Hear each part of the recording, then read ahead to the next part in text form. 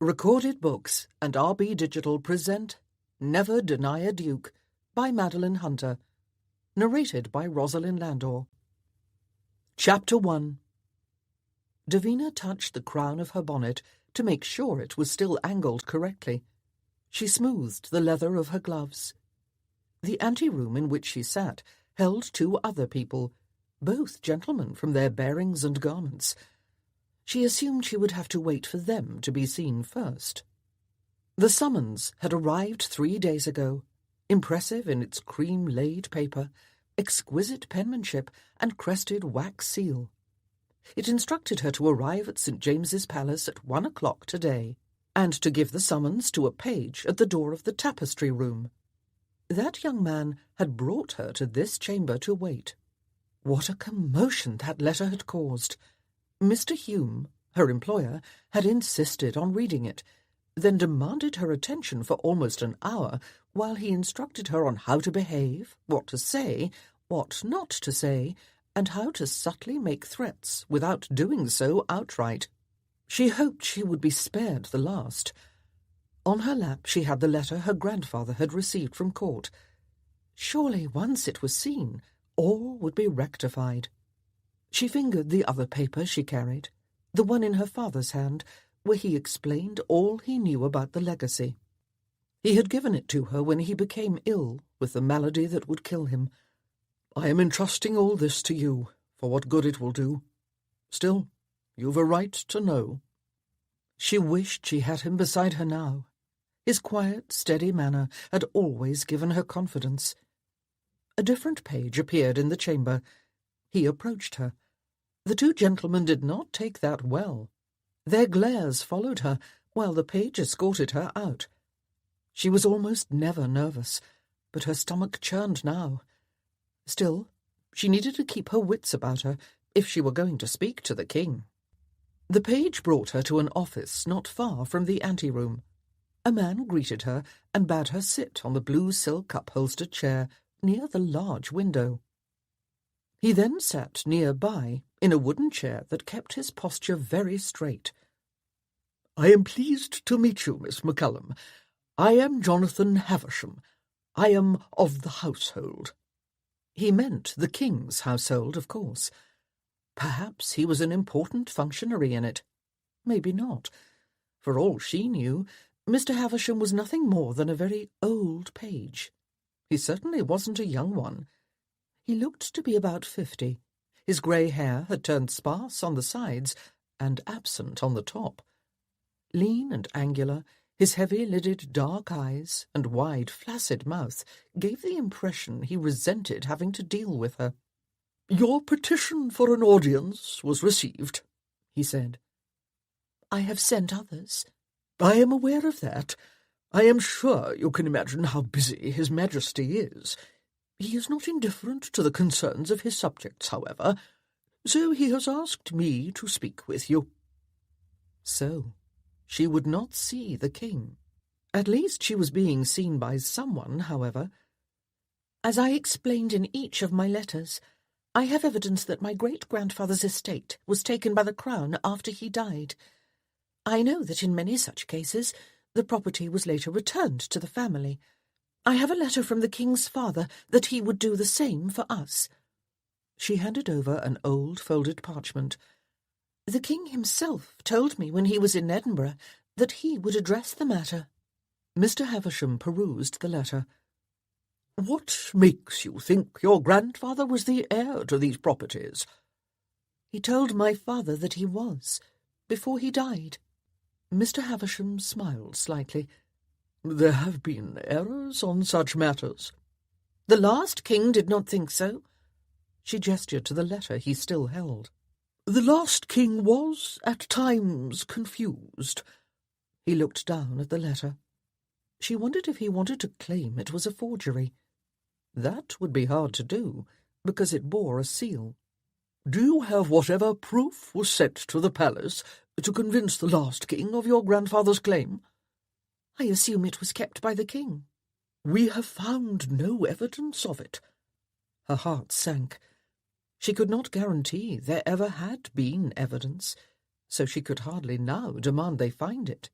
The king, this king, the living one, told me personally that he would look into this and deal with it. He was in Edinburgh, and I had an audience. You were not there, but I am sure he remembers. And if not, there were others like you present who certainly do. The man who obtained the audience for me does. I have proof of this at least, so don't try to put me off." His lips thinned and folded like a frog's. "No one questions that meeting, Miss McCullum. We will indeed look into it. We have already begun. Hence my comment about the proof. It will be needed. Kings do not hand over land to claimants, merely on their say-so. As for this," he waved the letter that he still held, "it will figure in the final determination of what to do once that proof is found." She took the opportunity on one wave to snatch it away. "I will hold it, if you do not mind. I would not want it to be lost, and I am sure you have thousands of letters here." "Of course, as you wish." He glanced at the letter greedily. "I will also endeavour to provide yet more proof to support that which was sent all those years ago," she said. "I am determined to settle this." "As are we, I assure you." He stood and offered his hand to help her up. "You will give His Majesty's regards to the Duchess, I hope. He was delighted to receive her letter." Davina doubted that. However, that letter was probably why she had been received by anyone at all. If not for the Duchess of Stratton, this entire journey to London would have been a waste of time. Again, a page escorted her through corridors and chambers until he deposited her in the drawing-room. No one took note of her. A few glances came her way, but immediately moved on. Too unfashionable to be important, those fluttering lids said. She didn't care. She had not come here to impress anyone with her style and wit. She had come for justice, for herself, her father, and the grandfather she had never met. Her mind returned to her meeting. She picked through the memory, seeking evidence it had gone better than her dampened mood believed. As she did so, the door to which she walked opened, and a man entered. She halted in her tracks. Considering what had just transpired with Mr. Havisham, this man's presence only increased her consternation. He entered like he had been here 100 times before, which he probably had. No need for him to gawk at the large chamber's appointments the way she did. He made his presence known through no effort or intention. Everyone noticed him arrive. Some ladies repositioned themselves so they might catch his eye. He stood taller than anyone else, and his bearing insinuated a man who did not bend easily. His vague smile implied tolerance more than friendliness. His handsome, chiselled face, with its straight nose and square jaw, reflected the Germanic blood brought into the family line by a great-grandmother. His eyes, more a dark grey than blue, created a steely gaze that shot through all that it saw. Eric Marshall, the Duke of Brentworth. The most ducal duke, he was called. Davina had been introduced to him several days ago, at a party to celebrate the Duchess of Stratton finally taking credit as the patroness of Parnassus, a woman's journal of increasing renown. Davina had been invited because she contributed essays to the journal. That was the only reason she knew the Duchess, or any of the other ladies present. Almost everyone in attendance far surpassed her in social standing. The Duke had condescended to have some conversation with her at that party. She had held her own, using the opportunity to take his measure. One should do that with a person who might be an enemy. Of course, she had known when they met that she would have this meeting today, and had anticipated a much more favourable outcome then. A summons from the king gave one a lot of confidence when meeting a duke. She had no interest in conversing with the duke today. She averted her gaze and aimed through the chamber, turning her thoughts again to the potentially insurmountable problem of finding more evidence to support her petition about her legacy. It was rare for Brentworth to receive a summons to court. Granted, it had not been a true summons, more of an invitation, to the extent that kings ever invite instead of summon. His Majesty would be happy to receive you tomorrow at 2 o'clock. He entered St. James's Palace at 15 minutes to 2, wondering why the king would want to see him at all. He and the king did not rub well together. The king was a fool, and Brentworth was not, so they had little in common. He considered that it might have to do with the meeting he had attended earlier in the day. The king may have learned about the renewed efforts to again pick up the question of abolishing slavery in the colonies. He might want to voice his views on the matter, and think an informal conversation with a duke would be the best way to do that. Brentworth had no idea what that view would be. This king was not known for engagement in political questions, or in much, really, except his pleasure. He probably did have opinions, however. Most men did, no matter how ill-informed those men might be. It was not a drawing-room day, so few people were about. There was no crush in the ante-room of those hoping to obtain vouchers to watch the nobility on parade. He strode through that chamber and the next, and entered the drawing-room. At most, 20 people moved through it, chatting. He did not announce himself to any of the pages. They knew him, and upon his arrival, one hurried across the chamber and disappeared through the door that led to some offices. He idled in the drawing-room, awaiting either the king himself or an escort to wherever the king lounged. While he did, he saw a young woman in serviceable blue garments and bonnet stride across the chamber. He recognized her as Miss McCullum. He had been introduced to her at a party earlier in the week. She was a writer with an unusual interest in medicine. She had impressed him with her ability to hold her own in a chamber full of nobles and members of the ton. He could not ignore that during their brief conversation she had been sincerely unimpressed with his title or status. That almost never happened, especially with women. Most peers would be annoyed. He had been intrigued. Her bonnet obscured most of her blonde hair, hiding its short length. That cropping had been apparent at that party, despite a heroic attempt to disguise it. He had concluded that her interest in medicine derived from a serious illness of her own, a recent one in which her hair had been cut off to help with the fever. Right now, she appeared both out of place and distraught. He intercepted her before she could leave. "Miss McCallum, what a pleasant surprise!" She halted abruptly and blinked away whatever had been distracting her. She executed a neat curtsy. "Your Grace?" "Are you unwell? You appear haunted." She glanced back at the door that led to the long wing with offices. "Not haunted, so much as distressed that my business here is being treated lightly." "You have business at court?" "I do. I think it unlikely it will ever be addressed as it should be, however. I learned that much today." Her features, too bold to be fashionable, moved easily to express her thoughts and moods. Right now, she appeared to be fighting both despair and fury. "It is nothing serious, I hope?" The anger won. "Do I appear to be a woman who would waste a monarch's time with frivolous matters?" "Of course not," he soothed, drawing her aside. "If you were in some way insulted, you must let me know. I will make sure it does not happen again." "Not insulted as such, just dismissed as unworthy of fairness." She looked down on herself, on the neat but simple blue muslin dress and deep blue spencer. "Perhaps if I had dressed like—" She gestured to the ladies chatting nearby. "Like them, it would have helped." "Probably so." "Not at all.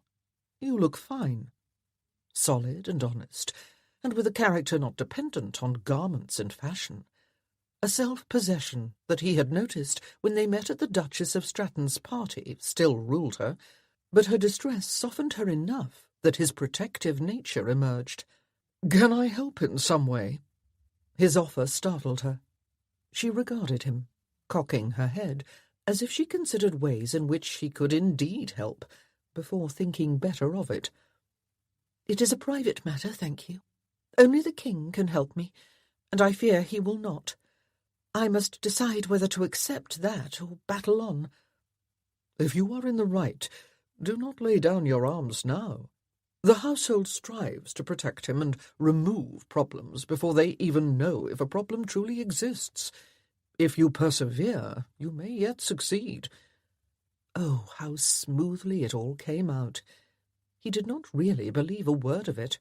Those men back there would bury whatever she claimed needed fixing forever if they thought it best for their master. She nodded firmly. "You are correct. Your reminder is well taken. I can still muster the evidence I need to get his attention." The door across the chamber opened, and a balding crown emerged. Miss McCallum noticed. "I must go now, Your Grace. I do not want to see that man again until I am ready for him." She dipped a fast curtsy, then disappeared, while the bald head worked its way across the large chamber. It finally stopped right in front of Brentworth. "Your Grace, thank you for coming." He knew Havisham. The man had been in the king's tow for decades. He could not see him without thinking of Shakespeare's Julius Caesar. "Cassius has a lean and hungry look. Let me have men about me that are fat." "My liege summoned me, or so I thought." Havisham flushed. "I wrote at his instruction, but today he asked me to speak for him. I am not accustomed to having anyone, even a king, foist me off on a clerk." "Foisted? Good heavens, no, not at all. It will save you much time if I do the preliminaries, so to speak. Explain a few things. Then, should you meet with His Majesty, you will not have to wait on his explanation, which might be less direct." He coughed into his fist. "If you understand me." He understood. It could take the king an hour to say whatever Havisham would complete in 10 minutes.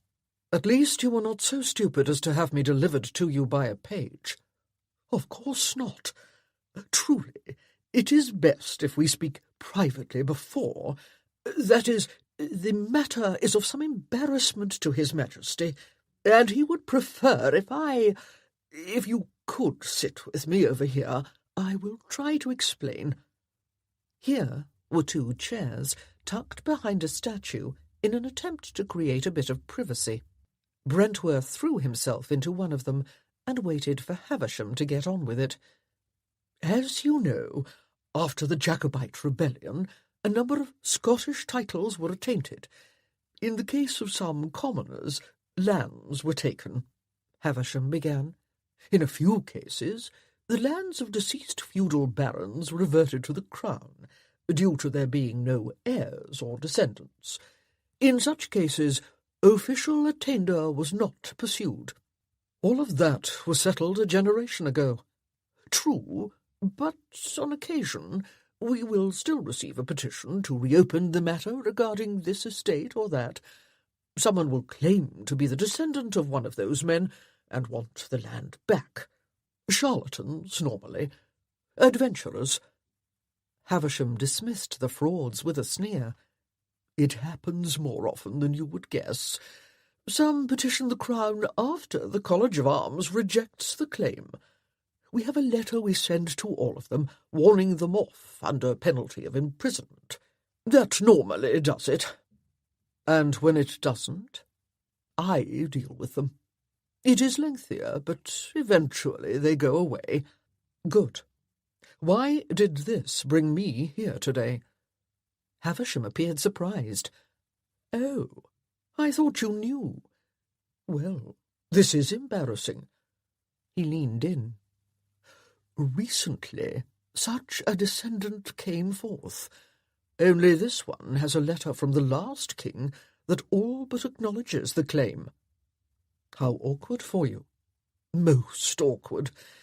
It is not a forgery. It is a signed and sealed letter, all but admitting that the descendant is indeed a descendant, and all but promising the estate will be returned. Well, of course, the king was mad at the time. Who knows what he would write? Yet there it is. Do you want my advice? Is that why I was summoned here? I think you should, with respect, your grace, that is not why you were invited. When I came out and saw you, I assumed you knew. You were speaking with Davina McCallum. She is the claimant in question. She is insisting on another audience with the king to discuss the matter. I have been charged with seeing that never happens. Another audience? I regret to say they met in Edinburgh. If a 5-minute audience will placate her, I don't see why, in addition to the letter from the last king, I regret to say she has a promise from this one, obtained in Edinburgh. The entire matter promises to be a potential embarrassment to His Majesty, a very big one. It is vital that the whole story does not be bandied about. Eric wanted to laugh. Davina McCallum had the King of Great Britain all but hiding in the cupboard to avoid her. His estimation of her rose immediately. Havisham, all of this is interesting, even entertaining. I regret that I do not know the lady well enough to influence her, however. He stood. My advice is that the king just give her the land. I suspect he is no match for her. Havisham bolted to his feet. My reasoning exactly. Not the part about whether he is a match. I would never be so disloyal as to agree to that. But about returning the land. Much cleaner. No embarrassments. There is only one problem. Someone else now holds that estate. He is not likely to think our solution is so clever. Finally, they were down to it. I will speak with him on the king's behalf, if that is what is wanted of me. Who is he? Havisham licked his lips. He offered a trembling smile. You. Chapter 2. In late afternoon, Davina entered the house on Bedford Square that served as the home of the Parnassus Club. Established by the Duchess of Stratton a year ago, the club only had female members. Davina had been inducted upon her arrival in London, on the day a month ago that she came to meet Mrs. Galbraith, the editor of the journal who had purchased 2 of her essays. As exclusive as any club, this one required a vote for admittance and fees from its members. However, she had been included as a charity case.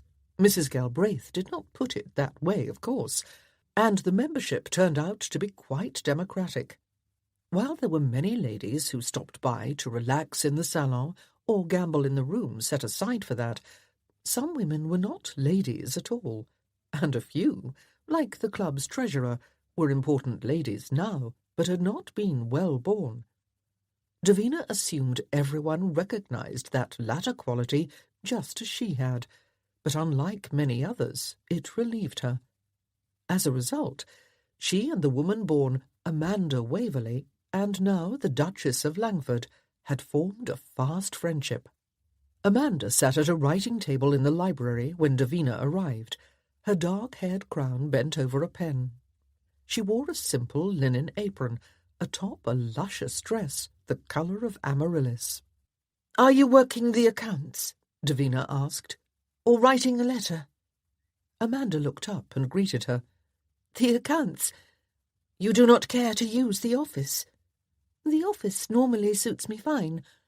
Amanda glanced aside to where 3 women sat near the fireplace. "But Mrs. Bacon's gossip suits me better. I can eavesdrop from here." "Naughty woman! I will not interfere with either activity. However, at the party I overheard something myself. The Duchess spoke of visiting today to meet with Mrs. Galbraith. Has she done so?" "They are in Mrs. Galbraith's chamber." "Does the Duchess normally leave immediately after they chat? Or might she avail herself of the club's amenities?" Amanda set her pen into its holder. Why do you ask? Do you want to speak with her? I thought if we greeted each other in passing, perhaps a few more words could be exchanged. Amanda's smile stretched more with every word she heard. I have a better idea. When she comes down, I will tell her you wish to speak to her. I do not want to impose on her. Again, she almost added. She had imposed quite a lot when, during a casual conversation, she had asked for that letter to the king. I don't think she will see it that way. I didn't when you addressed me. That was different. Davina caught the words. This new Duchess might be insulted at the implication she was not as ducal as the other Duchess. Humour lit Amanda's eyes. She is not going to eat you, Davina. I am sure she will be interested in whatever you want to tell her. She cocked her head and looked at the door. In fact, I hear them coming now. Feminine chatter preceded the two women down the stairs and into the library. After the meeting on Tuesday we will vote, the Duchess said to her companion. She then noticed Davina. I am so glad you were taking advantage of the club, Miss McCallum. I like to think you have found a sanctuary here. I have, Your Grace. It is not far from my residence, so I can avail myself of the peace here any day I want, after my duties are completed. I have told her she must visit the booksellers and choose a few medical books and tracts for the library, Mrs. Galbraith said. Mrs. Galbraith, a fine-boned, elegant, blonde woman, lived here and served not only as editor of Parnassus, but manager of the club. She came today because she wants to talk to you about something, Clara, Amanda said. Do you? Well, let us find a quiet spot so you can. She gazed around the library and pursed her mouth when she saw the three women ensconced near the fireplace. We will go to the dining room, so no ears overhear by accident. Amanda flushed at the insinuation there might be eavesdroppers around. She bent over her accounts again.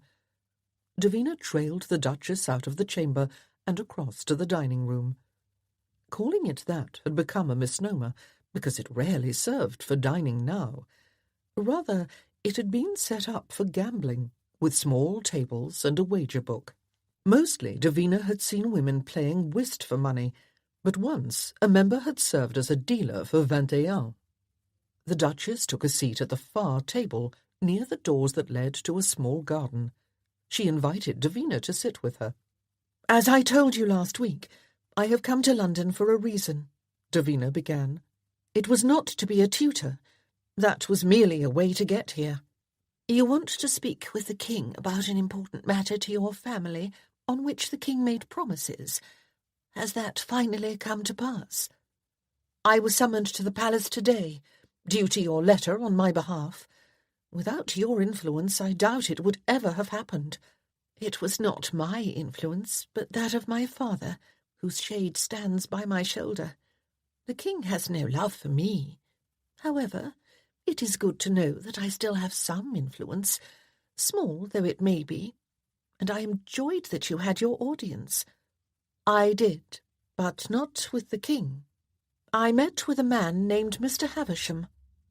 She received a kind, regretful smile. It is not easy to see a king, especially this one. You are being rebuffed because he does not want to be reminded of his promise. I expect so. You said you met him at a dinner during the festivities in Edinburgh. Was he in his cups? Stupid question. Of course he was. And there you were, a pretty young woman, and he agreed to help you in order to be gracious and perhaps more. Oh, do not feel you have to tell me. His habits are well known, as is his eye for the ladies. She tapped her fingers against her chin. May I ask what this is about? You did not offer the information last week, and I did not press you, but it involves a legacy, one that has been ignored over a long time. His father had also agreed to rectify the situation, you see. Only then he went mad, and so 2 kings promised to help with this, and neither one did. That is not acceptable. This one is afraid you will put it out that he does not keep his word, or even honour that of his father. That was what her employer, Mr. Hume, had said. Your greatest weapon is the gossip that will make him look bad. The Duchess pondered the matter a few moments. I think you will hear more of this from the palace. I think they will either settle matters as you want, or try to buy you off in some way. You must decide if you are willing to allow the latter, and if so, what this legacy is worth to you. Why do you think this will happen? I suppose because it is what I would do if faced with your determination. Davina hoped that was a compliment. She wondered if Havisham had seen what the Duchess seemed to see in her. I hope you are right. Davina stood to take her leave. I thank you for your help in opening the palace door for me. I hope I have not been too bold in requesting your aid. The Duchess laughed. You have been most bold. As it happens, I admire that in a woman. I am glad for that, and very grateful. The Duchess stood too. Let me know what transpires. Some day, perhaps, you will tell me all about this legacy. I think there is an interesting story there. Eric stretched out his legs and gazed at the inky red liquid in the glass he held. His two friends, the Duke of Stratton and the Duke of Langford, had already finished theirs. In 10 minutes or so it would be time to join the ladies. "It was good of you to come," Langford said, to no one in particular, and everyone in general. "Of course we would come. A small dinner party is an excellent way for your wife to test her new wings," Stratton said. "You can invite a few more to the next one," Eric said. He took a sip of the port. "This went well, and dinner parties are all much the same, except for the number of chairs." It had been the smallest of dinner parties, with only 3 couples present. A first stab at entertaining for the former Amanda Waverley, it had indeed gone well enough. She could use a bit of help with the menu, but the cook should get her in hand, or else one of the ladies would. Stratton's wife Clara would not hesitate to instruct the new Duchess if she decided it were necessary. "I told her it was too few, but she was so nervous. Well, she was not born to this, of course." Langford ran his fingers through his dark curls, the way he always did when worried. Eric knew his friend did not care if the dinner went well or not. His wife did, however, and the concern was all for her contentment. "Perhaps her next attempt should be an afternoon gathering. A salon," Brentworth said. "Another one for that journal, for example." Thus did his mouth speak his mind, which had been occupied for the last days with a certain essayist for that journal. Davina McCullum thought to connive her way to taking one of his estates, did she? She was in for a sad reckoning on that scheme. "It was good of you to come to that too," Stratton said, with a meaningful glance at him. Not good. Necessary. Duchess or not, that journal was controversial, and Clara, claiming ownership, was sure to bring down criticism on her head.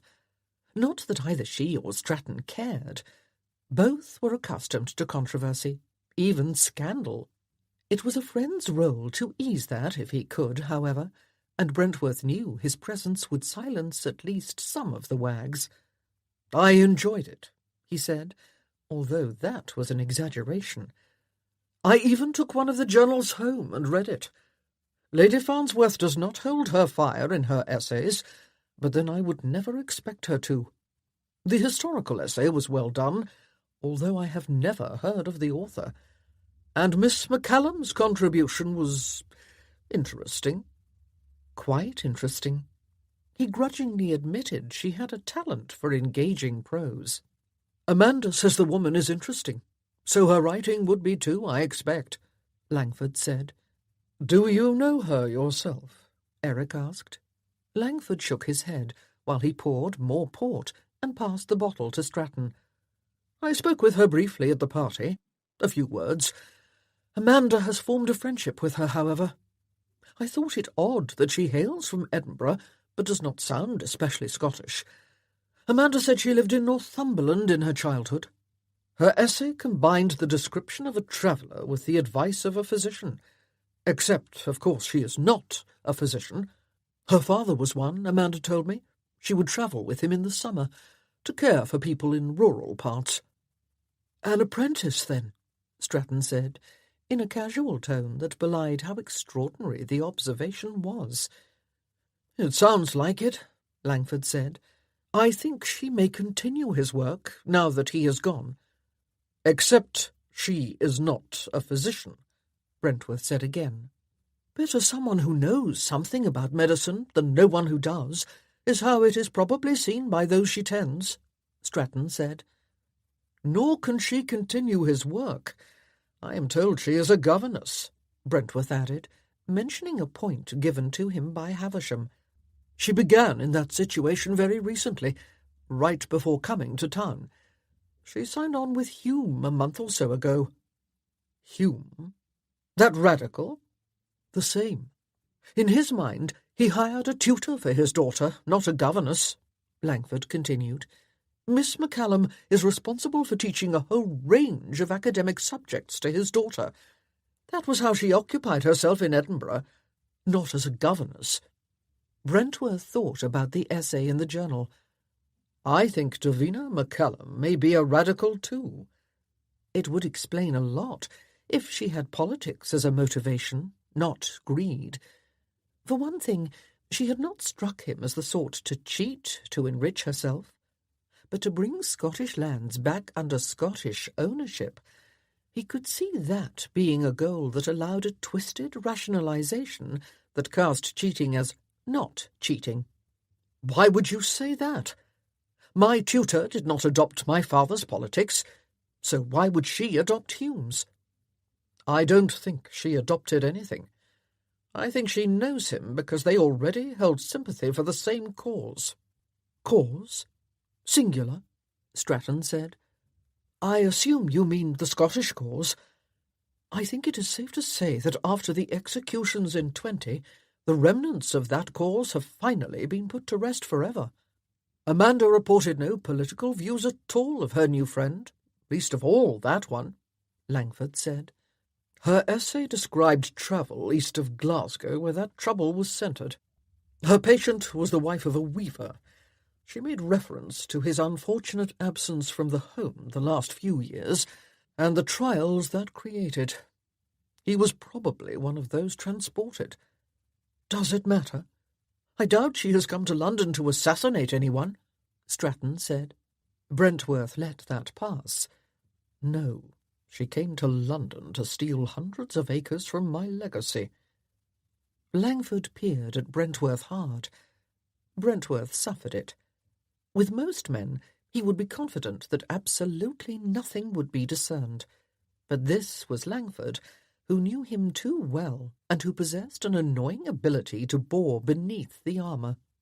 Langford smiled like a devil, and mischievous lights entered his blue eyes. "You don't really give a damn about her politics. You were just looking for an excuse to be interested in her for any reason, and that one will serve your purpose." Stratton's eyebrows shot up. He scrutinized Brentworth too.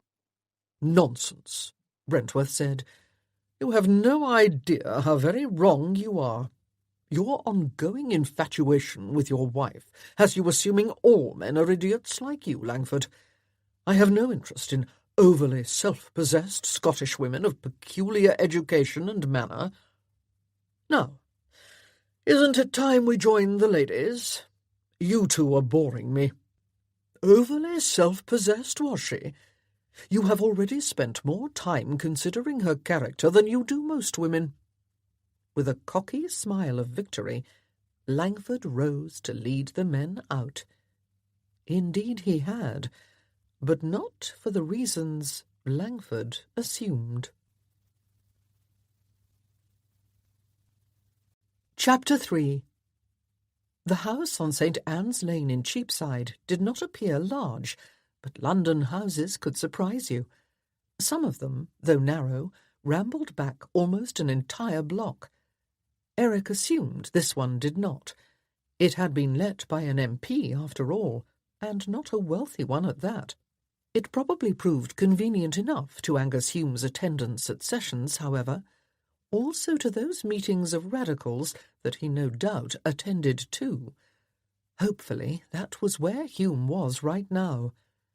Eric mounted the few steps to find out. He presented his card to the servant who opened the door. "I am calling on Miss McCallum." She paused over the card. Her freckled face flushed beneath the brim of her white cap. Flustered, she invited him to sit in a little room beside the entry before she hurried away. The chamber served as a small library. Nice windows looked out on the street, and good furniture offered comfort.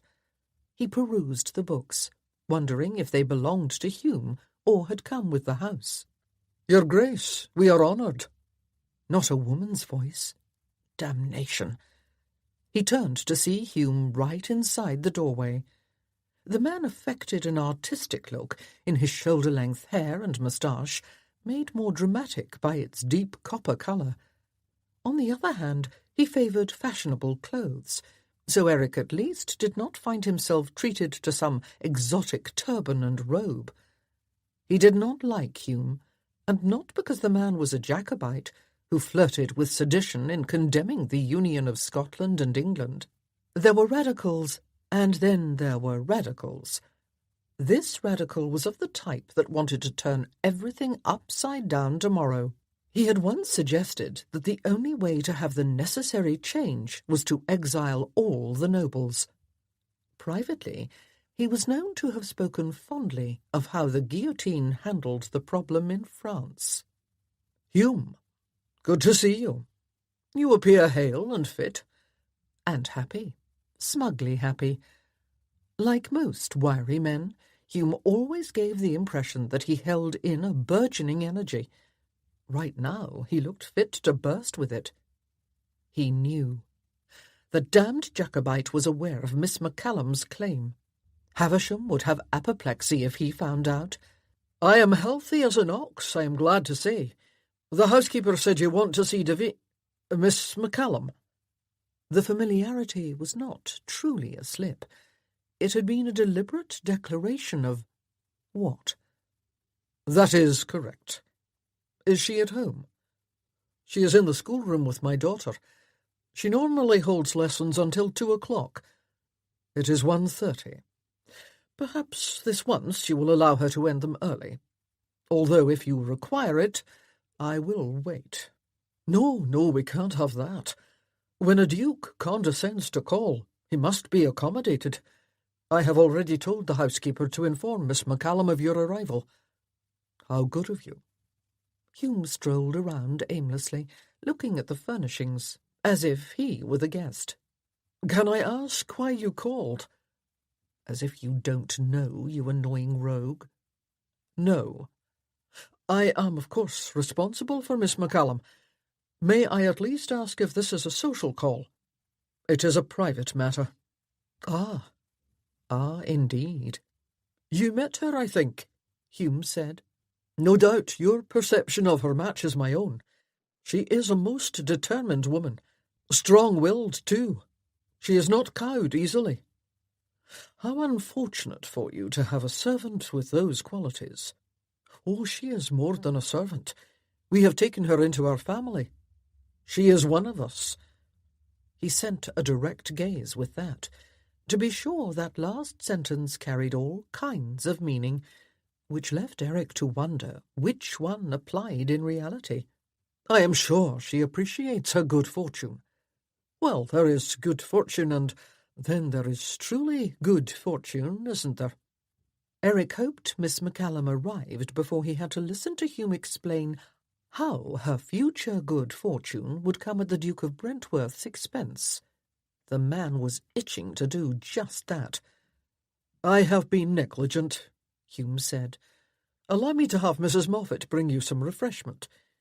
He aimed toward the door to call for the housekeeper. "I will call my mother as well, so she can greet you." Eric did not want refreshment.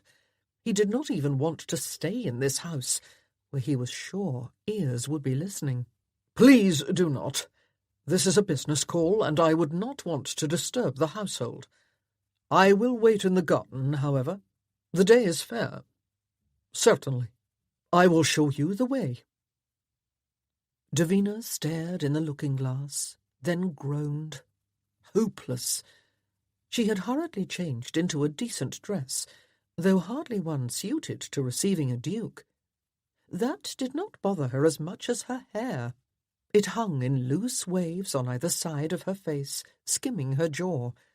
It almost looked fashionable. Unfortunately, it hung the same way all around her head. Long locks had not been gathered into a knot on her crown the way anyone would expect. She scowled at her reflection, but not in distaste at her appearance. Rather, she fumed over the idiocy of cutting her hair. Had Sir Cornelius gotten to her in time, the quack her landlady in Edinburgh called in would not have had the chance. Sir Cornelius was a scientist, and knew the ancient practice of cutting off hair during bad fevers did nothing a cool compress would not achieve. "You are alive, aren't you?" that quack had snapped when she complained after the fever passed. Yes, alive, but that illness had taken a toll in her face, her weight, her hair, even her outlook. She had gone into that fever a girl and emerged a woman. That was what she saw in the looking-glass. A woman with features too bold, and hair too short, and goals too ambitious. A woman with something she had to do that had now been delayed too long. She stood and smoothed the pale ochre muslin of her skirt and left her chamber to go down to the library. She did not expect it to be a pleasant meeting. There was only one reason the Duke of Brentworth would have come here today. She found Mr. Hume loitering outside the library door. "He has gone to the garden," he said, falling into step and guiding her toward the back of the house. "I had intended to have my mother sit with you as a chaperone, but in the garden there is no point, because he will only request you walk with him." "I do not need a chaperone, least of all with this man. Nor did you think so. You just wanted your mother to listen." "That is not true. You are as yet unmarried. You should not—" "Mr. Hume, we both know why he has called. I am in much more danger of being browbeaten than importuned." She paused at the door in the morning room, which led out to the garden. "I appreciate your concern and your interest in my welfare, but please, allow me a moment to collect myself. A dragon waits out there, and my sword is very small." He patted her shoulder in reassurance. "Find me in the library when he leaves." He went away. Davina faced the door, closed her eyes, found the core of her strength, then walked outside. The Duke stood 20 feet away. He did not stroll amid the plantings or even look at them. Rather, he stood tall and erect, his profile carving the landscape, his brow slightly furrowed. He appeared crisp and precise, and sternly, impressively handsome, and displeased. He must have heard the door, because he turned his head to watch her approach. Oh, yes, very, very displeased. Amanda had said that mothers with eligible daughters did not even try to lure him, because they found him too formidable. Davina understood that now. Here he was in all his privilege, his lean, strong form containing an energy that contradicted his casual stance. She made her curtsy, and he his bow. "How generous of you to call," she said. "I fear the household will not be the same for days." "I will not stay long. I apologize for taking you away from your duties."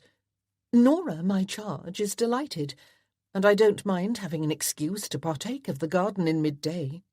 He looked toward the house. "Would you walk with me? I need to discuss something with you in privacy." "Of course." He set his hat and crop on a nearby bench. They began to stroll through the garden. She ignored how his close proximity made him very large and a bit overwhelming. She would not allow him to bully her. Not that he had done anything to imply he sought to do that. Then again, She wondered if it was the goal of how he presented himself to the world. "I have been to the palace," he said. "I was informed why you were there when I saw you. I know about your claim and your petition." She turned her head to look up at him, just as he turned his head to look down. "You could have told me," he said.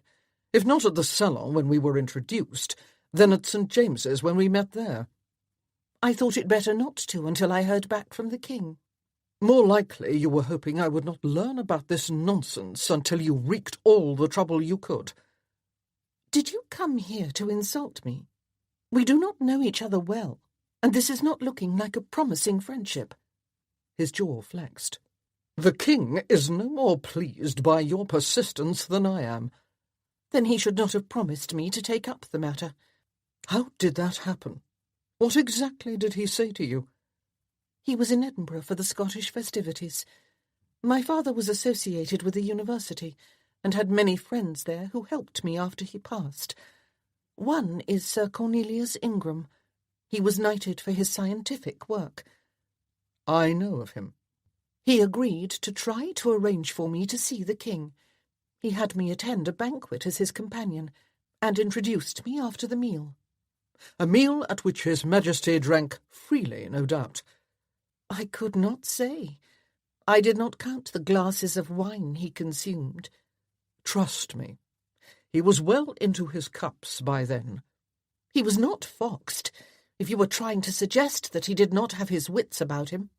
He stopped and faced her. "Such wits as he possesses are easily lost to drink. So, the meal was done. Sir Cornelius pushed you forward and made an introduction, and there was no cut from the king." He narrowed his eyes on her face. "Your hair was longer then. It was cropped more recently. The king saw before him a pretty young woman with a winning smile, and he behaved as all men do." "Not all men. You, for example, are behaving boorishly, whether I am pretty or not. As for the king, he was polite and gracious, which is what I would expect a king to be." She tipped up her chin and looked him in the eye. "We spoke a few minutes, then I explained my situation. He was sympathetic." "I'm sure he was." "He said that when he returned to London, he would direct his men to look into the matter and see what could be learned, and that he would support a bill in Parliament to rectify any oversight and to clarify matters, lest someone claim there should have been an attainder, even if there was not." He appeared surprised to hear that last part. She suspected his mind had gone in that direction. "Your great-grandfather died at Culloden fighting against Great Britain, and if there had been an heir, there would have been an attainder due to his criminal act. He probably did look into the matter and learned you have no claim and there was no oversight. Hence his avoiding you." "If he had looked into it, he would have learned I am completely at rights." He inhaled tightly. He appeared like a man reining in his temper. Only she had not seen anything to indicate he had become angry. "Perhaps you would be good enough to explain your situation, as you call it." He gestured to a stone bench, inviting her to sit. She perched herself on the bench. He did not. He loomed in front of her, huge now, a tower of black garments and chiselled visage watching her. "Before my father died, he shared a family secret with me," she began. "He also entrusted a letter into my care, one from the last king. It all pertained to my family's history, and my grandfather's identity as the rightful heir of the Baron of Tayhill." "The Baron perished at Culloden. He had no heirs. His only child, a son, died around the same time." "So it was believed. That son, however, did not die. He was spirited off to Northumberland and given into the care of a farming family there." "Why?" "For his safety. The Baron's people did not trust the British army. They believed that after the defeat and his father's death he would be harmed." "Our armies do not kill innocent children." "What nonsense! Of course they do. Of course they did." She glared at him, daring him to disagree. He did not make the claim again. "And so he was raised there," she continued. "My grandfather became a clerk and married, and my father was born. He, in turn, eventually returned to Scotland and studied to become a physician in Edinburgh. Before my grandfather died, however, he revealed his true identity to him." It would ring truer if he had revealed it to the Lord Lion much earlier. He referred to the authority in Scotland that served, much like the College of Arms in England, as arbiter of titles and heraldry. He was not sure of it earlier, nor did he hold the land, as is required of those feudal baronies. He sought proof, so the lands would be returned to him, and then the title. Sought evidence. Which he did not find before he died, correct? If he had, this claim would not have been delayed by over a generation.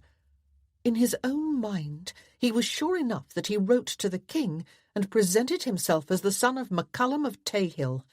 Whatever that letter said, it resulted in the king responding with great encouragement. Had my grandfather lived longer, it would all have been settled then. Only he didn't live longer. Before he died, however, he gave my father that letter and told him about the history. He paced away slowly, thinking. You have no proof of this, except a family story from the sound of it. My grandfather had more, I am sure. It was in the letter to the last king. Only now I am told that letter is lost, or so Mr. Havisham claims. He has no reason to lie.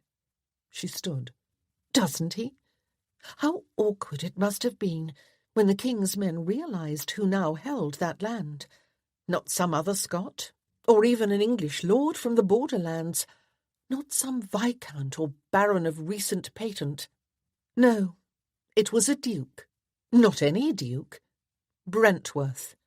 A powerful duke who makes lesser men tremble. The king must have thought it was the worst luck for it to be you. If you are accusing the king of lying to you, in order to avoid an argument with me, you overestimate my influence. He and I have argued plenty in the past over more important matters, but as the king, he wins. That is how it works, Miss MacCallum.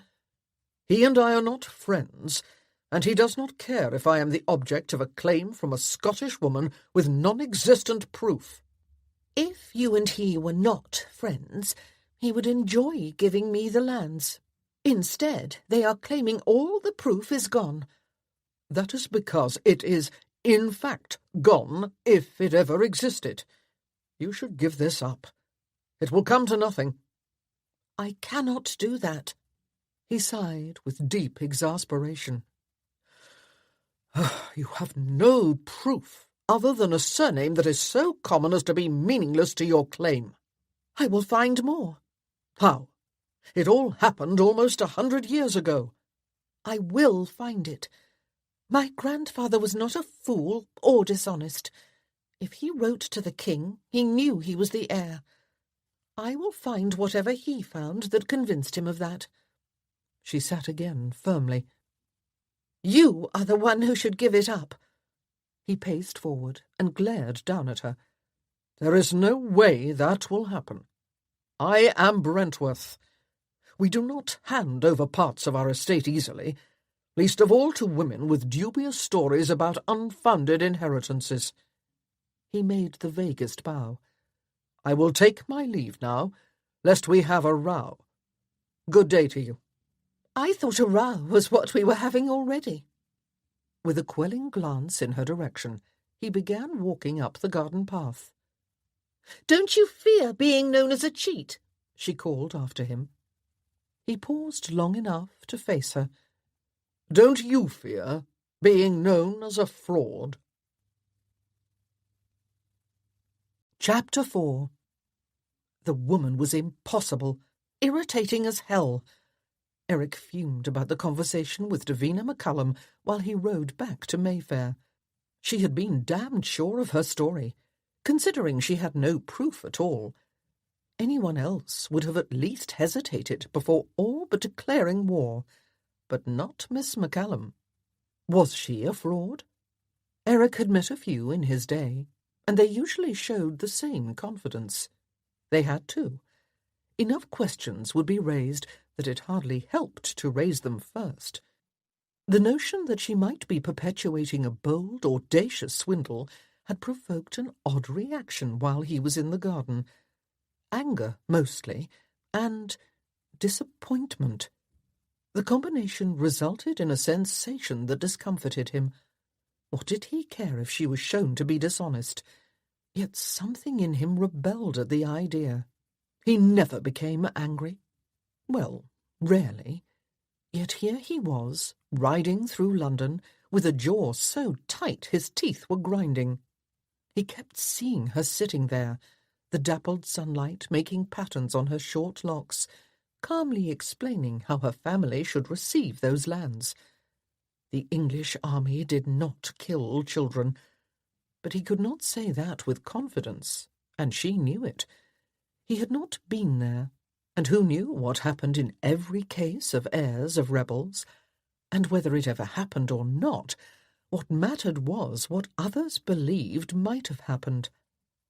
Northumberland back then had been full of Jacobites who supported the Scottish revolt. Catholics mostly. It had been a centre of significant rebellion on its own in those years, and many of its own sons had fallen at Culloden. If one wanted to send a child to sanctuary, that would be one place to choose. Damnation! Her story at least held a certain logical consistency. But it was only that. A story. A story and a letter from a king half mad and on his way to delirium. He cursed under his breath. She was going to be trouble, maybe for years. Just looking at her, he could tell she would never give this up. Why would she? She had nothing to lose and much to gain. It would have to be those lands too. He never thought about that Scottish estate if he could avoid it. Even now, while he paced his horse through town, memories wanted to take over his mind and throw him back in time to wallow again in guilt and remorse. He escaped that dark cloud by chewing over what he knew and what she did not know but claimed to know. He ruminated over that conversation with Havisham. By the time he reached Mayfair, he concluded that the real danger did not come from Miss McCallum, but from the king who would be anxious to protect his name and honour. That caused him to ride to a house other than his own. The butler took his card, even though they knew each other well. "His Grace is not at home, Your Grace. I am calling on the Duchess, not Stratton." "I will see if her Grace is at home, then." He waited in the drawing-room. He assumed Clara would decide she was at home, out of curiosity if nothing else. By anyone's calculations, Clara was the last woman Stratton would have married. Their families were old enemies, and it turned out Stratton could lay the blame for unforgivable sins at their doorstep. Yet he and Clara had fallen in love against all odds. Their union represented the triumph of optimism and pleasure over the obligations of blood and duty. Being a realist, Eric had not held much hope for the longevity of their great love. But here they were today, still smitten like new lovers, which was probably why Stratton allowed his wife a level of independence unusual even for duchesses. Not that Clara would have it any other way. She indeed was curious enough to receive him, although he had to wait almost half an hour for her to enter the drawing-room. "You caught me unawares, Brentworth, and it is not a day on which I receive. I had to rush to dress for you, and it took forever to get my hair to look right." Her chestnut hair had been twisted and curled expertly. "Perhaps you should cut it. I expect short locks are fairly easy to dress." "Excuse me." She gave him a suspicious look, as if he toyed with her. "Never mind. You could have come down in whatever you wore. I am a friend, and we do not have to stand on ceremony." Another suspicious look, one that caused her eyes to appear hooded. "How generous of you. As if you would receive me in a banyan." He had to smile at that, along with her. She strolled to a divan and invited him to sit. "I doubt this is the typical social call, so forgive me if I ask what it is you want." "I am wounded. Why would you think I want something?" "Because you have never paid a call on me alone in all the time we have known each other. If my husband is not here, neither are you." He wished he had been more careful about that. It had been a stupid negligence. "Goodness, Brentworth, you almost appear uncomfortable. Your need must be great indeed. Out with it. And I will count in your favour that you asked me directly, instead of having my husband do it for you." "I will be frank. I have reason to think you wrote to the king regarding Miss McCallum." "How do you know?" "Havisham." Her eyebrows rose. "Just as well it was handed off to him. He owed my father for interceding in a matter when he was a young man, so he will do right if he can." "Right by whom?" "Why, by Miss McCallum, of course." "So you know about her claim?" "Not the particulars. I only know she was promised attention to a problem with a legacy, and that promise had not been kept. That is disgraceful. Kings can't lie about such things." She did not know the facts of the matter. He debated what to tell her. Clara, unfortunately, was very sharp, and her mind was right with his on that point. "How did Havisham come to tell you about any of this?" "He sought my advice on a part of it." Not a lie. "At least they are finally doing as was promised and investigating her claim. I hope you can help. She is alone in the world now, since her father died. She keeps body and soul together by being a tutor for girls, but who knows how long she will find such situations. Eventually, she will have to take service as a governess, I suspect, and that would be a waste." She ended her diversion into Miss McCallum with a smile that then firmed. "And how can I help you help Havisham?" "I have a favour to ask." You almost choked on that. I expect it is rare for you to ask a favour of anyone. Well, let's hear it. "It would be best for Miss McCallum if her matter was handled discreetly." "Best for the king, you mean?" "Nothing good will come from this turning into drawing-room gossip." "Brentworth, did you come here to ask, as a favour, that I keep silent about this?" "I would never insult you by implying you gossip. I am more concerned with that journal of yours." To say she sat up and took notice would be an understatement. "The journal? We do not write about squabbles over inheritances. Unless... Oh, there is a story here, you mean? A scandal, or something that could feed the gossips for a year?" "Hardly that interesting. However, I am asking you, as a favour, to desist in any inclinations that you may develop regarding the entire affair." Her excitement dissolved into a pout. "It is cruel of you to dangle this, then snatch it away. I expect if I do not agree to this favour, you will then ask my husband for the favour, and I will in turn have to hear his petition." "I would rather not." "Which means you still might." Her eyes narrowed. "Why do I think you are not doing this to help Havisham and the king, but yourself in some way?" He gazed back passively, innocently. "You have your favour, with one condition. Should at some point this be ripe for publication, Parnassus gets to do the story first. There are times when nothing else but all the facts will clear the air and silence the lies." "Condition accepted." He stood. "Thank you." She rose too, and walked with him to the door.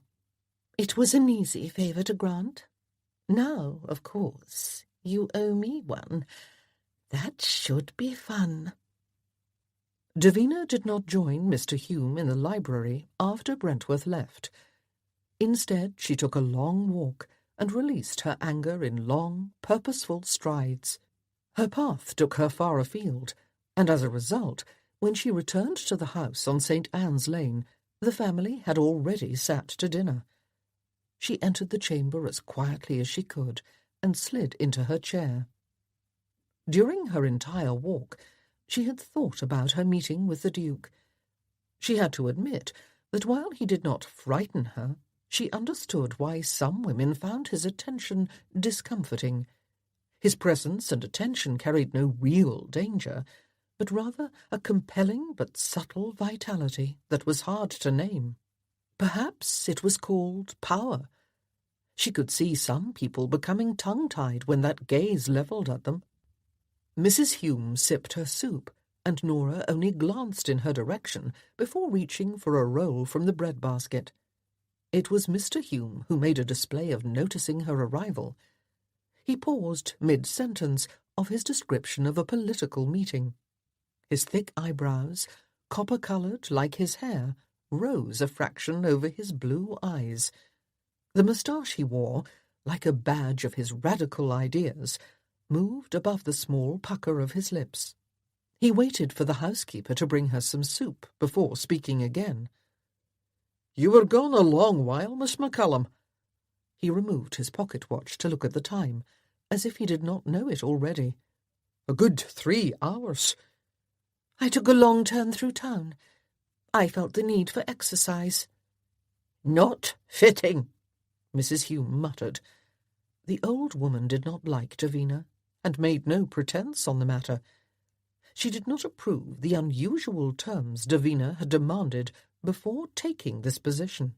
As a result, she often scolded when Davina displayed the independence that had been at the top of her list of necessary accommodations.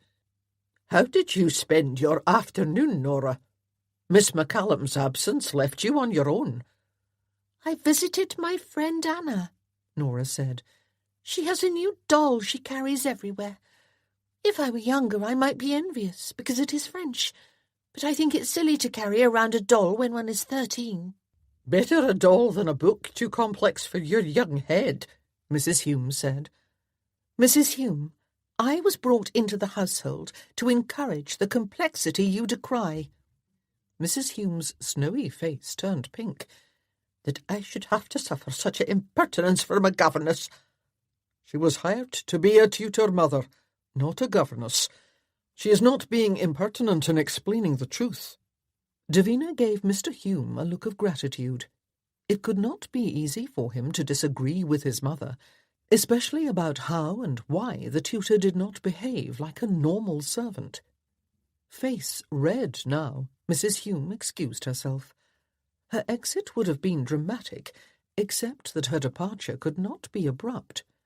Afflicted with bad bones, like many elderly women, she required aid in standing, and a cane to walk, both of which Davina jumped up to supply. "May I leave too?" Nora asked. "You may," Mr. Hume said. "You can study your Latin verbs," Davina added. "We will drill tomorrow." Nora neither groaned nor objected. A biddable girl, she seemed to enjoy her studies. Davina wondered how long that would last. Soon, fashion and young men would turn her head, and common notions of what a girl should know and need not know would influence her. Davina ate the cook's stewed fowl. Mr. Hume drank his wine. His long fingers gently held the stem of the goblet, as if it was made of crystal instead of pewter. Davina waited for Mr. Hume to broach the topic, begging to be addressed. "Did Brentworth indeed come about the legacy?" he finally asked. Yes. She sometimes regretted informing Mr. Hume of her reason for accepting his offer to serve as tutor to his daughter. She had debated whether to even take the situation. For one thing, she suspected that Mr. Hume, whom she had met socially in Edinburgh, was a little too interested in her in ways she was not interested in him. At their meeting, where she accepted the charge, she had stated her reason. "I need to go to London to petition the Crown. and that is where you live much of the year." Regrettably, Mr. Hume had concluded that the truth might serve other ambitions in addition to any he harboured regarding a romance with her. His interest had expanded to her history, plans, and fortune. "What do you think of him?" he asked. "Proud, well aware of his consequence and standing." She paused. "Intelligent. I was not expecting that.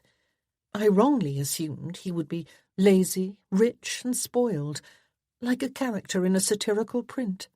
"The English aristocracy is not entirely composed of mental laggards given only to self-indulgence. Mostly, but not totally.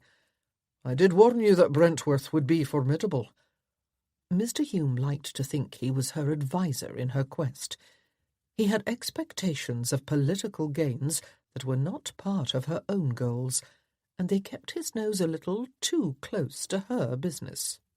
For Davina, this mission was entirely personal.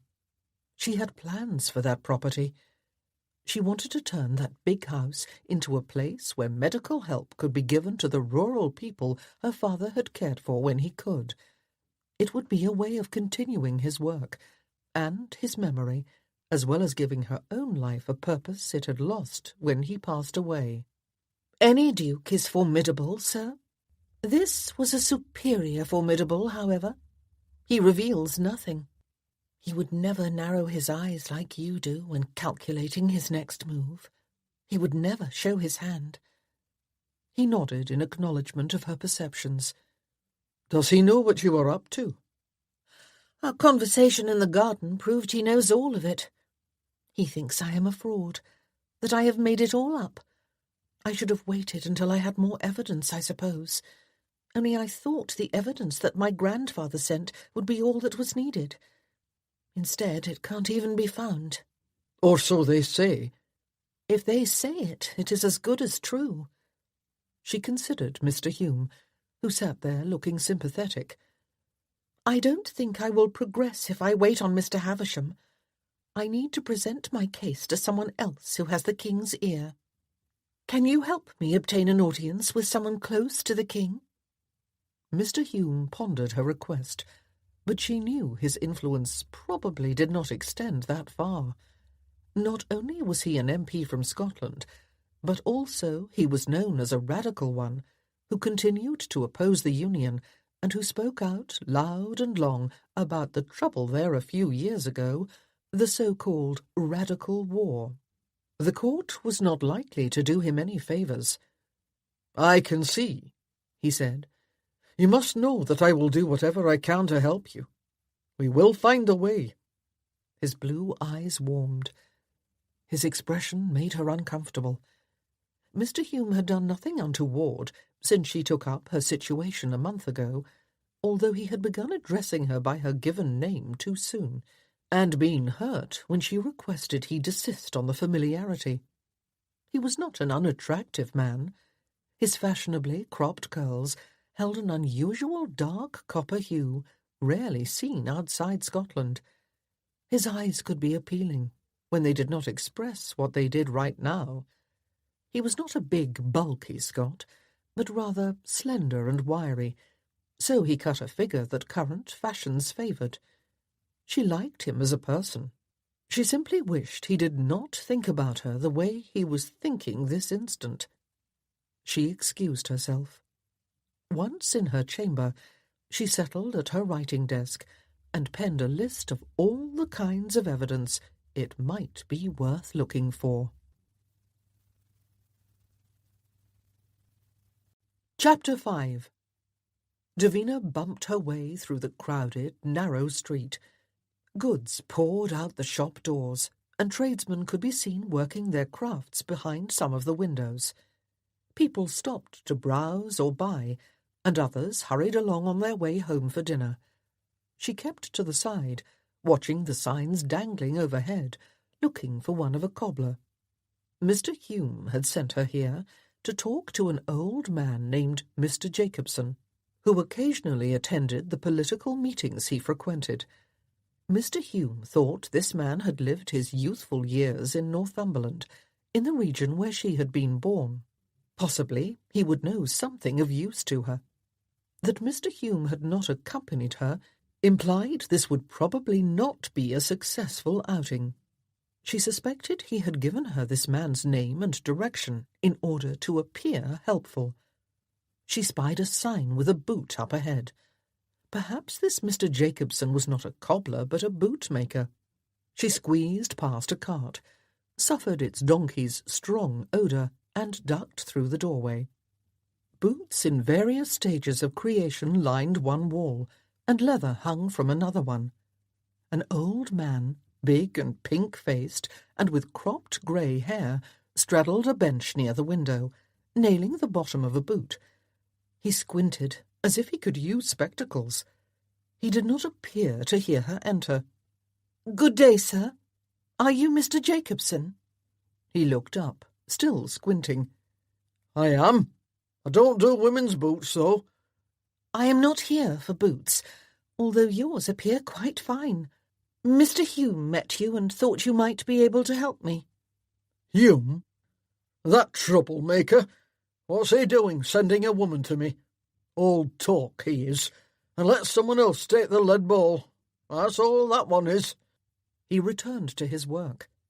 "Nearly came to blows over all his talk causing trouble, but him never being the one to risk his neck." "This has nothing to do with politics. I came to ask you if you knew my family in Northumberland. He said you came from there, near Newcastle."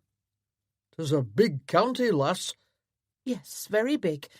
Yet there are long and wide family connections in it, and it is always possible you knew them if you lived near the village of Caxledge. It is near Kenton." He nodded grudgingly. "Possible, as you say. I didn't live far from that town when I was a lad. What's the name?" "McCallum." "Scott. Well, that narrows it a bit. I knew McCallum's, went to church school with one. He wasn't Catholic, or a Scot to hear him, but his father wanted him to get some learning, and that was one way to do it." "That could have been my father. He was educated at the St. Ambrose School in Newcastle, but started at a local parish school."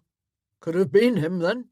He was younger than me, and I didn't stay long, what with taking an apprenticeship, so we did not know each other well.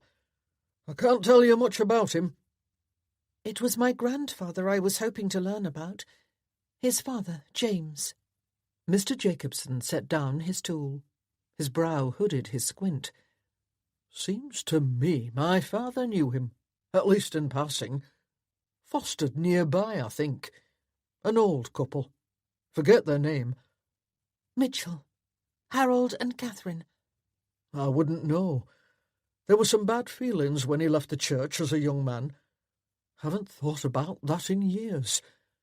Odd how old memories come easier these days than new ones. I only remember because my father thought it wrong for him to then send his son to the school if he left the church. That's probably the only reason I recall your family at all." He paused over his own words, then shrugged. "One reason at least." "There is another." He sat in thought, as if pawing through old parchments in his head, looking for the right document. "A strange thing to say, I thought." He spoke to himself. "For whom to say?" His profound distraction lifted. "My father. When McCallum died, he told my mother. It was odd enough it stuck in my head. McCallum caught fever and died, he said." "Not so odd to tell her, if they had attended the same church when younger." "McCallum caught fever and died, he said. The Baron is gone." He grinned. "Carried himself like one, I suppose. Made you take notice, now that I picture him. It was a name they must have given him, to goad him about that." "Probably so." Her astonishment made it hard to get the words out. "Proud, I suppose. A common enough sin. There are worse. Although he weren't the best family man either, now that I poke my brain about him. Put his son in that school, but he'd leave his family from time to time and wander off for a spell. kept needing new situations for clerking because of it.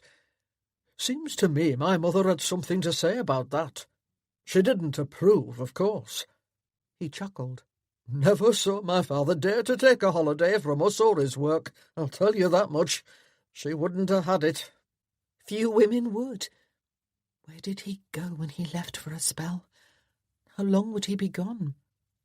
This man would not know, but she wished he did. "I went back there, 10 years ago. Don't remember word of them. Don't remember you at all." "My father left when I was 13. We moved north after my mother died." "Ah, that would explain it then. Not more I can tell you. As I said, I didn't know any of them much."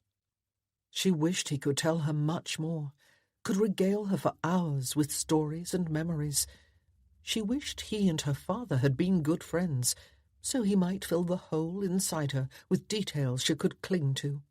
"I thank you for telling me what you do remember. It was good to hear about my grandfather, and about my father when he was young." He picked up his cobbler's hammer.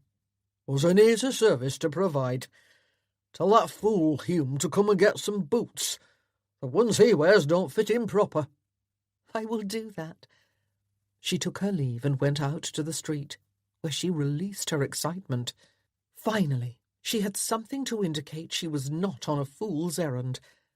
While it was possible her grandfather had been called the Baron due to his bearing, it could also have been a reference to his history, known to those alive when he was brought to the region. It wasn't much, but it was more than she had expected this visit to give her. The little clue distracted her, until someone brushed past and jostled her to alertness. She paid better attention to her path then, but walked home with a lighter heart than she had experienced in months. Stratton hailed Eric and galloped his horse across the park. Eric stopped and waited for him, then noticed that Langford brought up the rear. "Odd to find you here this early," Stratton said, while his horse snorted and whinnied in the crisp autumn air. "I thought you would be sequestered at one of your meetings. The day is chilled but fair, and I needed a ride to clear my head." He turned his horse and paced along, while Langford bore down on them. Stratton fell into place on his right. "If we are interfering with deep thought, we will ride on. Clearing one's head means you put deep thought aside for a spell. I am riding in order not to think about a Scottish woman who is trying to steal land from me." Langford took up position on his left. The wind proved too strong for hats, so all their hair blew around their heads. "And here I thought you had such deep thoughts plaguing you that you could not afford to put them aside," Stratton said. "I am spared thoughts that deep." "Interesting," Langford murmured. Eric glanced over at him, then turned his attention to Stratton. Both of them appeared ever so uninterested and casual. Studiously so. Damned if he was going to offer up thoughts, deep or otherwise. If they waited for something, let them wait. They all turned toward the reservoir. "We haven't seen you much the last few days, but Clara said you called on her, so you must not be playing the hermit," Stratton said. "I never play the hermit." Hermit implied total retreat, and also self-denial. He did not engage in either, ever, although there were times when he might not be very social. "Well, not since that time when we were much younger," Langford said. Eric did not respond. He could not believe Langford had mentioned that, or even remembered. Memories crowded forward again, about how he had not been a hermit at all then, merely engaged in something no one could know about. Fire, madness, inexplicable loss of control. He closed the door forcefully on the impending reverie. "It was good of you to call anyway," Stratton said. "Why was it good of me?" "There has been some talk about her and that journal since the party, so it was good of you to show again that you hold her in high esteem." "She told you about my call?" "Only that you did call." "And now you wonder why?" Not at all. If you choose to call on my wife when I am not at home, that is fine with me. It isn't as if he thinks you have designs on her, Langford said from the other side. He'd never suspect that. Would you, Stratton? Of course not. I think she did tell you why I called. What did she say? Stratton shrugged. She only said it had to do with the journal, hence my thanking you for letting society know your high esteem again. Eric debated whether to leave it at that. Eventually, the problem with Miss McCallum was going to get out, however.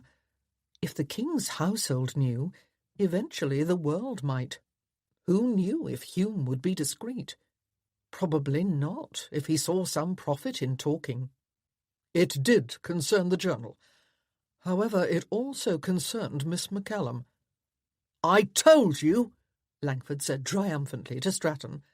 As soon as you said the journal, I thought, and who writes for that journal, I told you he has a fascination. Eric chose to ignore Langford. The alternative was to thrash him, and, tempting though that might be, they were in the middle of the park, and he loathed creating a scene. There is no fascination. There is no interest. There is only annoyance and a good deal of pique. Not only with her, but with your wife, Stratton. I trust you did not call on Clara to scold her. I won't have it. Hell, no one scolds Clara. Even you don't. Nor would any man who wants to live 5 more minutes. I merely called on her to ask a favour, and she graciously granted it. That stopped the two of them in their tracks. He rode on. A patter of hooves brought them to his 2 flanks again. What favour? It was Langford who had the cheek to ask. You have told us this much.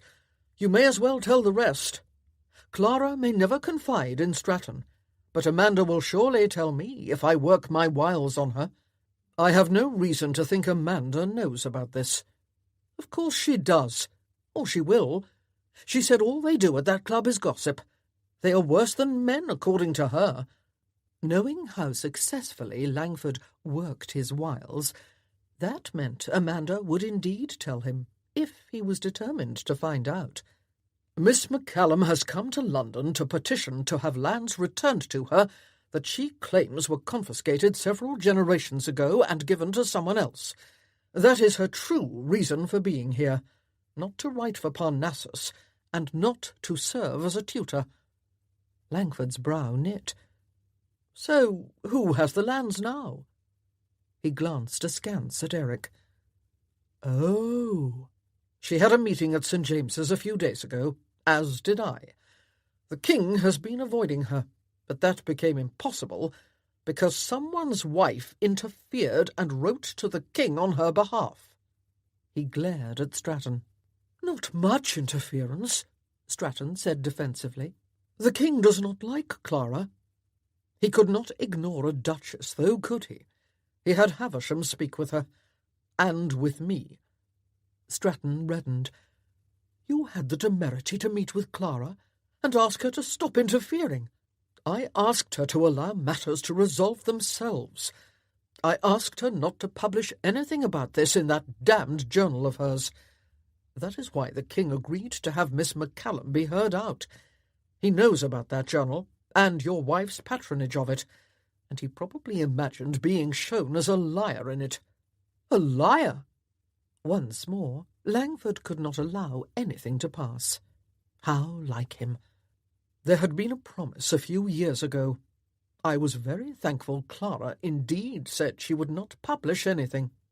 That is not like her, Stratton said. She must like you more than I realized.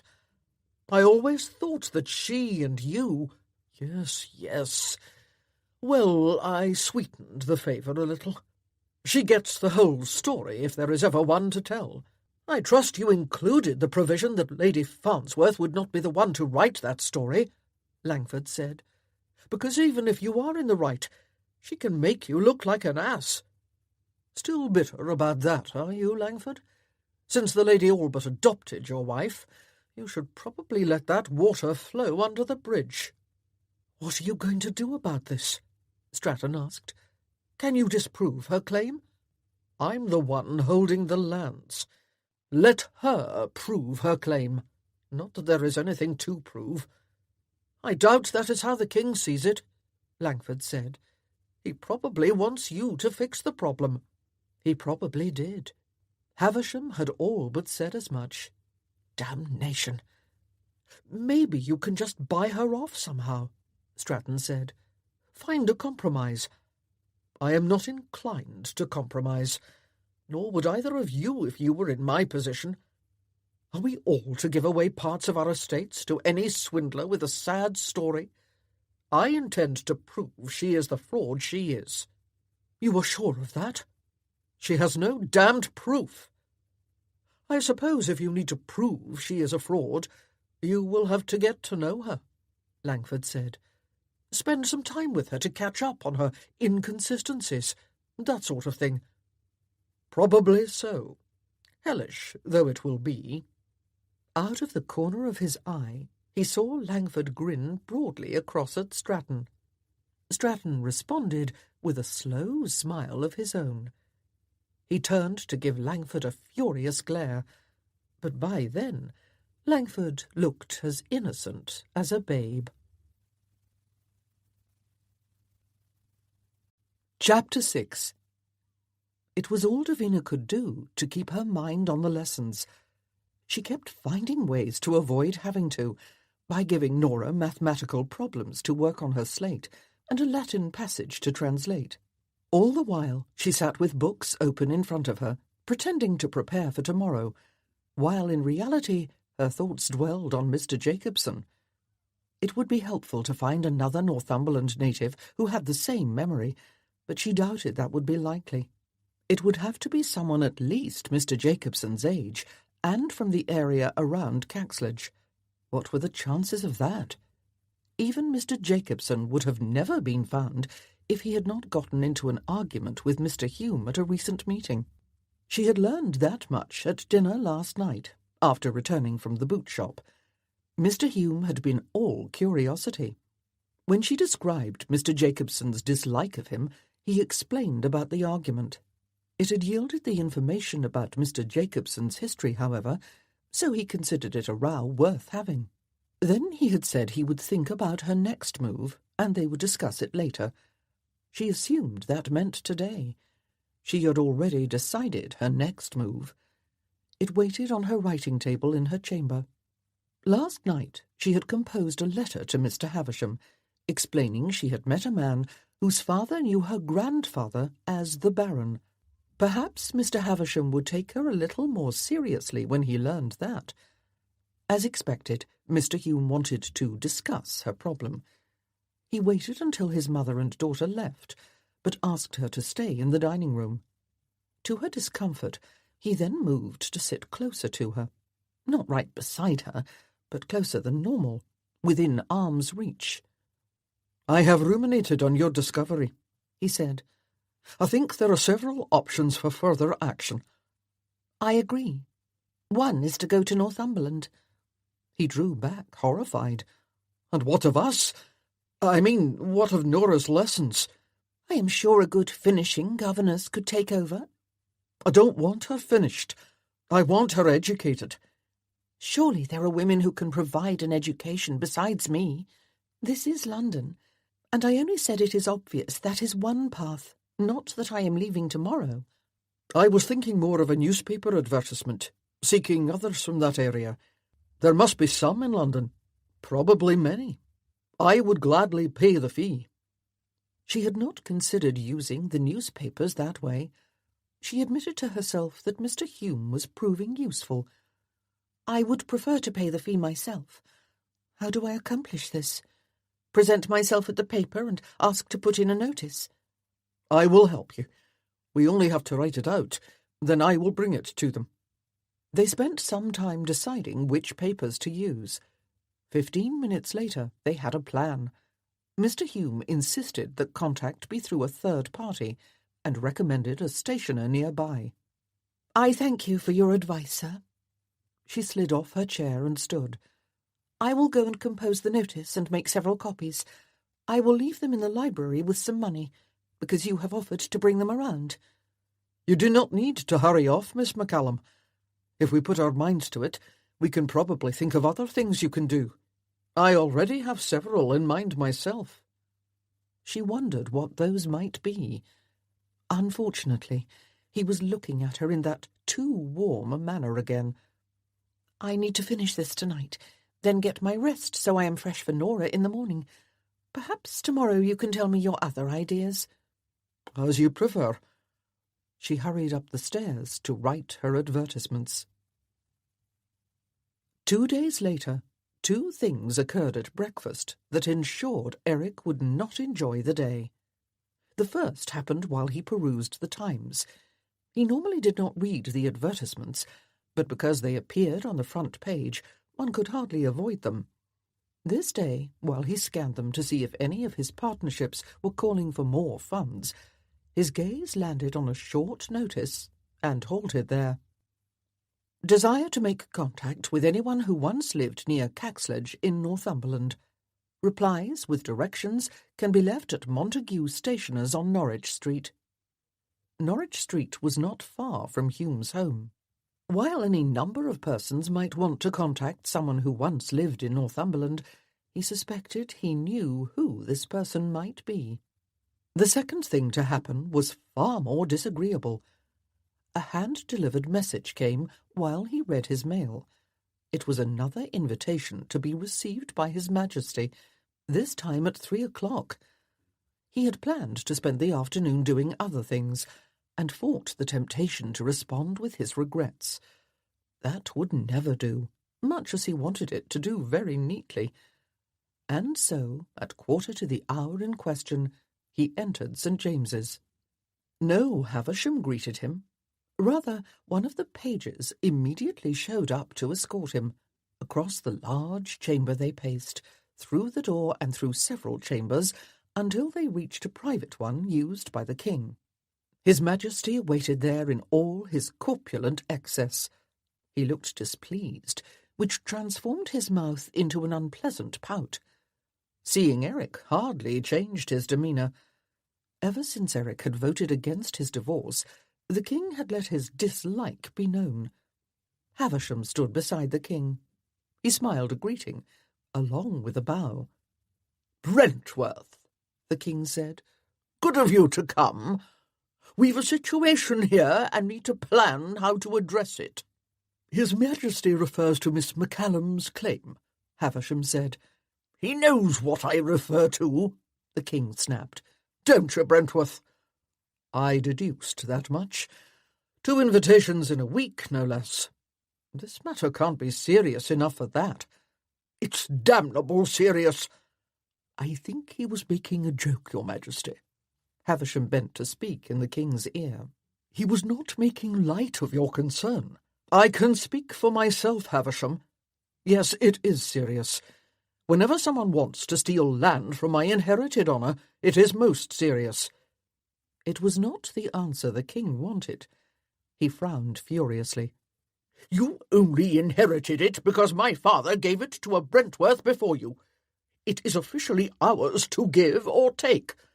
"It has been a very long time since a king has taken lands from a duke, without that duke being attainted," Eric said.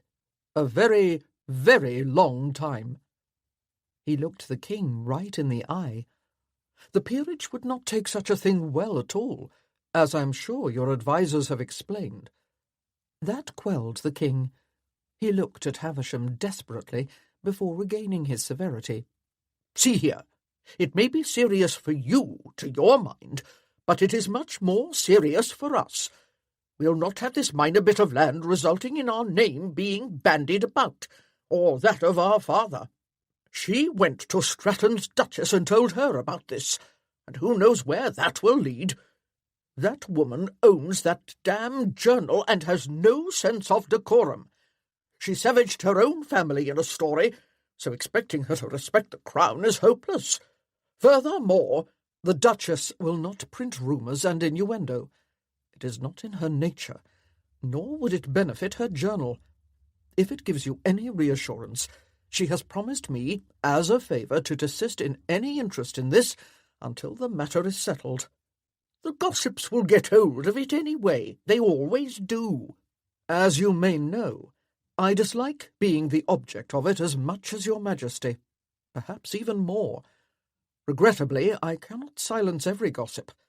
There are some who don't like us, the king muttered petulantly.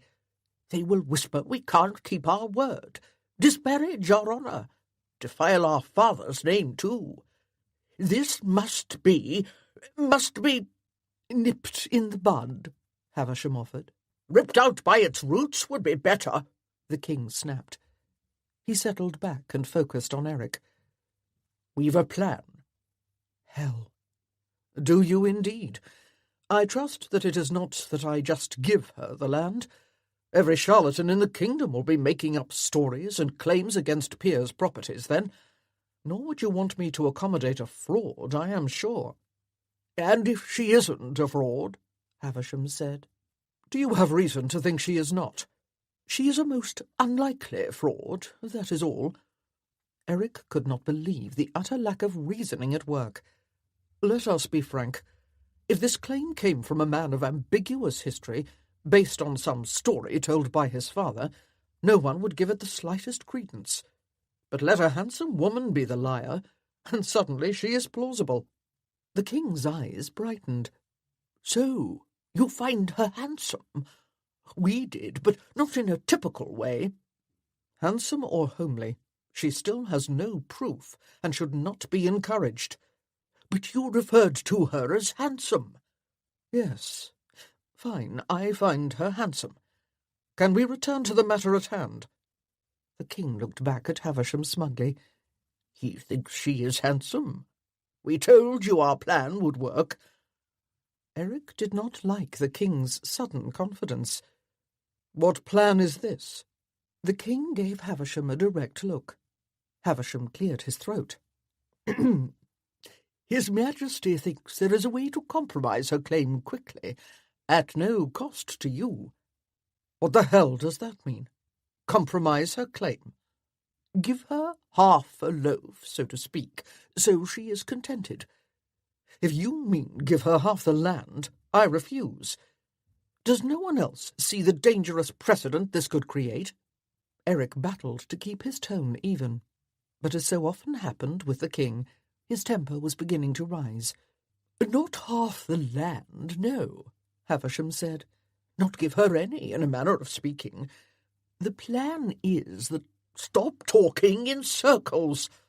The king leaned forward and balanced his weight on his hands, which he set firmly on his knees. Everything will be fixed neatly if you marry her, Brentworth. Eric just stared. You are past the age. It is time. Why not this handsome woman? Eric kept staring. The thinking is that should her claim be proven, it will not matter if you are married, Havisham said soothingly. The lands would have been joined already, and if it turns out she is a baroness— Madness that they allow women to inherit titles up there, but we are stuck with it, the king inserted. But it won't matter if you are married, will it? Better, actually. Good blood on both sides, then. And if she isn't a baroness, but a lying female scoundrel, Eric said. Something in his tone had Havisham sweating, and the king shrinking. The king nudged Havisham. There is reason to believe she is not, Havisham said. That letter from the last king, for example. Her name. There is a fair chance she is correct in her claim. It was time to kill this plan. Now, before the king warmed to it even more. I do not know anything about this woman, nor do I think there is a fair chance she is correct. In any case, I have no intention of marrying her. Find another plan. The king frowned darkly. Don't know her well? Hell, we didn't know our wife at all when she was chosen. We don't worry about such things. Duty. Duty. He made an ugly face. Nor did you have any sympathy for how that affected us. So don't expect us to be overly concerned with your marital bliss now. We say you will marry her. You don't get to say that, and you know it. I'll not have my life become a convenient solution to a problem of your own making. We are your king, damn it, and I am Brentworth. As Brentworth, it is your duty to— My duty is to the crown, not to your whims. He stood. I will take my leave now, with your permission. I repeat, find another plan. We will no longer receive you if you do not do as we say, the king yelled when he reached the door. You will be banned from court, from our presence, and all society will know of our disfavour.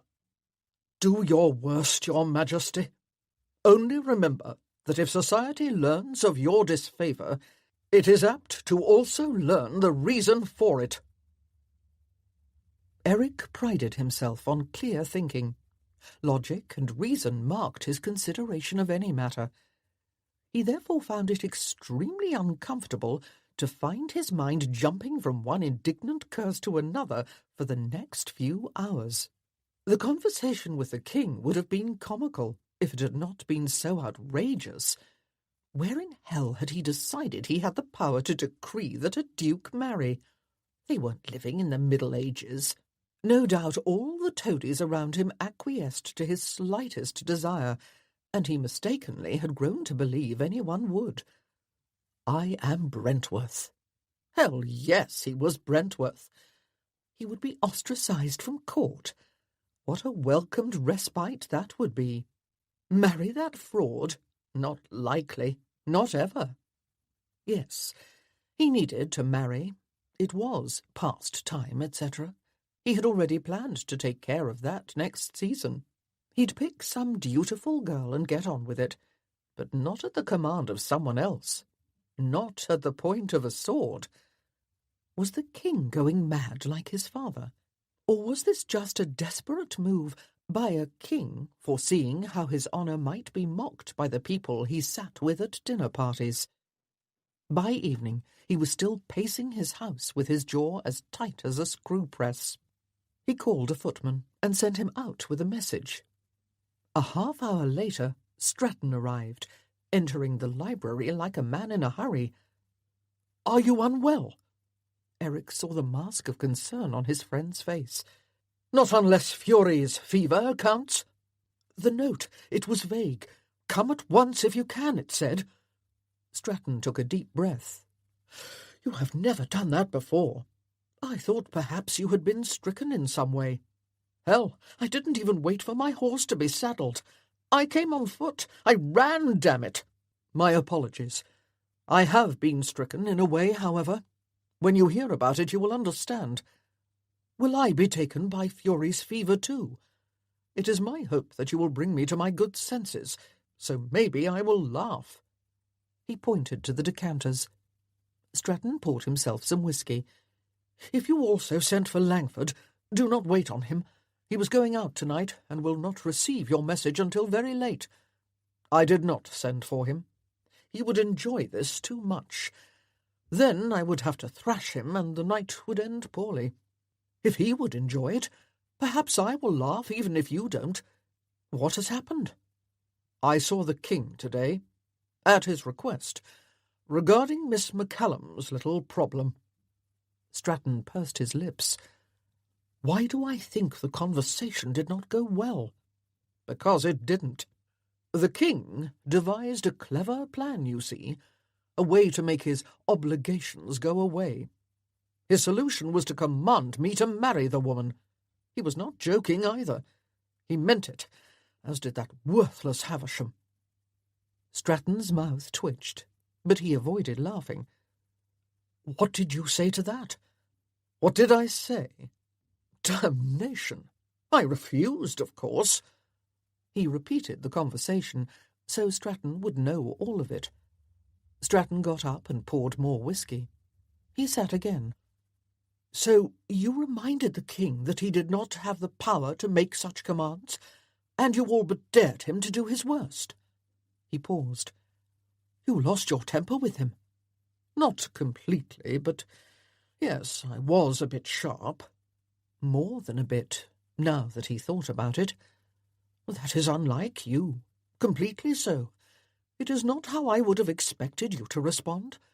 The Brentworth I know would have listened, promised to consider, then gone home and devised his own clever plan that was far cleverer than anything the King and Havisham could ever concoct. He examined Eric thoughtfully. So why did you do it the wrong way instead? It was enough of a scold to cause some chagrin. I was caught unawares, I suppose. That is also unlike you. Do you want my advice? I dare not give it unless you say you do, because you are acting like a madman on this topic. I am not acting like a madman. You are not acting like the man I have known most of my life, that is certain. It is well you did not call for Langford, because he would have theories regarding that point that you would not want to hear. He leaned in. But you already know that, which is why he was not invited. You are here instead because you give better advice. And yes, I do want to hear it. First, you apologize to the King. A nice letter will do. Otherwise, you will have no more consultations by ministers, no more invisible hand in the deepest of state matters, no support from the government for any bills you particularly favour. He is still the King, and even weak and constrained, he can make his power felt if he chooses. He rarely does because he is lazy, but he can. But of course you know that too. He knew it. Damnation. I trust you do not expect me, in this letter of apology, to capitulate on the notion of marrying that woman. If you were acting like the Brentworth I know, I would. You have to marry someone, and why not her if it solves the matter of those lands? You have never expected love in a match, or even wanted it, from what I have seen, so it matters little who you marry. I'll be damned before I— Stratton held up a hand, stopping him. I accept that you refuse the idea, so I am not advising that. However, in your letter, you might assure the King that you will find another way to appease her. Then you only have to find a way that does.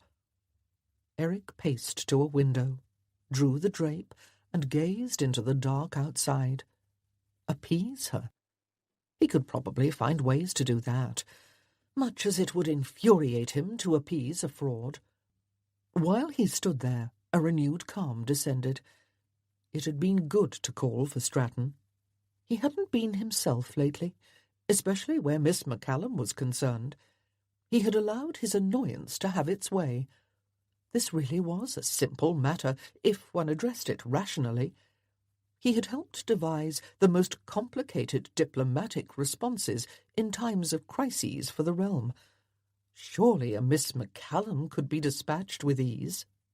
I will say that it is very odd to be the one giving advice, Stratton said from the divan behind him. Normally it is the other way around. Yet you have been more helpful than you can know. He watched the streetlights and noticed that one kept changing position. Not a street lamp, but a lamp on a carriage. From the way it swung, he assumed it was moving fast. Of course, Langford would say you are only behaving out of character because you found this woman appealing, and are disappointed to discover she is an adversary. Langford is an ass sometimes. The lamp kept coming, growing bigger with each instant. To his surprise, it stopped in front of his house. A door opened, and a man jumped out of the coach. 2 minutes later, the library door opened, and Langford barged in without announcement or ceremony. He stopped short on seeing Stratton, but then strode right up to Eric. I came as soon as I could in order to tell you. Tell me what? It is out. Everywhere, I assume. It was being discussed at the dinner party. I had Amanda feign illness so we could leave. I came here after I brought her home. What is out? You, Miss McCallum. Her claim on that land. It will be everywhere by morning, is my guess. Having done his duty, Langford looked around. What are you doing here, Stratton? Visiting. Langford took that in the stride he made toward the decanters. Well, just as well you were here. There is plotting to be done. "I do not need your help plotting," Eric said. "Of course you do." Langford came back, glass in hand. He threw himself into a chair. "You will have to find some way to buy her off, if you don't want to be the subject of gossip and prying for the next half-year." Gossip? Prying? He could live with the former. He definitely did not want the latter, especially about those lands. "Do you want my advice?" Langford asked. "No." "Yes," Stratton said. Langford stretched out his legs and sipped some whisky. "The way I see it, you want the lady pliable and open to compromise. As an enemy, she never will be. She will be on her guard and suspicious that you seek to press an advantage, which will give her the advantage instead." "Do you always talk so much when you plot?" Eric asked. Langford ignored him. "So, how to make her a friend instead of an enemy? I ask you, Stratton, how did you do that with Clara?" His blue eyes twinkled, as if stars had entered them. "Don't be shy. Tell Brentworth here how it is done." Stratton looked at Eric. "He has a point. When it comes to women, I usually do," Langford said with supreme contentment. "That is what you need to do, Brentworth. Befriend her. Charm her. Kiss her. Hell, seduce her if necessary. Otherwise, the most discreet duke in the world will have everyone nosing into his business until hell freezes." Chapter 7. 2 days later, his letter to the king composed and sent, Eric presented himself again at Hume's house. No rows, he told himself as he faced the door. Even if the woman irritated him, even if she provoked him, no arguments.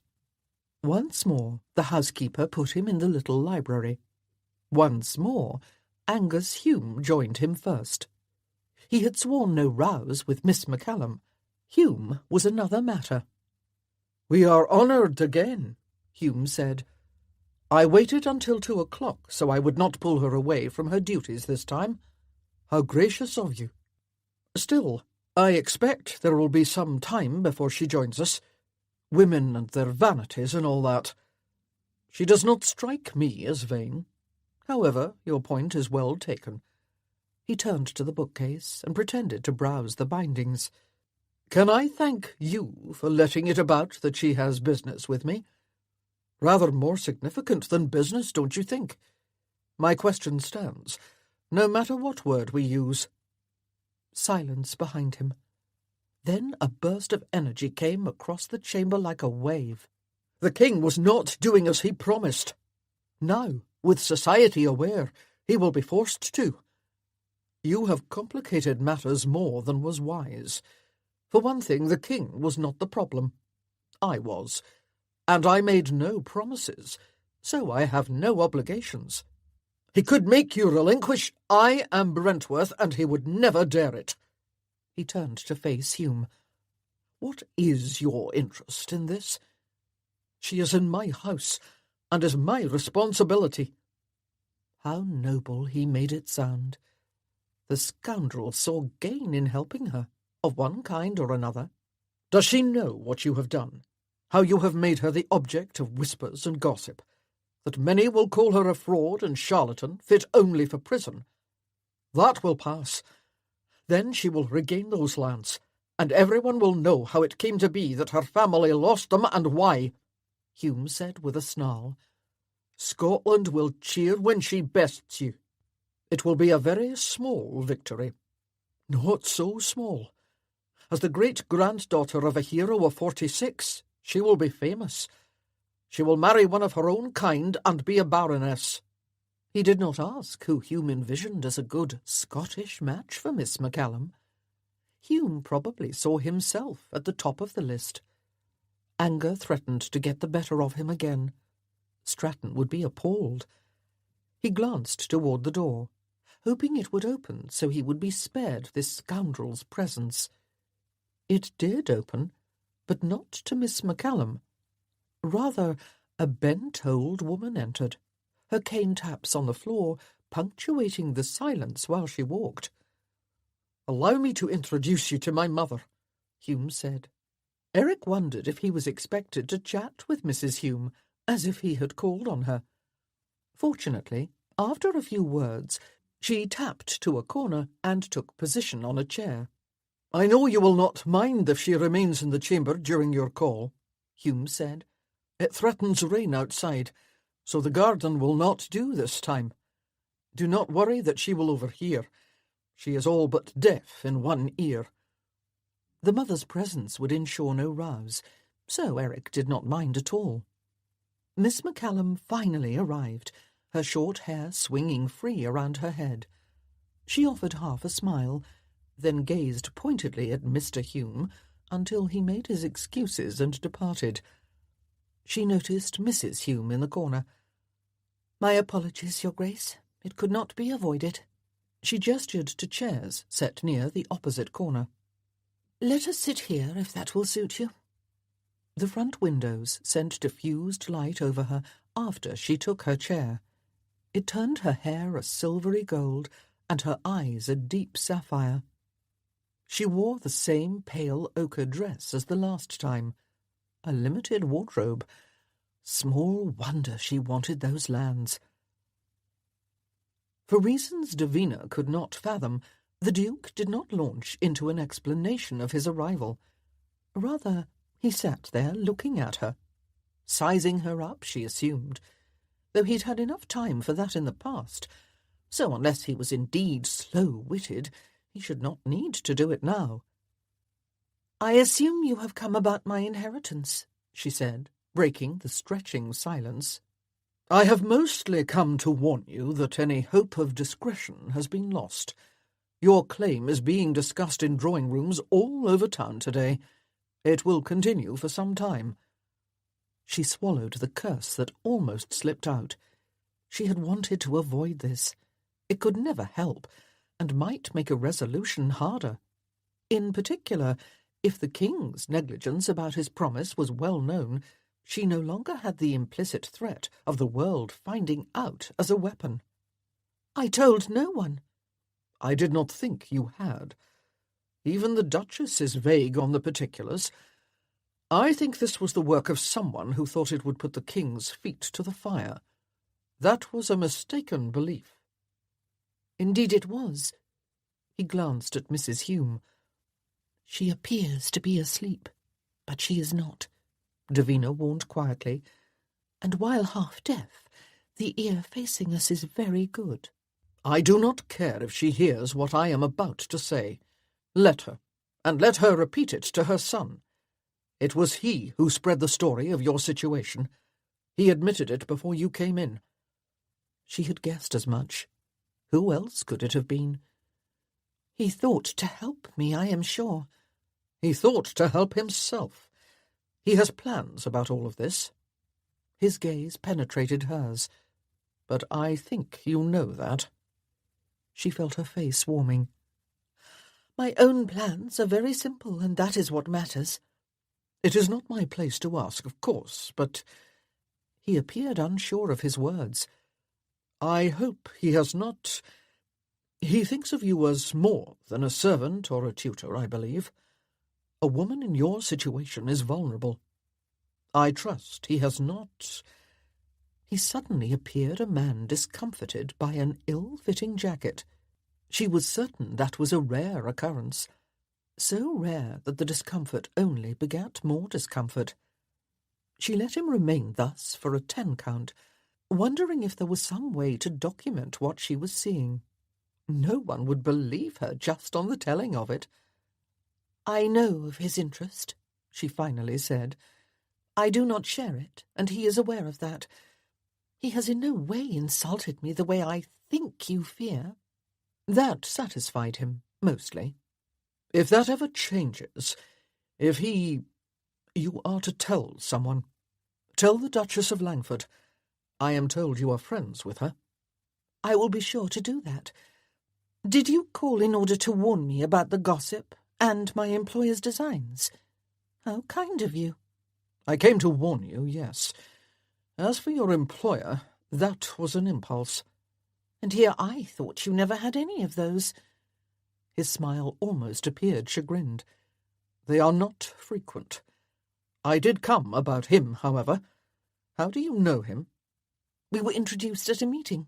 An historical one, lest you assume I share his politics. I am surprised he attends any other kind.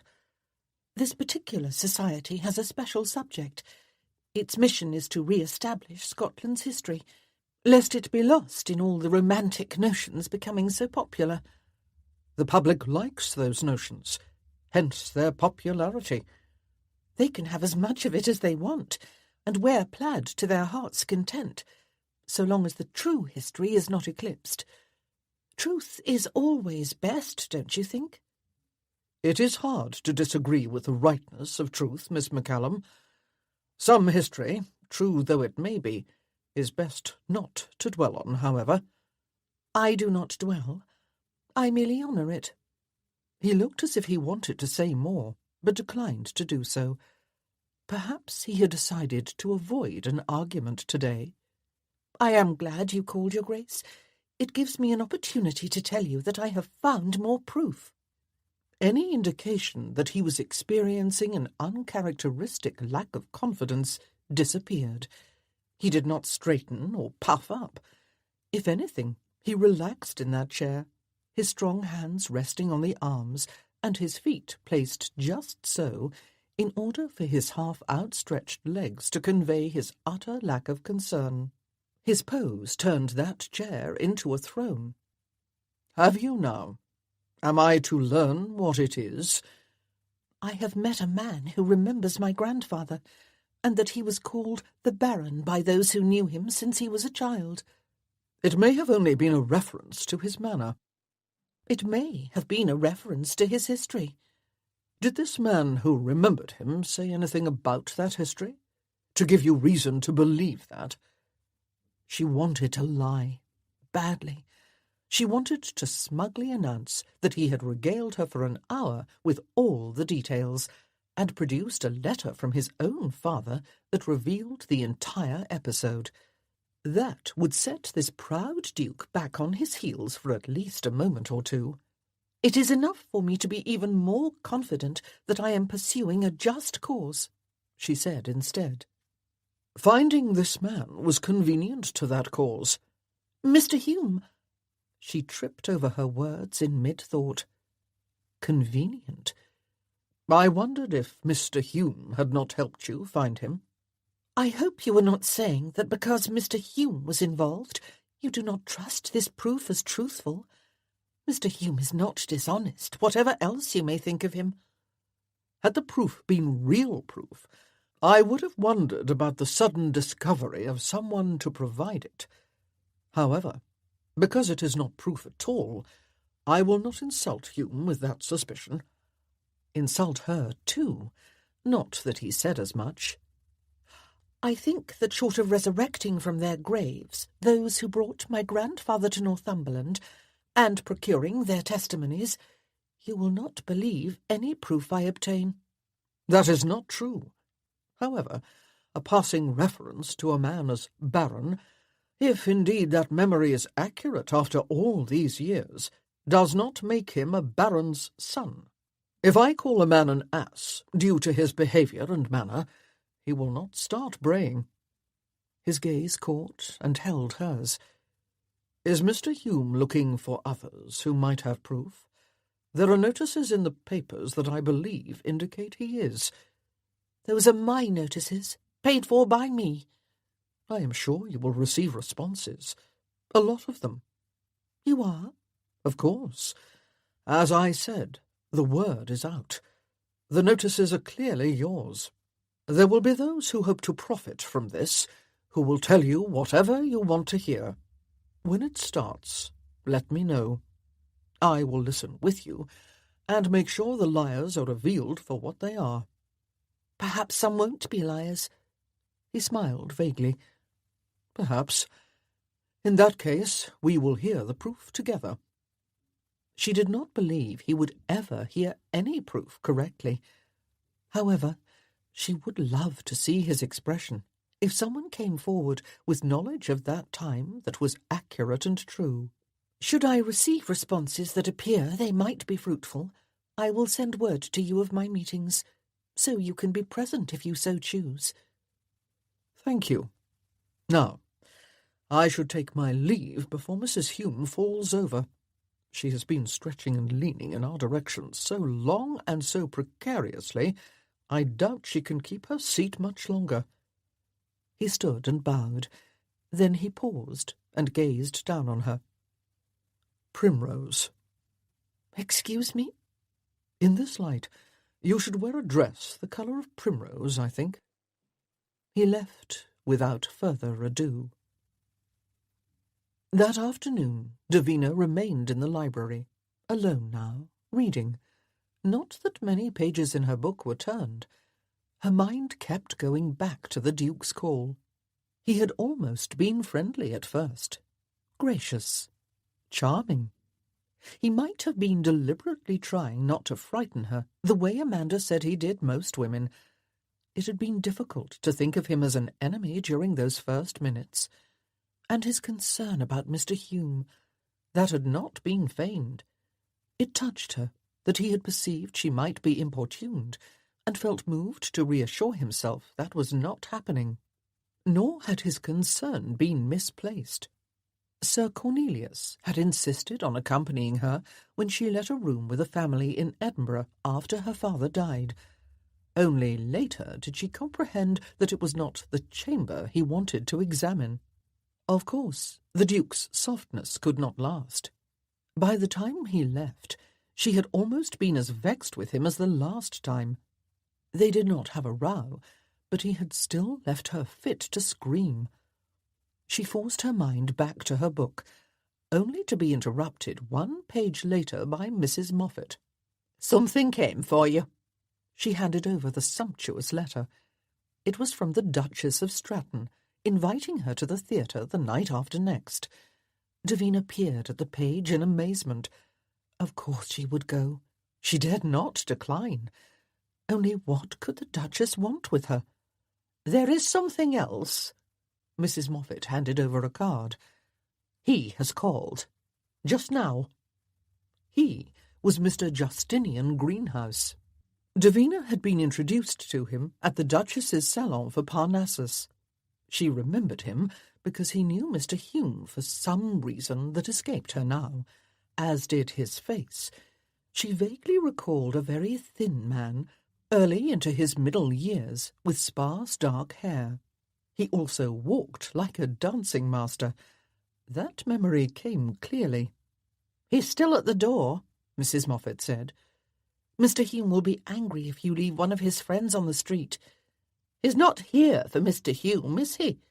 Mrs. Moffat pursed her lips. "He is calling on you." "I can't imagine why. I barely know him." She sat up and smoothed her skirt. "Well, bring him in, I suppose." While she waited, Davina realized that just possibly Mr. Greenhouse was responding to her notice in the newspapers. He was from Northumberland, after all.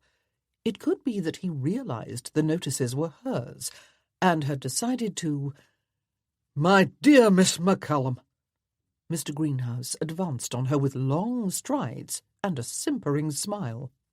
Davina took one look at his eyes, and knew for a fact that this had nothing to do with her notices. This was a social call, a special kind of social call. How exceedingly odd. Chapter 8. Eric attended the theatre alone. He wanted nothing to do with society tonight, but he did want to listen to music, and the first part of the programme had a pianist playing Beethoven. He settled on a chair deep in his box and sent the usher away when he tried to light one of the lamps. There, in the darkness, he waited for the music to start. As had happened too often lately, his thoughts meandered in the direction of Davina McCallum. He could hardly ignore her intrusion into his life now. Several rude questions had been put to him in his club last night regarding her claim. The whole world seemed to know his business on the matter. Worse, some fellow from a newspaper had waylaid him when he left his house this afternoon, wanting to ask questions. "You don't have to talk to me, but it's best you do," the brash pup had said while getting in his way. "Otherwise I'll have to make something up." Oh, how he had chuckled at his own joke. Eric had wanted to use his horse crop on the fool. He might have forgotten the incident, if not for the last question thrown after him while he rode away on his horse. "So where is this land?" Inevitable that people would wonder and ask. It was the heart of the story, wasn't it?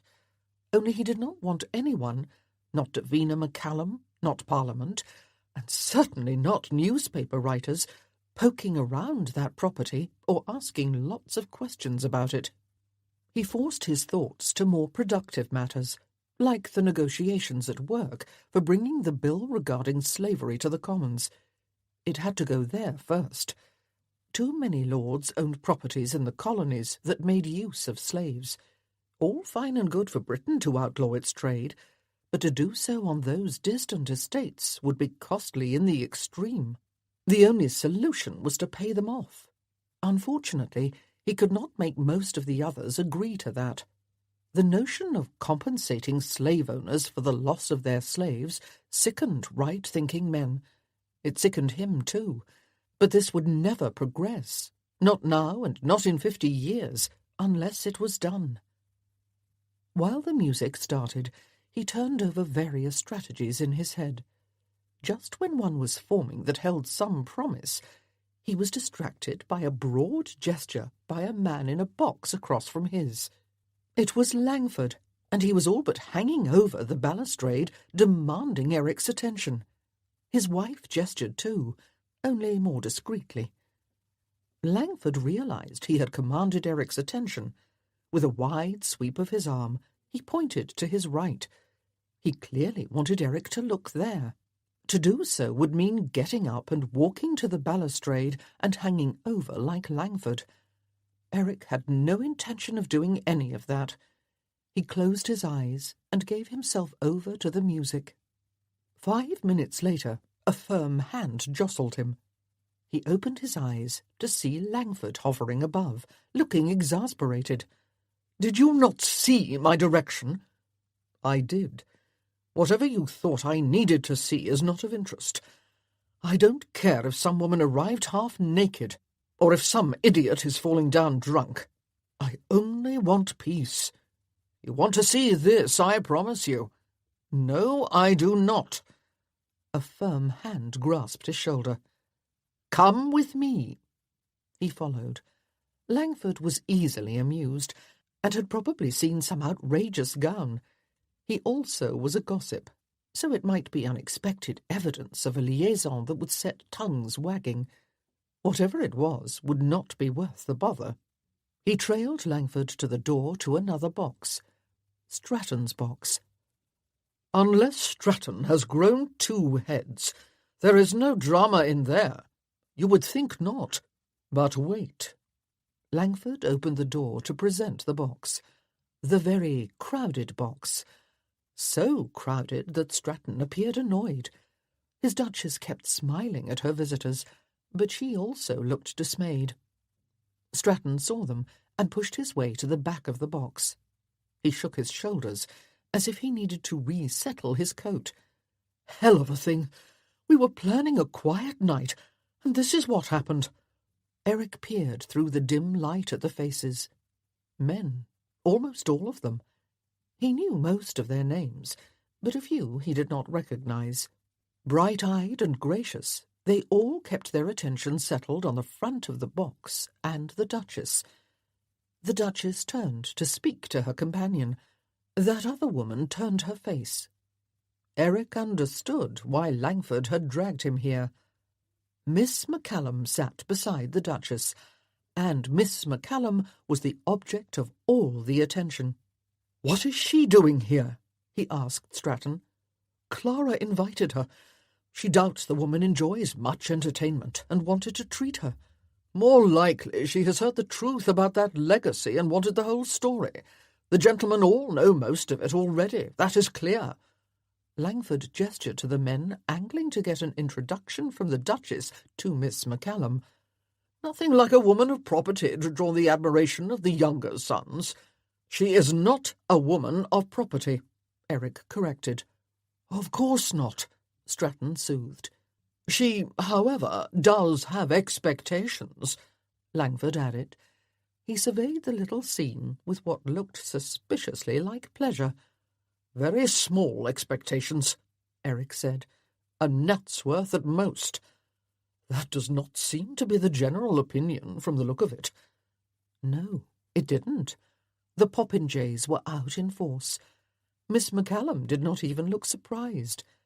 With her damnable self-possession, she chatted and smiled as if she had expected this to happen. Hell if he intended to watch. He decided to leave. Only just as he was about to, the Duchess saw him. Her gaze locked onto his.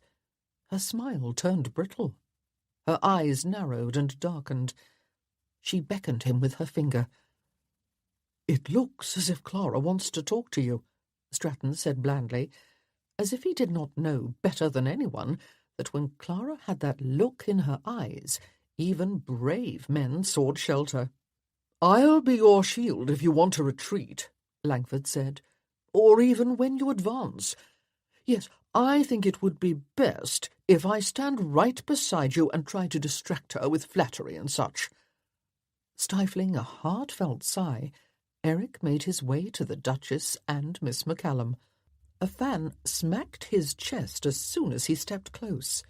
Langford, good to his role, stepped quickly so no one else saw. "You deceived me," the Duchess said. "I did not lie to you." "I did not say lie. I said deceive. Do you think you are too clever for me, Brentworth? You knew the whole story, but you kept the best part from me when you asked for your favour." "I do not agree my involvement is the best part. Rather, it is the worst. However, it was my hope no one else would ever know of it."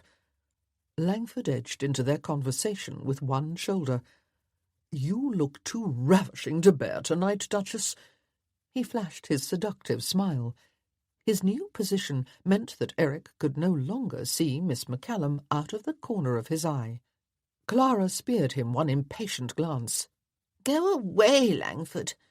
"Yes, go away. At least move. It is Miss McCallum who looks ravishing tonight, and you are now in the way of my seeing her." She wore blue tonight, pale blue, like an iced pond. Not primrose, but it still flattered her. The Duchess aimed her dark gaze back on Eric.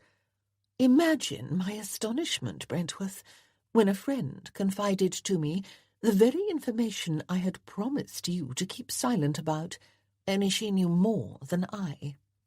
"I expect that in the competition for gossip, such a development would be disheartening." "Are you mocking me?" "Not at all, Clara."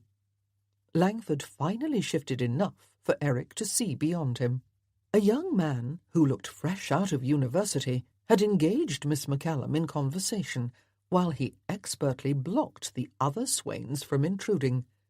"You go away too, boy." He hoped Hume had apoplexy when he learned how the suitors were lining up. Served him right for feeding the beast of gossip.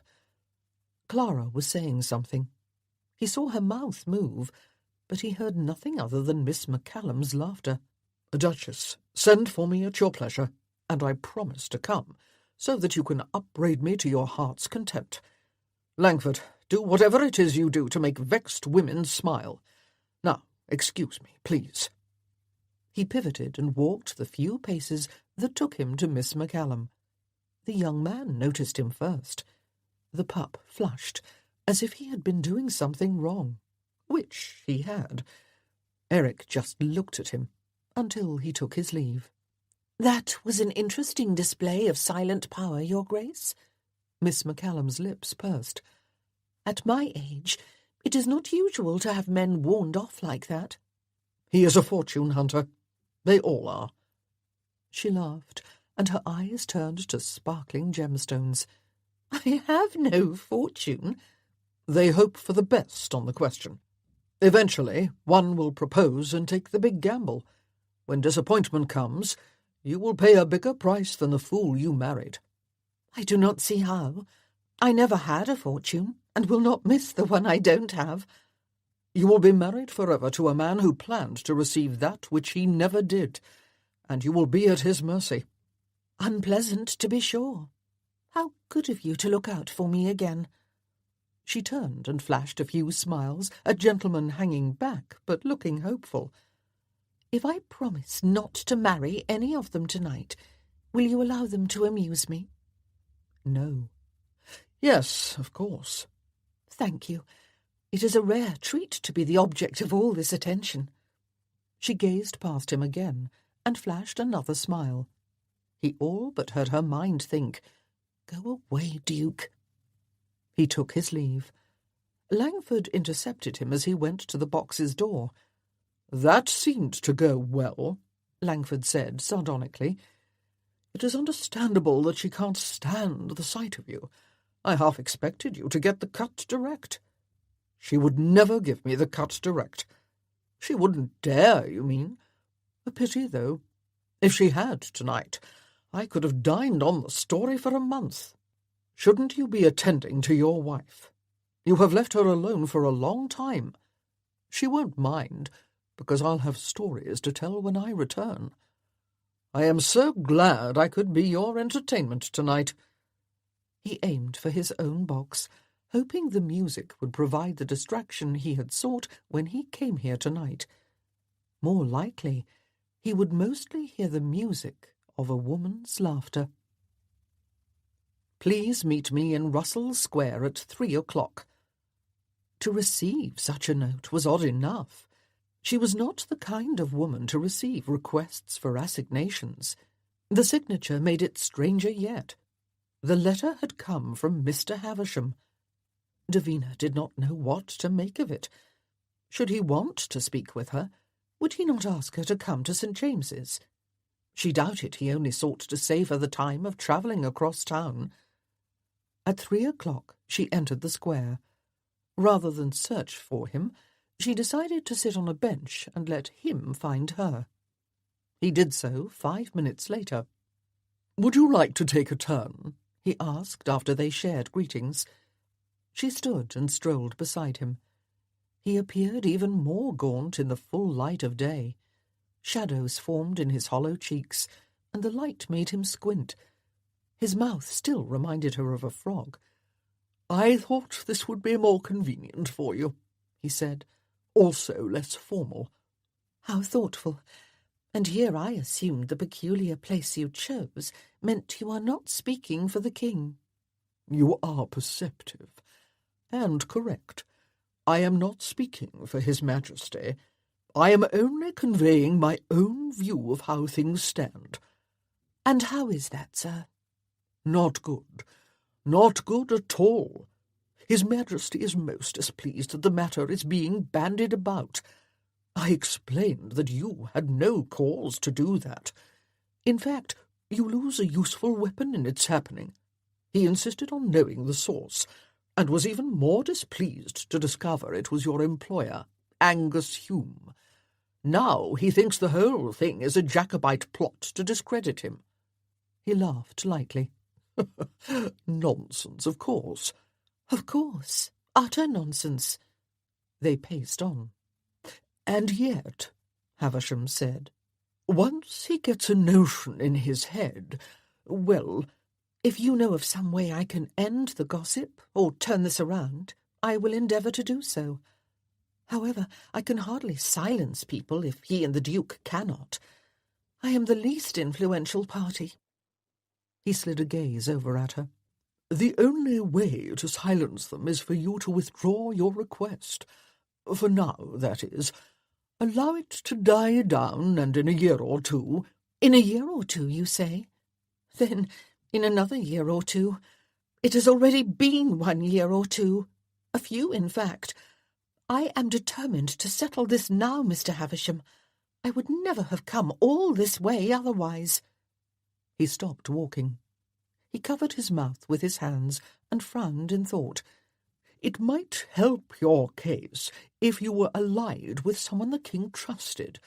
The involvement of Hume has him agitated, you see, suspicious. Is not the Duchess of Stratton esteemed enough to be someone he trusts? He thinks she will publish a damning article in that journal if given the chance. No, she is not the alliance I meant. I speak of a more permanent one. You are still of marriageable age. If you had a husband, a man the king trusted, it would probably do much to aid your case. She managed to keep walking, but this suggestion, put out as calmly as a comment on the weather, stunned her. What did the king expect? That she stand on a street corner with a sign around her neck, offering to marry any man acceptable to the king? It would be necessary for the man to be English, of course, Havisham added. Why is that? So you are not unduly influenced, and instead are correctly influenced. I see. There are some sons of peers who would most likely apply for the position. Younger sons, of course. The heirs would need more assurance of a fortune than can be given. Of course. I could arrange some introductions. It would be subtle.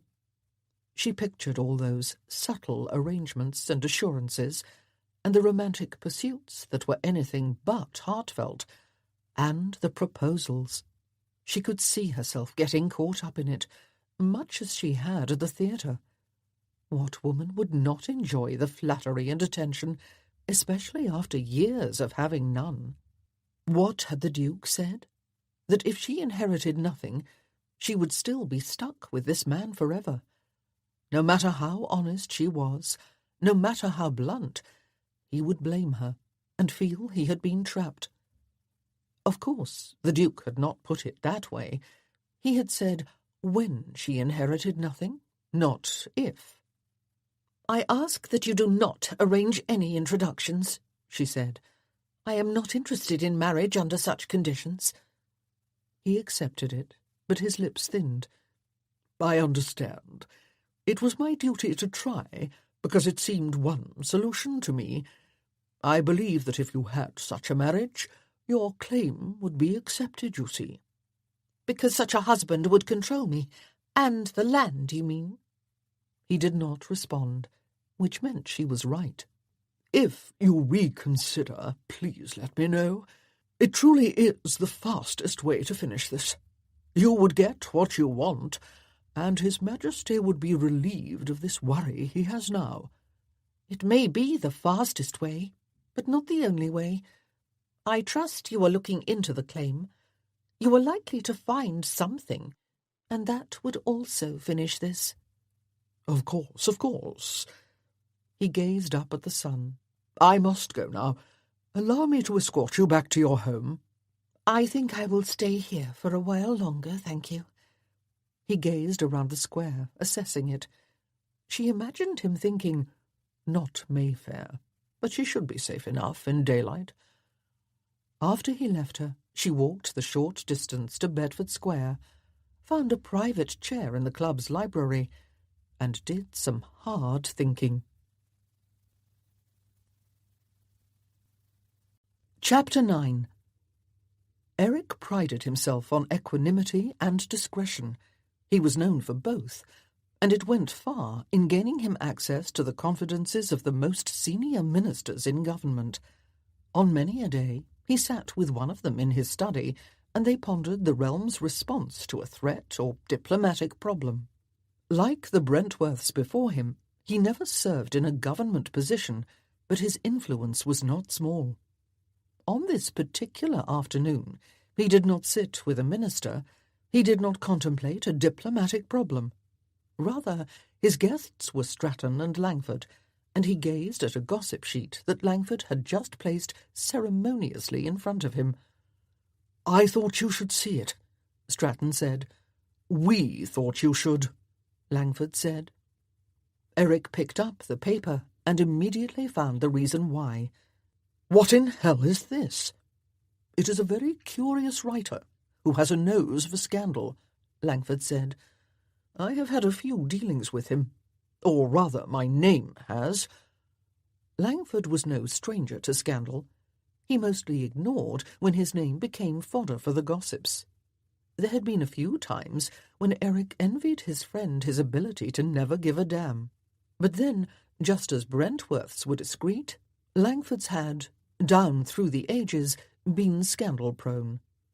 After a few generations, such traditions probably invaded one's blood. After a few generations of numerous inoculations, the blood probably becomes immune. "Amanda buys a few of those scandal sheets," Langford explained. "She brought this one to my attention today. If it were anyone except you, the fellow probably would not poke so hard. But you are a good story due to so rarely being the subject of one," Stratton said. "Are you suggesting that if I flaunted every mistress and engaged in drunken brawls like Langford here, I would now be spared?" "I rarely brawl, and never when drunk," Langford said. Then he shrugged. "Well, perhaps once or twice I was foxed." "Yes, I am saying just that," Stratton said. The article indeed poked. Since its writer had no facts, he resorted to innuendo. Why was a certain peer so obstinate in refusing to hear the claim against some lands he held? It was not as if said peer visited them often or needed the income. Indeed, it was said the manor house was a ruin and uninhabitable, so said peer could not even be bothered to maintain the property. Had the means by which his family acquired those lands been in some way irregular? Were there family secrets attached to that spot of Scotland, etc.? "He claims my coachman said he has never taken me there in the 7 years he has served me." "Has he?" Langford asked. "No. But I am disappointed if Napier spoke to this man. He knows I will not like it." "Do not do anything rash regarding Napier," Langford said. "Napier may not even know to whom he spoke. He surely did not understand the importance of it." Eric threw down the paper. "What importance would that be?" Langford chose that moment to groom some lint off his coat sleeve. Eric turned to Stratton instead.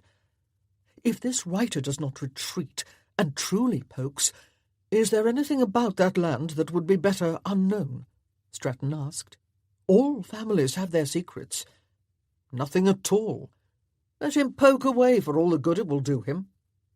He stood and looked out the window. "It is too fine a day to spend in here.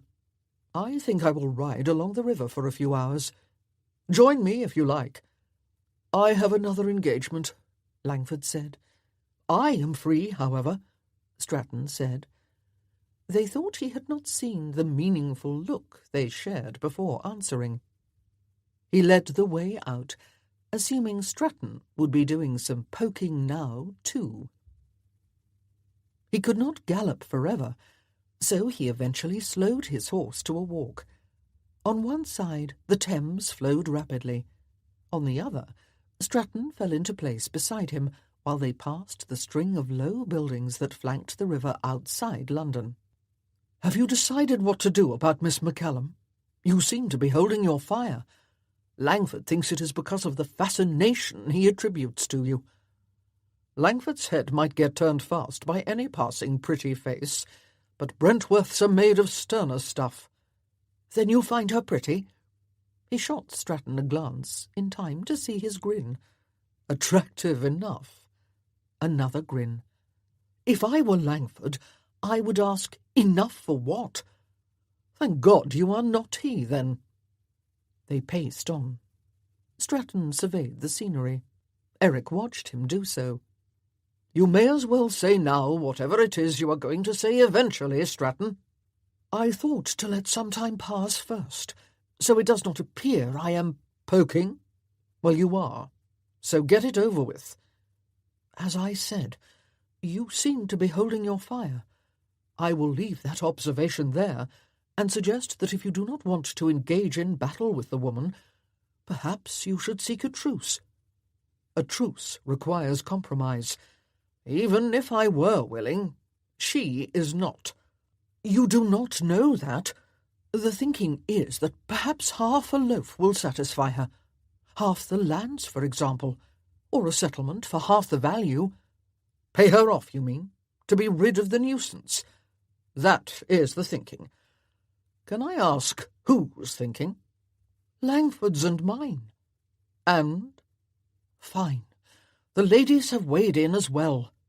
Do not give me that Teutonic look of yours. Clara thinks as clearly as any man, and is excellent at strategy, and Amanda brings special skills to any such discussion. They are her friends. Their opinions are not objective. And yours are. How big is this property that you are allowing your name to be dragged through the gossip mill, and are risking your influence in government? What are the rents? Do you even know? Have you ever been there? It consists of about 1,000 hectares. The tenants mostly raise sheep, so the rents vary but are respectable. Silence greeted that. It stretched. They approached a tavern, and Eric considered whether he fancied a pint. "So you do know something about this land?" Stratton said. "It is my obligation to. Is it true the house is a ruin? Have you ever seen it?" Eric decided a pint would be a good idea. He stopped his horse, swung off, and tied it to a post. He entered the tavern and took a place next to the window that overlooked the river. Stratton followed a few minutes later. He regarded Eric with his dark, curious eyes while they waited for the ale to arrive. "So," he said after a good swallow, "have you ever been there?" Eric gazed out at the river and the road beside it. Stratton just waited. That was why it was Stratton who came. Langford would never be able to wait it out. "I have not been there in many years, but I was there when my father was alive." Silence from Stratton. Eric eventually turned his attention to his friend. Stratton's expression said there would be no more questions, because Stratton had drawn some conclusions, possibly erroneous ones. "It was my inheritance, after all," Eric added. "Of course. Only you must have been quite young, because your current coachman does not remember. And I could not help but remember that time after university when you retreated from friends for almost a year. You were not in town for some of that period. Is that when you went north?" Stratton was so amiable and smooth that men often underestimated him. Two had done so to their eternal regret. Eric respected this friend, especially his mind, but he wished at the moment that Stratton were not quite so sharp in his wits. He looked out the window again. Sheep dotting the hills to the horizon. A bewitching madness. "Yes. But you aren't going to tell me about it, are you? Fire burning the heavy clouds." "No." Stratton drained his ale. "So be it.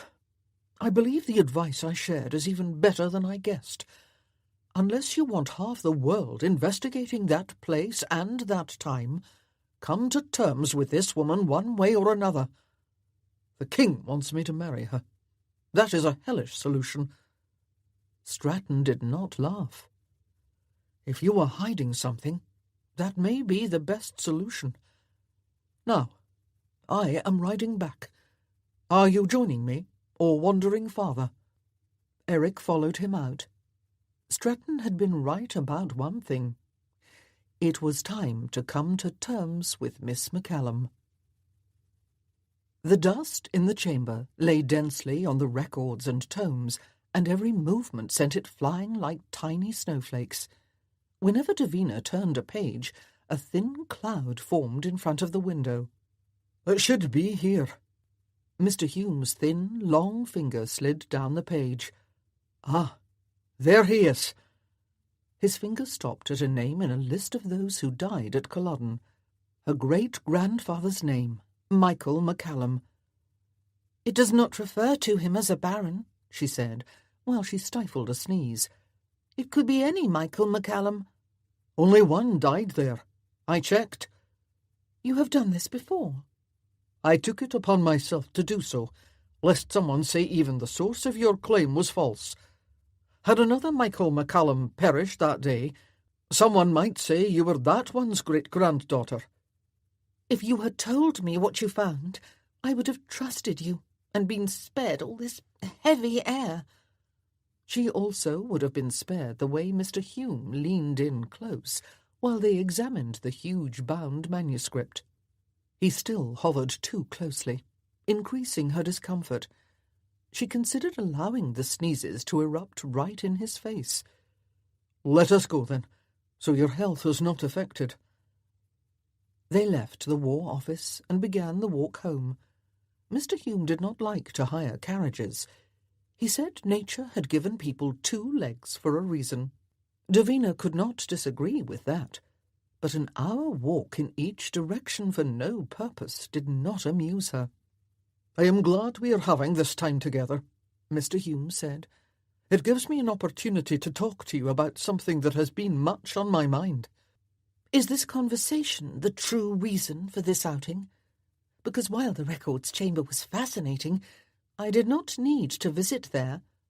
You should see what evidence there is in any direction, so you can say you did when you were questioned.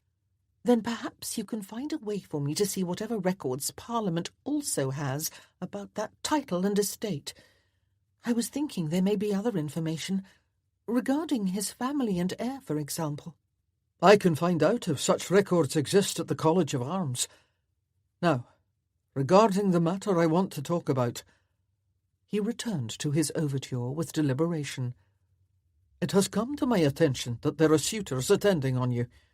You almost caused a scene at the theatre, where they lined up, and now some are becoming bolder in their attempts to enthrall you.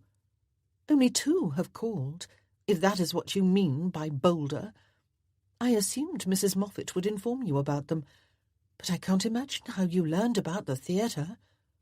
Neither caller had been what Davina would describe as enthralling. You accepted the introductions at the theatre. You received the 2 who called. Like any woman, I am not opposed to flattery and diversion. Do not be concerned. The calls were after 3 o'clock, and did not interfere with my duties to Nora, nor would I let them. You should not encourage these men. Receive them once, and they will return. Keep receiving them, and they will form hopes and expectations that will never be realized. He spoke with surprising force. I will take your advice to heart, and give it every consideration. Consideration? I am sure you do not entertain the slightest idea of marrying one of them. My dear Mr. Hume, if the notion is as appalling as you seem to believe, I will conclude as much, no doubt, when I consider it. Being red-haired, he had snowy white skin. It now flushed a deep pink. Do you find it amusing to vex me? The notion is beyond consideration. It is impossible. Would you wrest your family lands back from Brentworth, only to hand them over to some other Englishman? Would you have yet more tenants answer to a factor who reports to London? Isn't enough Scottish territory all but annexed to England through the English lords who own it, and have absorbed it into their own holdings? With such an inheritance comes a duty, and you must acknowledge yours. Davina glanced from side to side to see if anyone was noticing this lecture. Mr. Hume had become the image of a man incensed, and she had become a child being scolded. "Becalm yourself, sir, or the whole world will know our business," she hissed. "It is not for you to instruct me, least of all about marriage."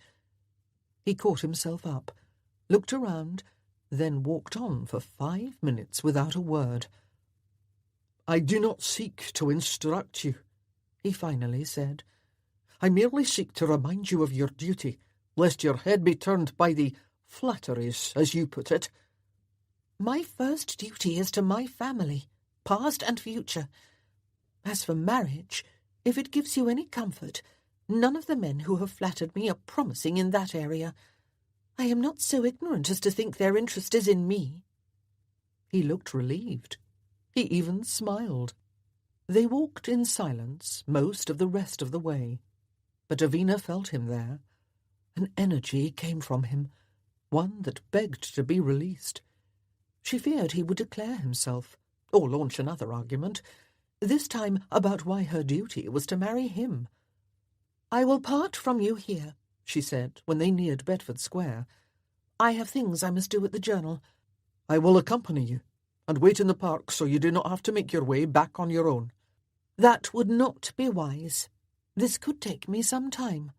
I will be back at the house before dusk, so you need not worry." He fished in his waistcoat pocket. "Let me give you—" "That is not necessary.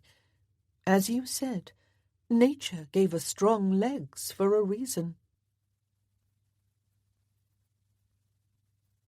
Chapter 10. "This is all very sly," Langford said. "I promise you will be impressed. You couldn't have planned it better yourself." High praise indeed. Eric idled in a chair in the library, while Langford all but rubbed his hands together. There was nothing Langford loved more than a plot afoot. This plot was a very small one. In order to speak with Miss McCallum alone, he had to see her outside Hume's house. Either he needed to follow her when she left the house and accidentally come upon her on the street, or he needed to arrange to accidentally come upon her somewhere else, like Langford's home. "Your wife is aware, I assume?" Once married, a man's discretion went to hell, at least when it came to his spouse, and this friend had never been discreet to begin with. Eric pictured Langford and his Duchess chatting about everyone's business over dinner, in bed, in the carriage, all the time, in other words. "She is. Don't worry. She can play her role. She and the ladies believe that if you come to know Miss McCallum better, you will be sympathetic. So she thinks this is a splendid idea." Eric wondered who the ladies were. The two duchesses, of course. Others who were involved with that journal, perhaps. Stratton said there was a club of some sort at Clara's house on Bedford Square, though. There might be dozens of ladies offering opinions. It was exactly the kind of public airing of his affairs that he had avoided over many years. Now, thanks to the king, he could not avoid it. Langford walked to the garden doors and spied out. "They are coming. Time for the plan." He opened the door a bit. Eric pulled himself up and followed Langford over to one of the cases on the wall. Like many town libraries, it replaced some breadth with height. The books near the ceiling could be accessed by one of the ladders that ran on a railing 3 feet below the top of the cases. Langford climbed one ladder. He grabbed 4 heavy tomes and dropped them to the floor. "Damnation!" he shouted, while he scrambled down and threw himself on the floor amid the books. Eric looked down at him. He had been promised a clever plan, not these histrionics. "Oh, no! What happened, darling?" The Duchess rushed in, her face a mask of worry and shock. She fell to her knees beside him. "You fell. Are you all right? Is anything broken?" Langford sat up and rubbed his shoulder. "The weight of the books unbalanced me. Stupid to go for them all at once.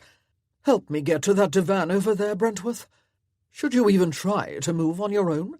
Maybe I should call for several footmen to help me lift and carry you," Eric said dryly. Langford glared at him. No. I think I can manage it with only a bit of help from you." With much fussing on the Duchess's part, and tentative moves and a few groans on Langford's, Eric moved his friend to the divan. While he did so, he noticed Miss McCallum angling her head to read the title on the front of one of the books on the floor. "It is a good thing you were here, Brentworth. Davina and I were just taking a turn in the garden, and if we had been by the back portal, we might never have been aware of Gabriel's accident." The Duchess fussed more, this time over that shoulder. Or maybe it was the other one.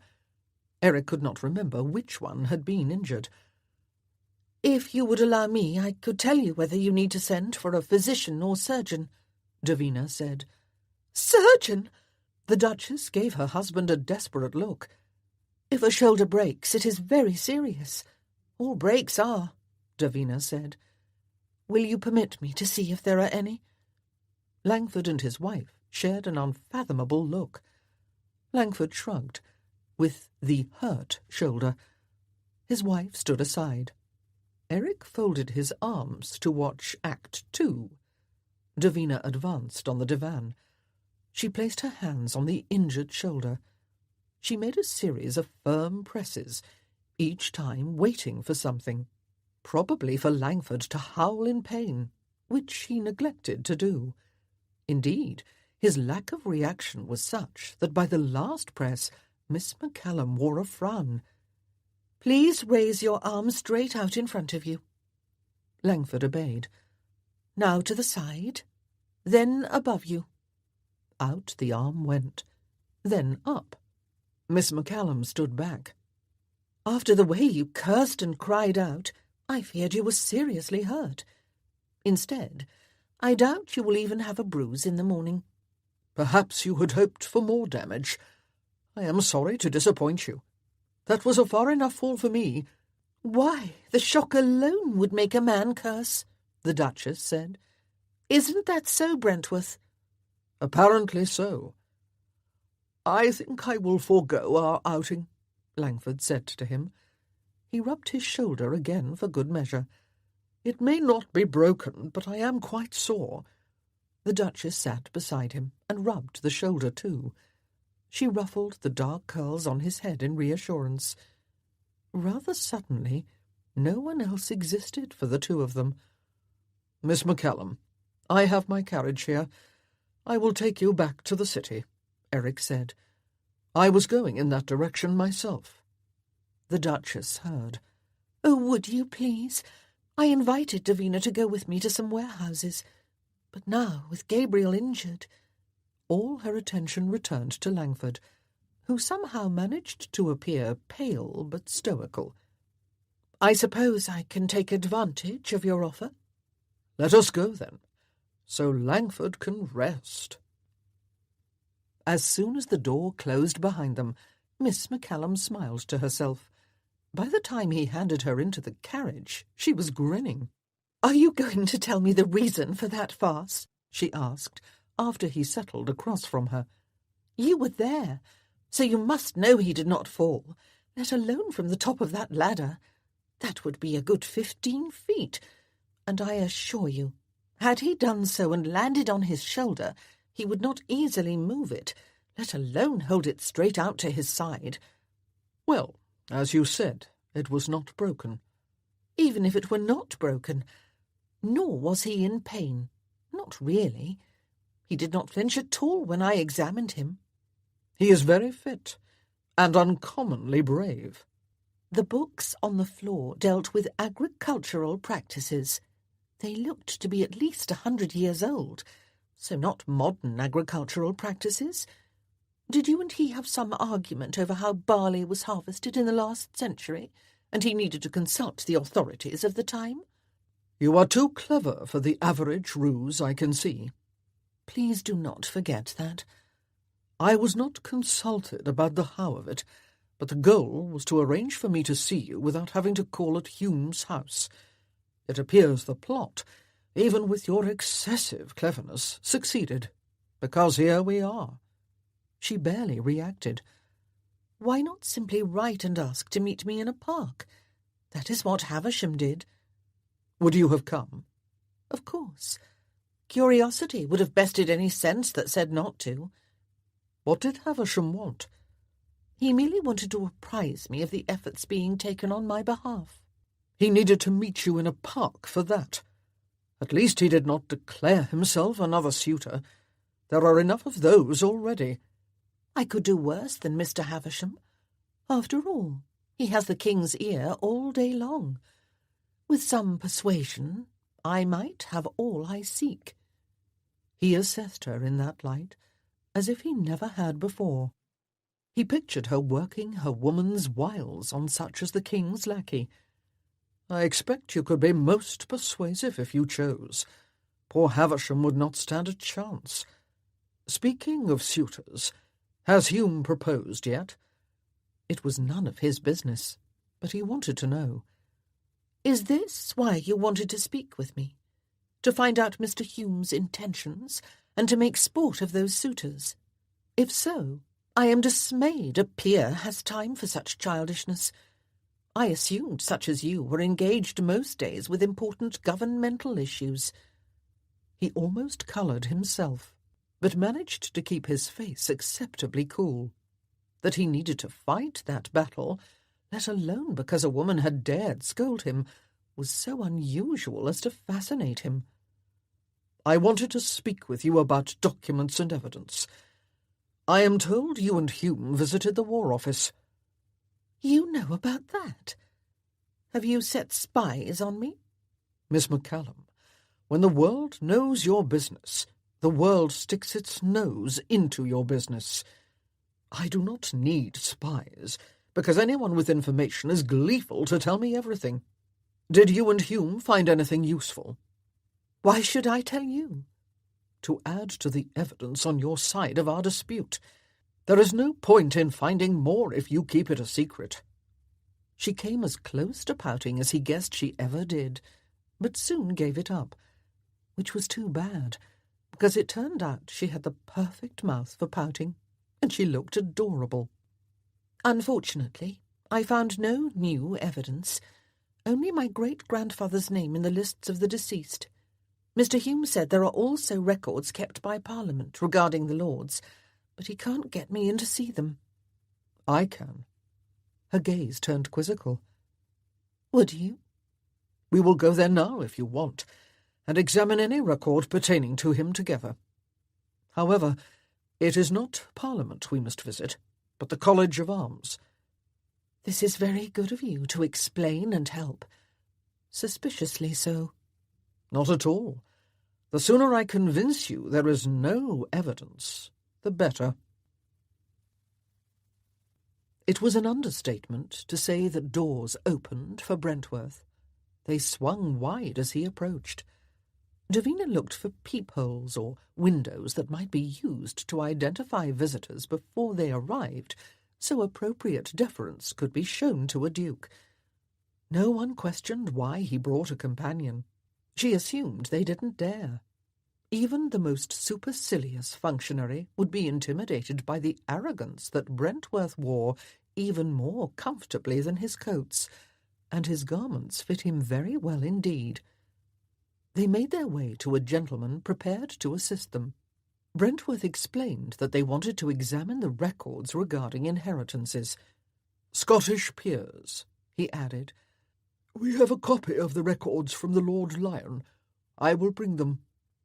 10 minutes later, Davina stood by his side while he paged through a large book of bound sheets of parchment, on which were written the history of various titles down through time. Some had next to the last name listed "title in abeyance," or "title attainted," or "title extinct." "Here it is," Brentworth said. Davina read the row of names. She'd had no idea the title was 400 years old, or that the first Baron had come from the Highlands. Around 200 years ago, a MacCallum had purchased the estate, and hence the barony, as could be done in Scotland. The ancestors of the last Baron ran down the page. Below his name, someone had written, "Predeceased by James, his son and heir, who died in 1745. Recorded and buried St. Thomas Church." "That is the parish church near Tayhill," Brentworth said. "That must refer to my grandfather." "It says his death was recorded by the church." She battled the disappointment dragging down her heart. "I don't think that means much. It was put out that he died. It may have been recorded that way, so the story made sense." "It says there is a grave." His tone, almost gentle, caused her to look from the page to his face. Their joint examination of the tome meant they stood very close to each other, and now she noticed how he warmed her side. His expression arrested her attention. Not so hard now, not triumphant. He almost appeared disappointed too. She gazed again at the page in order to break the peculiar connection she felt with him. What an odd moment for that little bridge to appear, in this dusty chamber of all places, while searching out evidence to disprove each other. Yet she could not deny that for a few moments she had experienced his presence like that of a friend, and also something else. The short span of air between them trembled with a rare vitality. "It is odd he was buried at the church. There is a family graveyard on the property," she said. "You know that, do you? Have you been there?" It had been an unfortunate slip. "Once, with my father. We were nearby and ventured to see what it was." "When was this?" No longer so friendly. Not gentle at all. Yet, oddly, that tremor did not cease so quickly. If anything, it grew stronger. "I was perhaps 17. Maybe a year or so younger." "You trespassed, no matter when it was." "Because it should have been ours. Trespass is the wrong word. We disturbed nothing and did not dally. We did not enter the house." Memories of that day came more clearly. "My father wanted to, but he realized the house was inhabited. Visitors, he said, or members of your family." Silence fell beside her, an utter void of sound, as if he had disappeared. She looked over and realized he had, in a spiritual way. All his sight turned inward. The firmness in his face had slackened. No tremors between them now. Utter stillness instead, as if the air froze in place. He appeared lost. "Anyway," she continued, pretending she had not noticed, "we left quickly and never entered the graveyard. Yet if the son and heir died, that is where he should be, I think. Not at the church." "I will go to see." His voice sounded normal. She looked over and saw he was himself again. "He will not be in either place, because he did not die." "More likely he will be. It is time to find out. I will set out at week's end. Let us depart this dusty place. You have seen all there is to see." Once out in the open air, she declined his offer to bring her back to the Duchess or to her own home. "I could do with a good walk."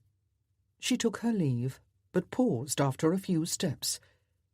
"If you are going, I am going too." His gaze narrowed. "Are you implying I can't be trusted to tell the truth about what I find?" "Not at all. However, this is my quest, and if it is to end in failure, I want to see and hear the evidence that dooms it. I think I am entitled to that. Also, leaving London might be wise. Mr. Havisham intends to play matchmaker." "At least he will do better than those fortune hunters at the theatre." "No matter whom he finds, the problem remains. Someone who seems to know the male nature warned me not to tie myself to a man who might later blame me for thwarted expectations." She turned to walk home. 50 yards away, she glanced back and saw that the Duke was still watching her. "The ladies are most annoyed with you." Langford offered the news while he threw himself into a chair. Eric ignored him. He had asked to meet Langford and Stratton at their club to speak of important things, not the mood of the ladies, especially because by the ladies they meant their wives. The way Eric saw it, Clara would always be annoyed with him, and it would be years before Amanda would ever express it, what with what he knew about her. "Now that you are both here, I need to know if you are going to support the bill on abolishing slavery in the colonies. As far as I know, neither one of you have interests on the islands, at least." "You are implying that if we did, we would not support the bill out of self-interest," Stratton said. "That is rather insulting. If you had interests, you would have already either divested yourself of them or freed the slaves on your property, in which case I would have heard of it. All of London would have," Eric said.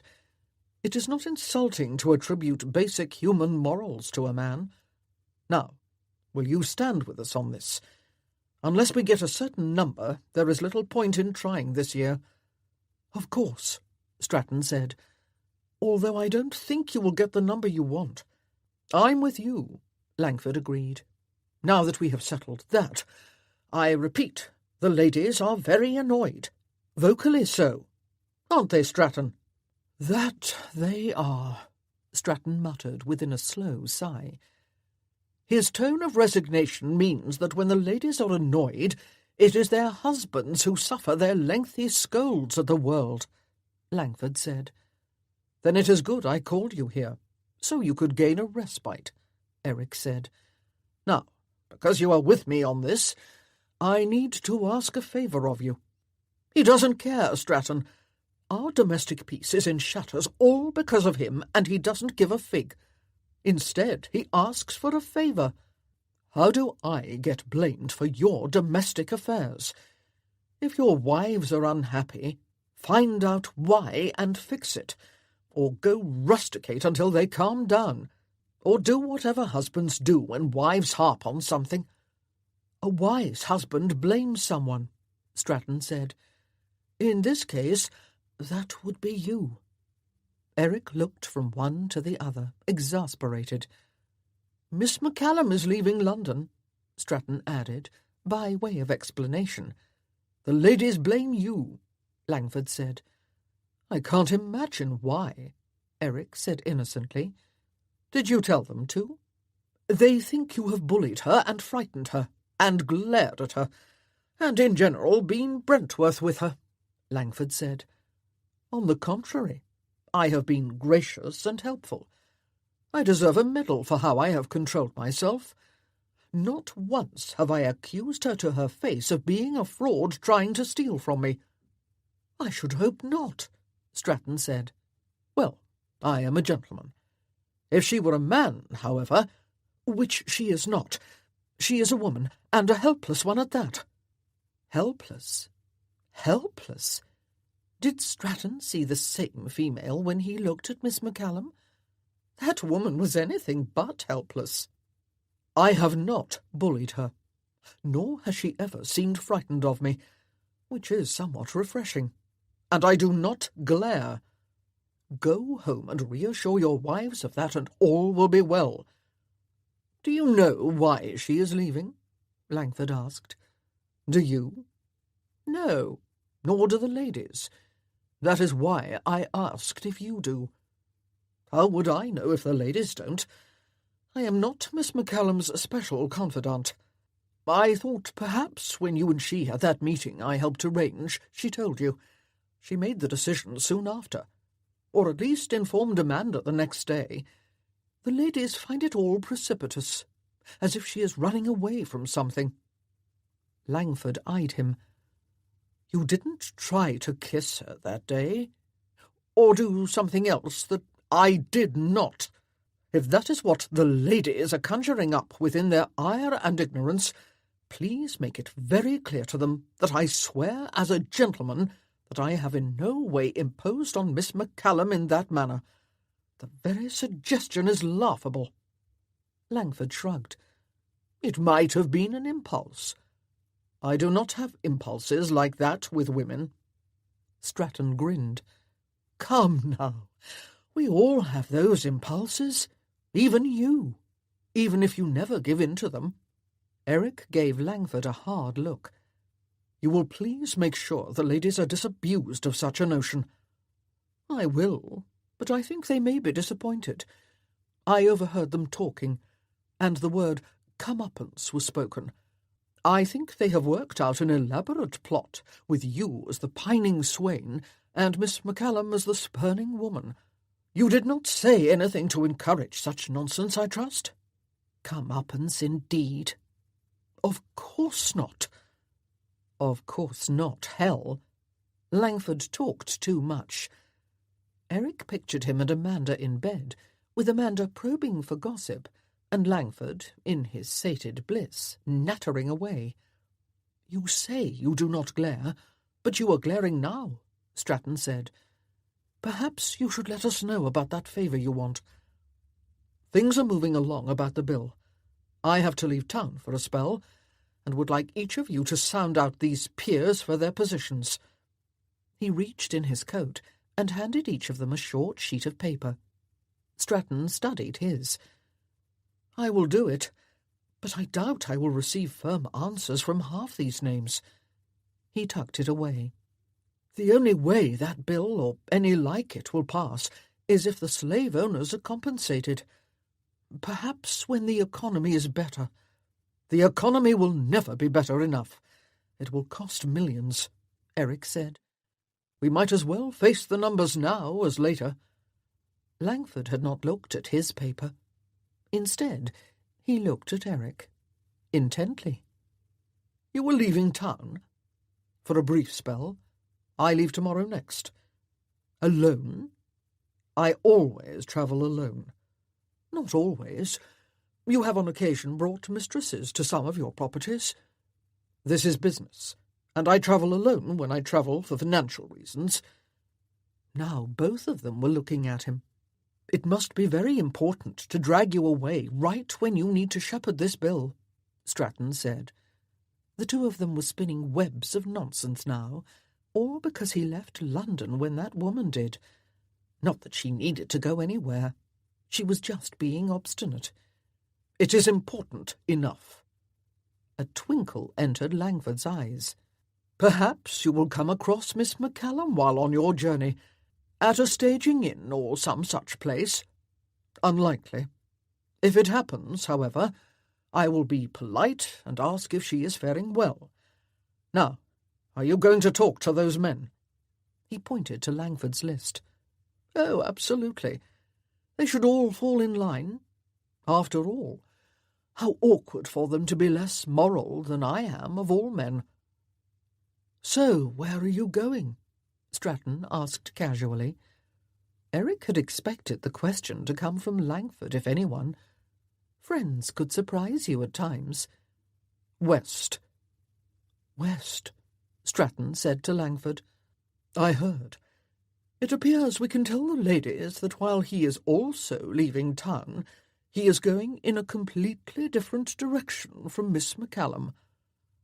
Eric would have taken satisfaction in a lie well told, except it was obvious neither of them believed him. Chapter 11. Davina rose from the bed. She had arrived in the afternoon and taken a nap, which she almost never did. The journey had been long and tiring, however, even making use of the coach and four Amanda had insisted she have. That coach had left already, to return to London, after bringing her here to her childhood home in Northumberland. She stood in the centre of the chamber, steeling herself for the nostalgia that had almost drowned her when she first walked in the door. It waited for her when she left this bedroom, used by the housekeeper back then. Leaving London had not been easy. Mr. Hume had expressed displeasure that she abandoned her duties to Nora. She found another woman to take her place for a fortnight, so the child would not be left to her own devices. She explained to Mr. Hume that any evidence would be found in Scotland, not London, so she needed to go find it. He had finally acquiesced, and, except for an unfortunate overture at bringing her north himself, had wished her well. Prior to leaving, she had written to the Duke, explaining her plans and demanding he join her in Northumberland, so any visits to the Baron's property would be made by them at the same time. If he did not respond at once with his agreement, she had written, she would go on her own and not share whatever she might learn in this place where her grandfather had lived. She slipped on her shoes and straightened the sheets on the bed. Amanda had sent the mattress in the coach, and the sheets and coverlet, because, she said, after so many years, the house was sure to be in poor repair. Davina, upon entering, was grateful her Duchess friend had not always been a Duchess, and proved to be so practical. Before the coachman left, she had him take the old mattresses and linens out and burn them. She ventured into the kitchen, found a bucket, and went out for water. Upon returning, she eyed a large brown stain and hole on the ceiling. That was what had sent her to the housekeeper's chamber rather than upstairs when she decided to nap. The damage indicated water had been entering, probably from the roof. Above this was a chamber her parents had used when her mother was alive. If the roof had gone bad, it would not be habitable. Perhaps none of them up there were. It took her 2 hours to wipe down the kitchen so she could use it, and another to wash the dishes and implements. Night was falling by the time she finished. She ate some food she had brought, fetched fresh water, then took her damp cloth to the sitting room and wiped more dust away. Taking a chance the chimney still functioned, she used some coal left in the bin to start a fire. "I will agree to your plan so you are not wandering the countryside unprotected," the Duke had replied to her letter. "Better if you remained in London. In other words, I will allow you to complicate this more than is reasonable, because I have no choice. But you are a nuisance." He had then written that he would take lodgings in Newcastle and come to Caxlidge the afternoon after she said she expected to arrive. Her direction to this house had not been the best. It had been so long since she lived here that she might have gotten some of it wrong. Still, she expected him to arrive as indicated. One of the benefits of being a duke was that you probably could find any place and any person you wanted. After a final wipe of her little chamber, she put herself to bed. Rain woke her in the middle of the night, but its sound and drips lulled her back to sleep. Happily, sunshine greeted her in the morning.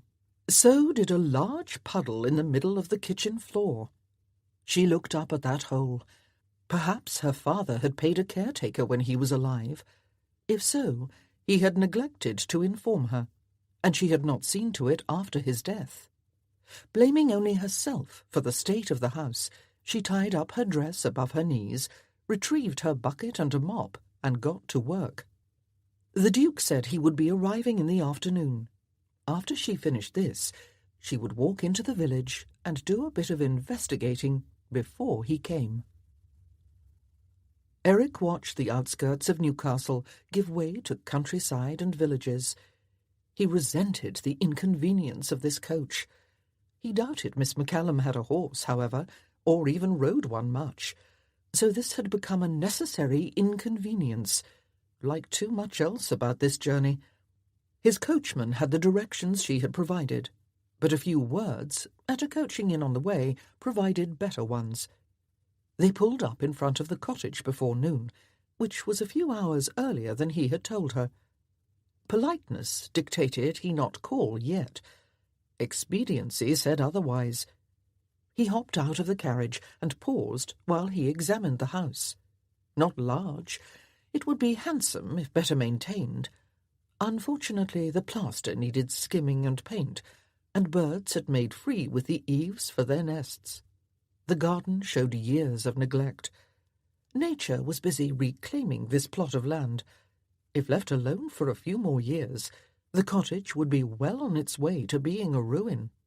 He tried the door knock to no good purpose. Perhaps she had not arrived yet, or had already left.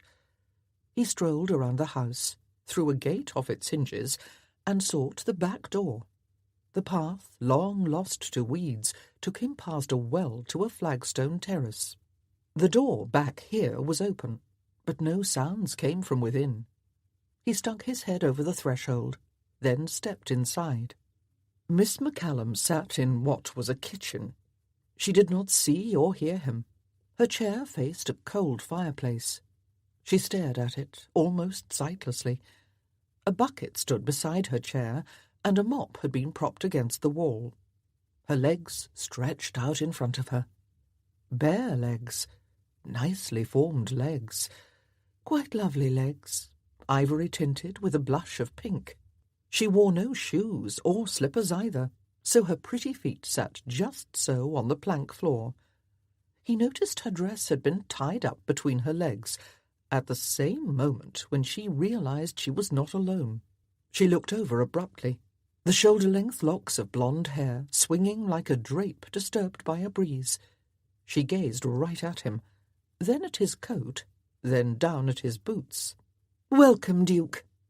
I would be more pleased to see you if you were not tracking mud on my clean floor." Indeed he was, but the damage was done. I tried tracking mud on your floor in front instead, but no one answered my knock. "I was in a daze, I suppose, remembering times spent here with my father and mother. Come in and sit down, and I will redo that section before I give up." He stepped outside and scraped most of the mud off his boots, using the edge of the threshold stone before returning. He took long strides to get to the chair at the work-table. With nary a comment, and with her loins still girded and her legs very visible, Miss McCallum grabbed her mop and plunged it in the bucket. Then she bent to wring its long strands, which meant her rump rose up to his face. Bare, shapely legs and delicate, narrow feet, narrow waist and flaring hips, nicely rounded bottom. Eric prided himself on not being impulsive, but there were several almost overwhelming impulses at this moment. The first was to ungird that skirt and lift it, so he could see just how nicely rounded that bottom was.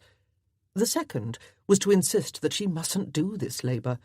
He would hire a woman to come and do it for her instead. The third was to reach out and caress that womanly form, all but being offered to him.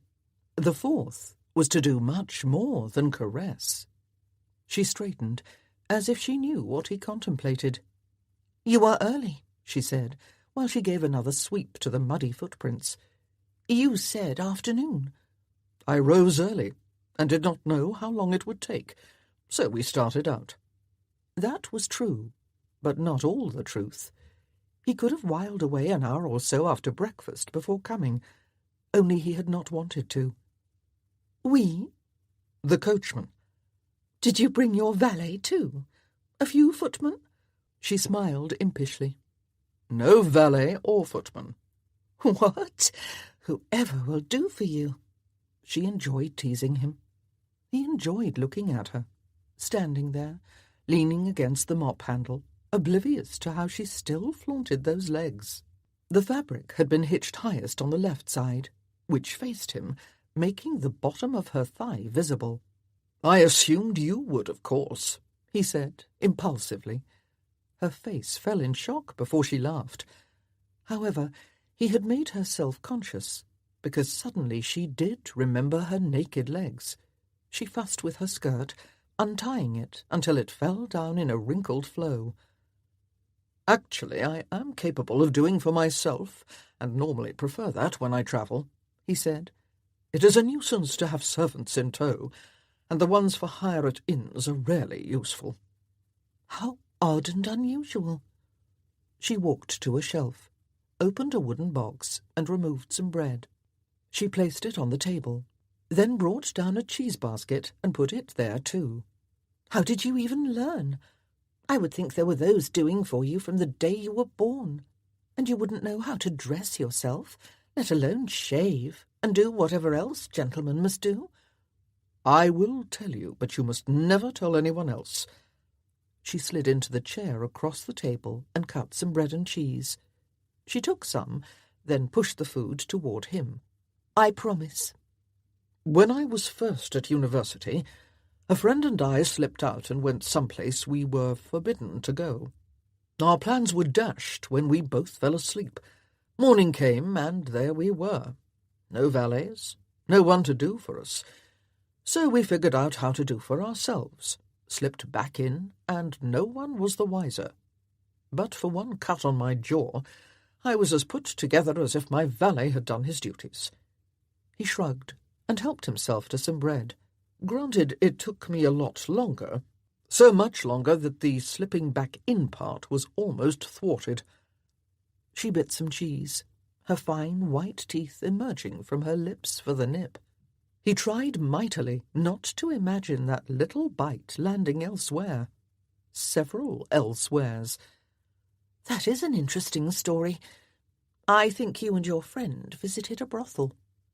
"Why would you think that?" "You needed to dress in the morning.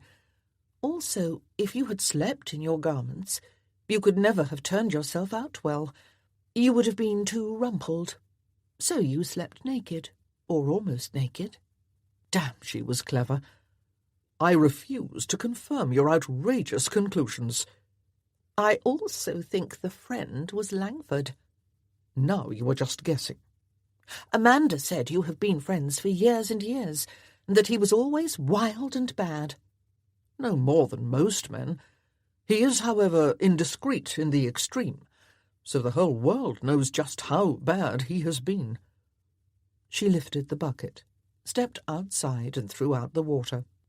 When she returned, she set it and the mop into a long cupboard. Then she crossed her arms and frowned at the ceiling. His gaze followed hers and saw the hole between two beams. Ah, it rained last night. You have been mopping up the result. The roof is leaking for certain, and it is coming right through to down here. It has been happening for a long time. See how the wooden floor here is stained and warped. I have refused to go see how bad it is in the upper chambers. To witness the evidence of my neglect would be too disheartening. I will do it. He stood and strode out, found the stairs and mounted them. He examined the chambers, then went back down. It is not good news, but it could be worse. The roof is bad in 2 places, but it can be fixed for now. I will put the bucket beneath this one here until we are done with our business, then see to hiring a man before I return to London. He gazed at that hole. It will only get larger with the autumn rains. Nothing will ruin a house faster than water. Except fire. Her words made his spirit pause, as his heart skipped a beat. Yes. It will have to wait. I will bring you back to the inn and get a chamber for you there. You can't live here, with the house in this condition. The bed I used last night is back there, and is dry enough. A bucket is all I need, so I am not mopping up rainwater. There had been a light hesitation before she refused, but her refusal had come through firmly. It is far more sensible to stay at the inn. I will stay here, thank you. Then let me see what else can be done. He left her and walked through the house, then outside to the coach. You have some tools with you, I assume? He said to Napier, his coachman. Of course. Never know when there will be a problem with a wheel or what have you. Napier walked around to the back of the coach and opened a box there to reveal a hammer, some pegs, and an iron bar. Can I ask why you need them, Your Grace? The roof of this house has been damaged. I don't need it fixed. I just need it patched until someone who knows roofs can see to it properly. Napier bit his lower lip. I'd gladly do it, except that my bad leg has been giving me trouble of late. Can't be climbing on roofs with that, can I? Napier's bad leg always gave trouble when its owner did not want to do something. Then I will do it. There must be a barn here or an outbuilding where salvage slates were stored. He went looking for it. Some distance from the house in the back garden, he found the structure that served as carriage house and stable. With a little searching, he discovered the stock of salvage tiles. With several in one hand and a ladder on the other shoulder, he went back to the front. He shrugged off his frock coat and rolled up his sleeves. Move the coach close to the portico so I can use it to get up there. Then you will have to hand me the ladder, tools, and this slate, so I can get them to the roof proper. Shaking his head, Napier climbed into his seat and manoeuvred the horses so the coach seat was right below the eaves of the portico. If you break your neck, I hope no one will blame me. Eric climbed up and stood on the seat. Damned if he knew what he was doing. He might well break his neck. He had even less idea why he was doing it. Yet here he was, hauling himself onto the portico's roof. If he could figure out how to do for himself after a night in a brothel when he was 17, he could figure out how to do for Miss McCallum today, was how he saw it. He was only being practical. The roof needed to be patched, or the house was unlivable. None of this had anything to do with those naked legs. When the Duke did not return quickly, Davina sat down and finished her breakfast. She had forgotten to buy coffee, so she had only well water to drink, but after her labour it refreshed her. She took the rest of the water into her chamber and washed and changed her dress. Then she took the bowl outside to pour out the water. It had been over a month since she had taken care of household duties, and her time in Mr. Hume's home had spoiled her. If a duke could do for himself, she certainly could too, but she had never liked such chores. Of course, the Duke would have water brought to him while living at the inn, and food cooked for him, and a servant would mop up any water on the floor, so his doing for himself was not at all the same. She should have accepted his offer that she stay at the inn. She almost had. It was a very sensible solution. Only a second of consideration had her refusing. She did not want to be beholden to him, for one thing. For another, she admitted to herself that the very notion of sleeping under the same roof as Brentworth evoked a very odd reaction in her. A thrilled warning had throbbed through her, like a plucked harp-string, as if the idea presented danger. Stupid, of course, but it was enough to have her condemn herself to living here. Realizing that a good half-hour had passed, she ventured outside to see what he was doing.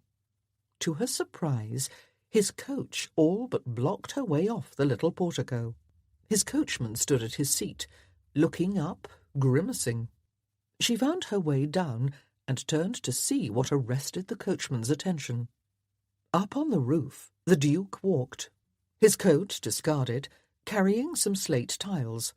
It was a wonder he didn't simply slide off. "What is he doing?" she asked the coachman. "Fixing it," he said. He shook his head. The Duke settled down on the roof, worked at something, then cast pieces of slate down into the garden. "Does he do this often?" The coachman looked down at her aghast. "Why would he do that? No point in being a duke if you have to fix your own roof, is there?" He looked up to the roof again. "We'll be ruining his hands with this." If he had never done it before, she wondered what possessed him to do it now. She also wondered if he had any idea how to fix a roof, but she expected most of it would be obvious once one was up there. Suddenly he slipped a little. Not much, but enough that he had to brace himself with his legs. The coachman gasped audibly. Davina's heart skipped a beat. "Not for me to scold, Your Grace, but I would be most appreciative if you did not fall off," the coachman called up. "Have no fear, Napier. I am safe and almost finished. Pity there were no copper nails in that box of yours. It might be fixed for good if I had them. These wooden ones won't last more than a month or so, and are a bit too small for the holes drilled in the slate." Davina decided she would wait inside, so if he did fall, she would not see it. She returned to the kitchen and rehearsed everything she knew about setting broken bones. Chapter 12. You did not have to fix the roof. Miss McCallum had waited until they were in the carriage, rolling toward the village, before she said it. "You are welcome." "Your rebuke is well taken. I should have thanked you. So, thank you for fixing my roof, even though you might have broken your neck." Instead of even though, try especially because. Then it will be a proper thanks. She looked embarrassed, then realized he was teasing her. "If you had broken anything besides your neck, I might have been able to help you. A neck, however, well, there is no help for that." "Should I ever break my neck while fixing your roof, please do not allow the newspapers to know how I died. Say I fell off my horse." "Of course. I suppose it would stain your reputation to die while performing such menial chores." "It is not the how, but the who that would get the papers interested. Now, where are we going today?" "First we will visit Mr. Portman. Mr. Jacobson wrote to me with his name, when I, in turn, wrote to ask for a reference to someone old enough to have memories of value to me. After that, I intend to visit an old friend of mine. You are welcome to go back to the inn once we are done with Mr. Portman. I will walk home." The walk would be a good 3 miles from the look of it.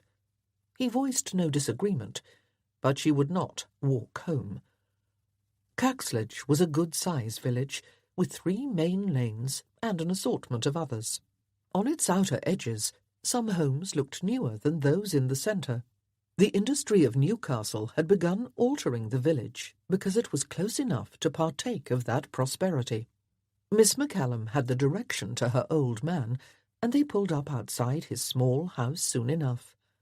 "I hope he will receive me," Miss McCallum said. "Don't worry. He will receive us." Indeed he would.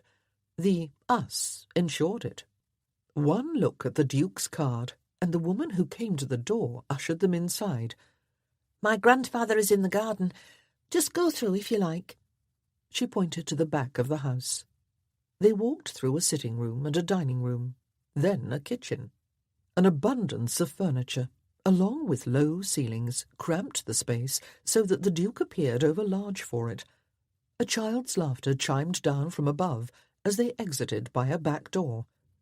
"What a charming garden!" Davina exclaimed. She paused to take it in. Small, like the house, it had been planted with an artist's eye. Vines covered the walls, and one nice fruit tree stood in a corner. The rest showed flower beds, with a few last blooms backed by bushes of various sizes and shapes. A stone walkway wound through it all. The artist, it seemed, was Mr. Portman. He heard them and stood from where he worked some soil while on his knees. He came toward them, peering through spectacles while he pulled off his work gloves.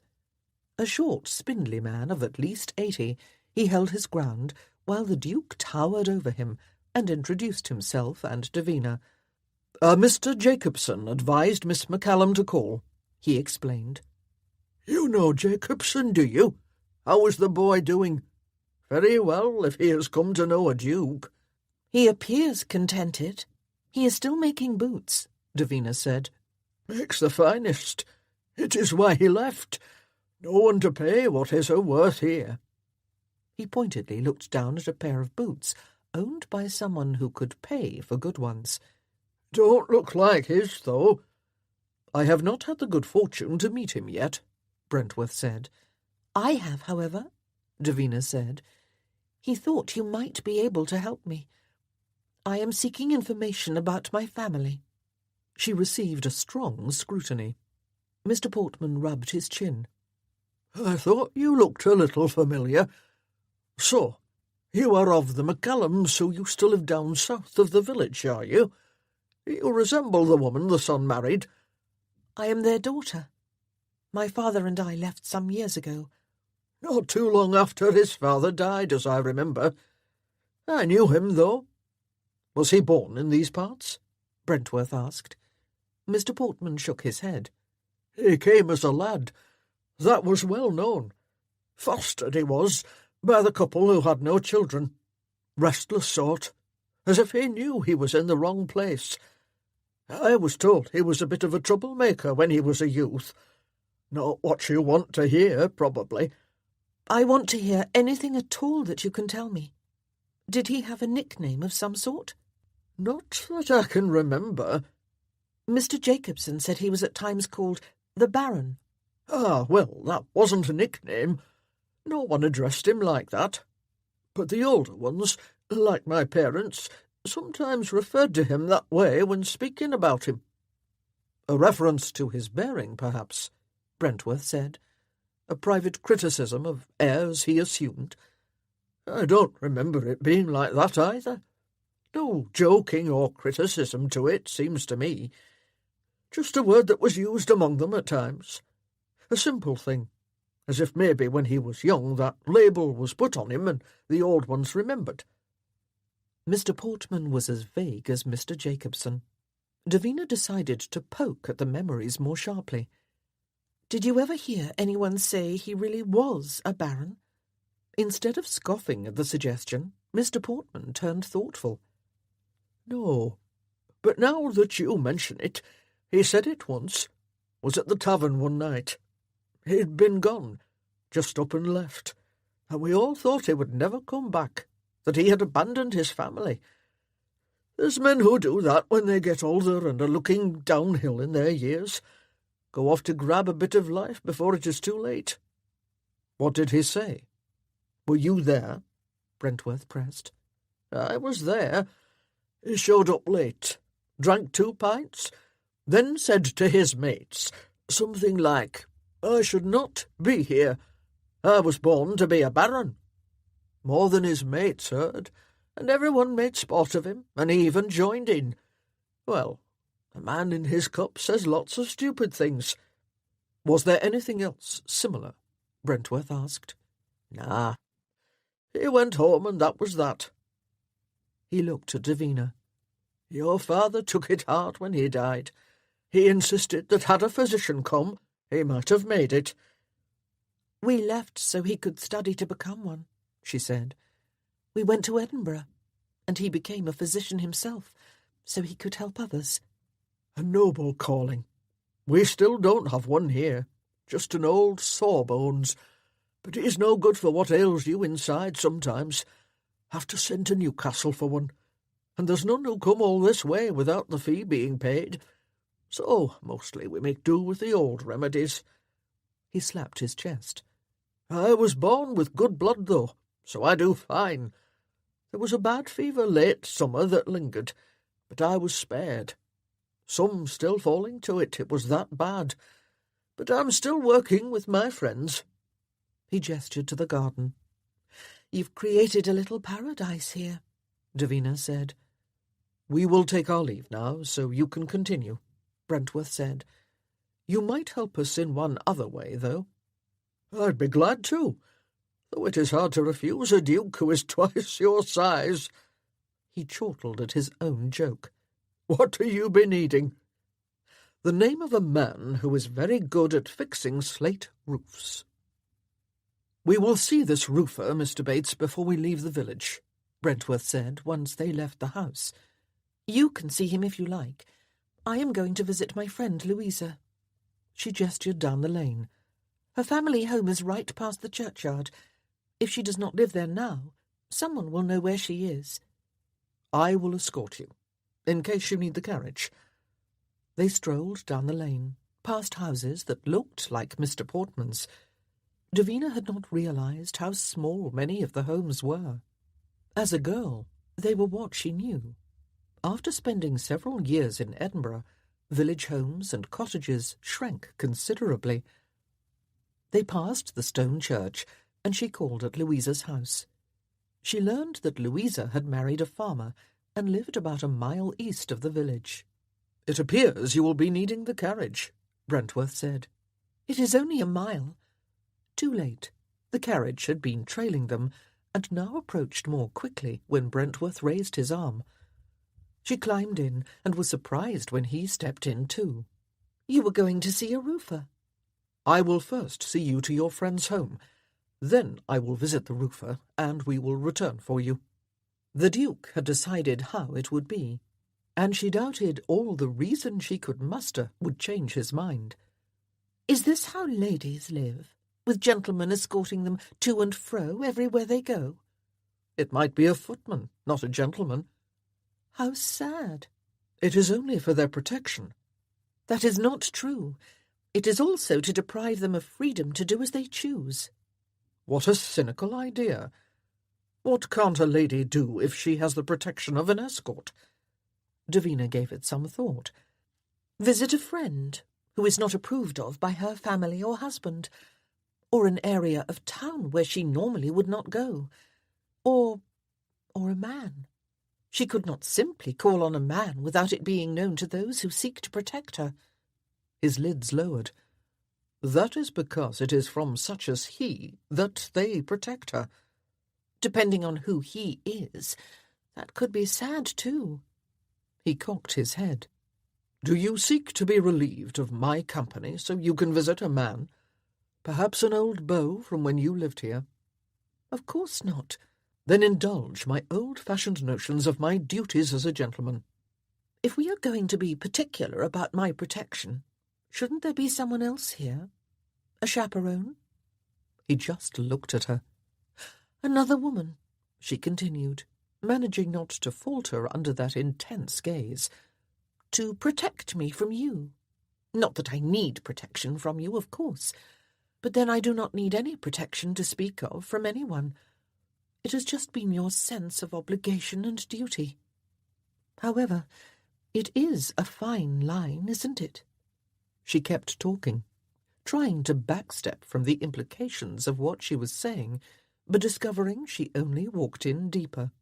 I am just speaking about where strict propriety lands one in such situations. That is all. Not that I in any way am in any danger from you. Goodness, no. But if one follows your way of thinking, one finds oneself admitting that this is not exactly acceptable, even if I am no child. Not that I would say that you do unacceptable things. Her last words drifted out into the silence across from her. Your point, which was in there somewhere, is well taken. I cannot disagree with anything you said, except one small part. Which part is that? The part where you said you do not need protection from me. He looked out the window. It appears we are here. Miss McCallum almost jumped out of the carriage. Flush-faced, she did not look at him. He had flustered her, finally, with that last comment. Her gaze swept the farmhouse and garden. I expect she is much changed. I am.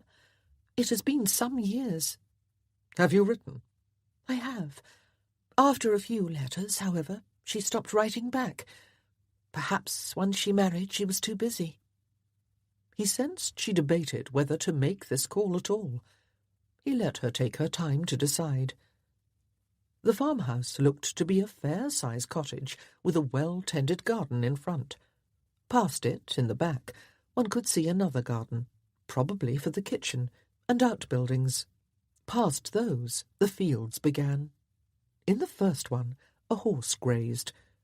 Her friend's husband must be a yeoman farmer, and not a tenant if he owned a horse. The door opened, and a tall, sandy-haired man stepped out. He eyed the carriage, then turned a curious expression on them.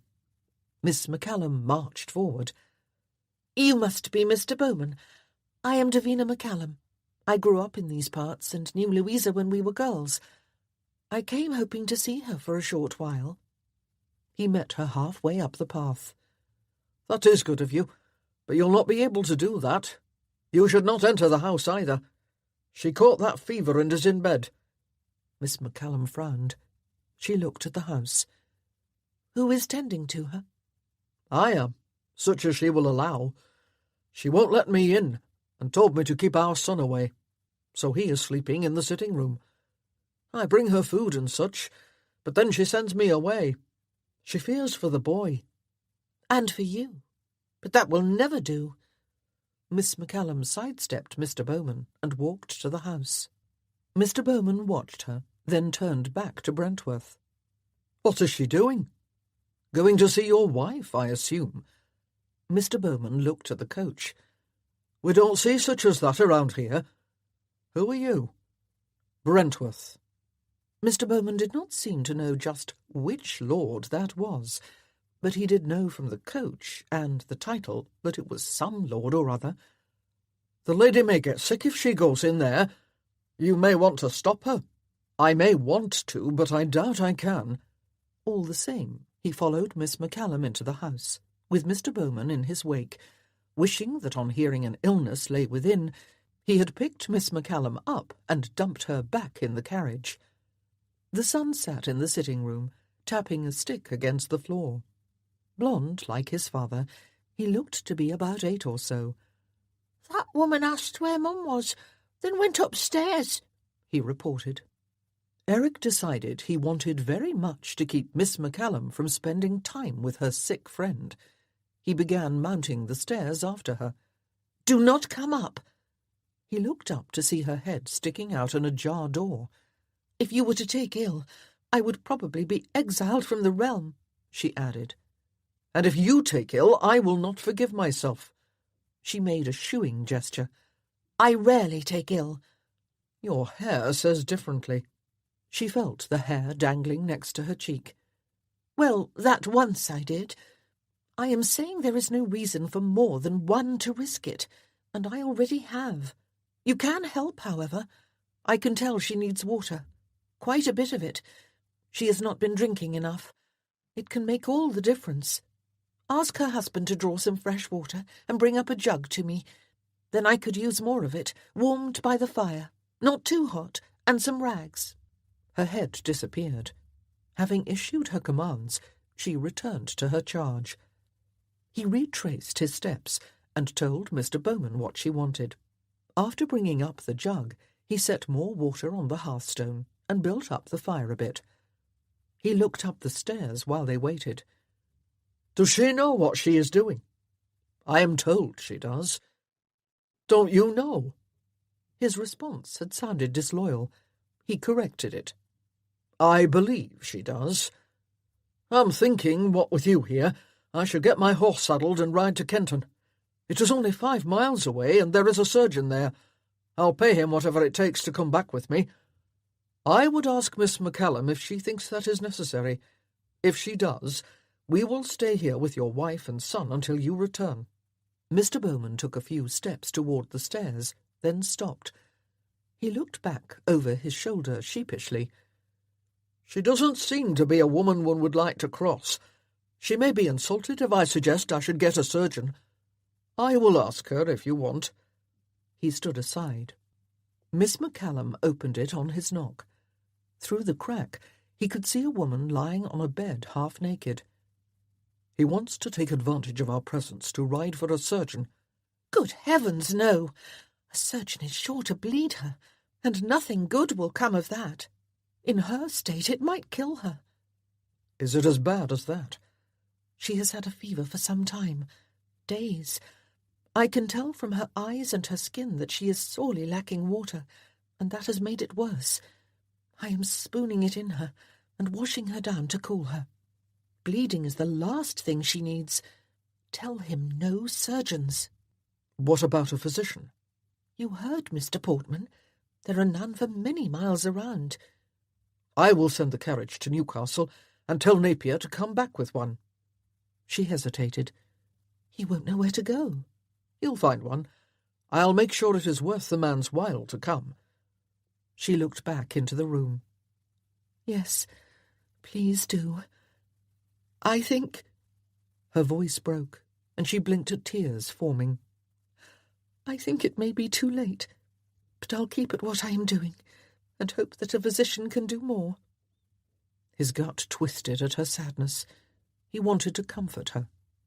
He turned away to do the only thing that might help her. Davina sat beside the bed and wrung out another cloth. She used it to wipe down Louisa's arms and chest. The skin felt hot beneath her touch. She set the rag back in the pail, took the cup of water, and sat beside her friend. She lifted her up with one arm and used the other to hold the cup to her lips. "You must drink, even if it is just a sip. Yes, like that. A little more now." Louisa obeyed until about 2 ounces went in, then sank back onto the pillow. She blinked and looked at Davina, then frowned. "I know you."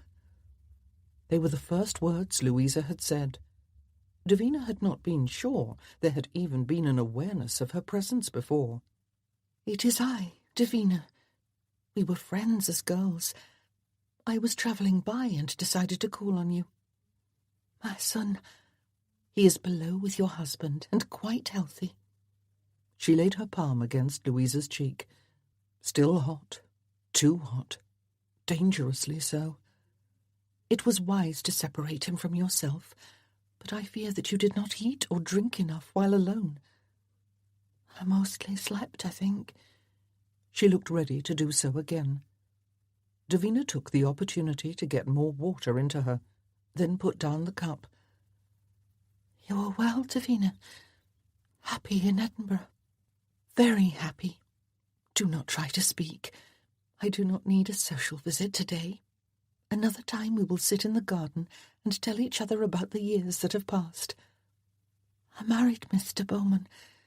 He is good to me and our son. Not like Papa." As a girl, Louisa had feared her father and tried to avoid him. Davina always suspected he beat her.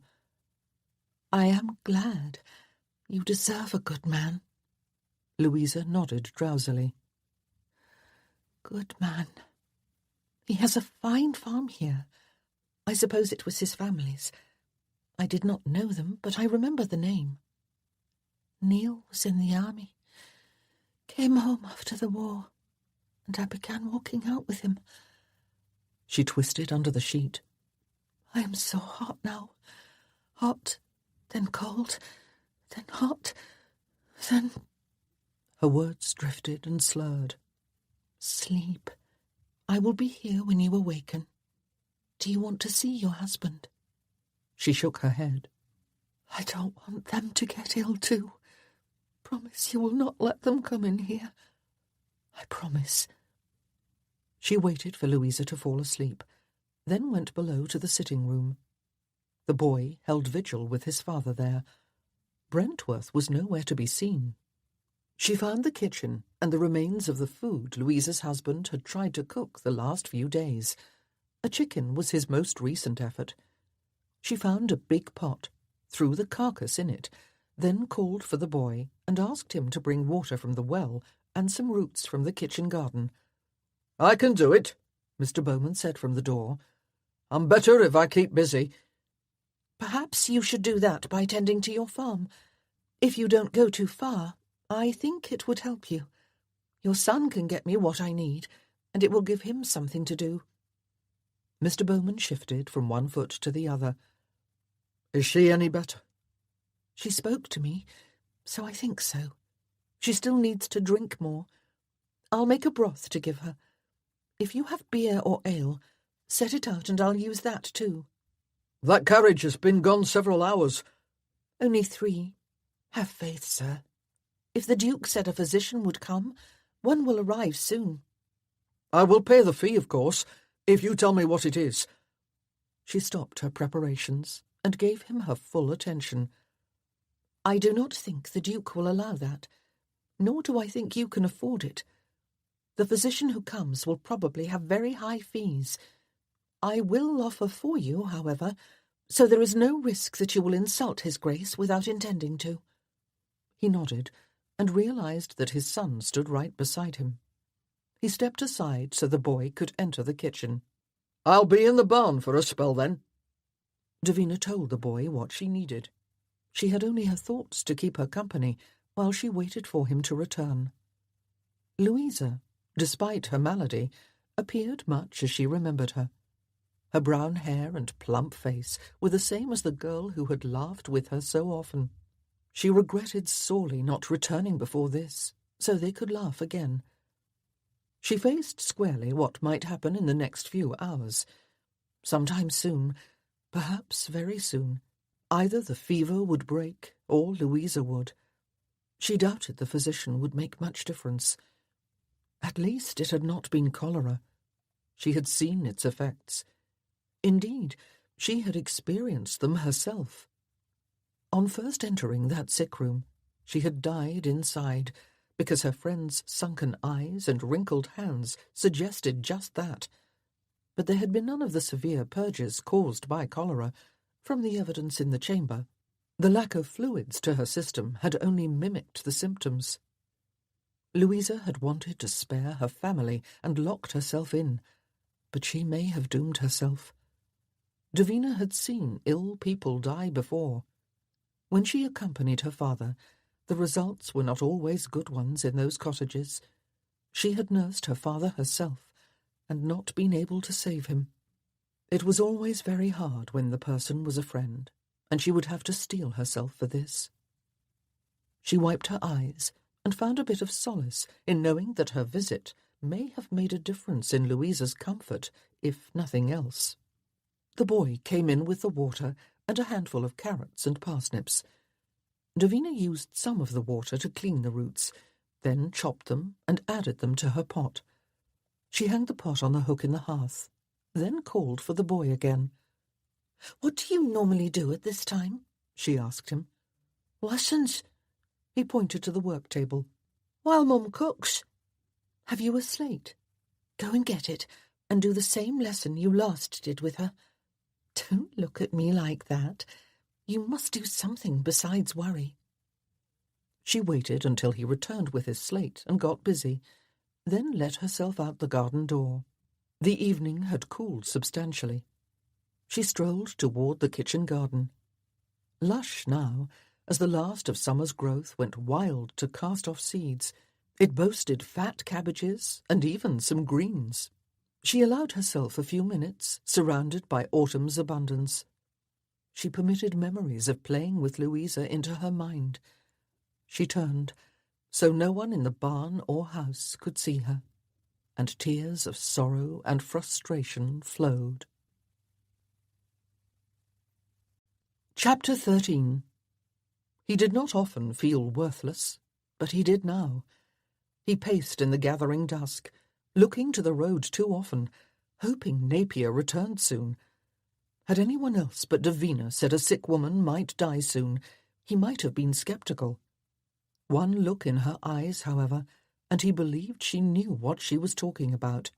It did no good to tell himself that people died of fevers all the time, that, like everyone, he accepted that. He did not know them most of the time, of course, but he did not know this Louisa either.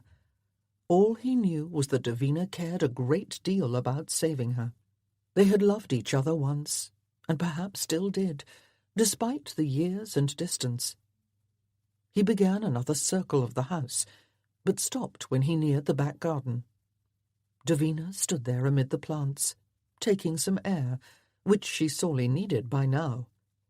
She looked to the sky, then her head bowed, and a curtain of short locks obscured her face. She turned away, facing a fence across from the barn. He would leave her in peace. A subtle shift in her posture stopped him.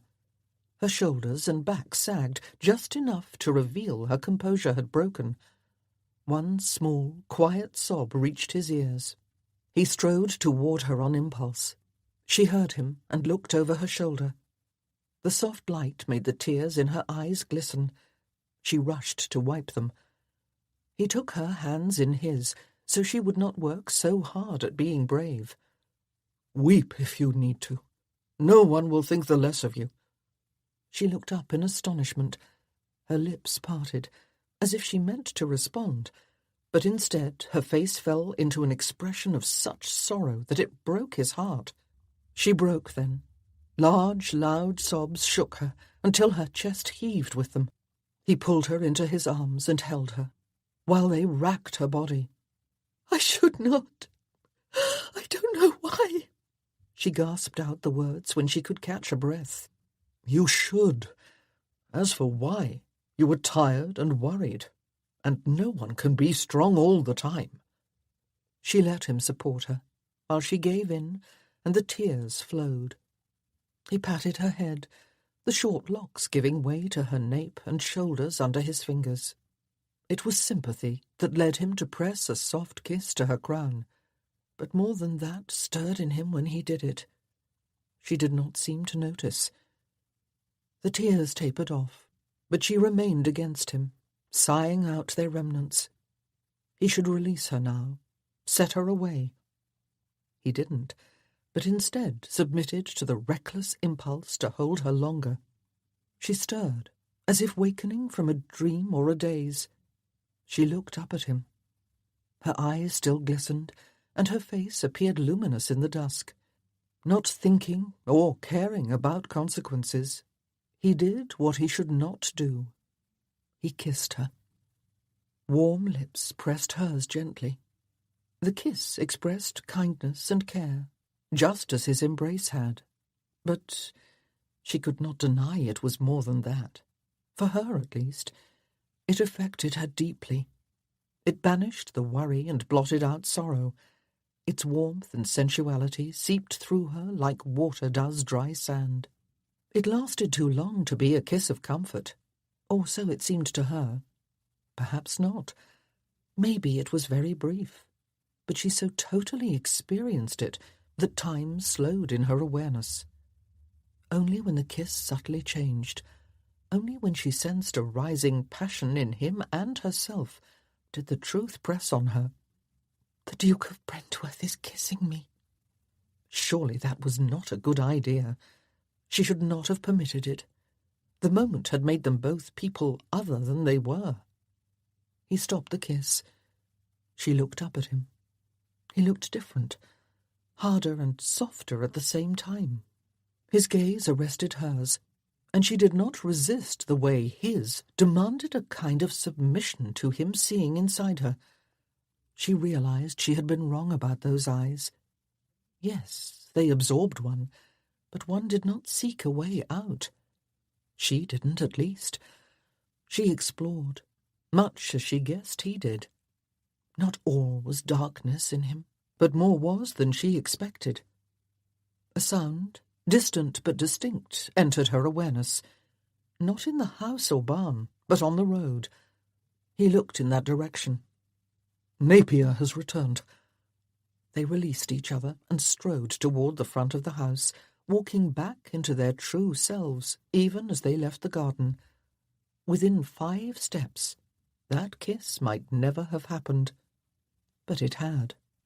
The carriage pulled up in front of the house. The Duke got to the door before the coachman could climb down. A very tall, thin man in a dark coat stepped out. He took one look at the man who served as footman and bowed. "Your Grace, I assume." Napier inserted himself. "This be Dr. Chalmers, Your Grace." While Dr. Chalmers ingratiated himself with Brentworth, Davina pulled Napier aside. "Where did you find him?" "At his club. I was told he is among the best." "By whom?" "The best hotel. I asked who they call when they've someone of note who needs a physician.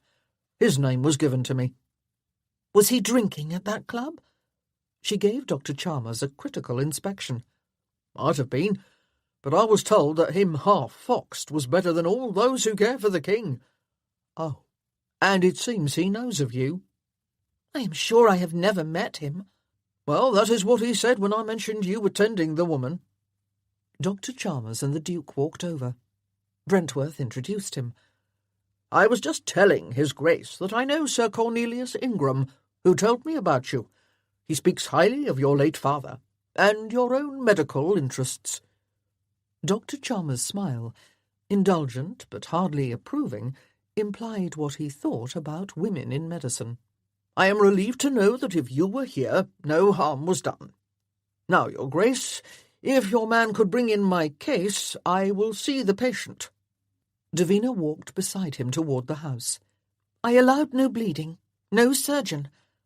She waited to hear how he reacted to that. If he thought her decision wrong and wanted to bleed Louisa, he would be on his way back to Newcastle at once. "She was fortunate you were here to stop it. Barbaric custom." Davina immediately had more confidence in Dr. Chalmers, half-foxed though he may be. "When we arrived at first, I thought it might be cholera, but there had been no excessive purging. She had refused help and care, so she had not taken enough fluids. I have mainly just endeavoured to have her drink, and wiped her body with water so it would cool a little." "What made you think of cholera?" "Sunken eyes, dry sweats, very dry skin, wrinkled on her hands." "Ah, you know it well, then." "I have had it." He turned and eyed her head. "But did not have someone as enlightened as yourself at your bedside, I see." She fingered her hair. "Nor would he listen to me when I told him it was pointless." Dr. Chalmers followed her into the house. "Well, if we shaved heads completely, it might cool them down a little. But just cropping hair, it makes no sense. Now, where is the woman?" Louisa's husband had come in after Brentworth. "I'll take you to her." Davina sorely wanted to go up those stairs with them. Instead, she watched the dark at the top of the stairs swallow both men, which left her alone with Brentworth. She turned to face him, and immediately memories of that kiss returned. It was there between them, like a veil that changed how she saw him. She wondered if he was going to apologize. "It appears he approved of your care," he said. No apology. It reassured me that he did. "Reassured your confidence in your care, or in him?" She had to laugh. In him. Louisa should get the best care available, for what it is worth. That is not very encouraging. She sat down, finally. Her whole body groaned with relief. We are all rather helpless with maladies like this. We don't know what causes them, and can do little else but pray and try not to make matters worse. We are still almost uncivilized when it comes to medicine. He smiled. "We," you keep saying. You think of yourself as a doctor. I am painfully aware of my limitations in training and gender. The we referred to my father and me. I helped him when he went into the countryside to try to make a difference there, and I learned much in doing so. But I will never be allowed to learn all he did. He thought about that. It seems a waste to me. That is a remarkably open-minded thing to say. I think so too. How sad that we had to send a duke's carriage to a city in order to find a physician for Louisa. She looked around the sitting room. It was nicely appointed, but not generously so. Her husband does well enough, but I do not think he can afford Dr. Chalmers' fee, especially because he came all this way. I sent for Chalmers. I am responsible for his fee. Just then, the doctor in question came out of Louisa's chamber and began down the stairs. He looked at Mr. Bowman, who followed him. "Is your well water good?" "It is." "Then get me several clean pails of it. Warm the water, not hot, warm, and bring them up. I will need you to help me with your strength, so compose yourself. She is not entirely unconscious, and if you are not becalmed, she will notice. We don't want anything to agitate her." "I could help," Brentworth said. Dr. Chalmers advanced into the room. "No, your grace, you cannot, nor can the lady. What I am about to do is indelicate in the extreme, and I dare say if either of you are there, it will only make a bad situation worse." He turned to Davina. "It is good you noticed her dehydration at once. The coachman mentioned it, so I brought something that might help. A clister syringe is normally used to administer medicine, but it can also be a way to get water into a person. A lot of it, quickly. The body will absorb far more this way than spoonfuls by mouth." Davina knew that. She had been debating how to create a makeshift clister if necessary. In ancient times they used cleansed animal bladders. She doubted Mr. Bowman had any of those around. Brentworth appeared impassive. If he knew what a clister was, he was not showing it. However, he did not offer to assist the doctor again. "Once the water is ready, we will proceed." Dr. Chalmers removed his frock-coat while he spoke. "I will sit with her tonight. I expect the crisis to happen before morning, and the final result to be apparent one way or another." He turned to Davina. "You most likely kept her alive. Know that, no matter how it ends. Now, I advise you to get some sleep. You are of no use to anyone if you become ill too." "I will take you back to your house," Brentworth said. "I really should stay." "No, there is nothing for you to do here. Come with me now." She did not want to go. It felt like an abandonment of the family. Yet, as she stood, she noticed that Mr. Bowman was busy in the kitchen, warming the water and talking to his son. There was a point where helping became intrusion, and she might have reached it. Back in the carriage, exhaustion settled on her like a damp blanket. She gazed out at the last light and tried to ignore that she sat across from a man who had kissed her today. A very nice kiss. Under other circumstances, if it had not been a kiss of pity, really, she might become girlish about it. She slept at once. Her head nodded, and she was gone from the world. Eric was both relieved and disappointed, mostly the latter. When he kissed her, he had realized that kiss had been a long time coming. Langford had seen that at once, but then Langford had a special instinct when it came to sensual matters. He watched her now, barely visible in the rising moon's glow and the vague light from the swinging coach lamp in front. The qualities that impressed him were invisible now, with her vibrant eyes closed and her expressive face stilled. The self-confidence that had gone into that chamber to aid a woman she had not seen since girlhood. Anyone who saw it would believe at once she would make a difference. As soon as she closed that chamber door, both father and son had displayed improved spirits. He readjusted himself so he could stretch out his legs. He was tired too, even if he had done nothing all day but pace. He should have gone with Napier. He had not even considered doing so. He supposed he had thought he might be needed if Louisa passed, not by Mr. Bowman and the boy, but by Davina. The way she had wept in the garden, not with grief, but with regret and frustration, said he had been right. Not that he had any idea how he might help her. Not by kissing her, that was certain. That had been an impulse and a mistake. So often those two things went together. Tomorrow, or the next day, or sometime in the future, he would have to speak of that with her. He was not sure what he would say. Something emerged in me that I have buried for years, and I was not myself. He would sound like a fool if he said that, true though it might be. Nor did he mind that he had succumbed to impulse, to passion, to recklessness. After 10 years of controlling that part of himself, he had revelled in its victory over his better sense. But for her sleeping, he might have done so again here, in the dark.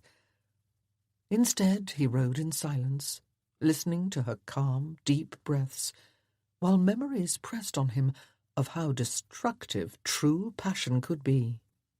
He had Napier stop in the village as they rode through, and sent him to a tavern to buy a basket of hot food and some wine. Davina dozed through it all. When they reached her house, he needed to jostle her awake, and enjoyed that brief touch more than he should. She blinked and straightened, then looked out the window. "We are here so soon." "You were sound asleep." She wiped her eyes. "What is that?" She pointed to the basket. "Food from the tavern. I cannot promise it is any good, but it should still be hot enough. You have not eaten all day." "Nor have you." "I will dine when I return to Newcastle." "That is a long way. We can share what is in there." He should decline and start on that long way. He didn't. He carried the basket into the house. She found a flint and lit a lamp, then led him back to the kitchen. "I hope this will do. The dining room is not clean." She found another lamp and lit it, then knelt and built up the fire a bit in the hearth. The basket contained hen stew with potatoes in a crock, some bread, and a decent bottle of red wine. She saw the last and poured through a drawer until she discovered a corkscrew. They sat to the simple fare, and he poured some wine. The stew tasted wonderful. He had been hungrier than he realized. "Perhaps we should give some to your coachman." "He ate at the tavern while they prepared the basket. He is probably napping now." She ate heartily, then sat back and looked at him. A private smile turned up her lips. "What?" he asked. "I am noticing that even after a day in which you climbed a roof and spent hours in a rustic farmhouse, you still look like a duke. Your cravat is all but unblemished, and I could cut this bread with your collar. All of this after you did for yourself in the morning. Do dukes have a dispensation from showing the effects of life?" She set her chin on her fist and propped her elbow on the table, and examined him more. "Perhaps it is not your dress that does it, though. Even rumpled, you would still look like Brentworth." It did not sound like a compliment. Thank you. Are you insulted? I can hardly be insulted about looking like myself. She began to respond, but stilled. She looked down at her plate, then at the wine-glass, then finally at him. Aren't you going to say something about the garden?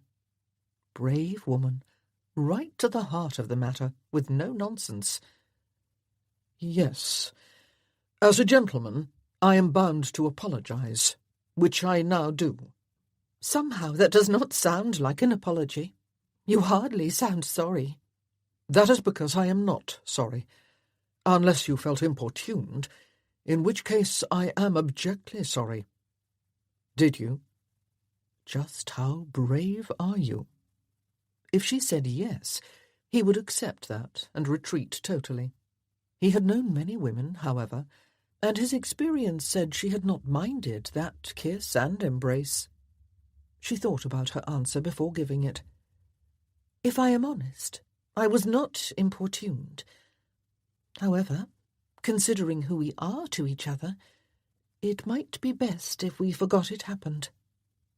I understand. You are correct, of course. He stood. Now I must leave. Tomorrow I will come for you before noon, after fetching Dr. Chalmers and sending him home. Once I have come for you, we will see your friend, then continue on to Edinburgh. I intended to take the mail coach. I will bring you. I will ride up with Napier. She stood to escort him out. All the way to Newcastle, then back here for Dr. Chalmers, then back to Newcastle, then back here. Yesterday I would have said you and Mr. Napier could stay here, but not only is it not fitting for you, we probably should not. That is, after what happened. But if we are to forget it... I could not stay. He ventured a small caress of her face. The truth is, Miss McCallum, while we agreed it would be best to forget about that kiss, I will not. He left then, while a primitive voice in his essence thundered, "Stay, you idiot! Stay!" Chapter 14. Davina carried a bowl of soup up to Louisa. Back in the kitchen, a fowl roasted for the midday meal. The apron she wore bore the stains of a morning of domestic labour, undertaken gladly because her friend had survived the crisis and greeted the dawn cool to the touch. Brentworth had sent Dr. Chalmers back to Newcastle. He sat now in an armchair, reading a book he had taken from his baggage before the carriage left. He seemed lost in it, which suited Davina. She had work to do. She also had grown more aware of him than she liked, so the retreat of his presence in any way relieved her. She propped Louisa up, making small talk, and began feeding her the soup. Her mind dwelled on other things. That kiss had most definitely been a mistake, if the Duke would not forget it. It had been one even if he blotted it out of his mind. How did one remain an enemy of a man with whom you had shared an intimacy like that? "What are you thinking about?" Louisa asked. "Something serious?" "I am just contemplating my return to Edinburgh. I have been in London a month now, and it will be good to see old friends." She smiled. "Not as old as you, of course." Louisa reached out and squeezed her hand. "I am sorry I did not write. Your letters came to me, even after I married and moved here. I thought it so kind that you paid the postage so I would not need to." "Why did you not reply?" Louisa shrugged. "Once I married, there was always work to do, especially after our son was born. You wrote of such a grand life, too. I had so little to say in comparison." "Hardly a grand life. You were in the city, and your father was at the university, and you wrote about people who sounded grand to me, friends who were knights and such. And now, Neil told me that a duke brought you here." "A duke, Davina? Neil says he sits below even as we talk now, in this house. I'm almost glad I am too sick to meet him. I would not begin to know what to say. He is just like any other person. It is only a title. But he wasn't like any other person, and Louisa would probably be more tongue-tied than she guessed. With this particular duke, most people were. Give him my thanks for the physician, and for allowing you to stay with me, but do not allow him to see me. She reached instinctively for her hair, which needed a good washing. That made her look at Davina's hair too. Did that happen because you were ill too? It did. Be happy I am too enlightened, or you would have woken this morning with a crop worse than the king's. I expect it is easier to care for. I rather like the way it looks. I am impatient for it to grow. I can manage to appear normal now, but 4 months ago it stuck out every which way. She spooned more soup. Eat. I can do it myself now. I know, but it gives me pleasure to serve you while I can. We will leave after our meal, and you will probably insist on believing you are healed when you should rest another few days. She had spent the morning cooking, and she explained what she had prepared, so Louisa might indeed rest. They reminisced for half an hour, then Louisa drifted to sleep, and Davina returned to the kitchen to finish preparations for the meal. They all sat together, boy, farmer, duke, and herself. Brentworth drew Mr. Bowman into a conversation about land management and new farming techniques. He had removed his coat when the farmer did, and sat in shirt sleeves and waistcoat, still looking most ducal, but also more approachable than he normally did. He seemed to be going out of his way to make Mr. Bowman at ease with the most unexpected guest at the table. Then he began the words of taking his leave.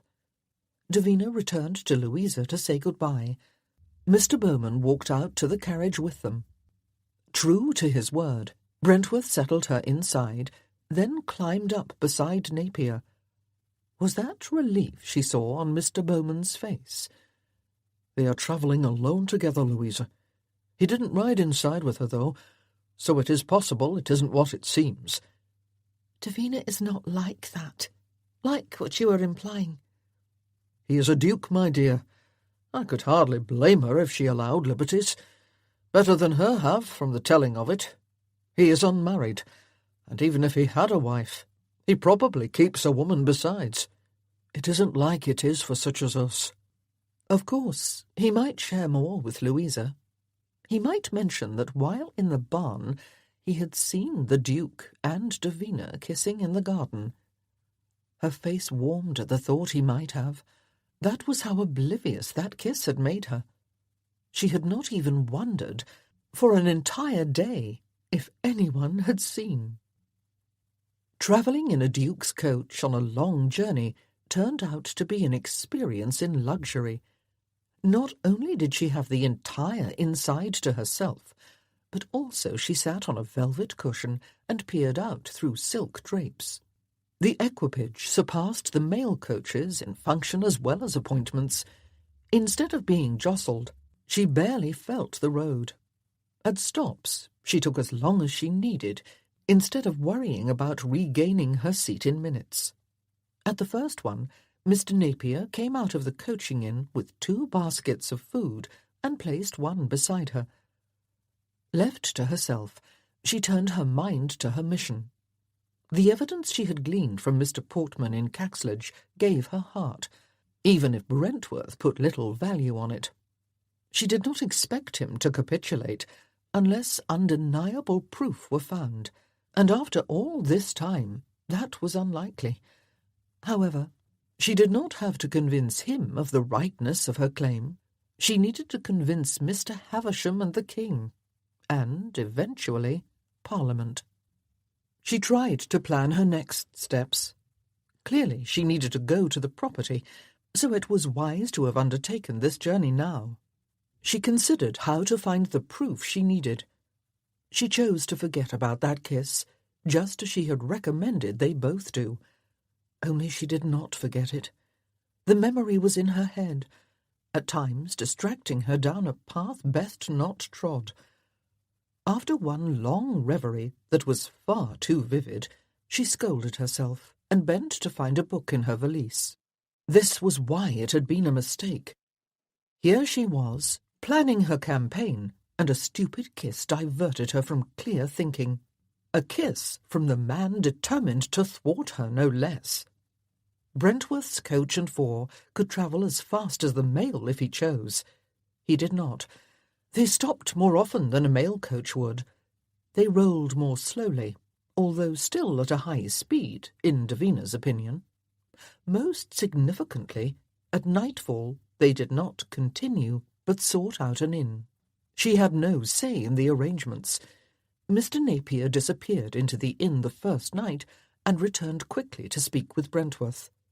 The Duke then came to her while she stretched her legs. 2 chambers have been hired. This inn is possibly suitable, so you should be comfortable, I hope. I intend to dine in half an hour, if you would care to join me, or you can have something in your chamber. It would be cowardly to cower in her chamber. She needed to show him that she was the same formidable enemy she had always been. I will come down, thank you. That gave her time to wash and pace off her stiffness. At the appointed time she went below, and the innkeeper brought her to a little private dining room where Brentworth waited. He tasted his soup. I remember the fare here being better than typical, and it seems they have continued the standard. Davina had to agree. She was hungry, and it looked as if he was too. They partook of most of the meal in silence. I assume you have made arrangements for your stay in Edinburgh, he said, when Fawkes moved slowly. I am staying with Sir Cornelius and his wife. We will give Napier the direction and take you there at once. We should arrive tomorrow next, midday. You know the timing well, and the inn's on the way. Have you visited Scotland more than I realized? When I was younger, I came here a few times. I have a good memory, that is all. She did not think that was all, from the somewhat clipped way he responded. If you take me to Sir Cornelius directly, you will be imposed upon to visit at least a brief while.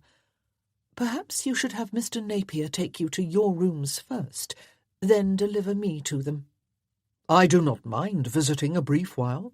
I know of Sir Cornelius, and expect he is an interesting person to meet.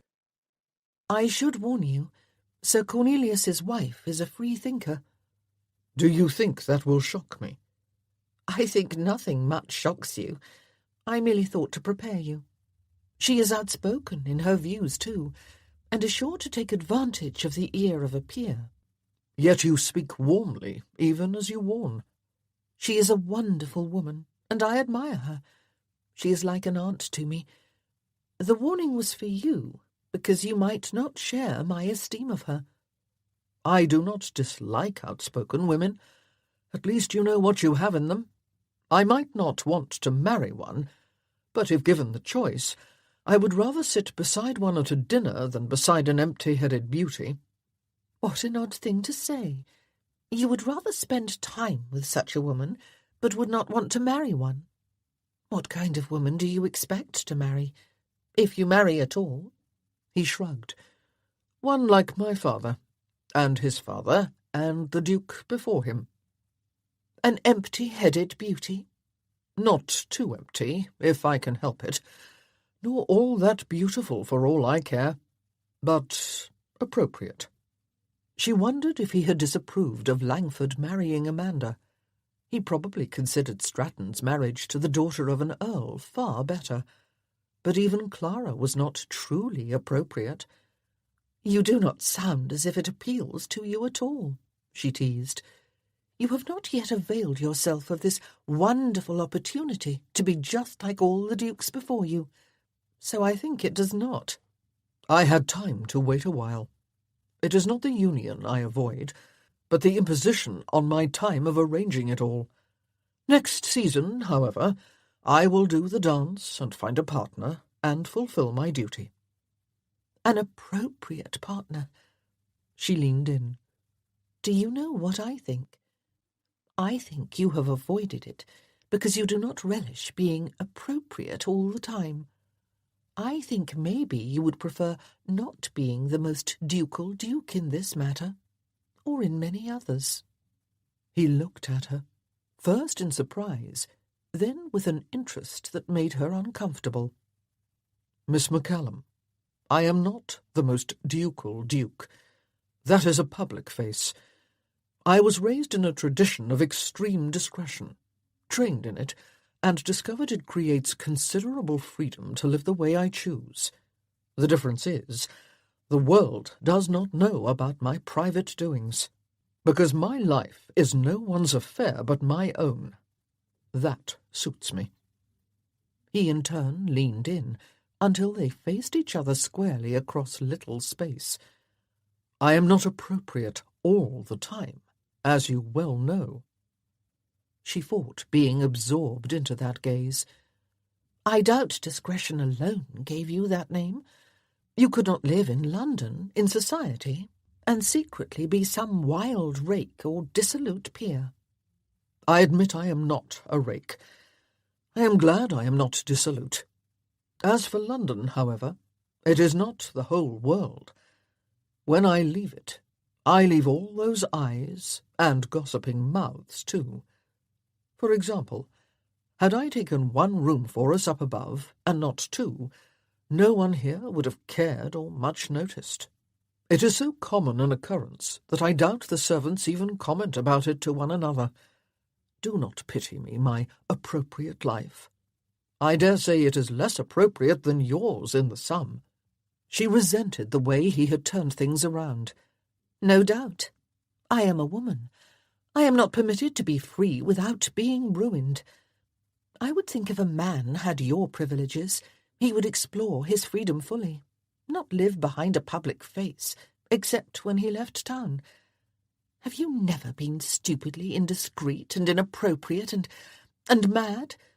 What a shame if you have not, considering you are one of the few people who can be so without consequences." He altered subtly right before her, becoming the Brentworth she first met. Something in that public face nudged at her. An explanation of the reaction Amanda said he inspired in women. She felt its power. Fear was the wrong word. It was too alluring to be called that. "You do not know what you are talking about." His vague smile of tolerance hardly softened his face. "There are always consequences to madness and passion, often serious ones." He pulled out his pocket watch. "I intend to retire now. You should too. We leave at 8 o'clock. Damn the woman. He sat in the dark in his chamber, hearing the muffled sounds from below as Miss McCallum prepared for bed. He had not wanted this particular chamber, but of the two it would have been rude to take hers instead. Another flight of stairs for this one. It was smaller and poorer too. Not that Miss McCallum would care about that. Still, he had wanted her to be comfortable. The reasons why did not interest him right now. Instead, her probing insights echoed. "You should have told her that you have been mad, drawn into it like a moth to a flame. Hopelessly so. You should have put her in her place by saying she was an ignorant innocent when it came to the madness of all-consuming passion. As for consequences, hell, he knew about those. Not the petty little ones she spoke of. Real consequences. The kind that made you curse the world and yourself. No more of that, he had sworn. No more. And yet, here he was with that stirring in him again, after all these years, with another inappropriate woman. Far different than the last time, but still a mistake. Langford, damn him, had noticed first. The interest, he called it. The curiosity, the fascination. His own essence had slowly seen it too. His attention to detail. His worry for her friend, a person he had never met. Hell, he had climbed a damned slate roof for her, That kiss they should forget.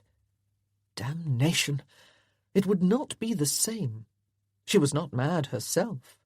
She did not want to consume him. She did not want his soul. She saw him as an enemy. And yet...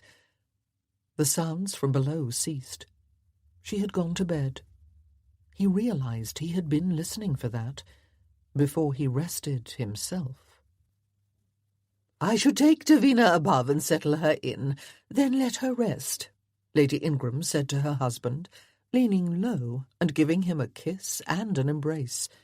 They both had red hair, so in that kiss they all but merged together. "You can catch up on all the London news at dinner. Come with me, dear, and I'll show you your chamber." Davina had been enjoying her time with her father's friend and wished she could continue. However, she left Sir Cornelius and followed his wife out of the library. It was only late afternoon, and she really did not need rest. The sight of Edinburgh alone invigorated her, and she had intended to go for a walk now that Brentworth had departed. He had indeed been pressed to sit a while, as she predicted. Lady Ingram had indeed bent his ear about her reform interests. Sir Cornelius had told some amusing stories about the university. Brentworth had been gracious and friendly. That was a change. Ever since their dinner that first night, he had been most unfriendly with her. Last night there had been such frost in his manner, she took her meal in her chamber. She had gone too far in her words, she knew.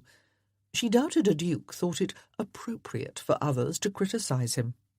Not that she had done so. Not really. She just found it strange, almost perverse, that a duke should have less freedom to be true to his nature than she had, or Sir Cornelius. Yet that was how it seemed this duke had been raised and trained, and he believed it a good thing.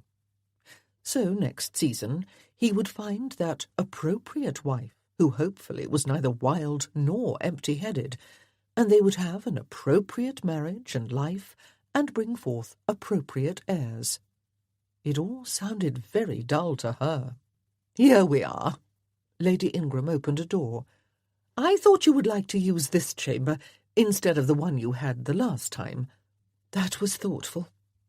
Sad memories lived in that other chamber, from when the Ingrams had given her safe harbour after her father's death. This chamber had nice prospects of the crescent on which the house was built, one of many new and identical tall, pale stone houses lined up side by side in a long arc. Its long windows filled it with light, and the chintz drapes displayed happy festoons of flowers. Although they had servants, Lady Ingram herself helped Davina unpack. When they were finished, the lady did not leave. Instead, she set her stout body down in a chair and looked up quizzically. "Have you and the Duke come to a meeting of the minds about your claim? I ask because you journeyed here with him. Alone, I believe." One pale orange arched eyebrow accompanied the last sentence. "From the conversation as he left, I think the plan is to do so again when you visit Tayhill. I had planned to take the mail coach from Newcastle, but after the ordeal with Louisa, he insisted I travel in his coach so as not to be overtired." She explained the situation she had found at her friend's home. "He was above with the coachman the whole way. Nothing inappropriate happened, I assure you." Except one kiss. "We have no agreement on my claim. Far from it. He has no sympathy at all on that matter." "None at all, you say?" "Yes, none." "Well, he has sympathy about something concerning you. It was in how he spoke to you, and how he looked at you. In fact, I think it important that you no longer travel with him. Such a man can turn a woman's head. Even I felt giddy." "If he goes to Tayhill, I must too. I suppose I can hire a coach. More likely a wagon with my purse. Do you not trust him to report what he learns? Is he so dishonourable?" "I do not trust him to hear what is being said. You know what I mean." We tend to hear what we want to hear, unless someone is so clear and certain that we cannot deny the truth." Lady Ingram's brow furrowed while she thought. "If you are determined to go, and he intends for you to go with him, I will have my husband's aunt come as a chaperone." "I understand your concern for my reputation and how it will look, but I don't think—" "Allow me to be clear and certain, Devina, so you hear the truth. I do not care how things look. I am saying that Brentworth has a man's interest in you, no matter what you are claiming about your family and that land." She stood. "You must not travel alone with him again. I will not hear any arguments on the matter." Sir Cornelius's maiden aunt arrived at the house 2 mornings later with 2 valises. One held clothing, and the other contained a variety of books. It was the latter she insisted stay in the carriage at her side. She proved to be the best travel companion, which meant Devina barely knew she was present. The same concentration her brother brought to bear on his experiments, Miss Ingram gave to her reading. Other than some pleasantries when the door closed on them both and the coach rolled, they spoke little. Miss Ingram's half of the short conversation alerted Devina to the woman's failed hearing, as well as her somewhat scattered perceptions. Devina suspected the old woman of having 1 foot into her second childhood. She doubted Sir Cornelius would agree, but it was something, in her experience, that family members were not quick to acknowledge. Soon the peculiar conversation, such as it was, ended, and Miss Ingram pulled one of those books from the valise. Spectacles perched low on her nose, and her cap hiding most of her pale, wrinkled face, she tilted the book to the light of the window and immersed herself in a world Devina guessed still made good sense to her. Devina had her own book, but spent a good hour chewing on her brief visit home. Lady Ingram normally was not a stickler for propriety, especially with a woman of mature years. She believed the marriage laws must be changed, and that women were burdened with too many expectations set by men. Her insistence that Devina have a chaperone, therefore, was out of character. If it had not been Brentworth, but some ordinary gentleman of little note, would Miss Ingram be sitting with her now? A duke would draw attention in ways other men did not. Perhaps Lady Ingram merely wanted to spare her from gossip should word spread about this journey. She did not think it would, however. They had left town, heading west, and already the environs of the city thinned and the countryside asserted itself. Soon they would pass many more sheep than people. She discarded Lady Ingram's belief that Brentworth had an interest in her. He might have kissed her once, out of sympathy, or— well, he might have done that, but an interest implied much more. She hardly needed some other woman to protect her from dastardly intentions on the Duke's part. Miss Ingram chuckled at something she read. Devina considered how ineffective a chaperone this would be. Maybe that was Lady Ingram's intention, to fulfil the letter of the proprieties law, but in reality spare her from the full effects of it. They stopped at an inn, so Mr. Napier could rest and water the horses. Devina climbed out of the coach when he opened it.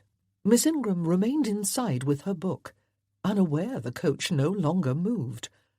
Devina felt obliged to reach in and jostle her, and say bluntly that now was a good time to use the necessary. Together they found it. Then Miss Ingram returned to the coach. Devina strolled around the inn's yard, tucking her wrap close to warm her in the chilled weather. She inhaled deeply through her nose, so she could smell the Scotland she and her father had travelled so often. "Is Miss Ingram as given to confusion as Sir Cornelius warned?" She turned. Brentworth walked up behind her. "He took me aside while the baggage was loaded," he explained. "He apologized for burdening me with his aunt, because her mental condition is not the best. She was the only one they could find quickly, however." "She will not be trouble, if that is what you fear. I dare say you will not even notice she is with us." "The perfect chaperone, then. For my purposes she is. I feared I would have to entertain another woman, one I did not even know. I don't think I could bear to make small talk for hours on end. Inside a carriage one is thoroughly trapped.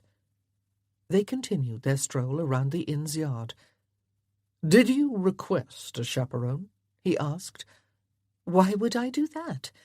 If I did not have one on a very public road from Newcastle, it would be strange if I decided I needed one for show now. "They are not only for show. They are supposed to be protection."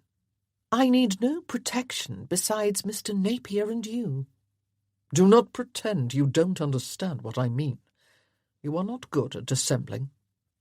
They had reached where the walls of the yard met, far from the busy activities of carriages and guests. A tree grew in the corner, its leaves now gold and red. She pivoted to retrace her steps, and found her nose almost in Brentworth's waistcoat. She retreated a step, and her back rubbed the wall. She darted a look to her right, to see if she could slip away. His arm stretched and blocked her. He pressed his hand against the stones right next to her head. "I ask again, did you request that Lady Ingram find you a chaperone?" His voice, low and quiet, flowed over her like a caress. He seemed very close, so near that his warmth affected the air between them. She dared not look up at him. Those eyes of his would probably turn her into a tongue-tied fool. She kept her gaze steady on his cravat, with its perfect creases. "I did not. I said it was unnecessary. Silly, really, considering my age and my mission. Lady Ingram insisted, however." "She did not seem a woman bound by propriety, so her insistence is curious." A light touch on her chin, dry and warm. He lifted it, so she had to look at him. A mistake, that. Just as she feared. Her senses swam under his gaze. A delicious shiver trembled down her body. "Did she think you were in danger from me?" "Not danger. Not really. She just thought. That is, she did not trust." She heard herself babbling on short breaths, like the fool she feared she would be. "She did not trust me with you." "She did not imply you were dishonourable. Do not think that." "The lines defining honour can be very vague sometimes, for some of us." He still held her chin, and now grazed his thumb over her lips. "Perhaps she did not trust you with me, as much as me with you. Not so dishonourable on my part, then." A whirlwind gusted inside her, but the world surrounding them seemed utterly still, soundless. "Something like that, I think." "A perceptive woman. Do you fear yourself with me?" "Oh, heavens! Right now, yes. In the garden, yes." Did he really expect her to admit it? "You toy with me to feed your own conceit. What does it matter, as long as I do not fear you?" "Not even a little. How insulting." His face came very close to hers. "And how untruthful." He was going to kiss her again. "We should return to the coach," she said haltingly. "We really should." His arm dropped. He stepped away, retreating from her, and into himself. They began walking back. She fought to achieve some steadiness. "Anyway, Lady Ingram insisted on a companion for me. She is not a woman to be denied when she sets her mind to something." "That sounds a lot like you. No wonder Sir Cornelius thinks of you as a daughter." "He does." "He said as much while we talked." She had seen them retreat into a tête-à-tête. She had assumed they spoke about Sir Cornelius's scientific work. "He spoke of you most admirably, and expressed the opinion that it was a crime that you could not study medicine. He said you hoped to still help the sick to the extent you are able. I think he sought to influence me to help you do that." "Unless you can purchase a university, that is unlikely." They had reached the coach. Miss Ingram's profile showed her still reading. "Not that part. The other plans you have." He opened the coach door and handed her in, then spoke to her through the window. "Why did you not tell me about your plans for the property?" "That is not a plan. That is a dream, and one unlikely to come true, even if I retrieve the land." He subjected her to a long consideration. She hoped Miss Ingram did not choose this moment to put down her book, because no one who saw that look in his eyes would doubt what he considered. He glanced at her companion. "We will stop tonight north of Stirling and go the rest of the way tomorrow. I will see that Miss Ingram has her own chamber, so she does not impose on you." "That is not necessary," she hastened to say. He had walked away before she finished the sentence. Chapter 15. "Some call me a witch." Miss Ingram announced this in the middle of their dinner at the inn. Her voice broke an awkward silence. Eric had been surprised and displeased to see the older woman descend the stairs beside Davina. She had not even brought her book, which meant that the dinner took on a formality he had not wanted. Not that he expected informality. A dinner of increased intimacy might play out like a theatre piece in his head, but he doubted Davina would be agreeable. He had not expected her to force her companion to join them, however. Perhaps he frightened her in the inn's yard. Short of controlling his impulses regarding her, which increasingly he could not do, he doubted that could be avoided. His situation confounded him. Normally, with women, he did not have to be subtle or tread a path from enemy to dear friend. He started at the latter point, and the only move necessary was to bed. No subtlety needed at all. "Maybe I am a witch. I don't think so, but who knows? I think witches, if they even existed, would know they are witches," Davina said. "It is because I have 2 cats. For some reason, people think cats mean a witch." "It is not common to keep cats as pets, but hardly only done by witches," Eric said to help out the conversation. Anything to slice through the thick cloud of expectation hanging between Davina and himself. She felt it too. It was why she managed not to look at him. "Have you had them long?" Miss Ingram pondered that, angling her head and frowning beneath her white cap's significant lace brim. "Let me see. Lucifer has been with me for 7 years, and Mischief for 5. "Let me guess," he said. "They are black, aren't they?" "How did you know?" "Miss Ingram," Davina said gently, "if you insist on keeping black cats named Lucifer and Mischief, you can hardly blame the unenlightened for thinking you are a witch."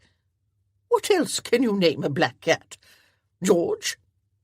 "George would be a splendid name." From her expression, Miss Ingram thought the name not satisfactory at all, but her consternation melted, and her eyes turned dreamy. "I was reading about Scotland today. I should like to go there next summer." "We are in Scotland now," he said. "You live in Scotland." "Oh, I thought we were in Brighton. I could have sworn I smelled the sea." She looked down at her meal, of which she had partaken a decent amount. "I think I will retire now and read a while before sleeping." She stood to go. He did too. So did Davina, who had not finished her own dinner. "I should see her to her chamber." He gestured for the servant, waiting silently near the door. "Please see that Miss Ingram is escorted to her chamber, so Miss McCallum can continue her meal." The young man shadowed Miss Ingram from the small dining room. Davina watched them leave, hesitated, then sat again. A witch, no less. It is good she lives in the city. Out here, that rumour could still take a bad turn. Alone, finally. How ignoble for that to be his first thought. It was disconcerting that she did not remember where she is, or where she lives. As we age, memories move around. The oldest ones seem to gain more prominence. She will probably need to be watched closely soon, however. I am relieved that Sir Cornelius told you he is aware of her condition." She lifted her fork, poised to continue her meal, then paused. That is the hardest part about being alone, I think. When we age, we need care again, and without family, who will give it? Is that why you want to turn my property into a hospital? To give that care? Her response was to eat. His question had vexed her, from the evidence of her severe expression. I think of it as my property, of course, she paused to say. I have no illusions I can staff a hospital, such as one finds in the cities these days. However, a dispensary would be useful there. Perhaps an infirmary with a few beds. It would be a place where the poor and sick could come, to have someone with medical knowledge tend to them. Would you be that person? If you win our little battle, would you live out your life there? He did not care for the images that conjured, of this vibrant woman devoting herself to nothing other than the care of others. She should be enjoying life and being young. She should be loving and being loved, not only as a caretaker. I would find a true physician to live there, of course. Her voice had grown testy. The income from the land would pay him. Did you think I mocked you with the question? We both know my limitations regarding giving medical advice. Sir Cornelius does not. He told me that 300 years ago physicians were trained in apprenticeships, much as you served with your father. In his opinion, the medical schools today often are inferior. What is such a school but an apprenticeship after all? But perhaps a less intensive one. Her hard expression melted. It is, of course, useful to have more than one teacher, so they are superior in that way. However, I approve of the new view that all physicians should spend time in a hospital while training, and not only take notes at lectures. Seeing maladies is far different from hearing about them. Were you never allowed to listen to any of those lectures? A smile broke. One day, my father had me dress as a man and snuck me in. A young man sitting beside me in the theatre kept falling asleep, instead of taking advantage of this wonderful opportunity. I confess, my foot jabbed his leg each time he did. I find it difficult to believe no one was aware of the ruse. You could never pass for a man. Well, I bound myself and wore a coat. My hair was the hardest part. I kept a low-crowned hat on the whole time and let others think me rude. This was before. She absently fingered the ends of her hair. I have grown fond of your hair, Davina. It becomes you. Acknowledgement passed in her eyes that he had addressed her with familiarity. He waited for her correction. You were just being kind. Not at all. Although I confess I have pictured it longer, like a waterfall of spun moonlight. Where the hell had that poetic nonsense come from? It blurted out, breaching his reserve in one big jump over common sense. She coloured. Her eyes subtly widened. Her lips parted, as if she intended to say something but forgot what. They remained like that. He began picturing other things besides spun moonlight. He poured more wine. It was becoming a peculiar dinner. That the Duke had addressed her by her given name had made her pause. That he waxed poetic about hair she did not have astonished her. His gaze no longer appeared steely. Fiery, but not steely. It reminded her a little of the way Mr. Hume looked at her sometimes. Only Mr. Hume's warmth never made her insides curl and tighten like this. Perhaps the Duke was drunk. She glanced at the wine bottle. He mistook her interest and poured her more. He smiled, a truly friendly smile, gracious and amiable, not merely tolerant. You should have told me about your noble intentions for the property, he said. Would that have made you amenable to my petitions? Would you have stood aside? Perhaps I would have said you are welcome to use it for your charitable purpose. Then it would still be yours, and I would be beholden to you. I prefer to secure the property myself before trying to make my dream a reality. That will take years, even if you find the proof you seek. My way would mean you can start right away. He dangled a tempting compromise. She rebelled against the logic of it, however. He must have noticed. He leaned in. "You do not only want it for saintly girls, I think?" "No, I don't," she blurted out. "I want it because it should be mine." Humour entered his gaze. Goodness, he looked handsome right then. Her insides twisted more. She drank some wine to give herself something to do. She should take her leave. Yes, she should tear herself away from the enlivening sensations he evoked. "Perhaps, if you continue fascinating me, I will just give it to you," he murmured. Fascinating? What did that mean? "Your Grace?" "Call me Eric." "Eric." "I will not." "Then use Brentworth, as most of the world does." Even that sounded too familiar, but so be it. "Brentworth. Forgive me if I am either forward or foolish in my question, but are you flirting with me?" She received the biggest, most genuine, and most charming smile she had ever seen on his face. "Davina, I do not flirt." She should correct his use of her name. She would, too, if she could think of a clever way to do that without sounding like a spinster scold. "Never?" "Not in years. I doubt I know how any more." "Come now. Everyone flirts." "Do you?" Now that was an awkward question. "You do not flirt because dukes don't have to. Am I right?" "Some enjoy it. Langford, for example. It was his favourite sport." "If you do not flirt, how will you manage this marriage you anticipate making next season?" "I expect I will dance with her at balls a few times, call on her a few times, then propose." "How dreadful you make it sound. Poor girl."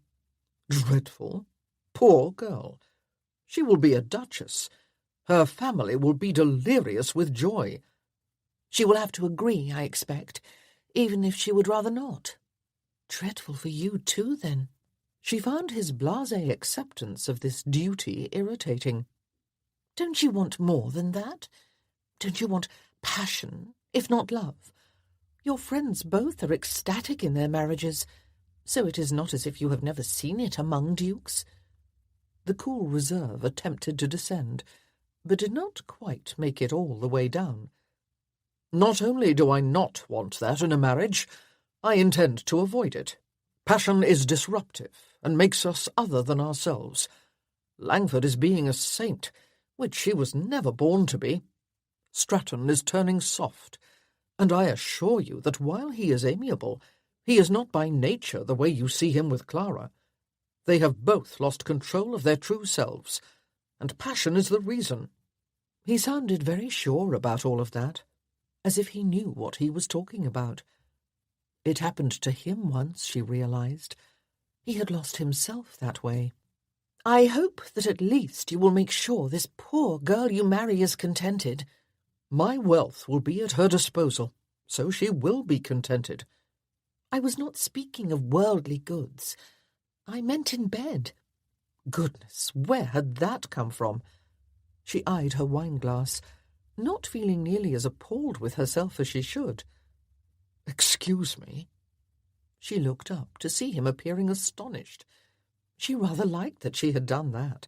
"Perhaps you are aware that women can have orgasms too.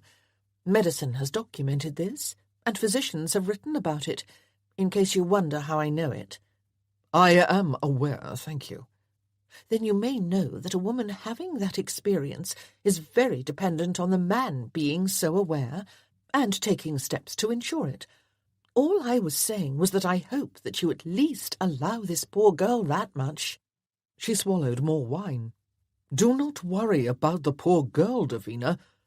I pride myself on being enlightened in these matters." No longer off balance, his gaze all but dared her to go on with the topic. She decided that might not be wise.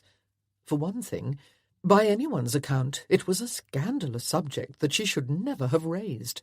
For another, talking about such inappropriate things proved more fun than it should. and oddly stimulating. She set her wine-glass a good distance from her. No more of that. "If not in your match, do you not flirt in your friendships?" she asked, to turn the topic sideways. "It is much the same. I dance with a woman at a few balls. I call on her a few times. Then I propose." He did not say it, but it was there. Only it was not a proposal as much as a proposition. "You did not answer my question," he said. "Do you never flirt?" He would remember she had sidestepped that question. "Don't you know how?" he pressed. "I tried it once, but was not successful. Perhaps it is no more in my nature than in yours." "Every woman should know how to flirt. Let us put this journey to good purpose. You can practice flirting with me, and I will let you know if you are successful." "I am not going to flirt with you.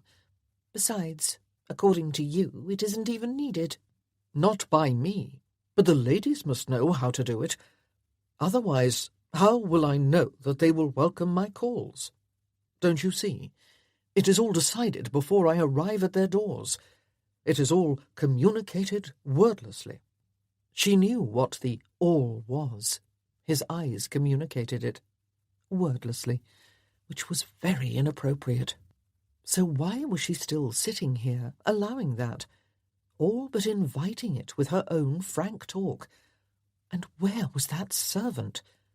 Perhaps he had returned, but left after seeing the look in the Duke's eyes. She would not have noticed, because every part of her attention was on him, not the chamber, and not propriety.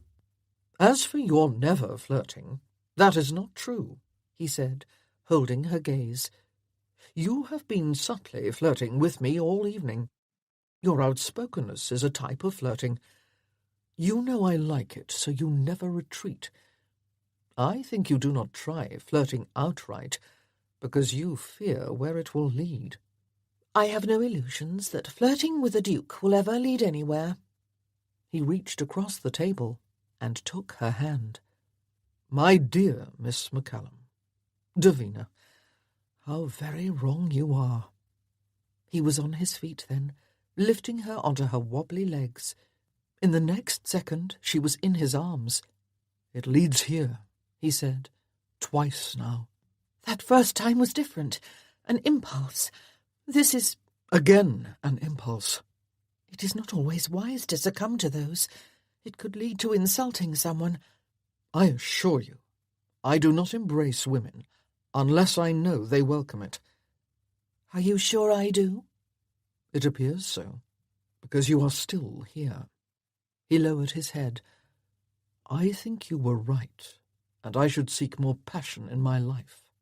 He was going to kiss her again, right here, in this little dining room, with the remnants of their meal awaiting a servant, with the less privileged guests shouting and laughing on the other side of the wall. If anyone entered— His lips touched hers carefully but decisively, and she no longer debated whether she might be ruined. The jig her heart had experienced for hours suddenly broke into a more primitive dance. It seemed she stopped breathing, yet she did not faint. The kiss was delicious, the embrace firm, comforting and dangerous all at once. She let both continue and submitted to their power, his power. Wonderful sensations flooded her over and over, warming her, arousing her. Even as her passion ascended and his own grew more aggressive, a corner of her awareness noted her physical changes with medical interest. The tipsy balance that forced her to embrace him too, the way she lost control of her physical reactions until they conquered her will, the sensitivity of her lips and mouth and all her skin, so that her body felt his through her garments and ached for more closeness. He palmed her face, holding it while his tongue invaded her mouth. That startled her, but the intimacy caused new excitement to pour down her centre and pool very low near her vulva, which now had a vitality that could not be ignored. It was too wonderful to end it. She no longer heard the noise from the public room. She did not care that this was a terrible mistake. Even her mission, and his opposition to it, ceased to concern her. All of her, body, mind, blood, and essence, only wanted to dwell in this pleasure. He sat in her chair and drew her down onto his lap. Easier then to kiss without wobbling. The position gave him better purchase to her neck and ear and the skin atop her chest. He explored with hot kisses and bites.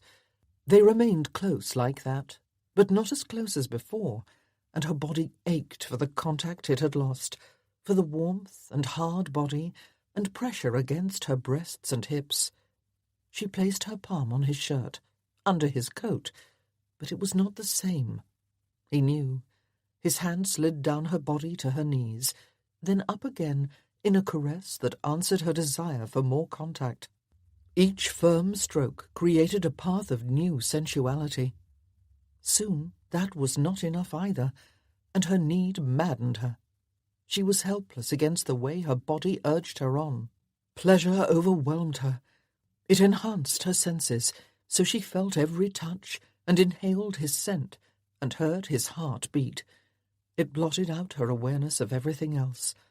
A new touch barely grazed her breast. A voice, low and quiet, barely broke the silence. "May I?" He asked for permission to.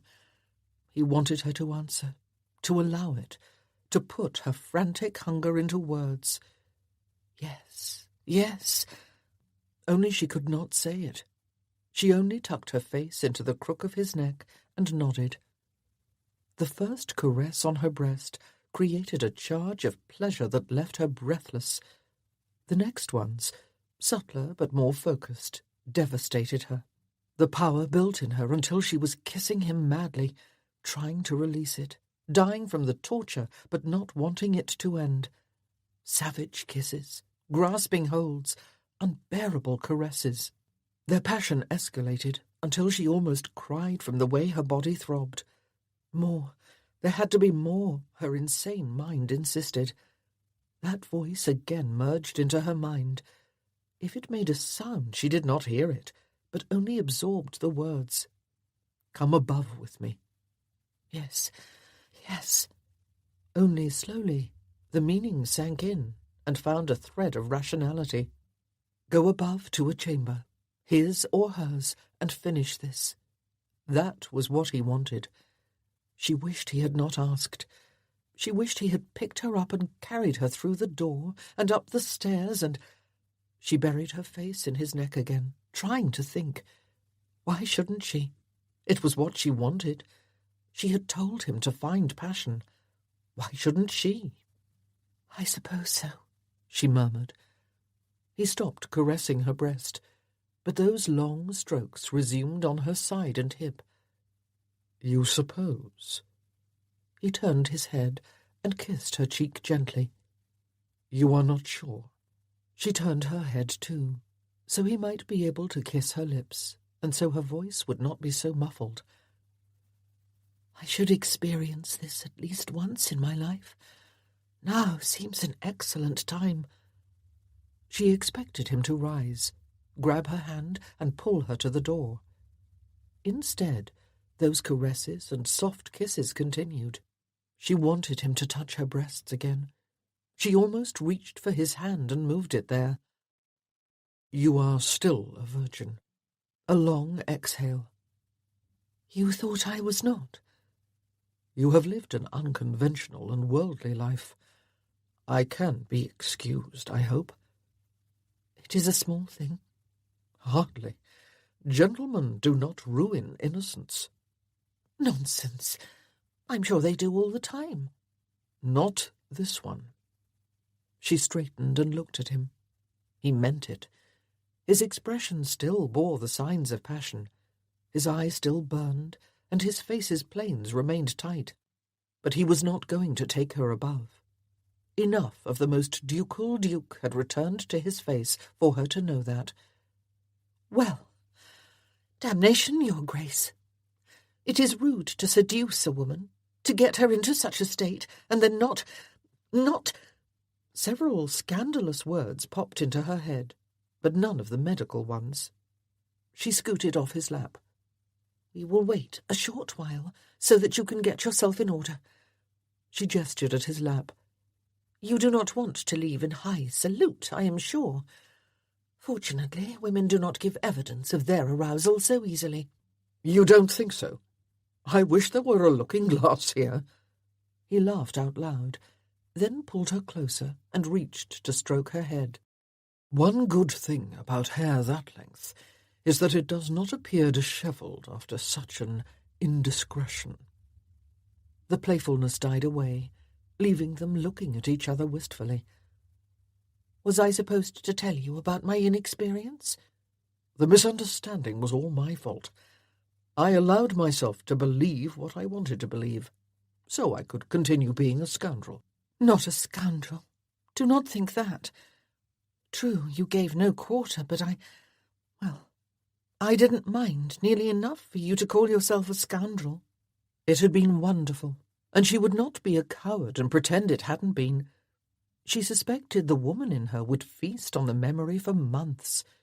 Her body, not yet becalmed, still sent sparks into her blood. She wished she had never given him cause to become noble with her. He stood. "That is good to know." He cupped her face with his hands and gave her a final kiss, then released her. "Now you should go above on your own. I will wait a short while." She went to the door, hoping he would follow. Of course he didn't. "I suppose now we return to being enemies," she said. "That might be impossible. Let us be friends with different goals." Oh, how handsome he looked there, his gaze still warm and the corners of his eyes crinkling a bit with his vague smile. She looked long enough to keep the memory, then left the chamber and made her way to her empty bed. Chapter 16. When a well-ordered life veers off its cleanly marked path, there is normally a good reason. Eric decided it was all Scotland's fault. He might have succeeded in releasing his frustration with that idea, except he had to acknowledge that he had kissed her first in England. He should be proud of his restraint. Instead, he argued all night against the rules that demanded it. It seemed to him that Davina had been more rational than he. She perhaps felt life owed her the experience. That he was the convenient man for the purpose did not flatter him, but it damned well suited his own purposes. Which were what? That was the devilish detail that kept him from sleeping. And, as she so adorably put it, saluting. She was not typical of his women at all, which probably was her appeal. He could not simply dance a few dances, make a few calls, bring an expensive gift, and require discretion. Everything in his world, and hers, said he should never have touched her, let alone driven them both to a point 12 stairs away from an irreparable blunder. Yet he had, nor did he regret it. He could not even swear he would not do it again if given the chance. It had been a long time since he had known mindless, driving passion. His sensuality luxuriated in having been given free rein for a while. It beckoned him all night to find a way to have a wild, adventurous rut with someone. If not Davina, then anyone else would do. She thought they could keep turning back time, that they could forget about that first kiss, and now, after this, after being damned close to having each other on the floor of an inn's dining room, they could go back to being enemies. That spoke to her inexperience as much as her artless embraces did, which, if he were honest with himself, had told him she was probably an innocent. But hope and hunger conquered that notion in a blink. Nothing much was resolved in his mind when dawn broke. When Davina came below with Miss Ingram, he received one warm, almost nostalgic smile before she guided the old woman to the coach. He climbed up beside Napier and took the reins. Driving the horses would give his mind something to do besides ruminate about Miss McCallum, at least. Besides, Tayhill waited down the road, and he needed to prepare himself for a visit he did not want to make. "You will stay here," Brentworth announced the plan as soon as Davina stepped out of the coach. "The top floor has an apartment kept for me. You and Miss Ingram should be comfortable there. It has several chambers, and the windows look out on a little kitchen garden to the south. The smells from the yard are not bad up there."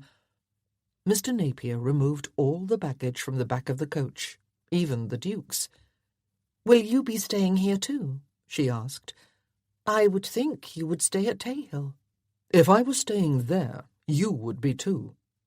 He did not even look her way, but watched Napier. Then he turned to her with one broad step.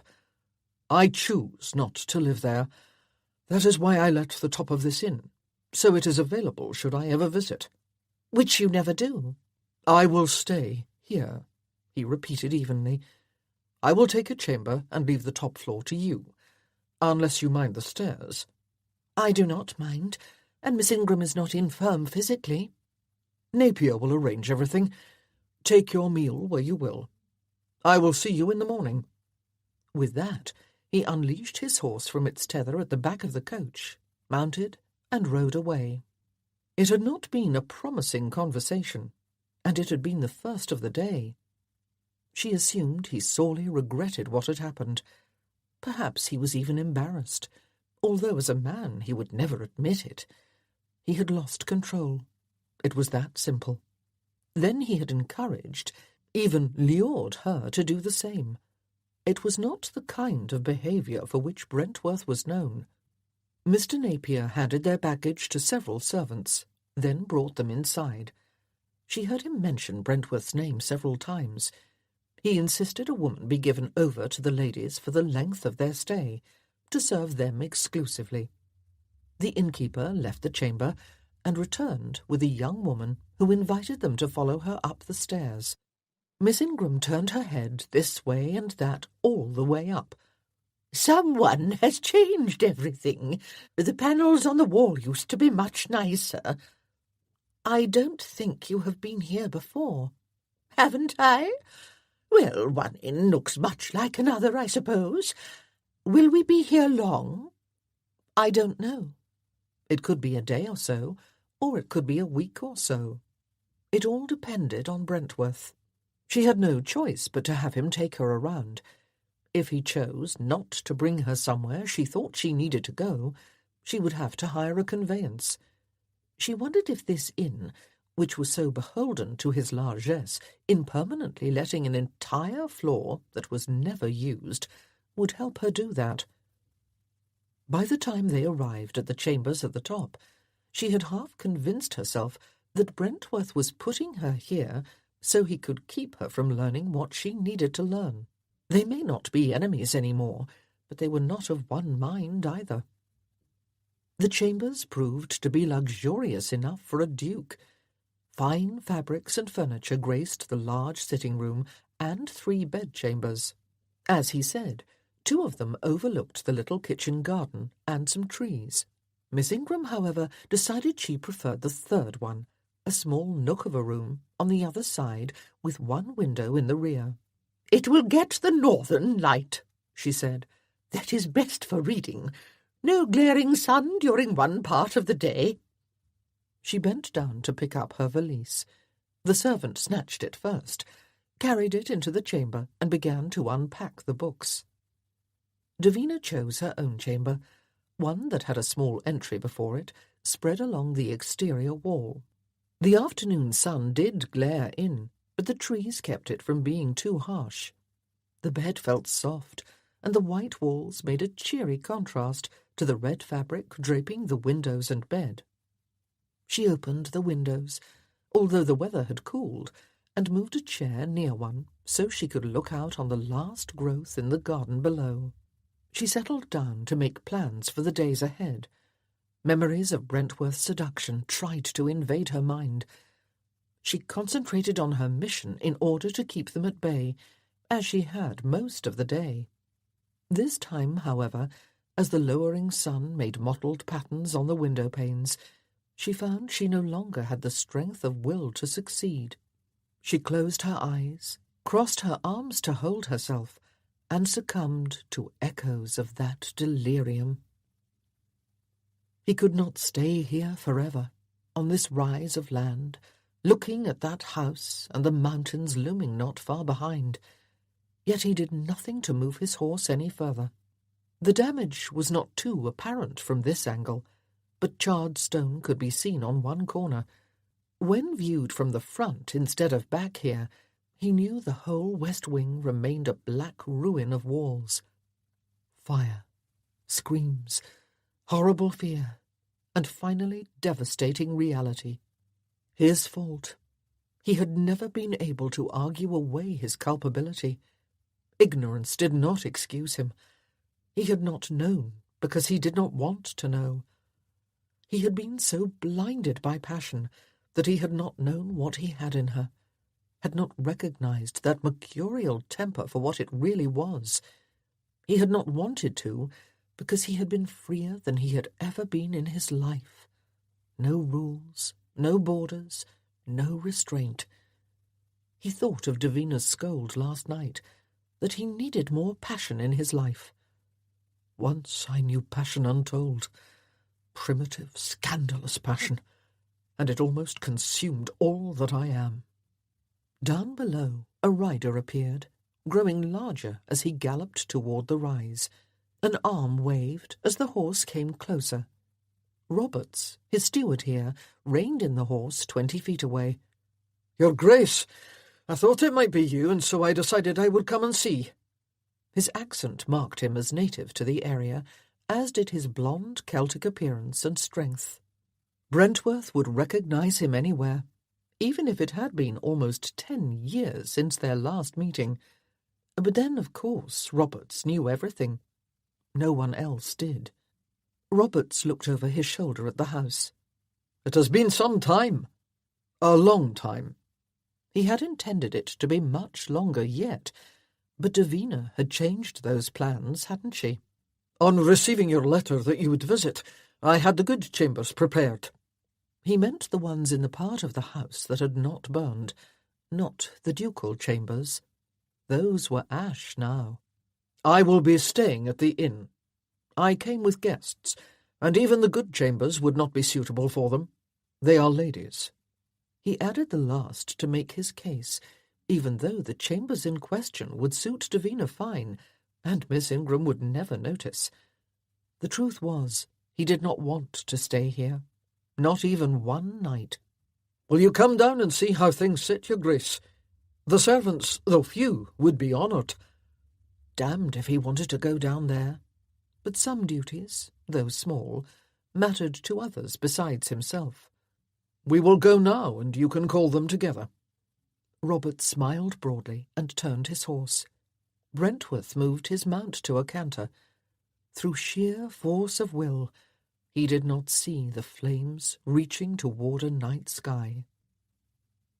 The coach rolled over hills and through shallow dales.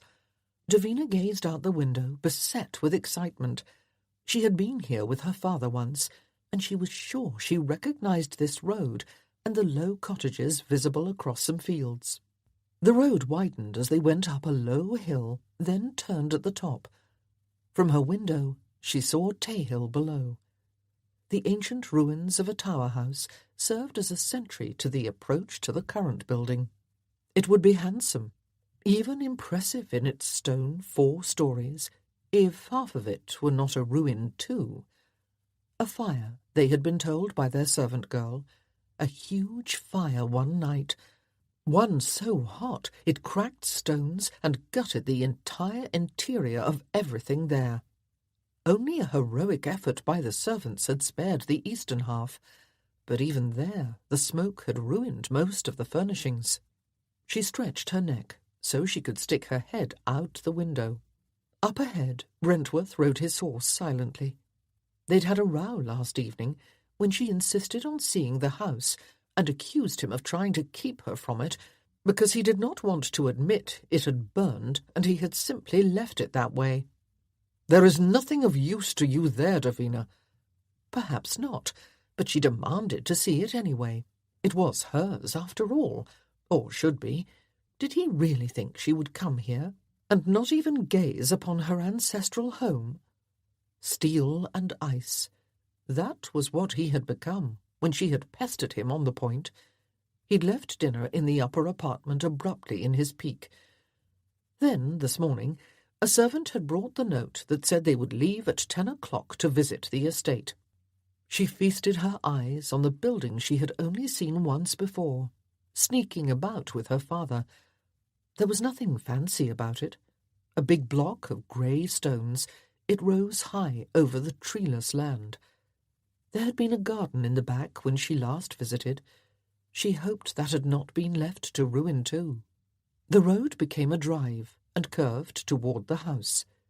She scooted to the other window so she could watch.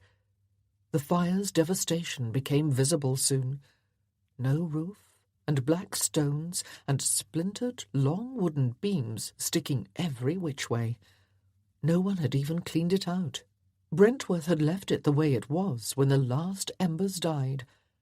Despite its state, her heart warmed just on viewing it. A new contentment settled in her heart. She knew then that any misgivings she might harbour about her cause were misplaced. She belonged here. She knew it in her soul. Mr. Napier opened the door after the coach stopped. Brentworth was handing over his mount when she stepped out. He strode toward her, just as a big blonde man appeared outside the entrance. "That is Mr. Roberts," Brentworth said. "He is the steward. He cares for the estate." "From the look of things, he has not cared for it well. Half of the building is still a burned-out derelict." "He, of course, must obey my commands about what is done." "So the fault is yours?" He gazed at her steadily and silently. "Why did you leave it like this, Brentworth? When I accused you of neglecting the property, I had no idea it went this far." "I chose to. That is all you need to know. It is mine, and I chose to. Now, let us go in. I am sure you will insist on a tour, so I will be agreeable on that from the outset." He introduced Mr. Roberts. She liked this man. Not only was he quick to smile, and so very Scottish in his form and speech, but he looked at Brentworth more man to man than she expected. She admired him for that. He did not defer much, and actually carried some warmth in his eyes when he gazed upon the Duke. She did not think that whatever loyalty he felt was merely a servant's gratitude for a good situation. "Miss McCallum would like to see the house," Brentworth said. "I am more than glad to take her around myself, Your Grace, and the cook has some refreshments prepared for later. Would Your Grace be joining us as we take a turn through the property?" Brentworth had actually taken a few steps away when that question came. He paused. "I think I will." After that, Roberts gave her all his attention. "There's no need to explain that we won't be going that way, Miss McCallum." He pointed toward the ruined side. A large, heavy curtain hung at what must have been the entry to that wing. "We will start in the library, on this side." Entering the house yesterday had been hellish. Today, Eric discovered he did not mind as much. He had ridden here beside the coach as if his body was a taut bow, and braced himself yet again when he dismounted from his horse. But actually walking inside did not affect him the same way. He had chosen not to stay long yesterday after being greeted by the servants. He certainly had not paced through every room. He did so now, in Roberts and Davina's wake. Into the library, replete with new furnishings he had paid for but never seen before. Back to the morning room, where he had eaten many morning after breakfasts in the early afternoon light, temporarily sated but already anticipating more. Up to the drawing-room, now decorated in a somewhat medieval style that suited the structure better than the forced classicism of before. The ease with which he experienced it all fascinated him. Had he dreaded this place too much, for too long? Were the new furnishings enough to blunt memories? Had time worked its magic and absolved him? Their party halted near a window outside the drawing-room, while Davina took in the prospect. "I can see farms in the distance. Are those tenants?" "They are," Robert said. "The long, low building closer to us is a stable." "Is there a garden down below?" "There is, but it is quite wild now. More rustic than a proper garden, although there is a kitchen plot." They moved on to the ballroom. Davina gawked and peered, and peppered Roberts with questions. A smile animated her expression. Her eyes gleamed with excitement and avid interest. She viewed the appointments as if she owned the place. She did not miss a single vase or chair. They paced down the gallery that flanked the ballroom along the front of the house. Eric had never bothered to learn if any of the paintings were significant. He doubted it. The barons were no Argylls in wealth or worldliness. Of course, the walls also bore the portraits of barons past. Davina pretended to examine landscapes and myths, but he saw her gaze narrow on the faces above, which led his own attention to those heads. One baroness near the end of the line arrested his attention. He looked hard at the painting, then glanced at Davina, who had moved on. She had not seen what he did. A resemblance, it seemed to him. Subtle, but there in the eyes and nose. Possibly. Maybe not. You couldn't trust painters anyway. They always changed things to flatter their patrons. "Would you like to go above to the private chambers, miss?" "Oh, yes, absolutely. I must see everything, even the kitchens." She saw it all, until Roberts left them in the dining-room to partake of the cook's refreshments. As expected, the cook outdid all expectations and requirements. "This is a lot of food," Davina whispered, when the 5th platter was deposited in front of them. "It is early for such a meal." "I would be grateful if you ate some. I think the cook is overcome with delight at cooking for me." "I will partake of everything, if it is all as delicious as this soup. Why would you make do with the inn's fare if you could eat like this?" "Because I choose to stay at the inn." Her full spoon paused on its way to her mouth. "Why? Does this house not please you more than an inn? This part of it is lovely." He decided to do some eating himself. "Of course, the other side—" She helped herself to the pheasant on one platter. "I suppose nothing is to be saved of it now, after years of rain and weathering."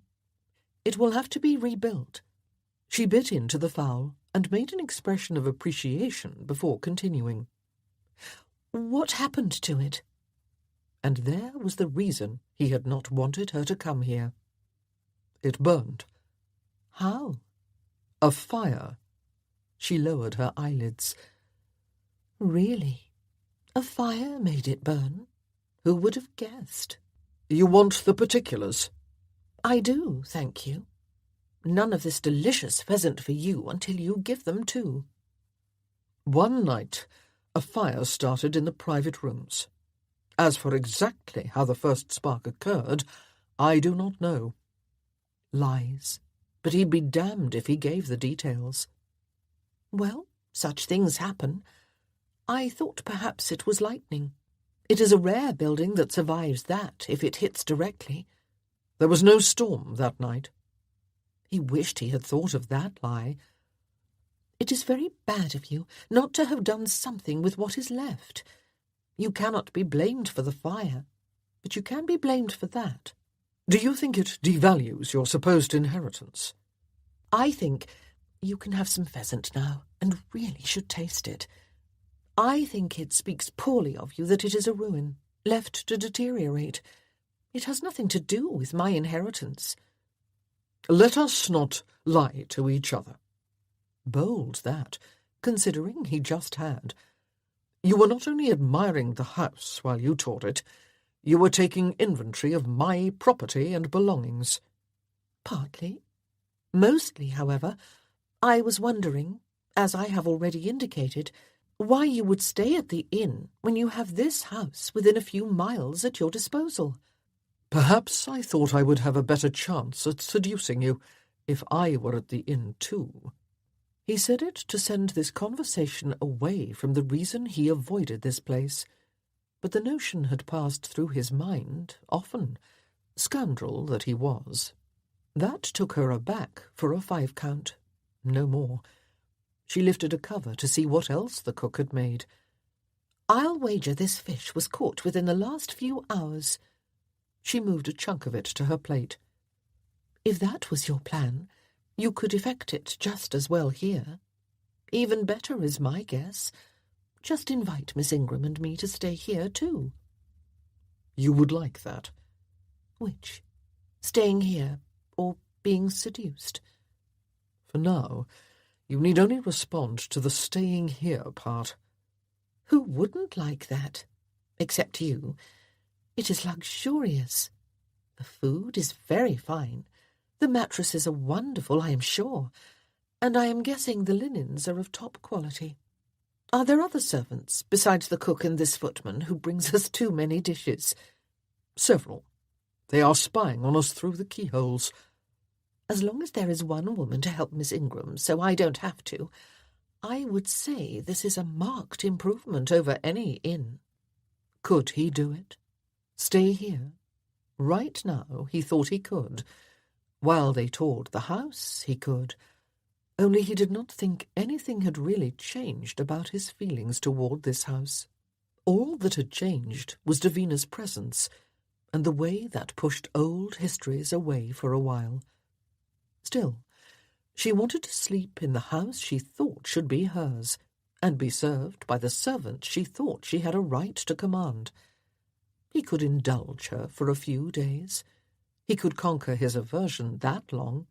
Perhaps it would blunt her eventual disappointment about the property. "I will speak with Roberts. He will send for our baggage and Miss Ingram, and move us all here." Chapter 17. For now, you need only respond to the staying here part. He assumed they both understood and accepted that of course he would not seduce her, so he could joke about it. Little did he know she had almost blurted out that she would gladly be seduced. She strolled through the overgrown garden while he went to give instructions to Mr. Roberts. One could still find the paths if one pushed away the bush's tall branches. A few blooms poked through in one area, indicating there had been a flower bed there, now all but swallowed by the encroaching wilderness. A back portal beckoned. She unlatched it and walked into a field of heather. A short distance away, on a little hill, she saw a copse. The trees looked young enough to believe someone had planted them here, forcing an unnatural canopy over what should have been pasture or fields. After walking another 20 feet toward them, she saw why. The family graveyard enjoyed this bit of nature, the headstones and small mausoleums showing through the bare branches. She took her time walking among them, reading the names of her ancestors. She knew in her heart she was one of them, just as she had known upon entering the house that her mission was just and right. She had experienced the same contentment she knew when her father and she had returned from one of their journeys into the country. Ah, home again. It brought a special peace to return to where one belonged. She had not enjoyed that feeling since he died, until she entered their home in Caxlodge.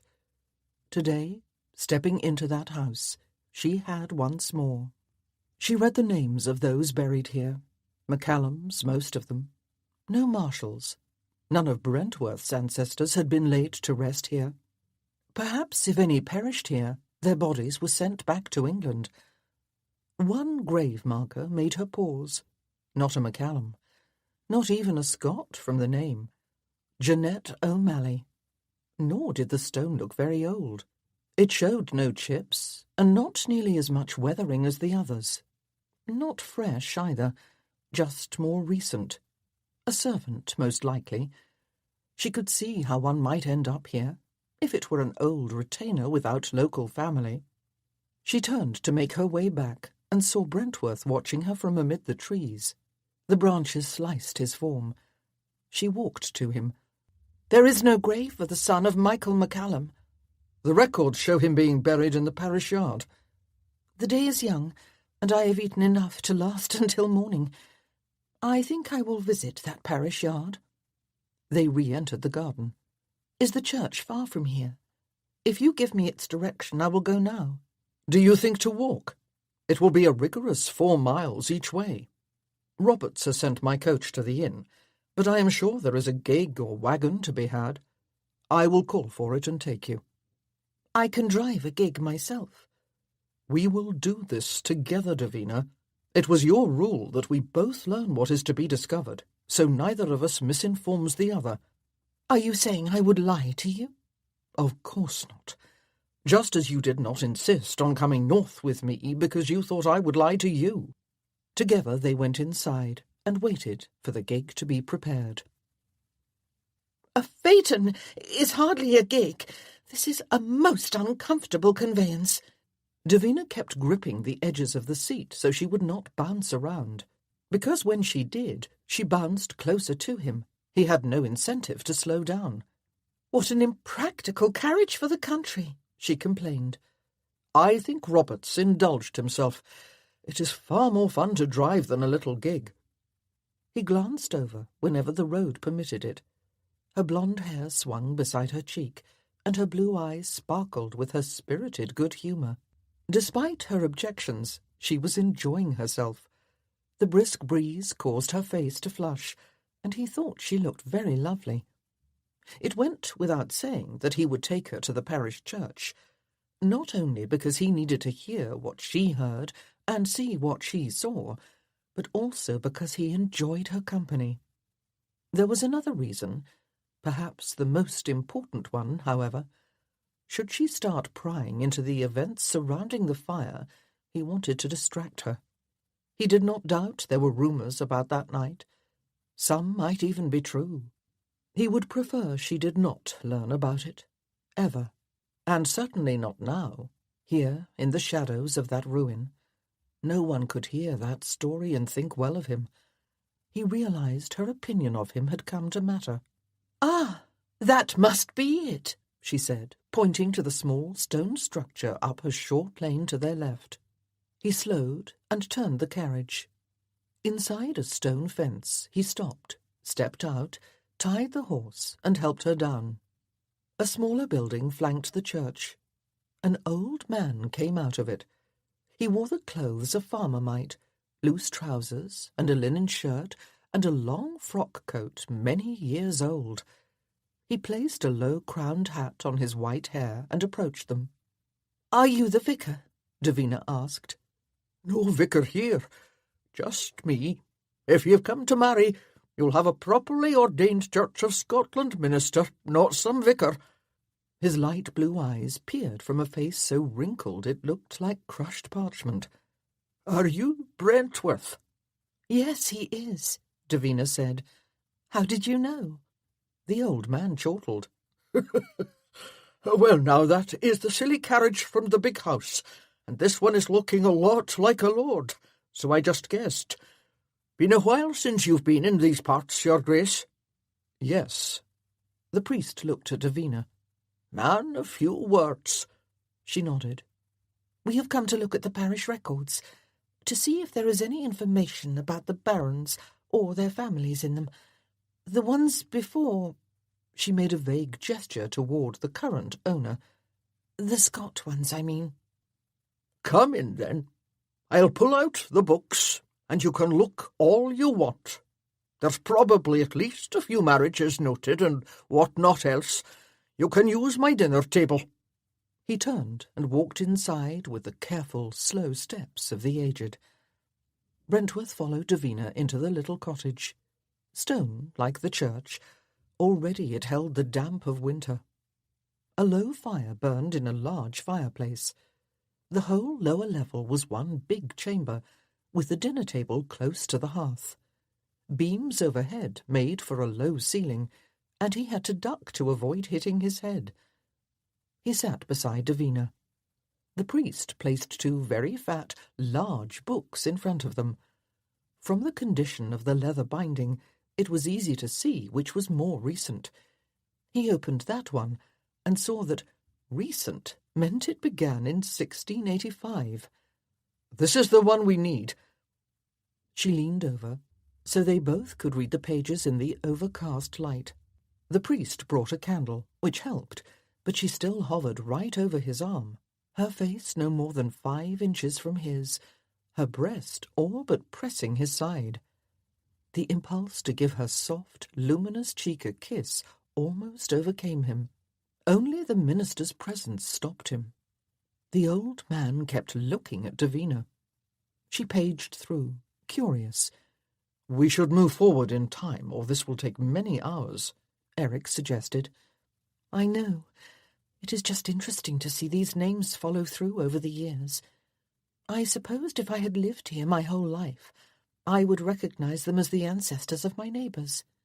It no longer irritated him when she spoke as if she might have lived here her whole life, because, of course, she was a descendant of the McCallums noted on these pages.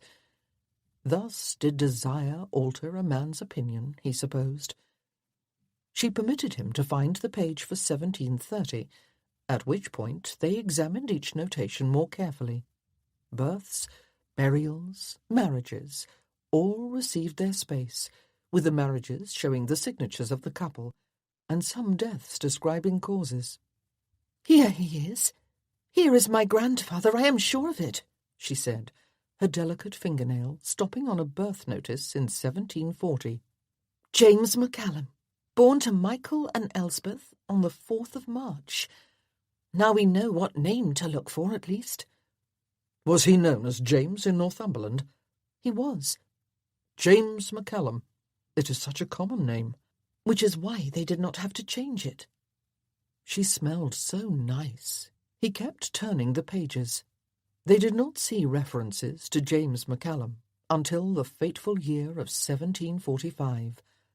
At the top of a page, all but in the margin, came the brief notation that James McCallum, age 5, died on the 17th of December. "That is odd."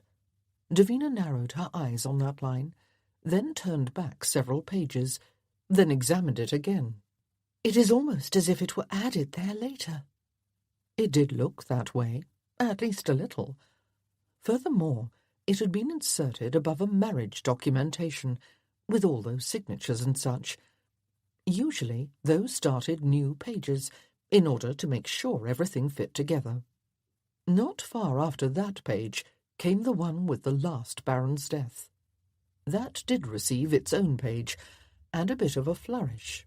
Michael McCallum, Baron, owner of Tayhill Manor and lands, perished at Culloden on the 16th of April 1746, fighting for Scotland. Buried on the field. A few other men's deaths followed on the next page, with similar statements. The old man was gazing at Davina again. She did not notice when she turned to him. "We would like to visit the graveyard. I believe a relative is buried there." "It's on the other side of the church. Goes on away after all these years. The newer graves are over by the big tree at the far end." They left him and walked around the church to the graveyard. No stone wall surrounded it. The big tree seemed to mark its current border. "I suppose it will be over there," he said. "Not all the way, though." She kept her gaze on the stones while they moved down a road toward the tree. "Around here, I would think," she said, stopping. She went in one direction and he in another. He found the grave first. He almost did not call to her, not wanting to see her disappointment. He experienced none of the triumph he should have felt. "It is here, Davina." She came over, her expression carefully set to hide her reaction. She looked at the stone with James McCallum's year of birth and death. He noticed the minister had followed them out. He stared at Davina hard, his eyes squinting and his brow furrowed. Something about her clearly arrested this old man's attention. "If I wanted to protect a child, I would arrange for a grave lest anyone come looking," she said. "And why is it here, and not in the family yard, if he truly died before his father. I have not seen many other McCallums buried in this plot. A few weeks ago, he would have disabused her of the twisted scheme she wove around this boy's life and death. Instead, he kept noticing how the minister watched her. Davina, we can argue the finer points of new identities later. Right now, I think the minister wants to speak to you. If I go, he may not hold back as he does now. I will wait at the phaeton. He walked away, wondering if he had just handed her a sizable chunk of the estate his father had entrusted to him. Davina walked toward the minister. His Grace thinks you may want to talk to me. He palmed the air, as if pushing the idea aside. Nothing to say, really. Just wondering is all, if my mind is right or not on the memory. What memory is that? My eyes aren't what they were, so I'm probably wrong. Only it seems to me that you look like him. Like who? Years ago, a man came to these parts, a stranger. Shared a few ales with him and a bit of whiskey too, so I came to know him a bit. He helped the local folk for a summer, then disappeared one day. My father has visited this region. I even came with him once. Oh, it was long before your time. I wasn't much more than a lad. Just taken my orders, as I recall. It was long ago.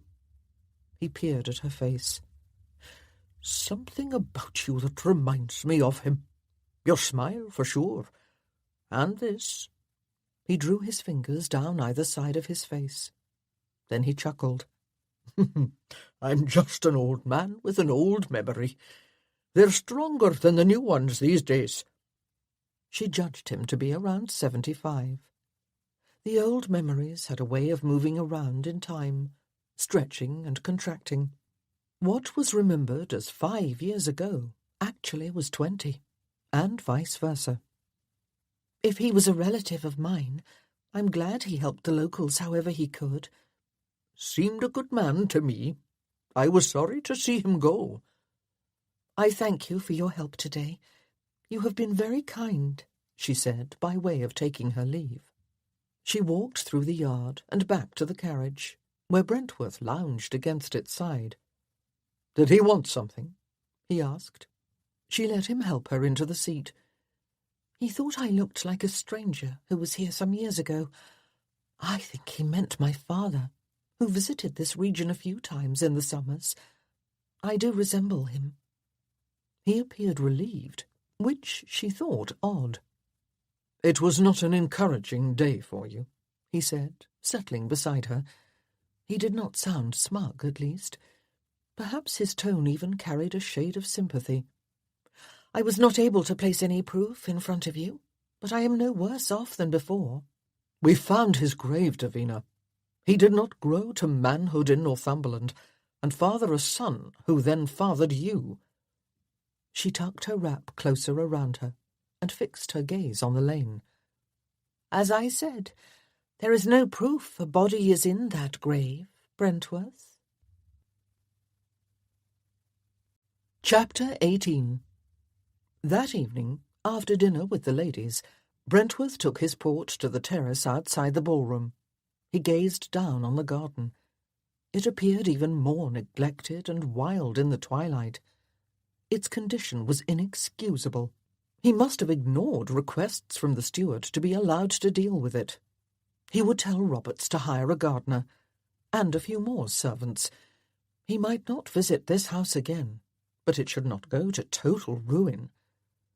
He pictured the blackened husk of a wing. It was perhaps time to see what could be done about that, too. He sipped his port, marvelling that his mind even permitted these considerations.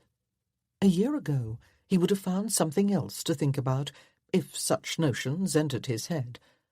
It was Davina's doing, he supposed. Not only her scolds, which were well deserved. Even now, with her above in her chamber, her presence changed his outlook. Last night, He had woken from a dream in which the whole house burned down around him. No sooner had he opened his eyes than he saw her in his mind, and the remnants of the dream and its horrors disappeared. She had a rare influence on him, one he resisted acknowledging, but that was becoming harder to do. His decision to leave her with that minister, in case there might be more to learn, that had been inexplicable as anything other than one friend doing what was right for another, even if it cost them something. It was the sort of thing he might do for his closest friends, and no woman had ever been one of those. He liked her. He admired her. He wanted her. That last impulse complicated everything. He had never wanted a woman he could not have. He never retreated from a woman he could have. Had Davina been a different kind of woman, if she were sophisticated and experienced and worldly in the ways the ladies he pursued always were, he would have proposed an affair by now, and not accepted the torture he experienced. He had watched her like a green boy's first infatuation at dinner tonight, trying not to be obvious, imagining scandalous things, while Miss Ingram chatted on about some lieutenant she had known decades ago. The port he held now, and the crisp air, would hopefully enable him to stop gritting his teeth in frustration. "Is there a family Bible to be found here?" He heard her voice behind him. His reaction was not that of a gentleman. The devil rose in him. His better side whispered, "Tell her to leave at once." To hell with that. He turned to see her just outside the French doors. The low light made an ethereal cloud of her hair and put stars in her eyes. "My family Bible is not—" "I meant mine, and you know it." He set his glass on the terrace banister. "It should be in the library. Let us go see." Brentworth had not argued with her about whose family the Bible belonged to. He had not tried to disagree it was her own. Perhaps he was growing accustomed to the idea that she should have this estate. Down the gallery they walked, down the stairs to the entry hall. The long curtain that hid the scarred wing's access forbade their turning that way, of course. Some day she would tear that down and watch those chambers rebuilt, if she had the means to pay for it. Not that she would need more space for her plans. The part of the house that remained habitable would serve her purposes well enough. She had spent hours laying it all out. Here the pharmacy, there the physician's consultation office, upstairs the beds for those too ill to send home right away. A surgery, too, with a good surgeon who had studied in a hospital. She had not yet decided where that should be. Brentworth must have said something or made a sign, because the footman who scurried toward them to be on service suddenly pivoted and retraced his steps. Together, she and the Duke entered the library. "It will be good to use this chamber," she said. "The furnishings are in want of some humanity." An odd thing to say. "It all feels so new in here, is what I meant, as if no one has ever sat in the chairs." She ran her fingertips over the carving at the top of one. "It is new, isn't it? This Gothic style is in favour again." Roberts chose it. The old furnishings carried the smell of smoke and soot. Most of the house was refurnished by him. "You had no say?" "I left it to him." He used that tone that said he had nothing else to say on the matter. He went to the bookcases. "We should look for religious books. I can't think where else a Bible would be put. These are all grouped by subject, as is typical." "It could be in a desk or case." "If it had been, Roberts would have put it up here when they changed the furnishings." He moved slowly down the case, surveying the rows of books. "You might help. It is your family Bible, you claim." She took position on the other end of the case and sought any religious books. After a few minutes she found them. "Here they are." Brentworth came over, and side by side they read every binding, even those of books far too thin to be Bibles. She pulled out any that had no title on the spine. She found a Bible and snatched it out triumphantly, but on opening it discovered it was not the one she sought. No names had been inscribed in its front, no births or deaths, or little notes about important events in the family history. "It appears it is not here," Brentworth said, while he reached high above her for the books on the final shelf. His position brought him so close to her that his side brushed against hers. "Well, it is somewhere in this house, unless someone disposed of it." "Are you accusing me of destroying a Bible? I suppose I did that because I foresaw that some day a vexing woman would appear claiming she should have this land, and I wanted to destroy all the evidence she might find." It had been an insulting thing to say, as well as a fairly stupid one. "I suppose if anyone came upon it over the years, they would have put it somewhere, not destroyed it as a relic of a prior owner. As you point out, it is a Bible, not a common book." "I think that is safe to say." "I suppose it might have been in the chapel and burned in that fire." "I would not expect it to be left there by my family, but since it is not here, that is the unfortunate conclusion." They strolled to one of the divans and sat down while she pondered the alternative. "Perhaps one of your ancestors packed it away with other family items and put it in the attic. I should go up and check there." She began to rise to do just that. He caught her arm and guided her back down to her seat. "It will be easier in the day when there is light. Any search will be hard, even dangerous, in an attic with nothing but a candle." "I suppose it can wait." But she did not want to wait. Having lit upon this idea, she was impatient to see it through. She needed to find that Bible, to see if it noted that the last Baron's young son had died. She did not think it would. She would chat a few minutes, claim she was retiring, then get a candle and go up to see if the Bible, or anything useful, was in the attic. He rose and went to build up the fire. The embers caught. Low flames emerged. He stood there a moment, looking at them, his back to her. Then he turned. Her breath caught. She forgot about the attic. Only a female born yesterday would not know what he was thinking. She should take her leave now, at once, go up to her chamber and bar the door. She didn't. The way he looked mesmerized her. Hot and cool, hard and soft, all at once. Deliciously dangerous and completely focused on her. A primitive excitement spun through her. "Nothing will happen. Not really. It won't even be like last time. You can enjoy the flirting for a while. Enjoy this wonderful prickling, and how your blood courses quickly. He has already sworn off you, but you can enjoy his wanting you at least." He came to her and sat, closer. He turned toward her, his left arm along the back of the cushion, his fingers toying with the ends of her hair. "You did not tell me what the minister said." "I told you. I reminded him of a stranger who came here one summer. My father, I think, although he said longer ago than that, so it could have been my grandfather. He is said to have left home a few times, for months. He might have come here." She was speaking quickly, the words rushing out, hoping to sound normal, but knowing she didn't. That light touch on her hair made her want to purr like a cat and snuggle in for more. "Maybe he found what he needed here somewhere. Something to send to the king." "Wouldn't he have done something about that grave?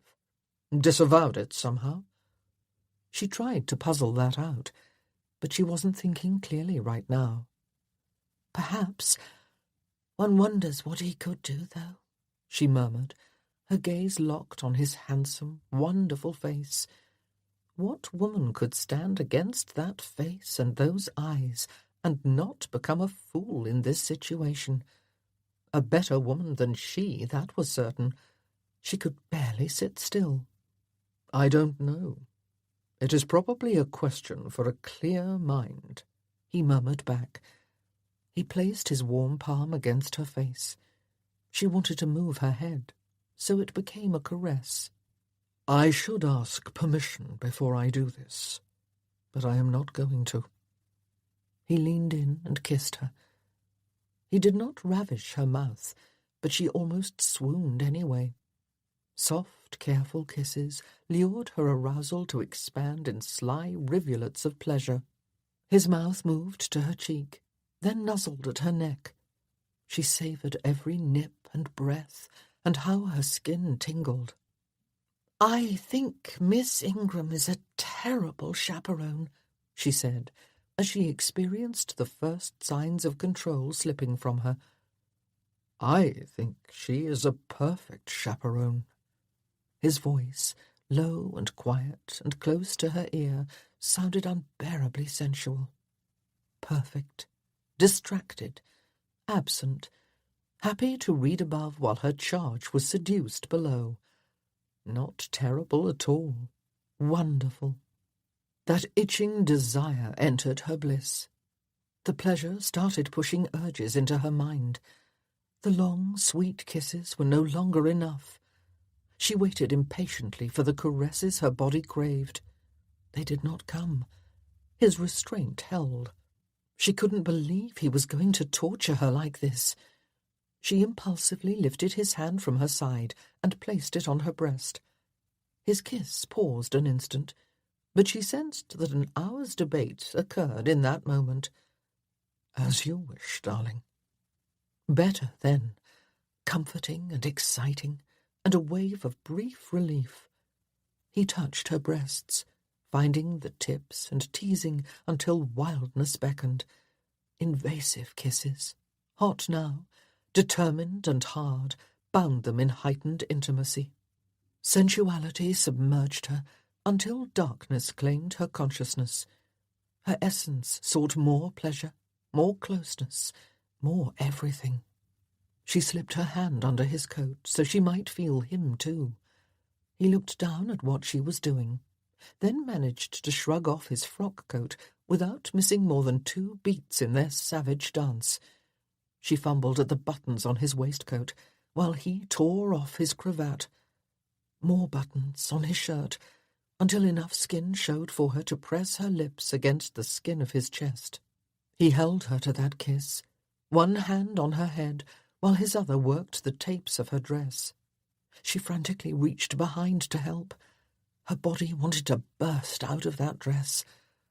He pushed the sleeves down her arms, then plucked at the lacing to her stays, all the while claiming her mouth with his in ways that sent shiver after shiver down her core. It seemed forever before her stays loosened enough for him to push them down. Her breasts pressed against the lawn of her chemise, wanting more yet. He looked down while he slid the chemise down her arms, exposing her. The air on her breasts excited her even more. He skimmed his fingertips around one, then the other.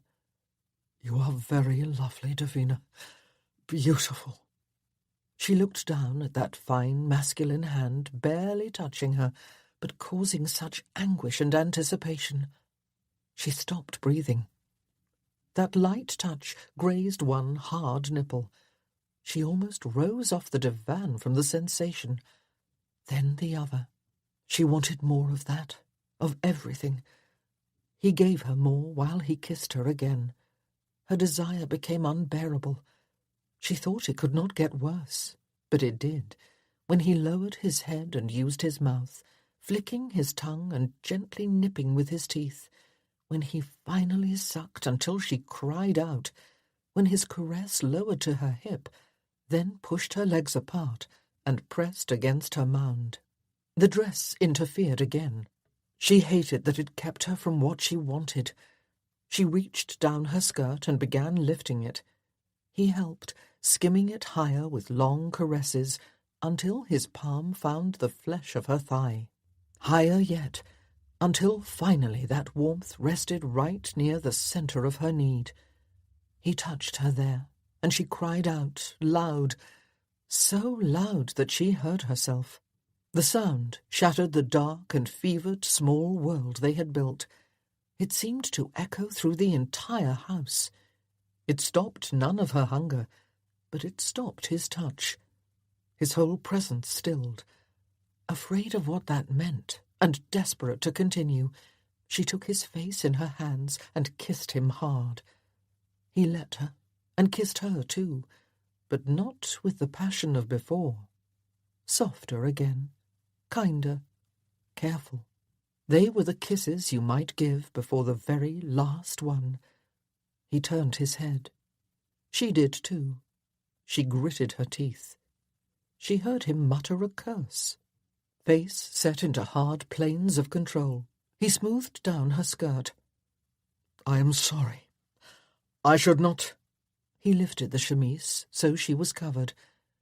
"If you will turn, I will fix the rest." She closed her eyes, trying to contain the chaos that plagued her. She could not believe he had stopped. She raised her hand against his offer to help with her garments and shook her head. "I will do it," she whispered. One more kiss, the final one that was coming. He stood. "I am sorry. I was not myself." "Weren't you? You were when you started this." "Perhaps so." She heard him move, walk away. She heard the door open, then close. She collected herself, but it took some time.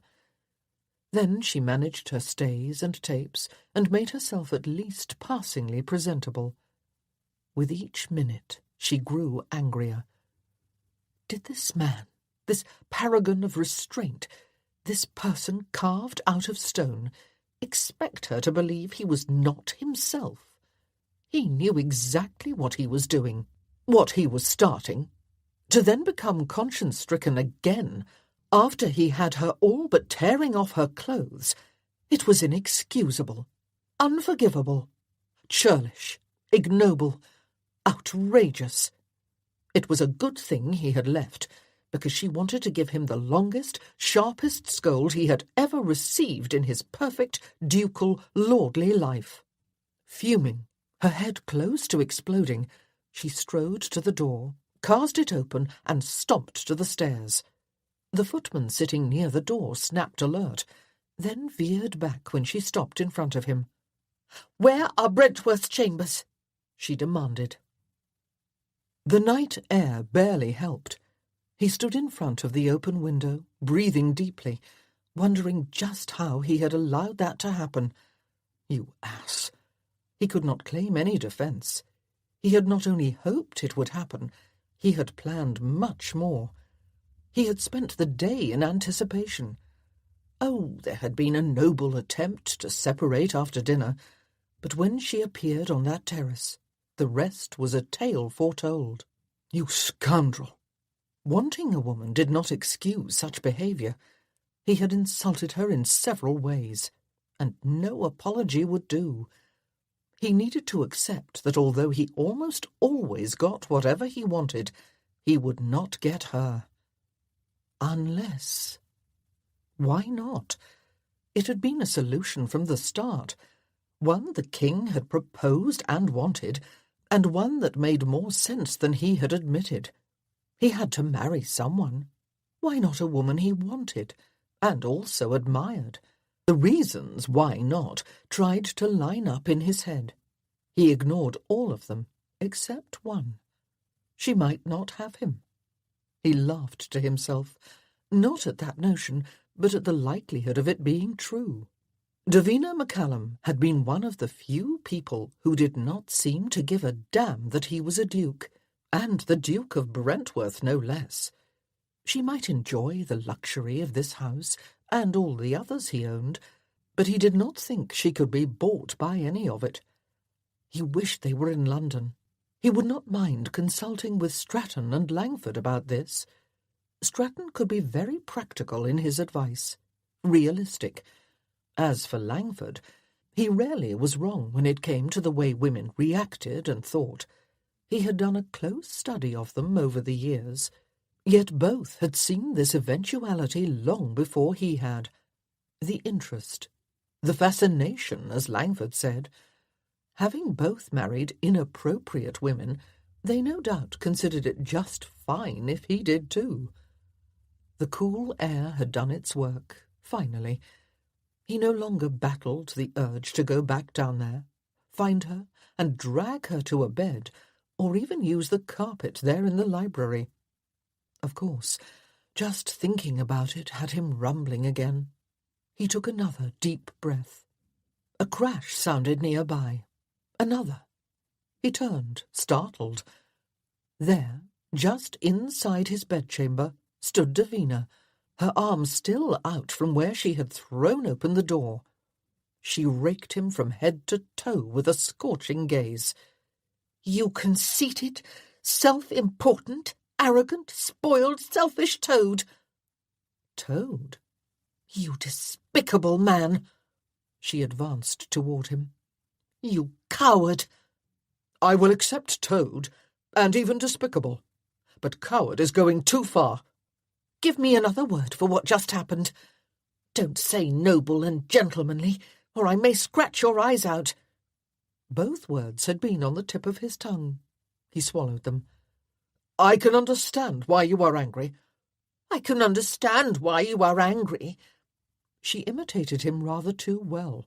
Although he did not look down his nose like that, he was sure. "No, you can't understand. The first kiss was an accident of the day. The last love-making was an impulse. This was deliberate, and it was cruel. Do you hear me? And do not tell me you suffered too. I don't want to hear it.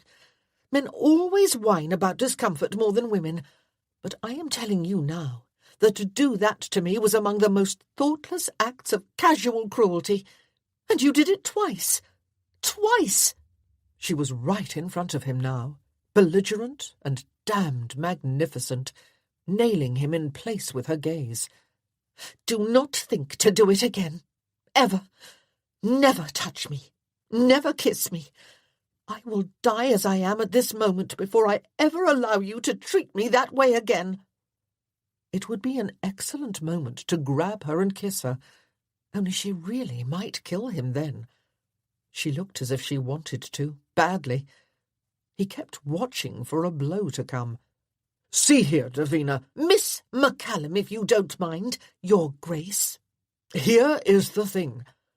I am deranged by desire for you. You are more than willing. We have a common interest in this property. It seems to me that all these problems can be solved simply by our marrying." She did not swoon with joy the way women were supposed to when dukes proposed. Her eyes narrowed. "Now you are mocking me. As if what happened down below was not humiliating enough. You now make a joke of me." "I am not mocking or making a joke. I am very serious. If you allow yourself to consider it, you will discover it is a clever idea." "Are you mad?" "At least half so." She no longer looked crazed. Her expression softened, and her brow furrowed. Her gaze drifted away from him, to nothing in particular. "You would do this because you want me in bed, and are too cowardly, gentlemanly, to do that otherwise. That is not a good reason." "It is a better one than that it is the right year, and you are the least boring girl on the marriage mart." "That girl will be appropriate. Remember? That would be her best quality." "Who is to say you won't be appropriate too? If it is found that you are descended from the last baron, you could end up a baroness in your own right." She strolled around the edges of the chamber, thinking. "What of my claim here?" Now they were down to it. "If proof is found, it would still be yours. If not, you would still be of the family that holds it." "Only if we are married, you would control it. You would decide how it is used, and everything else. If I have a son, the barony of this estate would be far down in his titles. We would be absorbed." He did not agree, even if that was the whole point. "Think of it as a compromise, as half a loaf." He could not believe he was parroting Havisham and the king. He lit on his own brilliant argument. "And if we marry, everyone will assume that of course you were right, and that is why." "I am right." She gave him one of her direct, piercing looks. "But you still don't think I am, do you? That is why this is too odd. If I believed you even suspected I am right, that you needed a compromise as much as I do, then there might be one small bit of logic in this proposal. Instead, I am left to conclude that you, the Duke of Brentworth, a man so soundly sane in reputation, are proposing to me because it is the only way to have what you want. Once you do, of course, the marriage will seem a horrible mistake made in a moment of inexplicable madness." "I want you, yes. I also admire you more than I expect to admire any other woman for a long time, if ever." "I thank you for that.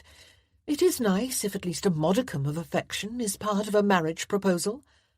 I realize that is not how your kind do it, however. Admiration is a worthy substitute, I suppose."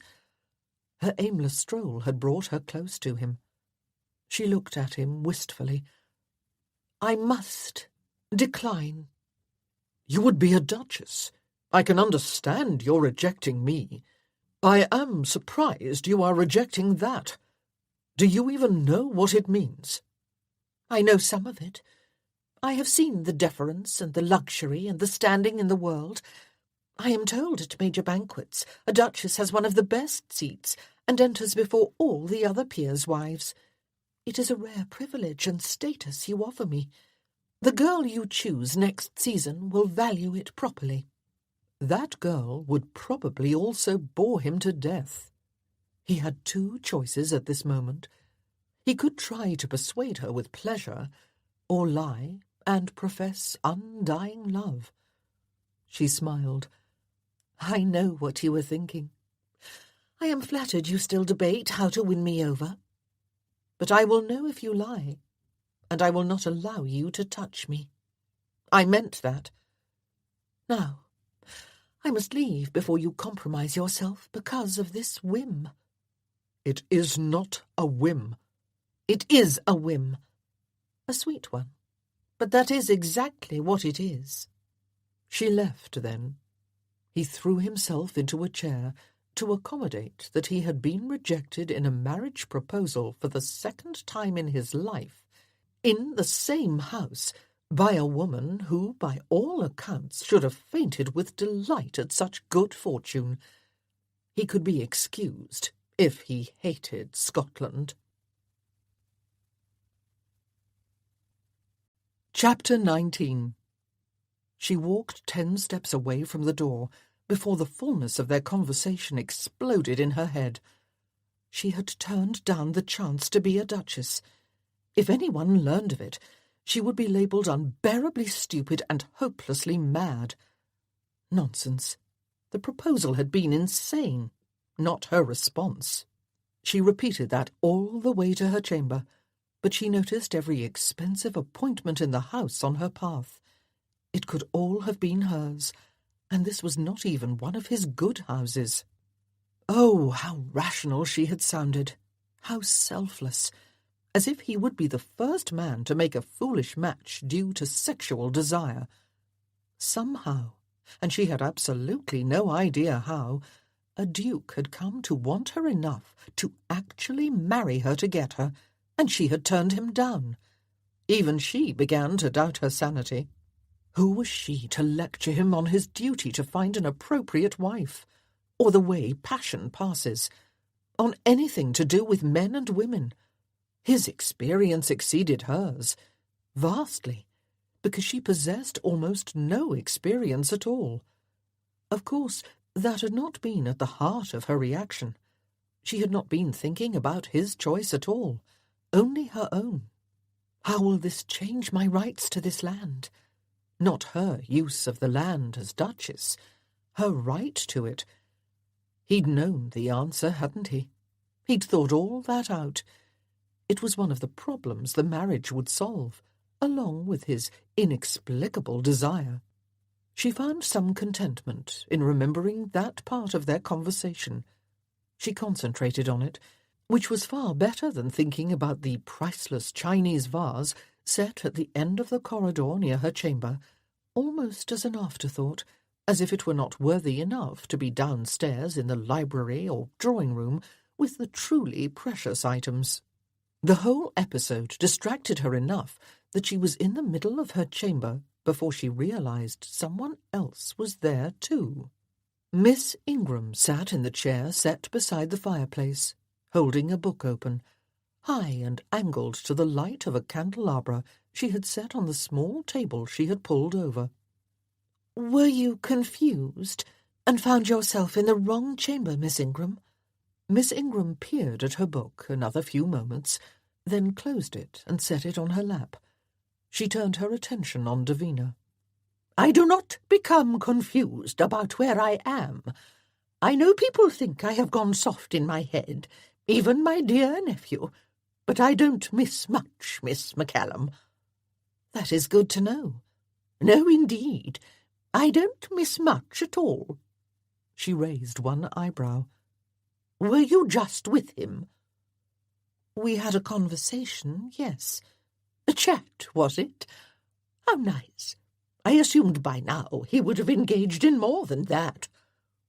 If the woman claimed she was not Dotty, Davina was not going to play childish games. "If you thought that, you have been negligent as a chaperone in leaving us alone so much." "I told Cornelius to send someone else if he wanted you watched like a schoolgirl. His wife was there and dared to scold me about how the Duke had nefarious plans for you, so I had to be alert and aware." "What nonsense!" She struggled to her feet. "I wish a Duke had insulted me with nefarious plans 40 years ago. I would be sitting pretty now, instead of depending on Cornelius. He is generous, Miss McCallum, but even from a nephew it is charity." "Miss Ingram, are you saying you have deliberately been negligent in order to allow Brentworth to seduce me?" "You do not sound nearly shocked enough." "As you implied, I am not a schoolgirl." "It was not the seduction I did not want to interfere with, although I assume that would have to be a first step. My thinking was that he might make a proposal to you. Not a proper one. The other kind that such men make to women they cannot marry." She began walking to the door, but paused. "Has he?" "Made an improper proposal?" "No." She sighed. "Oh, that is too bad. I really thought he might. I rather counted on your not coming back here tonight." Davina stepped back and opened the door. "You know, Miss Ingram, you do become a little confused sometimes." "Not when it matters, Miss McCallum. Not when it matters." Davina seemed to be avoiding him. By the time he went down for breakfast, she had already eaten. He shared the table with Miss Ingram, who for some reason chose not to read, but instead looked at him long and hard while she drank tea and ate toasted bread. Perhaps she was trying to remember who he was. "Do you know where Miss McCallum is?" he asked when he had finished. "She is not in the library or the garden." "She said something about an attic. You should go and tell her to come down from there. It is probably dangerous." "It could become too warm on a sunny day, but there are windows she can open. She is looking for something, and I should let her see if she can find it." "If she is looking for something, you should help her. It is your house." "She doesn't think so," he muttered. "As host, you really should help her. What is the world coming to if a duke does not know how to treat a house guest?" What was the world coming to when a chaperone pushed a man to be alone with her young lady? "She would not want my help, I am very sure. She would not trust it." He excused himself and took his leave. He trailed through the house to Roberts's office and found him at his desk, working accounts. "Do you want to see them?" Roberts gestured to the ledger and papers in front of him. "I suppose I should every 5 years or so." He accepted the big ledger and scanned the pages, looking for signs of bad management, or worse. His father had taught him how to do this, like so much else. 5 out of 10 servants on the lesser properties will steal from you if you are not careful, he had lectured.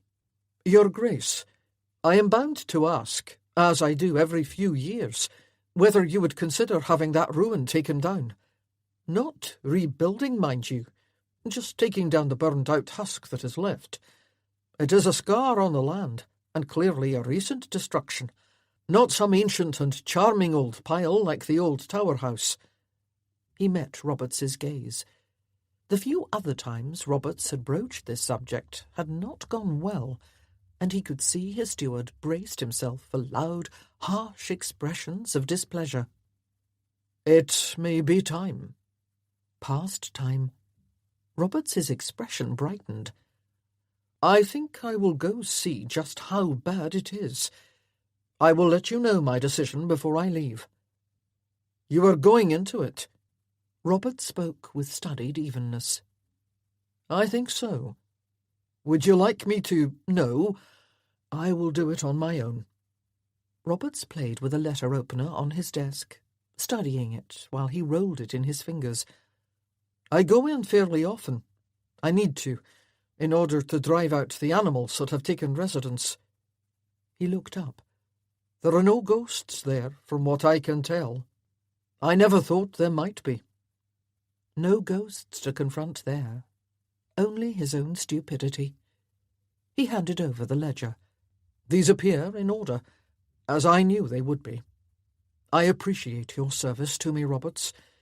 The offer for you to come to the house in Kent still stands, should you ever want that. I could use you there." Roberts flushed. "You must think it odd I don't take the opportunity. But—" He looked around, as if he could see beyond the 4 walls.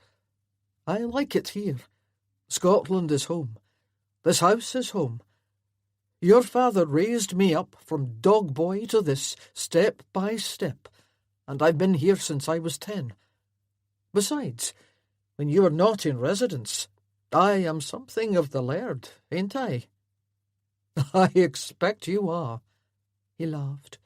"I will be leaving soon, so you can be laird again." He left the office and walked back to the front of the house. In the reception hall, he sat in a chair and looked at the heavy drape blocking entry to the burned wing. Then he stood and went over and slipped behind it. Sunlight glared down on him from between a few charred roof timbers high above. No attic here any more. No roof to speak of. In the good attic behind him, Davina searched for her past. He did not have to search at all. He knew exactly where his was. Right here, in this empty fortress of blackened stone, in which a wilderness grew. Davina sat on the plank floor in the middle of the trunks. She had opened all of them, looking for that Bible. She had peered under the rough fabric guarding furniture and tried every drawer she could find. The Bible was not here. She discovered other family items besides furnishings. Clothing, a doll, an old musket, even a brooch of some value. One trunk held some letters from over 100 years before, their ink oxidized to a light brown, but the parchment still supple. One of the barons wrote them to his son. They mostly contained instructions on behaviour and comportment. In one, a scold had been given about a special friend, and a warning to avoid an entanglement. She suspected that friend had been an inappropriate woman. She stood and looked around once more, hoping to spy one more place to search. She had enjoyed handling a few relics of her ancestors, but that was not her reason for being here. She could not ignore that there had been no remnants of the current owner's life, nor of Brentworth's past. Not one of those dukes had cared about this land or spent much time here. They had stewards and factors, like Mr. Roberts, manage the estate and send them their rents. Giving up, she made her way down the stairs. Perhaps it had been left in the chapel that burned, as Brentworth had concluded. She preferred to believe a retainer had taken the Bible for safe-keeping, much as her grandfather was sent away for that purpose. If so, she doubted she would ever find it again. The day looked fair, as so few did now, what with winter on its way. She decided to take a turn on the lane and road, and enjoy the sun. She stopped in her chamber to don a bonnet and choose a pelisse, then walked down to the reception hall. As she always did when she passed this way, she glanced at the tall drape that hid the damaged part of the house. She noticed its edge had moved, so a gap showed. Although as thick as a carpet, she doubted that drape completely kept out the cold in January. This hall would be unpleasant then, even with its huge fireplace. Today that gap allowed in a noticeable draught. She went over to fix the edge. Curious, she peered through the gap first. To her surprise, she saw Brentworth standing within the ruins. He did not move. He did not seem to be looking at anything at all. He just stood there, arms folded, his gaze on the rubble at his feet. He did not want to name the distasteful emotion filling him. It was not a sentiment that men acknowledged, and he was no better than the rest. Yet it pressed on him and demanded recognition. Shame. After all the nightmares, after years of regret and self-recrimination, that was not what he had expected to feel if he stepped inside these walls. I was young and blind. It was not an excuse. He was the heir to one of the highest titles in England, and should not have been blind. God knew he had been trained to use more astuteness than he had shown, and to never betray his duty the way he planned. Mostly, however, he should have suspected that a mercurial temperament might thrive because of something darker. The excitement of freedom and passion had obscured his vision. He had lost control, lost himself, and revelled in doing so. He ignored any suspicions that inched into his mind, and any warnings given by others. It had been enthralling, heady. He'd behaved like a man let out of prison after 20 years. Fire, screams. He could smell it now. The stink while the flames consumed cloth, wood, and eventually all within the stone walls. The scent still lingered on the remnants of the building. Even 10 years of rain and snow, of nature reclaiming the floor tiles and fallen roof beams, could not clean the place of that odour. The bishops would like that. They would approve of the whole story.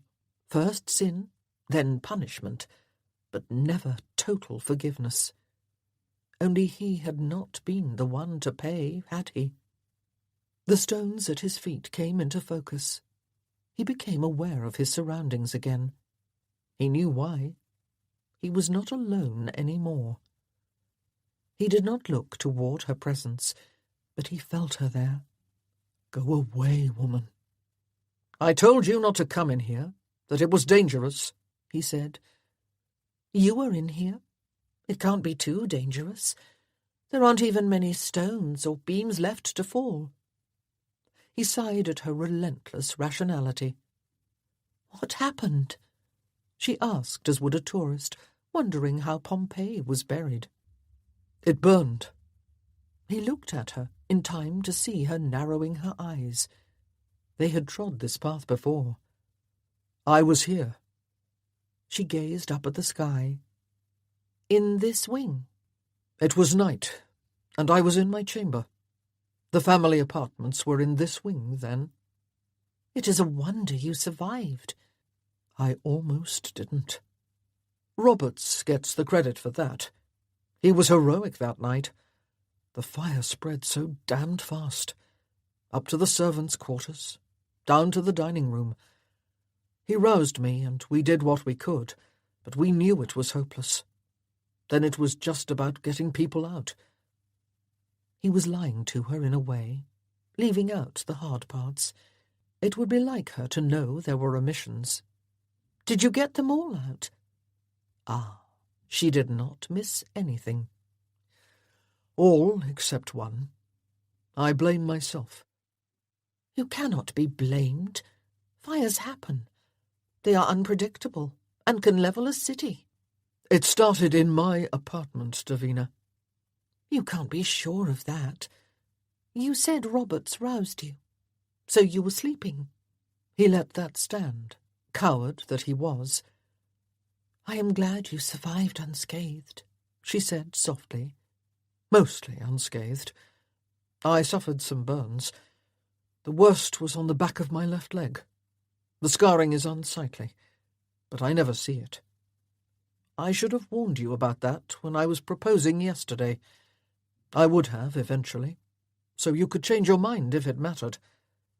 That was not how he normally informed his women, but he did warn them, right after he came to an arrangement and gifted them with expensive jewellery.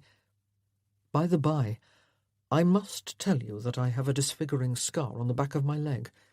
As with our affair, I expect unerring discretion about it. You are never to speak of it with anyone. You are never to ask me about it. If you do, I will ensure that you are never again received by anyone who matters. It was not that he wanted to keep that scar a secret. His best friends were aware of it. He just did not want anyone prying into how it had happened. It would have made no difference to me, she said. I have seen terrible scars, more damaging than anything you have, I am willing to wager, because you walk normally. I know what fire can do to human flesh. There are far worse scars to have than yours. He did not doubt she meant it when she said it would not have mattered. In that moment, he regretted deeply that she had refused his offer. Such a woman deserved to be a duchess. Why did you come in here after all these years? She asked. I am thinking of pulling it down. He looked around. Either I do it now, or nature does it over the next half-century. I think you should. I really do. Not to improve the view of the house, or even to rebuild. I think you have blamed yourself all this time, and this has become a monument to that blame. Take it down, I say. Remove it, and remove the guilt. I will still have the scar. You said you never see it. Only your lovers do. If one recoils because of it, you will know what you have in her. She turned to go back into the house. He fell into step with her. You are being a little harsh, Davina. Not all women have medical experience and take scars in stride. I have been told it is very unsightly to females. I am sure you have seen it, using a looking-glass. Did you find it unsightly? Fairly so. She pushed through the drape. So, you are not perfect, Brentworth. Did you think being unflawed was part of your birthright? Davina took her walk alone. Brentworth occupied her thoughts the whole way. He had looked so lost in himself out there. He had never appeared less ducal than in that ruin. She had wanted to gather him into her arms to comfort him, even without knowing what he pondered. She had recognized his inclination to snarl at her when he saw her. Instead, he had told her about that fire. Not everything, she was sure. She did not need everything, however. She did not even need to know what he had shared with her. He had honoured her with that confidence. She did not think he told many people about that night. No wonder he had not visited this house in all these years. She had been quick to think the worst, to assume he neglected his Scottish property because it did not signify much to him. Instead, he avoided it because it signified too much. She had wanted to kiss him over and express how she understood. Her own words had kept her from doing so. "You will not touch me." Spoken in anger and pride, they prevented her from releasing the emotion she had felt. She wished he were not a gentleman. She wished she were not an innocent. What a stupid word to have branded on one's body. Untouchable innocent. Unruined innocent. She supposed it wasn't as bad as virgin spinster, but it was all of a piece in terms of how he treated her. She did not regret refusing his marriage offer. That would be a mistake, she was sure. There had to be something binding two people besides signatures and pleasure. Nor did she think marriage would bring any recognition of her rights to this property. More likely, no one would bother ever learning the truth if they wed. She thought about Mr. Hume, whom she had not considered in days. He would be horrified if she married Brentworth. The lands should have a Scottish laird, in his view. She rather thought so too, but of all the reasons to refuse the proposal, that one had not entered her mind at all. Back in her chamber, she called for her dinner to be brought to her there. She did not want to dine with Brentworth.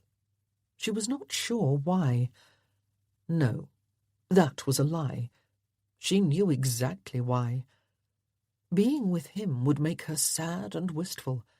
She would behave normally and chat, but the whole time she would be aching for him to kiss and caress her, even though she had warned him off in no uncertain terms. She picked at her food. She thought some more.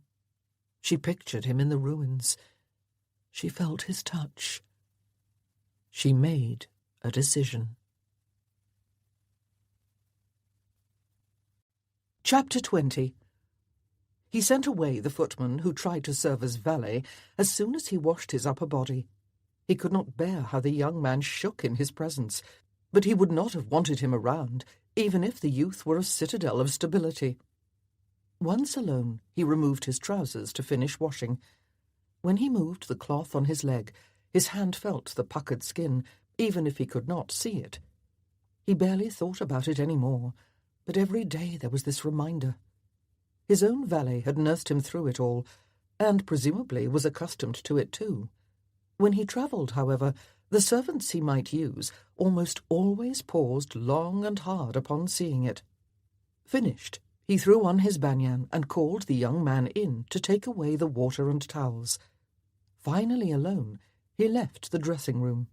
A figure rose up next to the fireplace, startling him. Davina. How long had she been sitting in that chair, watching the embers? Enough light found her to show her hair tucked behind her ears and the determination in her eyes. Also that she wore a nightdress and a simple shawl. Perhaps she intended another row. She walked toward him. Her luminous skin and bright eyes entranced him. His body knew why she had come before his mind did. The hunger he had barely conquered these last weeks grabbed his essence and shredded his control in a blink. There would be no row tonight, unless he insulted her again. She stopped a mere arm-span away. "You should—" he began. "I should what?" "You should leave at once." "Don't tell me to leave. It took all my courage to come here." His idiotic decency made a last stand. "Are you sure you know what this means to you? To your future?" She nodded. "Then you should remove that wrap and dress so I can see all of you." She smiled shyly, but she let the shawl drop to the floor. She fussed with the buttons and ribbons on the nightdress. He took the step to her. "I will help." So many buttons. Impatience battled the charm he felt at how she let him work at them, as if she truly needed help. The fabric parted down her front, inch by inch. She watched, then looked up at him. With more bravery than he expected, she stepped back and allowed the dress to fall off her shoulders and down her arms. It pooled at her feet. She made no effort to cover herself with her hands or arms. She displayed no embarrassment. "Now you," she said with an impish smile. "Fair is fair." You are supposed to be shy and nervous, not demand I disrobe." "You forget how many naked men I have seen." He hadn't forgotten as such. He had never even thought about it. Of course, when she had accompanied her father, some of the sick had been men. He cast off the banyan. She gave him a good look, head to toe. He half expected her to command he turn, so she could examine him from the side. Enough of this. He pulled her into his arms. He held her there, with her body against his, skin to skin, while desire pounded through him like a hammer in his blood. He found one thread of sense remaining, and tied his mind to it. For all her courage, she was inexperienced. This could not be a ravishment. He would restrain his impulses. Secure that he had found the control to hold true to that little vow, he turned up her head and kissed her. With the first touch of her lips, all hell let loose inside him. A whirlwind. That was what he had dragged her into, immediately and thoroughly. She could not have kept her balance even if she wanted to. She had not known what to expect, but she had not anticipated this all-encompassing force surrounding her, entering her, urging her to find her own wind and fly on it. His kisses started carefully enough, but soon had a savage edge. His caresses did not touch so much as claim. His sighs dominated her, but so did his spirit, and the madness he demanded she share. She had no strength against it, so she accepted and submitted to her own ferocious impulses. She held and grabbed, too. She bit and lunged and licked and tasted. When he held her close, with both his hands squeezing her bottom and pressing her against his arousal, she did the same to his hard muscles. He lifted her in his arms and carried her to his bed and dropped her there. Then he was on her, kissing and caressing and arousing her with his hands and mouth. With the warmth and hardness of his body, with all of him, she was sure, all of what was left of him at this moment. He did not forget her pleasure, not at all. As he took his own, he brought her with him, higher and higher, until that torture started and grew and she cried from it. He responded by touching her mound, then deeper. She felt his hand caress her there, and whimpered from the need it created. He made it worse until she groaned. She clung to him, and it seemed as if they entered the eye of a storm, with him becalmed, and her totally focused on what he did and how she felt, and on the pulses and demands in her body. Only within that relative peace her pleasure grew and grew, until with one deliberate touch it split apart, leaving her screaming. He shifted, moved. His shoulders rose and his arm braced the headboard. "This may hurt, darling." He pressed inside her. She knew about the hurt, about the tear. She did not know about the rest, and in her state she had no defences against it. The power, the giving and taking, the saturating closeness. She did not care about the pain when it came, because it meant an essential joining and a completion that her body and soul craved. The rest awed her.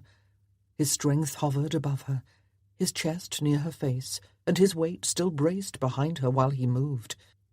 He showed her how to wrap her legs around his hips, so she rose up to his thrusts.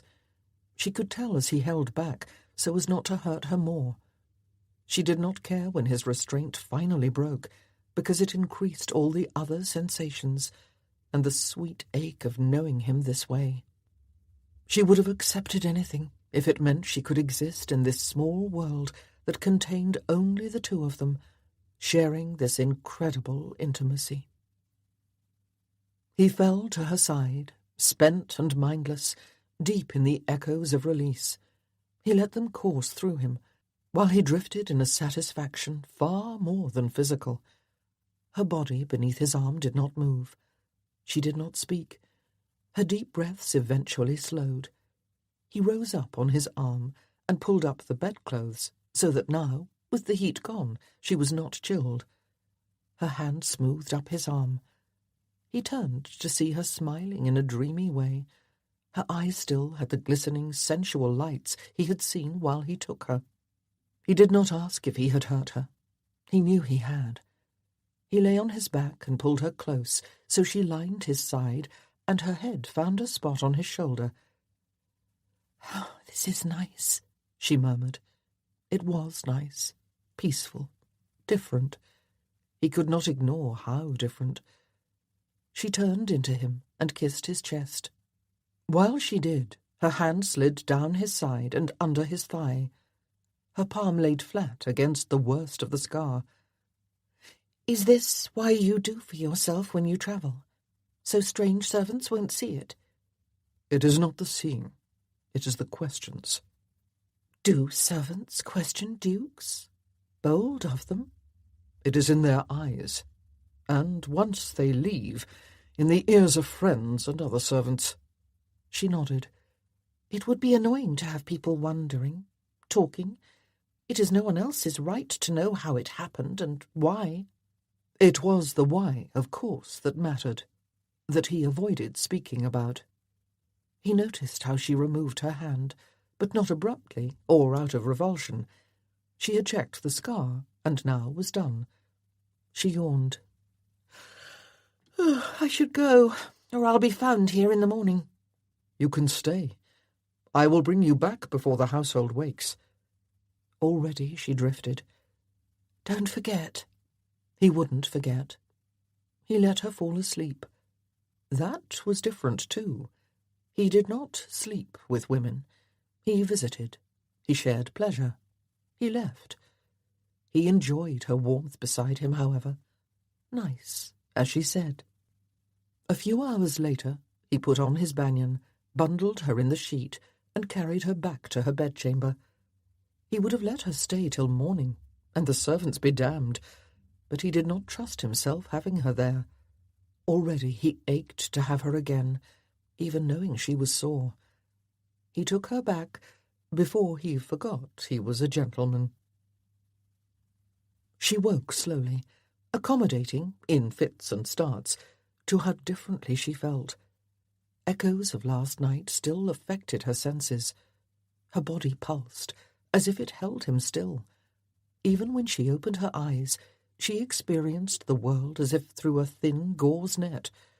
She saw that he had been good to his word, and she was back in her own chamber. Eventually, she realized she was not alone. She turned her head to see Brentworth sitting on a chair, watching her. He wore that long banyan and had not shaved yet. Seeing her alert, he came over and sat on the bed. "Are we going to do that again?" she asked. "Perhaps tonight, if you want. Right now you need to rise and dress. Wear your best garments." "Are we visiting someone?" "Only the minister, but it is customary to look our best when we marry." It took a moment for his meaning to penetrate. "I did not agree to marry you." "Indeed you did, last night." She searched her sated, foggy mind. Had she, in the throes of passion, actually said that? "I don't remember it." "Davina, twice I left you because, as a gentleman, I could not, should not, take you. Do not pretend that you did not understand that if I ever did, I would be obligated to marry you. You came to me last night fully aware of what it would mean. I even found enough sense to ask you outright if you understood. Now, wash and dress, and we will seek out the old man." He stood. "That is one good thing about Scotland. No banns, no licence, nothing much except the exchange of vows." "But I did not accept your proposal." "Yes, darling, you did. You made your decision when you seduced me last night." He bent and kissed her, then left. She stared at the door after it closed. She should probably be angry, or astonished. At least a bit of indignation was in order. Instead, the first thought that entered her still dreamy mind was that she might have that amazing experience again, or even a better one, now that the first time had been dealt with. She rose and padded into her dressing-room and began washing. When she saw remnants of blood on her thighs, she smiled. Memories invaded her mind so much that the washcloth on her skin became a sensual stimulation. She might get with child. She might already have done so. The notion provoked neither fear nor panic, the way it should with an unmarried woman. She had seen them, those girls, trying to hide the bulge, worrying that their families would cast them out.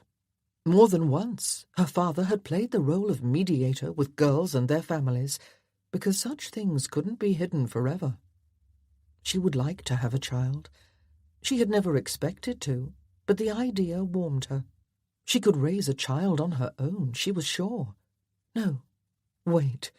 She would not have to. Brentworth said they would marry today. If she had a boy, he would someday be a duke, and she would be a duchess. Did she want that? She wanted him, that was all she knew, wanted that intimacy, and the rare knowing that comes with it.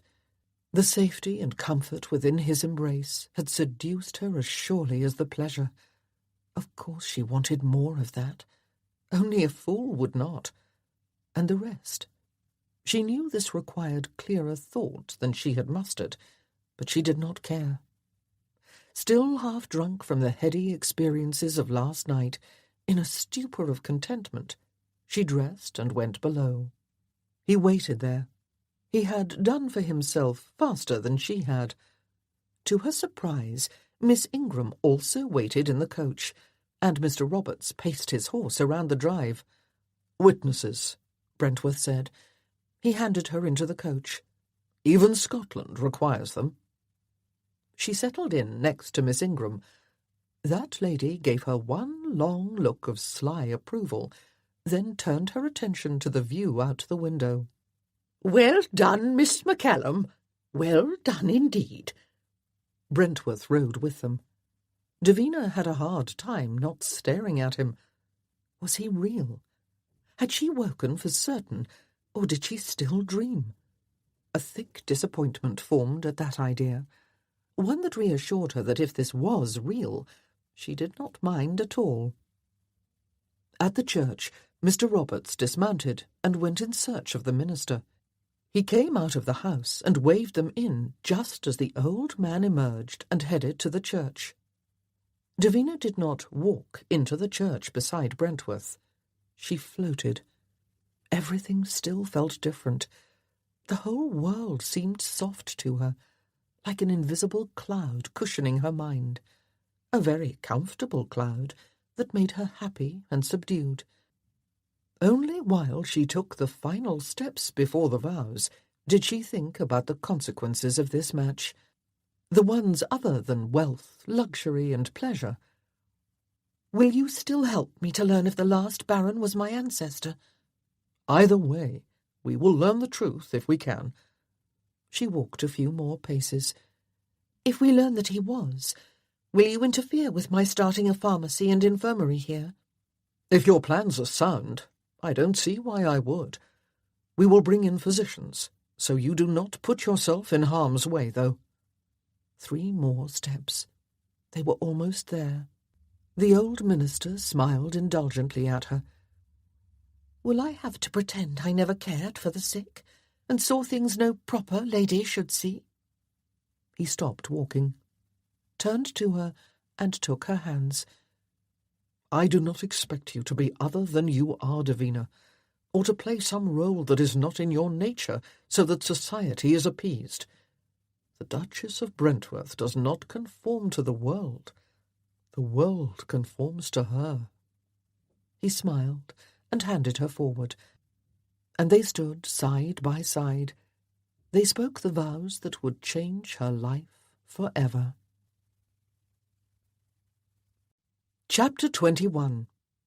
The next morning, after another astonishing night, Davina woke up not the least dazed. In fact, she felt very much herself. While she had relished every moment in that stupor, she did not mind its passing. A woman could hardly live every day like that. The changes in her life became apparent as soon as she went down to breakfast. Miss Ingram drank tea in the morning room.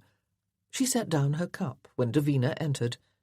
I would be honoured if you joined me, Your Grace. Davina almost giggled.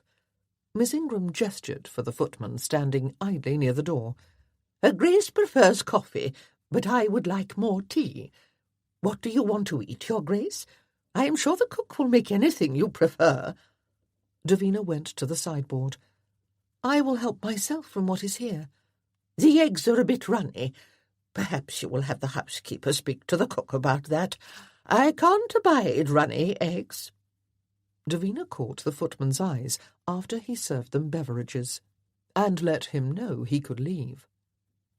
Now he is gone, so you do not have to Your Grace me every 5 words, she said while she filled a plate. And why wouldn't I? I don't sit to breakfast with a duchess every day, do I, Your Grace? Miss Ingram cackled with delight. Oh, how pleased my brother will be!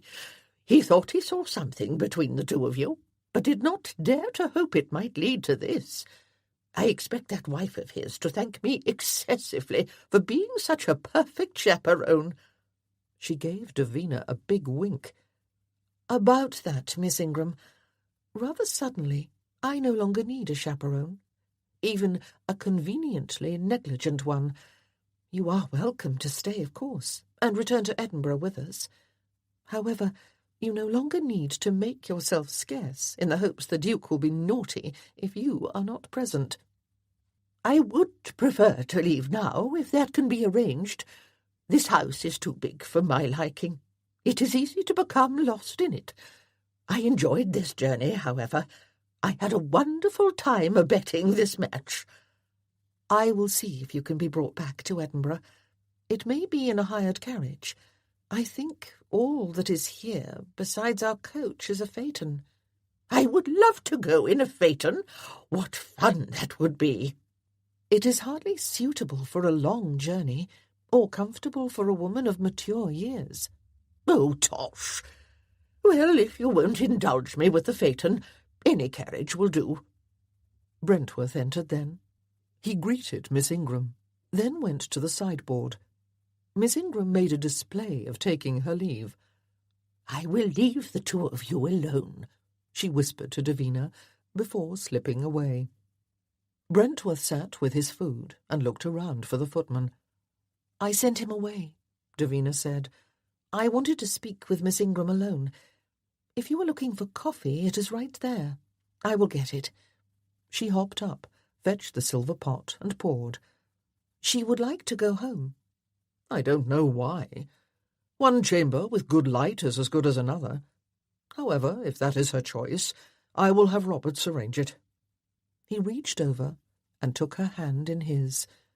I am going to be with Roberts much of the day. I need to ride the estate and see the farms. The lord intended to survey his property, only it really was her property. I would like to see the farms too. I will teach you to ride, and you can join me another time. I can keep myself busy in other ways, I suppose. Perhaps I will start a new essay for Parnassus. I am thinking that women should know more about pleasure, and how to achieve it in their marriages. He cocked half a smile. You are joking, of course. Not entirely. Such an essay or book is long overdue. Why should women have their sexual nature subject to whether a man is enlightened or ignorant? He still smiled, as if she were not serious. The journal will never publish it. I think they would. I will not be too explicit in my language, but I will make sure it is clear what I am explaining. I dare say it will improve many marriages throughout the realm. The bookshops will not sell it. There will be religious reformers breaking their windows and burning them down if they do. Then perhaps I should write it for men, not women. No one breaks windows over men learning about pleasure. She leaned toward him. Perhaps I will dedicate it to you.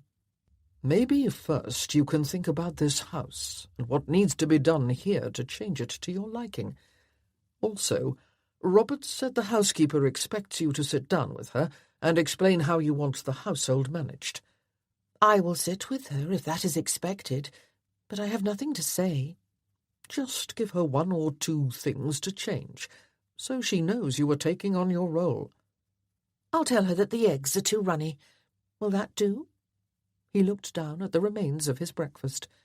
They are somewhat, aren't they? See, you do have things you want changed. He finished his meal, then gave her a long and rather arousing kiss. I will be back in several hours, he said as he left. I want to write to Havisham this afternoon to reassure him that our war is over. Havisham? He intended to inform the king's man before he told his own friends, it seemed. Only it was not Havisham who would benefit from this sudden marriage. It had been most convenient for the king he served, however. Quite convenient for the Duke, too, if she wanted to face facts squarely, which, despite the mysteries unfolding at night, she could not help doing in daylight. Oh, he would help her learn the truth about her family, and he would see that the lands were returned to her, but it would not cost him anything at all. He would still ride his estate and collect his rents and rebuild his manor house.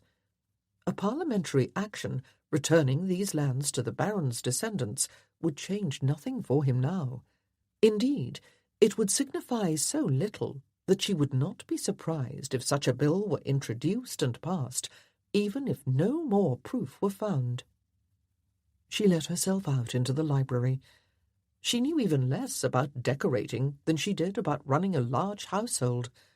It seemed eggs and drapes, however, were Duchess' duties. Chapter 22. She did not know how to ride, but she could walk the estate. The next day she did just that. While Brentworth and Robert sequestered themselves in the library with ledgers and paper, she donned her half-boots, tied on a bonnet, wrapped a shawl around her shoulders, and carried her father's bag out of the house. She had indeed sat with the housekeeper, Mrs. Ross, yesterday afternoon, not to give lists of commands, but to learn something about the people here. First, she encouraged talk about the servants, because that sounded like something a new lady of the manor would want to know. Then, as Mrs. Ross became more comfortable and loquacious, she asked about the tenants. Thus she had learned about Mrs. Drummond. Dying she is, poor dear, belly large with something. Stopped eating, I'm told, and in terrible pain. Her man has been staying by her side, and his fields were not harvested, so no telling what will become of them. Her spirit lightened as she trod up hills and down dales, not because of Mrs. Drummond. She knew the sad news she might find there. Rather, it had been too long since she had put her knowledge to good use. She had helped a few poor people in the city, but mostly there she tutored. Education was a noble calling in itself, but her heart would always be in medicine. Even carrying her father's bag, heavy though it was with his bottles and instruments, gave her satisfaction. She had brought it for a reason, and this was it. The land was beautiful, in its wind-torn way. Few trees broke the view of the heather-strewn land, swelling up and down all around her. She passed a few farmhouses, and thought they appeared in decent condition. At least Roberts had not neglected them, even if his master had. The Drummonds lived almost a 2-hour walk away, but she barely noticed the time pass. Eventually she found the farm she thought might be theirs, and presented herself at the door. A gaunt, greying man of middle years opened the door. He looked tired and worried, and already in mourning. He looked her over from head to toe. "Who might you be?" "I am the Duchess of Brentworth." He almost laughed. He looked past her. "Where is your carriage?" "I walked." She held up her bag. "I have come to see your wife. I hear she is very ill." "Nothing to help her." "Perhaps not, but let us see if we can't make her more comfortable at least. Will you invite me in?" He stood aside. "I heard he'd just married. The Duke, that is. My friend John was by with some food from his wife, and she'd heard from her sister who lives near the church, who'd heard that you just showed up 2 mornings ago and asked to be wed. He kept examining her, as if he expected something else, something more. Where is your wife? Back there. I will see her alone, if you don't mind. While I do, I want you to sleep. Even if it is only for an hour, it will do you much good. Mr. Drummond did not argue. He let her go into that back chamber alone. As soon as she opened the chamber door, she knew that her long walk had probably been in vain. I think we've an excellent and practical plan, Your Grace. Robert smiled in a self-congratulatory way. Should be a fine new wing in a couple of years. There's plenty of men in these parts who will be glad for the work too. Not masons proper, but with good supervision they should be able to do some of it. Use the locals whenever possible. He looked over the black stones one last time. He might have never taken on the rebuilding, if not for Davina. He probably never would have come back here, or stayed here. He certainly would never have married here. Now this property represented more in his life than it ever had before. This wing stood now for nothing more than a ruin that a negligent owner had not dealt with for a decade. We can probably get the walls down before spring and start new foundations once the ground thaws. Roberts spoke thoughtfully, working out the battle strategy, eyeing those burned walls like an enemy he would vanquish. Need proper masons for those. Men around here will be busy with their sheep and crops then anyway. I will leave it all to you. As for the new wing, I will seek out an architect to plan it. It will be needing a chapel. Not right to have no chapel here any more. I promise not to forget that chapel, Roberts. He left the steward to muse about the future and to plan his attack. He wandered through the grounds to the garden to see if Davina was there. He wanted to tell her of the day's results and see her expression when he shared his plans. He checked the morning room, then the library. Davina was not in either, but Miss Ingram had taken a spot in the latter. "Your Grace," she greeted, "Mr. Roberts told me he has arranged for a carriage to take me home tomorrow morning. I am very grateful." You are welcome to stay if you wish. "I miss my own bed, and my cats. Mischief doesn't do well when I am gone." He smiled down on her. Be honest, Miss Ingram. You named your cats as you did in order to poke at society, didn't you? "I am far too old and confused to know how to do that, Your Grace. My days of poking society are long over." I think you should get one more cat and name him Gabriel. Everyone will think you reference the angel and feel better about the other 2. However, you will really be naming him after a friend of mine, who has been known as a devil for most of his life. He sounds like someone I would like to meet. If your brother comes to London, join him, and I will make the introduction. You are always welcome as our guest, Miss Ingram.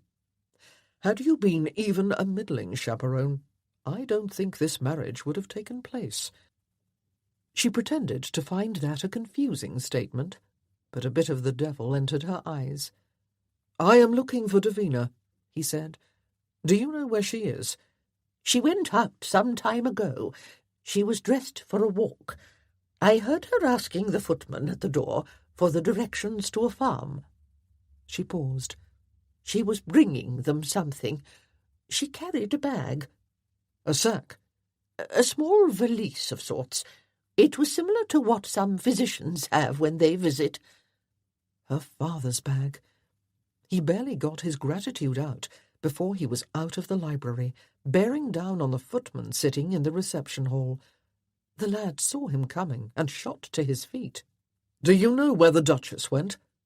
The boy swallowed so hard it was visible in his neck. "She asked where the Drummond farm was. I think she went there." Drummond. The name pricked his memory. Roberts had said something about Drummond. Suddenly he remembered. The tenant's harvest had not been brought in because his wife was deathly ill. A sick foreboding spread. Where is this farm? West, your Grace. About 3 miles. One of the last farms with tenants. When did the Duchess leave? I did not note the time, your Grace. I would say at least 2 hours ago. 2 hours? She would have arrived at the farm in that time, even walking, even carrying that bag. He had told her she should not put herself in harm's way with her medicine. For several days after she tended to her friend, he had watched for signs that she was showing the same malady. To do that every time she walked out with that bag would be maddening. To perhaps lose her because she should leave it to the physicians, the real ones. He strode out of the house and around toward the stable. Davina sat on a bench outside the cottage. She did not have to remain here, of course. Mr. Drummond might need her, however. One never knew with these things. She noted the clouds gathering in the northern sky. The sun still showed at times. She judged she had been gone over 3 hours. It would be raining on her walk back if she stayed much longer. She would have to start out soon. She pictured her father sitting next to her, as he had the first time she had held this vigil. She had not understood at the time why they stayed. He had much more experience, and knew the human heart better than she ever would. Only later had she realized the importance of that day, and what had happened, and how he had permitted it. There had been a few other times when they sat together outside a house or in a sitting room. Mr. Drummond knew she was out there. He had not come to ask why. She hoped he did not think she dallied as a criticism, or out of suspicion.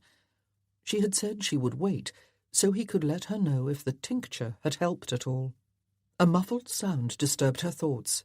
It became louder each moment. She turned her head to see a horse galloping down the closest swell in the land. She stood and waited for the rider to reach her. He stopped and swung off the horse and strode toward her. "Perhaps I should have been clearer, Davina. I do not want you doing this. You put yourself in danger, and I won't have it." "I am in no danger here today." "Robert said this woman was deathly ill." "She is. She has no disease of contagion, at least as far as is known. She has a cancer in her stomach."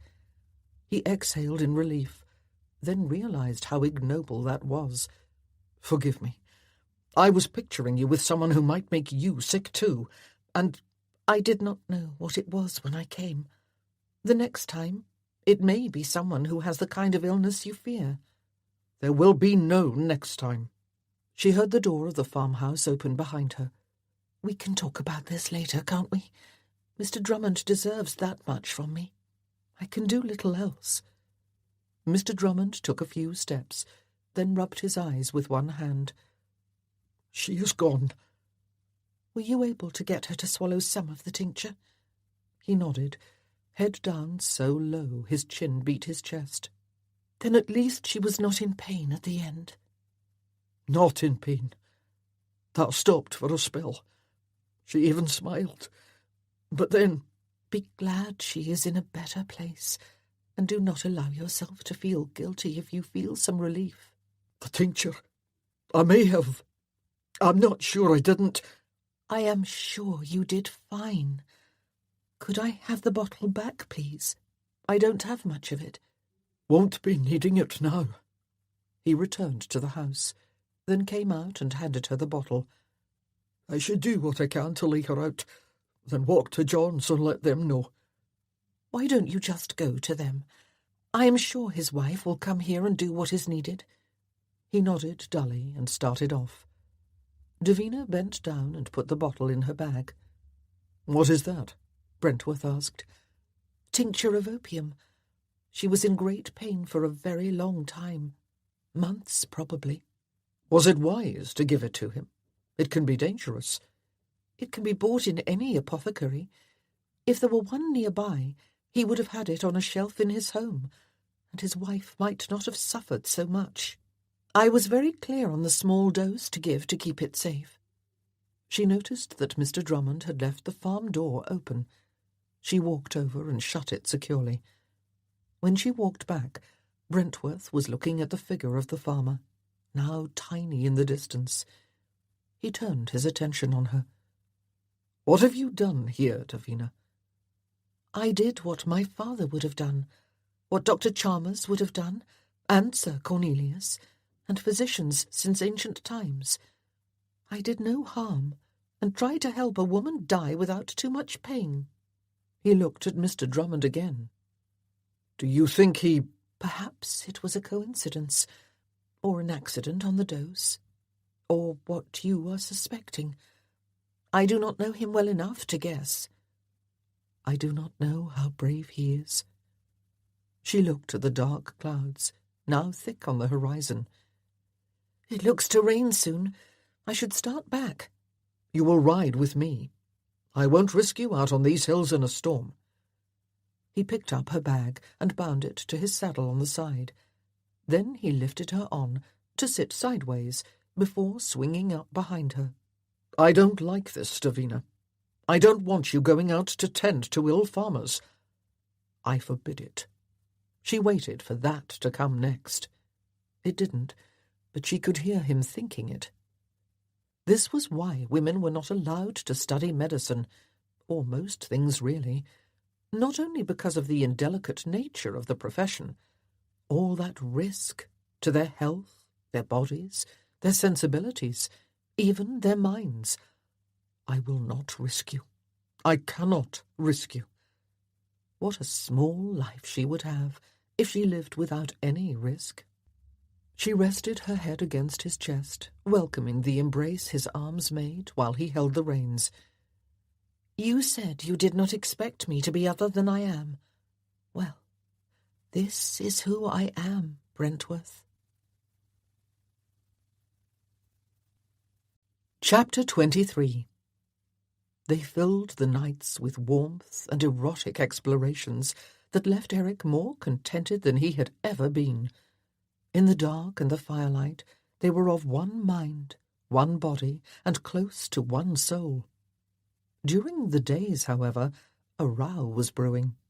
Twice in the next week, Davina openly defied him. She carried her bag out of the house after hearing about some sick farmer. The second time, he sent a footman after her in the phaeton. "Wait for her, and bring her home when she is done," he instructed.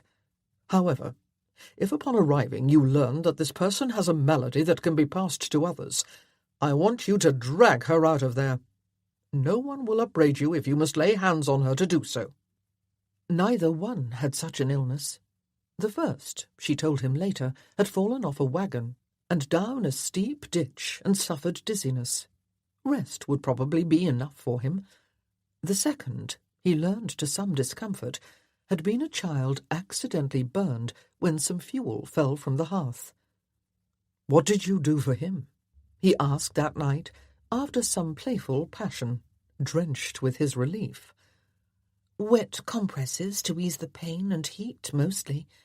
His mother made a bath with some herbs and plants to soak the arm. Sometimes the old ways are more enlightened than a physician's medicine, and that may have helped." "Will he scar?" She turned on her side and looked at him. "Not badly. He is young, and as he grows the skin may well improve. The young are not fully formed yet, and that can make a difference." She gave him a little jab with her finger. "You did not have to send that boy after me." "His name is Rufus. He would be insulted to be called a boy. He will take you whenever you go out from now on." "I will not let him interfere, so do not tell him to." "I wouldn't think of doing so." But Rufus had his orders to interfere most seriously, if necessary. Eventually, if this continued, he would have to. They wouldn't all be burns and falls. The farmers and local people now knew the new Duchess was a healer, so more calls would come too. It was time to return to London. There were plenty of physicians there, so Davina would not be needed. She could settle into being a duchess. Nor did he think there was anything more to be learned here regarding Davina's claims. She stretched out on her stomach beside him. He had built up the fire, and nothing covered her body. He admired the lovely curve formed by her back as it dipped down before rising along the swell of her bottom. "I saw that part of one of the walls was down," she said. "Did that happen today?" It did. They are removing the stone much as it was put up, but in reverse. Roberts has wasted no time. Finally given leave to tear it down, he found some men and built a scaffold and set to it. Eric had watched the first stones fall from a hill where he went riding. "Will you move the family apartments back there if you rebuild?" He had not told her about his initial plans because he was not sure he wanted to encourage her medical interests. He no longer was sure how he wanted to use the wing. "I don't know yet. I have to choose an architect and speak with him, and plan its chambers. I did promise Roberts there would be another chapel built, however." "I hope you don't move the apartments. I am fond of these chambers. I would not want to leave the memories behind and stay elsewhere when we visit." The sentiment charmed him. He did not think he would want to move the apartments either, now that he thought about it. He rose and smoothed his hand down that curve. He pressed kisses along the same line. She closed her eyes and smiled, luxuriating in the sensation. She giggled when he kissed the nape of her neck and started to turn into his embrace. "No, stay there." He kissed, then licked at the dimples at the small of her back and caressed her bottom more firmly. Her hips flexed gently in time with the pulse of her growing arousal. He slid his finger along the cleft until he touched her deeply between her thighs. Her lips parted, and she breathed sweet moans. She parted her legs, and he caressed more fully. Hard now, impatient, his mind darkened to everything except the howling urges, he swung up behind her. She needed no help, no instruction. Her primitive essence knew what to do. Her bottom rose to him as she lifted on her knees.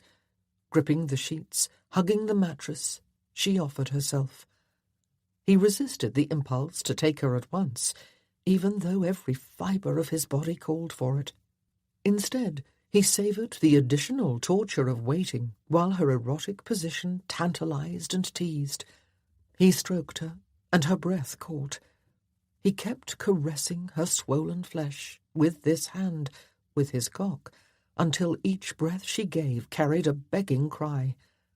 Finally, he joined in a deliciously slow thrust that sent exquisite pleasure throbbing through him.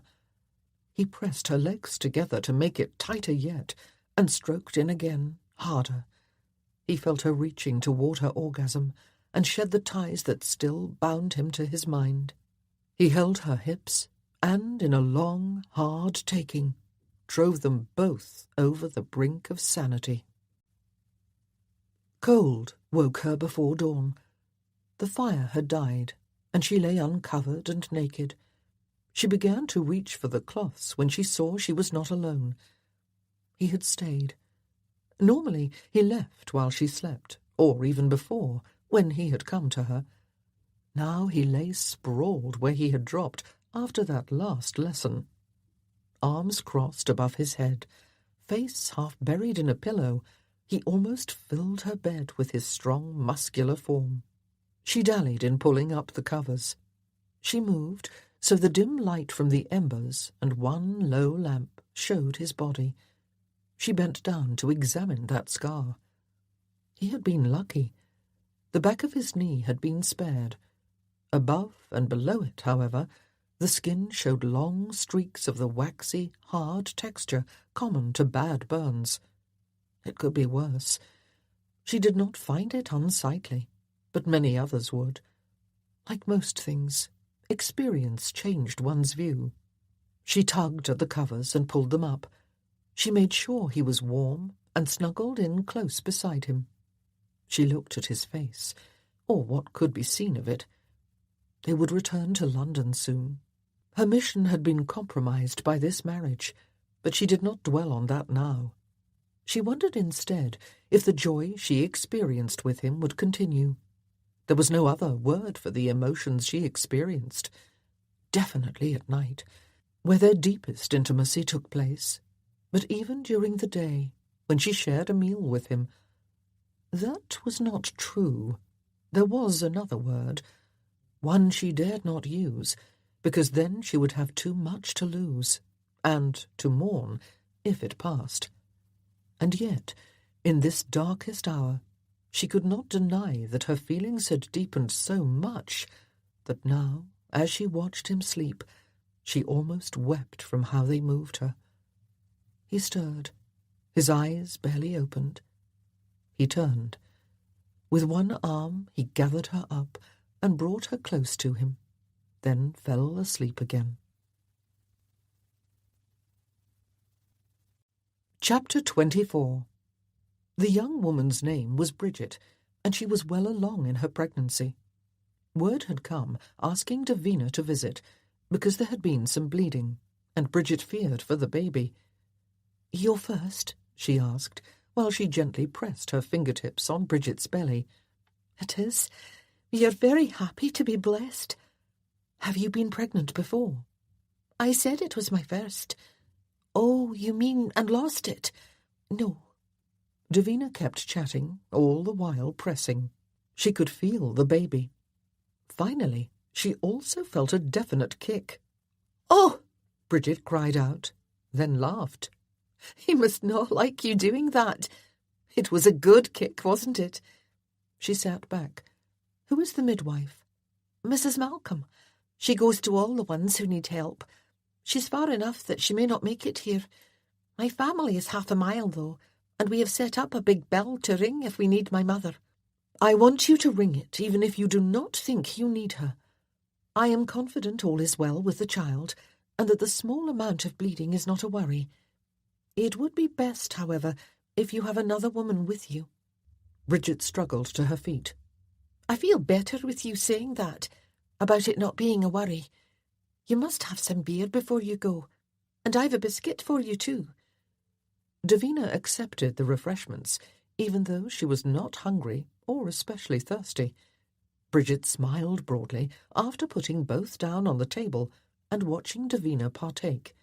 "Who would think I'd be having a duchess eat my baking? I had no idea duchesses were as nice as you are. The ones I know are very nice." Bridget sat at the table. "I hear they are taking down that burned-out shell. Is it true? Was it your doing?" "It was not my doing, but it is true." "Terrible thing, that fire. I was a girl then. All the talk it was, and for that poor woman to die in it." She shook her head. "They say she was lovely, beautiful. So sad." The biscuit suddenly tasted dry in her mouth. Davina drank some ale. "I did not know it was a woman." Bridget nodded. "A visitor. She and the Duke. Of course, he wasn't the Duke then, but the Marquis of something. Had been there a fortnight. Then suddenly that fire. You could see it for miles. Not the flames, but the whole sky over that way was bright with red and orange. It looked like hell had opened, my mother said. Those who came out of it said it felt like hell too." She reached for her tin and placed another biscuit in front of Davina. "It is so good to hear what remains is finally being removed. Like a scar on the land it is." Davina made heroic efforts with the second biscuit, but a thick sadness filled her from her ribs to her throat. When she could do so graciously, she took her leave and climbed into the phaeton beside Rufus. She said not a word all the way back. Her mind raced in circles, seeking a way out of the implications of what Bridget had told her. She and the Duke had been there a fortnight. A woman had died, but not any woman, not a servant, as she had assumed. A lovely woman, a beautiful one. No wonder he hated that house and that property. His lover had died there. Davina was nowhere to be found. Eric had seen her return from today's mission of mercy, but after that she disappeared. He finally looked in the garden, although the day's sharp wind hardly encouraged time there. The overgrowth of shrubbery and intrusion of grasses meant most of it could not be viewed from the terrace. He plunged in, peering for her among the branches. Spying her blonde crown, he changed directions. He did not find Davina, but instead Roberts. Arms folded and brow furrowed, the steward eyed the wilderness, swallowing the space like an invading army. "Unsightly. A gardener could do wonders with it in a few seasons, though," he said. It was in terrible condition, Eric had to admit. More negligence on his part. He had starved the house of funds, as if hoping it would waste away and disappear. "You should hire a gardener, then. Add it to the accounts." Roberts looked around. "It is big. 2 would be better. If you will be visiting regularly, you'll want a nice garden." "What makes you think I will be visiting regularly?" Roberts shrugged. "The Duchess is a Scot by blood and heart. She's grown partial to the people in these parts, too. I think it's her idea to come here frequently." "Did she tell you that?" "Not in so many words. She just stopped to chat when she saw me. Told me to do something to make this garden usable. In future years there would be many visitors, she said. I suppose she meant parties and such." She meant the visitors to her pharmacy and the inmates of her infirmary. "Where did she go after she spoke with you?" "Toward the back." He jabbed his thumb over his shoulder. Eric headed that way. He still did not find her, but he noticed a back portal stood ajar. He stepped through, and the wilderness fell away. No one had planted trees and shrubs on this side of the wall, so it was just grass, intermingled with a few wildflowers, still valiantly sending out blooms. A rough fence cordoned off a large section where the few horses at the house grazed. To the right, up a little hill, was the old graveyard amid a few trees. He spied a sliver of blue and gold among the stones there and aimed for it. He found Davina, arms folded, eyeing the markers much as Roberts had been examining the wilderness. He realized which grave arrested her attention. She noticed him. Her gaze returned to the grave. He walked to her. "Jeanette O'Malley," she read. "An unusual name." "I don't think Jeanette was her true given name. I suspect she adopted it when she went on stage, because it sounded French." "An actress or a singer?" "An actress." "Not appropriate, then?" "Not in the least." "I am very sorry she died and left you with so much grief and guilt. I should have guessed there was a good reason you never came here and ignored this place." She did not understand. Neither did he. Not all of it. He never spoke of this, never thought about it if he could help it. But right now, he did not want her making new assumptions to replace her old ones. Yet to explain might destroy the joy he had known the last few days. "Did you love her?" The question came on a small whisper of a voice. "I was enthralled, even enslaved. But it was not a mature love. It was mostly carnal." "Sexual?" He had to smile at her directness. "Yes, she was wild." How to explain to a respectable woman? There were no rules. None. And I had lived with so many for so long that the freedom to be wild as well intoxicated me. Like a drunk, I lost sight of myself, my duties, my past, and my future. I slipped out of my harness and broke through the paddock and galloped hard. She smiled, which gave him heart. "No wonder you never lost control again, if the time you did ended so badly." She looked out on the land surrounding them. "Why did you bring her here? So no one would know?" Now they were down to it. Stupid of the king, or himself, to think this smart woman could ever be bought off with half a loaf. He could lie, omit most of it, but she'd know eventually. Perhaps she already had figured it out. The affair was a secret, that is true, but we came here because I intended to marry her. Davina had not expected to hear that. She was wrong when she thought she could take these revelations in stride. It had been a mistake, perhaps, to demand them. He did not call it love, but he wanted to marry her. Not an arranged, appropriate marriage, not one of convenience and obligation, such as he made with her. He had not taken this Jeanette's innocence and marched to the altar due to the gentleman's code of honour. "Ah, yes," she said, "the one thing Scotland is good for. No banns, no waiting, nothing much." His hand moved just enough to touch hers, then hold it. My father learned of the affair. I had told no one, but she had been indiscreet. He commanded me to break with her. I pretended to, but I didn't. I kept her in London for almost a year. I think he suspected that she was very changeable in her moods, very extreme. When happy, she was delirious. When sad, melancholic and despondent.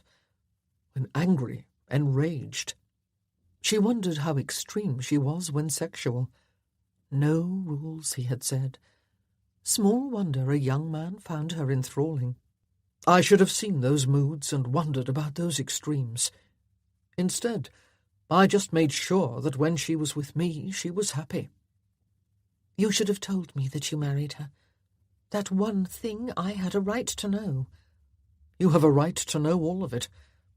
Perhaps, but she rather wished she didn't know anything. Of course there had been women, many women most likely, but this one sounded very special. Special enough to marry, even though she was inappropriate in every way, even though his father forbade it. It had been years ago, and she should not care, but she did. If I am not quick to share the story, it is because the whole of it reflects badly on me. One thing you definitely must know, however. We did not marry. It did not get that far. Fire interfered. She looked at him, surprised by this turn in his story. In his eyes, as he stared down at that stone, she saw anger and grief and regret all mixed together. "How tragic to have lost her just then," she said. His hand holding hers gripped tighter. His jaw tightened like a vice. "Oh, Davina, you are too good. It is not what you think. She started that fire. That she tried to kill me might be excused as an act of passionate fury, but many others came dreadfully close to perishing as well. All because I refused to see what I had in her." A weight lifted as soon as he said it, spoke of it. Even with Roberts, who had been there and almost died too, he had never once done that. As so often happened with Davina, he found peace in her presence. She did not ask any questions. She did not tell him that he was not to blame. Thank God for that. He couldn't have borne the cheap sympathy of that reassurance. He no longer wanted to stand in front of this grave. He led Davina out of the yard, down the hill, and through the portal. They found the path Roberts's boots had made and followed it.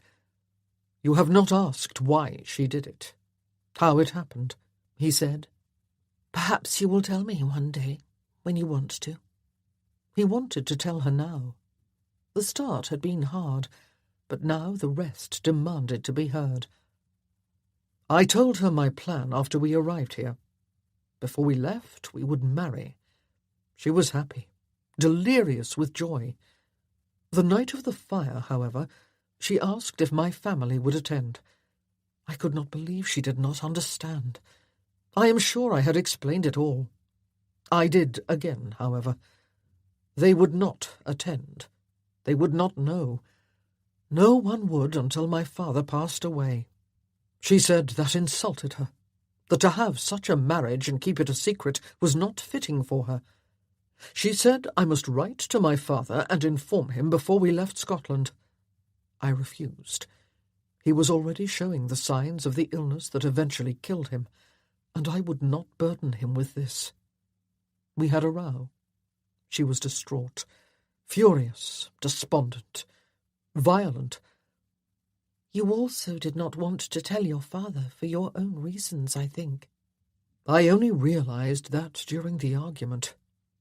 Later, as I lay in bed, I admitted I should not marry a woman I could not claim publicly. It was not love, but something baser that held me. My mind stepped to one side and saw how I was behaving. It was just then, as I slapped myself out of the madness, that I smelled the smoke. It came from my dressing room. There was no way it could have been an accident. There were no candles. The hearth was cold. It turned out it was just one of several fires she had started. He looked above the plantings. He could just make out the wall of the ruin, and a man up there chipping at mortar and stone. The one on the main stairway. The smoke overcame her there. I found her as I was leaving. I dragged her out, but she was gone. The story exhausted him. He might have run 10 miles. He could not tell what Davina thought of the sorry tale.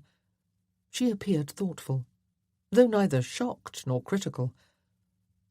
I am told she was beautiful. I suppose.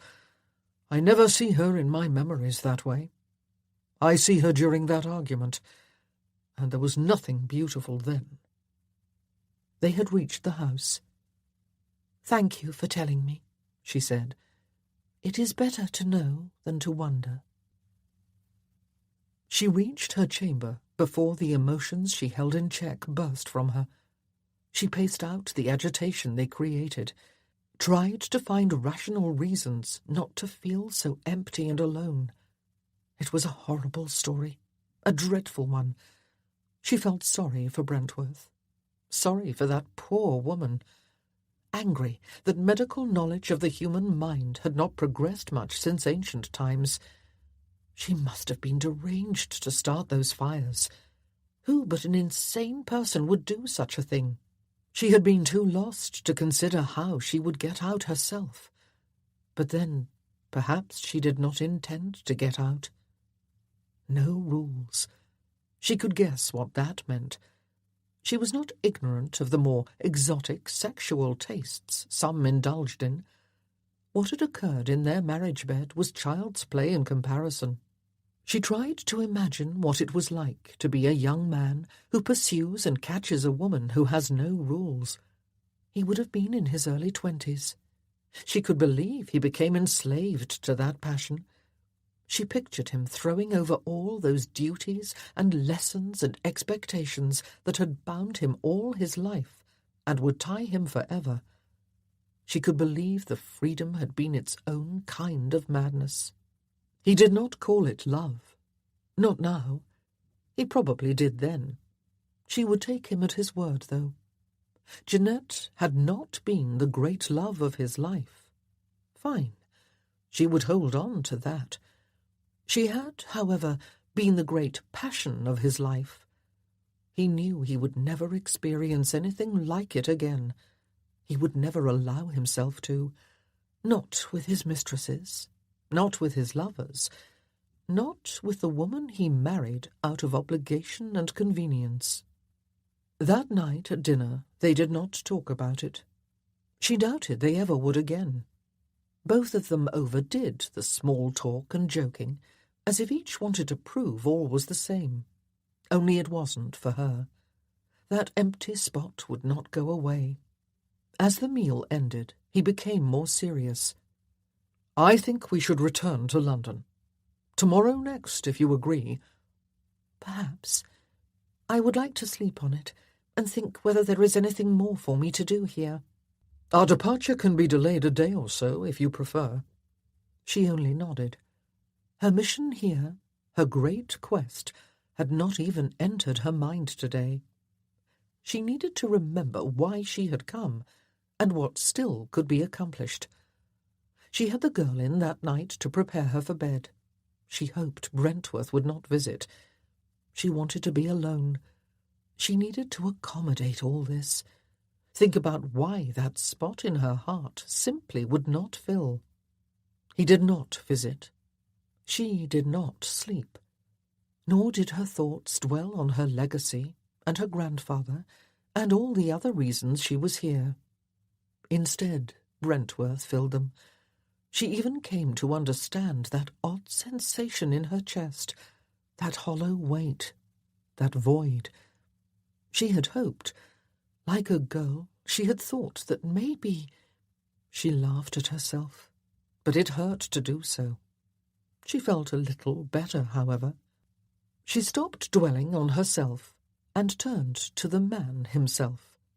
He had risked much in telling her what he had today. It was not something she thought a man like him admitted too easily, or at all. She did not think his friends, the other dukes, knew of it. If they saw that scar, and he said, "That, I was careless and got burned," they might just accept it and not press for particulars. Men were like that. Yet today he had put it into words. Did it become more real when he did? Were the memories sharper? Saying the words, admitting the truth, was much harder than thinking about a transgression or guilt. There was a reason the Catholics insisted that confession be verbal. Perhaps he did not sleep either. Maybe he lay awake too, also accommodating the revelations. He might be in his bed right now, reliving those weeks and that night.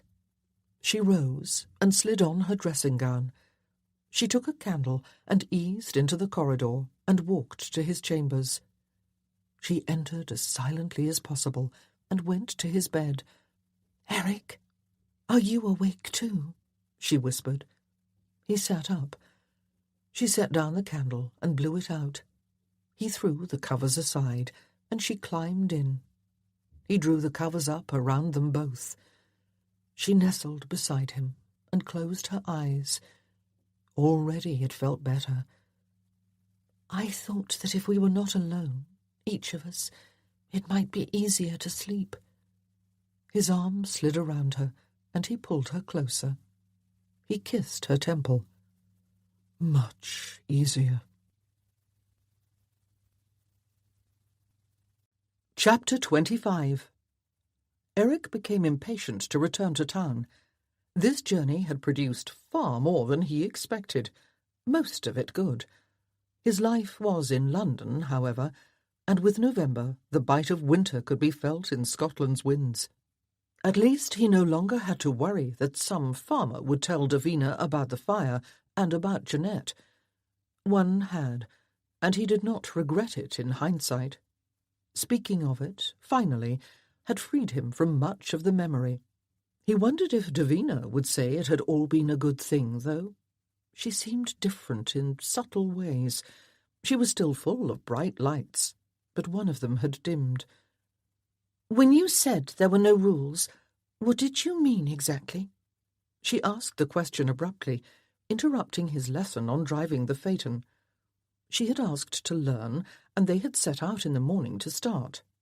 It was not the best kind of carriage for a woman to learn on, but she had insisted that she saw women in the parks holding the reins of such conveyances, and assumed she could manage it too.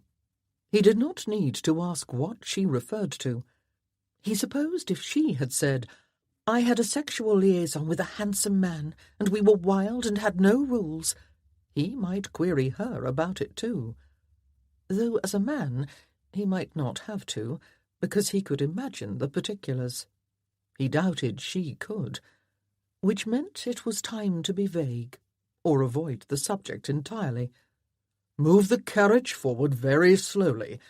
Do not become distracted," he instructed. "I won't.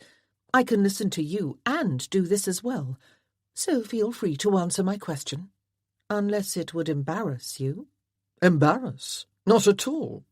It might with another woman, one who had not explained to me, despite her utter lack of experience, that women could have orgasms."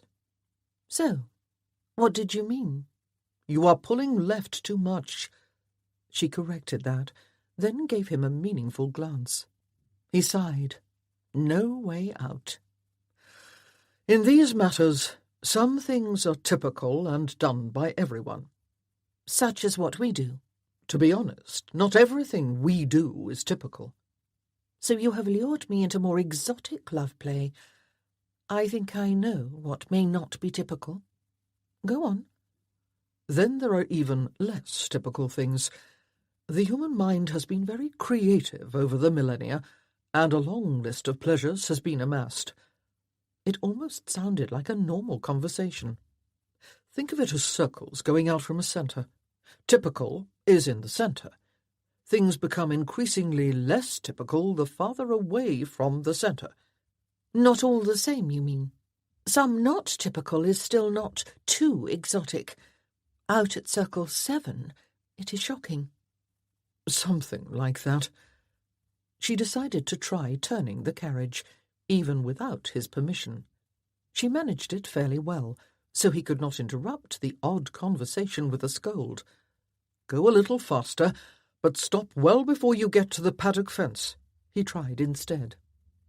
Did you use whips on each other? She stunned him. Whips? Where did you hear about that? My father and I visited a woman who was always ill, only she really wasn't. When my father said as much, she asked him to lie about it. It seemed her husband used a whip on her, for his own pleasure.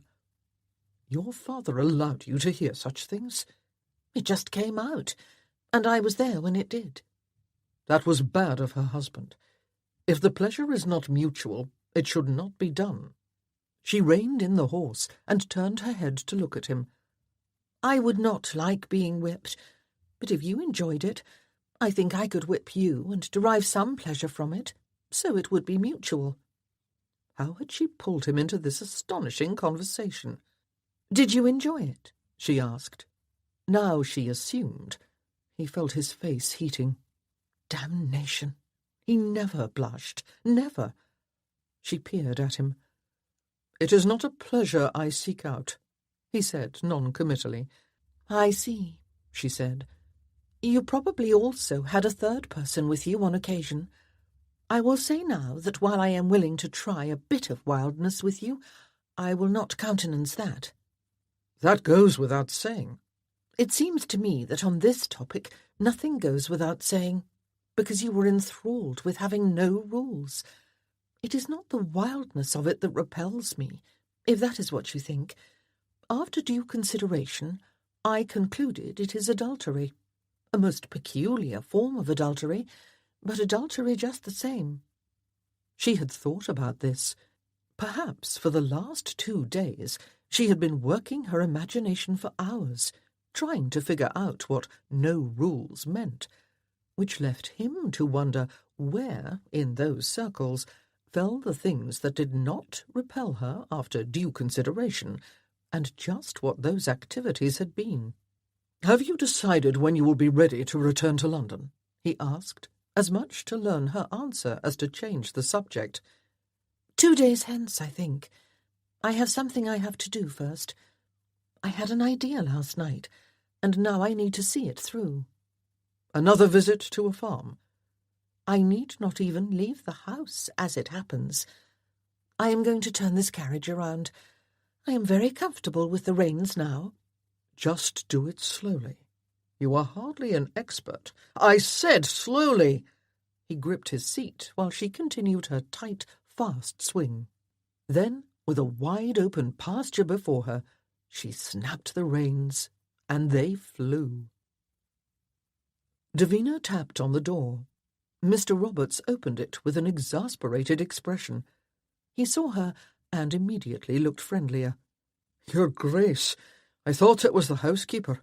She has been peppering me with questions all day." He stood aside and invited her into his office. Davina saw that the small space gave off to a bedchamber before Mr. Roberts closed that door. He invited her to sit.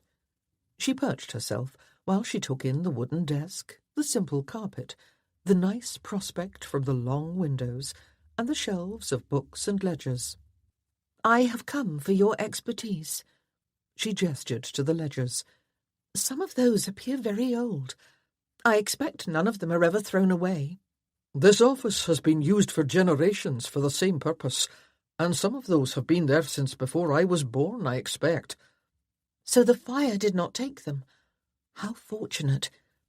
Tell me, do those contain the names of servants and retainers?" "I doubt it. Those fees are recorded as one sum. Each servant is not listed." He opened the ledger on his desk, flipped back some pages, then turned the book toward her. "See, like this." That dimmed her brilliant idea. "I had hoped you had records of servants from decades past." He didn't ask why, but she could see his curiosity. "Other than occasional notes about some problem, such as a footman caught stealing silver or a cook starting a fire, we don't." He thrummed his fingers on his desk. "We do have names regarding pensions. The ones who serve here a long time are given one when they leave service, an annual sum, to keep them in their older years." "That might be good enough. I would like the names of your oldest pensioners and where they live." "Only the living ones?" "I think so, to start." It would be better to learn anything directly, but if she failed to discover something, perhaps she would see if any of those old servants had told stories to their families. It did not take long for Mr. Roberts to make the short list. "Here it is. The oldest one is at the top of the list.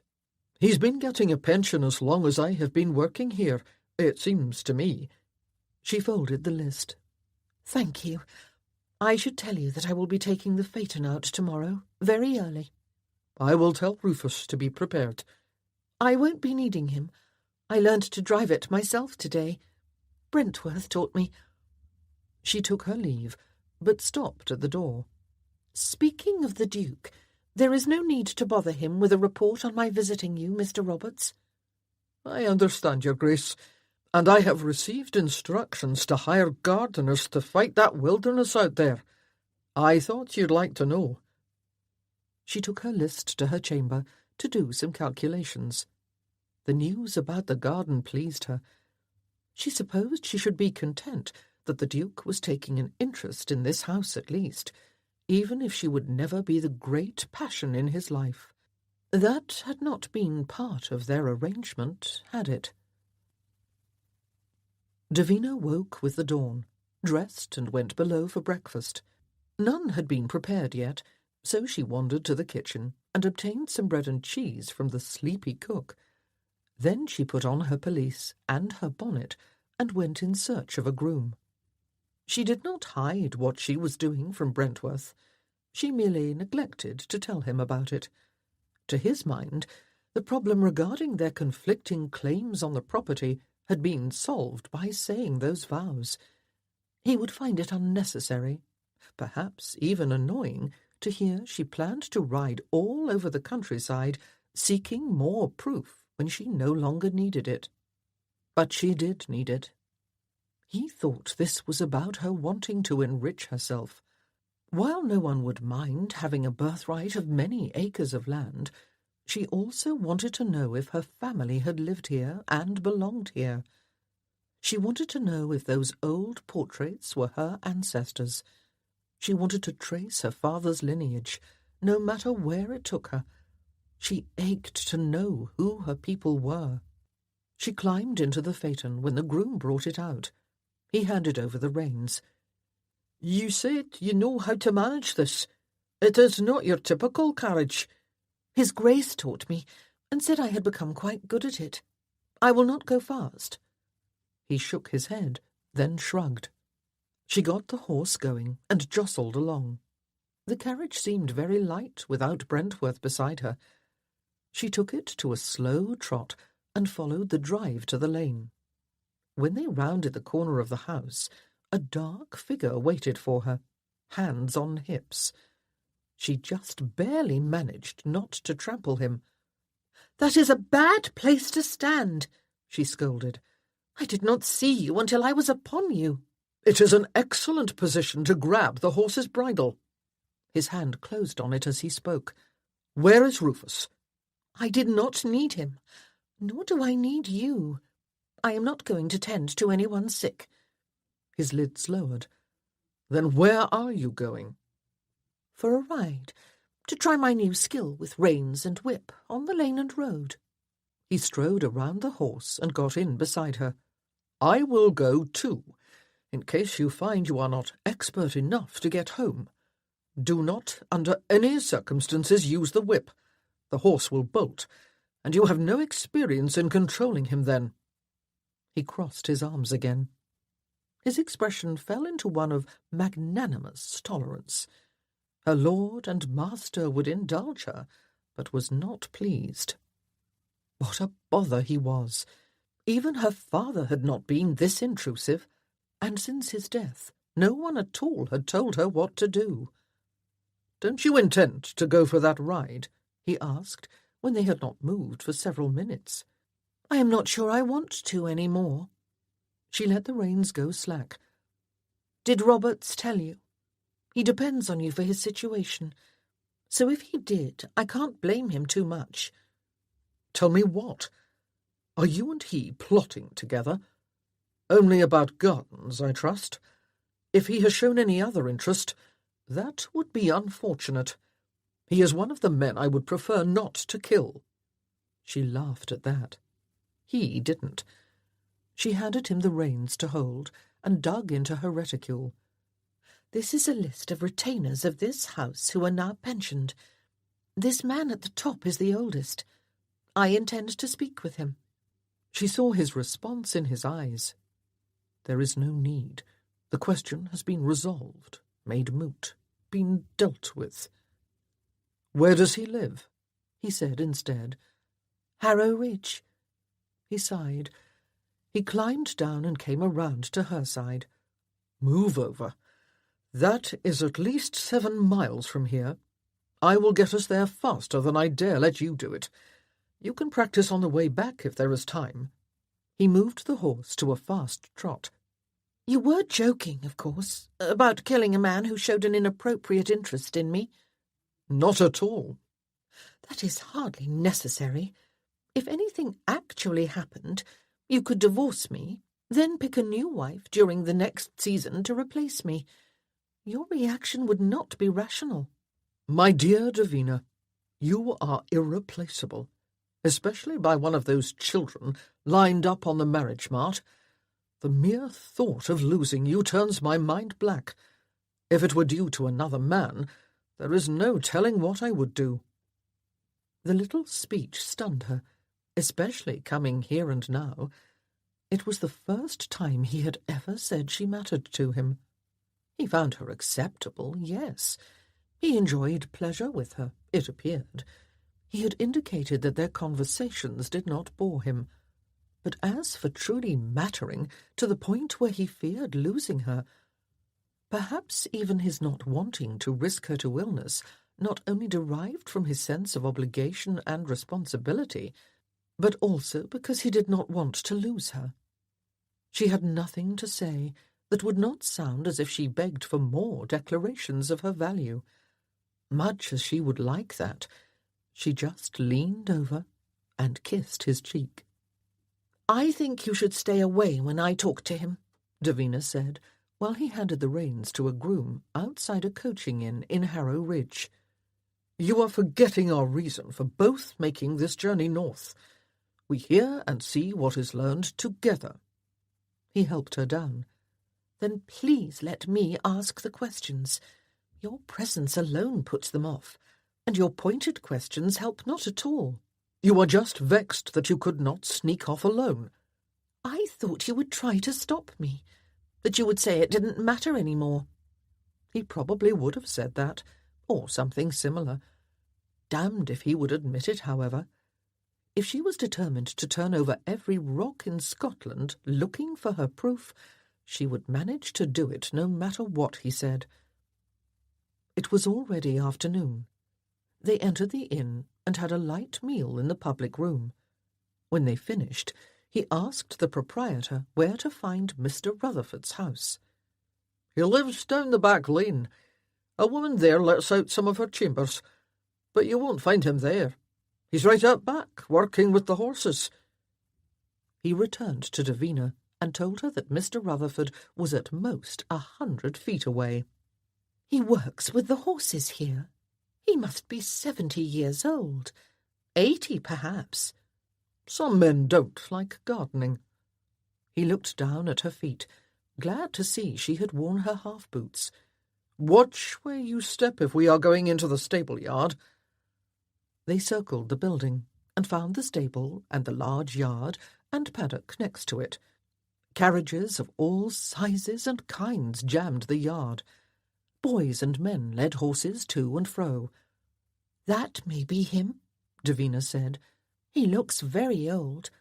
The man she pointed to had a skittish horse in tow, a bay stallion. The old man wore no coat or hat, and his white hair blew around his face.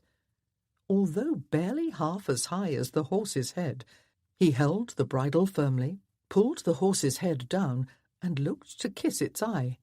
The horse snorted twice, but stopped stomping at the ground. Davina marched over to him. "Sir, are you Mr. Rutherford?" The fellow ignored her, while he kept his face close to the horse's.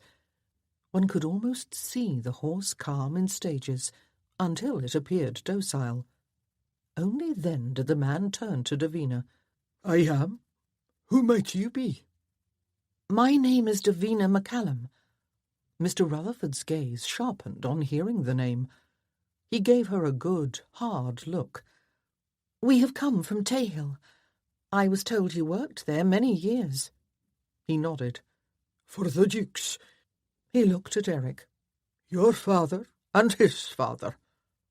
Since Rutherford had surmised his identity, he took the opportunity to introduce himself. "Well now, what would the current Brentworth want with me? Not going to complain that I am still working, are you? Nothing in the agreement said I couldn't be a groom elsewhere." "No complaints. We seek information." His face, wrinkled and weathered, did not reveal much, but his eyes, sparkling slits showing a sharp mind, gave them continued scrutiny and showed some impatience. "I am wondering if, when you worked there, anything ever happened to give you cause to think that the last Baron's son did not die?" Davina asked, getting to the heart of it right away.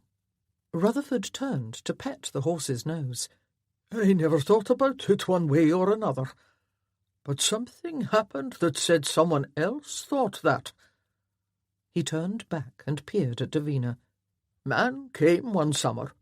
I heard he was in the area, doing odd jobs and such. Nothing to think about. Only one day he came to the house. I was at the stables, and this man just walks past, as if he knew what he was about. Wasn't a gentleman from the looks of him, but there was something to him that said, 'Leave him alone.' Had this determined look in his eyes, and walked like he spoiled for a fight." "Where did he go?" "Into the garden, through the back portal. I didn't think much of it after that, except later he comes back the same way carrying a big box. He was a thief, and a bold one at that. He was much bigger than me, but I said he had to put it down. If he did, I wouldn't say nothing, and he could leave peacefully." "He didn't put it down, did he?" Eric said. Rutherford shook his head. "He turned to me and said, 'I've more right to it than anyone in there. A birthright.' He just kept walking. I went to the house and told the steward, but nothing was done that I know of. No search for him. No magistrates came. And that was that, for the most part." "When was this?" Eric asked. "Oh, long ago. Well before the war with Napoleon. I had, let me see, maybe 35 years. I wasn't even head groom yet." "I don't suppose you know what was in the box?" Davina asked. "Nothing too heavy, from the way he carried it. He didn't labour under it much, so it wasn't the family gold and silver. It wasn't too big. Not a trunk, just a good-sized wooden box. Davina looked disappointed. "Thank you, Mr. Rutherford, for your time and your help." She came back to Eric. "I think I will return to the inn now and warm myself." He let her go, then went over to admire the stallion. "You are one of them, aren't you?" "One of what?" "It is said there are some Scots who have a special way with horses. Whisperers. I thought that was folklore." "I've a knack with them. Always have." "If you ever want to return to Tayhill, you are welcome. There should be more horses there soon." "I've settled here now. It suits me. Lots of different horses every day. It's more interesting. Also, I've a woman friend who would mourn my leaving." "It is also said the Whisperers have a way with women." Rutherford grinned. "Is it now?" He took the horse's reins. "I doubt the blood who came in on this horse would sell him. But if he would, you should take him. That young pup doesn't know how to handle him. Uses the crop too much." He began to walk the horse to the stable entrance. "You said that after you told the steward of the theft, that was it for the most part. What was the lesser part?" He paused his walk and thought a bit before replying. "No telling it was connected at all, of course. It was years later, 20 or so. But your father came to visit the property. He was Duke then, and he had me called in and asked me about that theft. The man, the box. A little late to start caring about it, seemed to me. But I told him all of it that I remembered. Then, after he goes, maybe 2 weeks later, the steward tells me I am being sent out to pasture. A nice pension, though. Good money, secured by a trust. Well, I was not even past my prime, and even by normal ways it was too early. It had been decided, however, and here I am." "Do you think it was connected? That you were sent away because of what you knew?" "Wouldn't make much sense, would it? Those who owned the house were the victims, not the thieves. No reason to send me away." He turned and took the horse into the stable. "It was my grandfather," Davina said as they rode back to Tayhill. She had the reins now, and at his command they travelled more slowly. "So was the man the minister saw, the one who looked like me. I thought it was my father, of course, but my father would never have been here as early as Mr. Rutherford says this man was." Eric murmured agreement, while she worked out what little they could surmise from Mr. Rutherford's memories. Most of his own thoughts were on that pension. "And my grandfather would leave home at times, once for a good long while. It was assumed he would not be back. This is where he came. It seems on one of those visits he entered the house and found what he needed." Eric did some mental calculations. The theft took place, as best he could guess, in the 80s. "Brentworth, I think he took the Bible. That was what was in the box. Some families keep their Bibles in one." "It probably burned in the fire, Davina." "It was that, or something important, that would help him prove who he was. I think whatever he took, he sent to the king." "Possibly." "Just possibly. You could say that about anything. You think I am right, don't you?" "I agree it was your grandfather. However, he could have taken anything. Jewels, silver, anything at all. If he had convinced himself that he was the Baron's son, he would believe he had a right to it, and that it wasn't theft." She did not care for that view of things. "I don't know what you expect when you speak of proof. Do you want someone to come back from the grave and say, 'I know the Baron's son did not die and was fostered in Northumberland'?"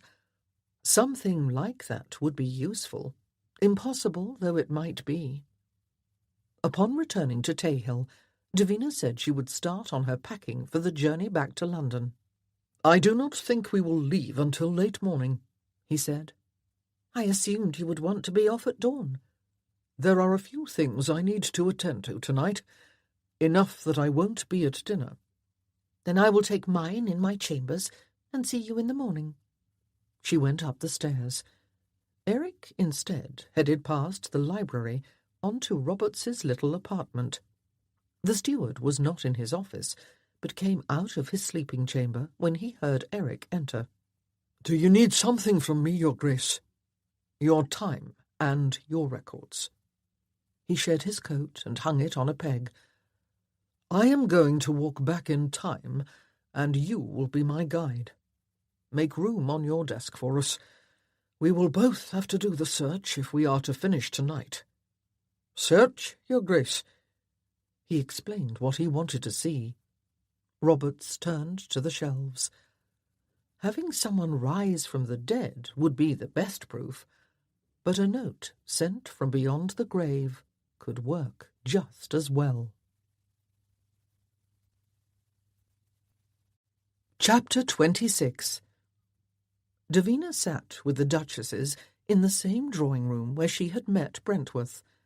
No other guests attended tonight, except he and she. With the informal dinner finished, the gentlemen were talking in the dining-room, and the ladies had sequestered her in the drawing-room. They both almost ate her alive with the curiosity in their eyes. It had been that way all through this impromptu evening at Stratton's house, put together the night after their return to London.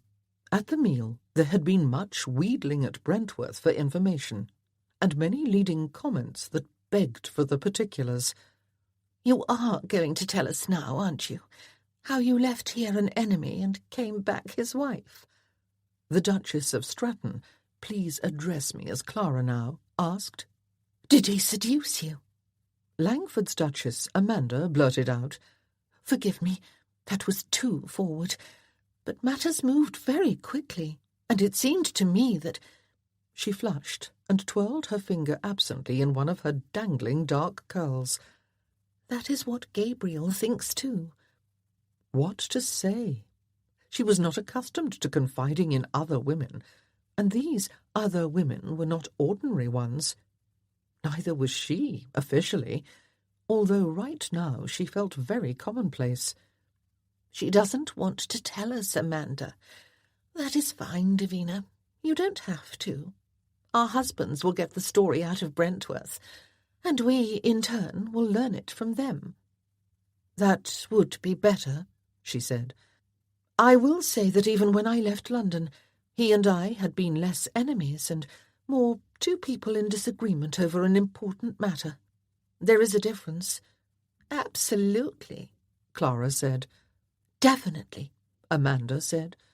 "Here is the puzzle, though. I hope you will not mind if I am direct, because you and I have a friendship.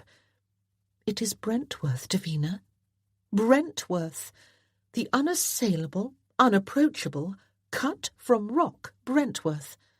However this came about, I hope that you think you can be happy with him. I think I will be very happy."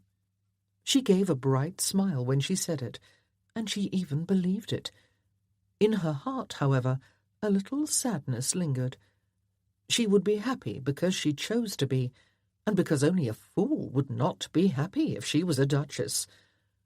While they remained in the first blush of marriage, she would even be very happy. She would know that he had already known his great passion with another woman, however. She would accept that he would probably seek out passion with others again, eventually. At least with his insistence on discretion, she might not learn about that when it happened. She could probably lie to herself for years. Something passed between the two women in the looks they gave each other. "Well," Clara said, "there is much to do in the next days. You will need a wardrobe fitting your station, of course, and your own coach and pair. I would like my own phaeton. A phaeton, no less. Can you handle one? I began learning at Tayhill. Brentworth taught me." "He sounds very accommodating to your preferences," Clara said, casting another look at Amanda. "Did he give you anything you wanted? Not the land, of course, That is why we went there. I regret I did not find enough proof for him, although I found enough for me. However, he is rebuilding the manor house and even rehabilitating the gardens, so I suppose he gave me that. I don't think it was his intention to do that otherwise." "You astonish me," Clara said. "I find it difficult to see him doing anything he did not intend to do. He sounds almost romantic." "We have become friends." "Friends?" Amanda said curiously. "Friends?" she repeated to Clara.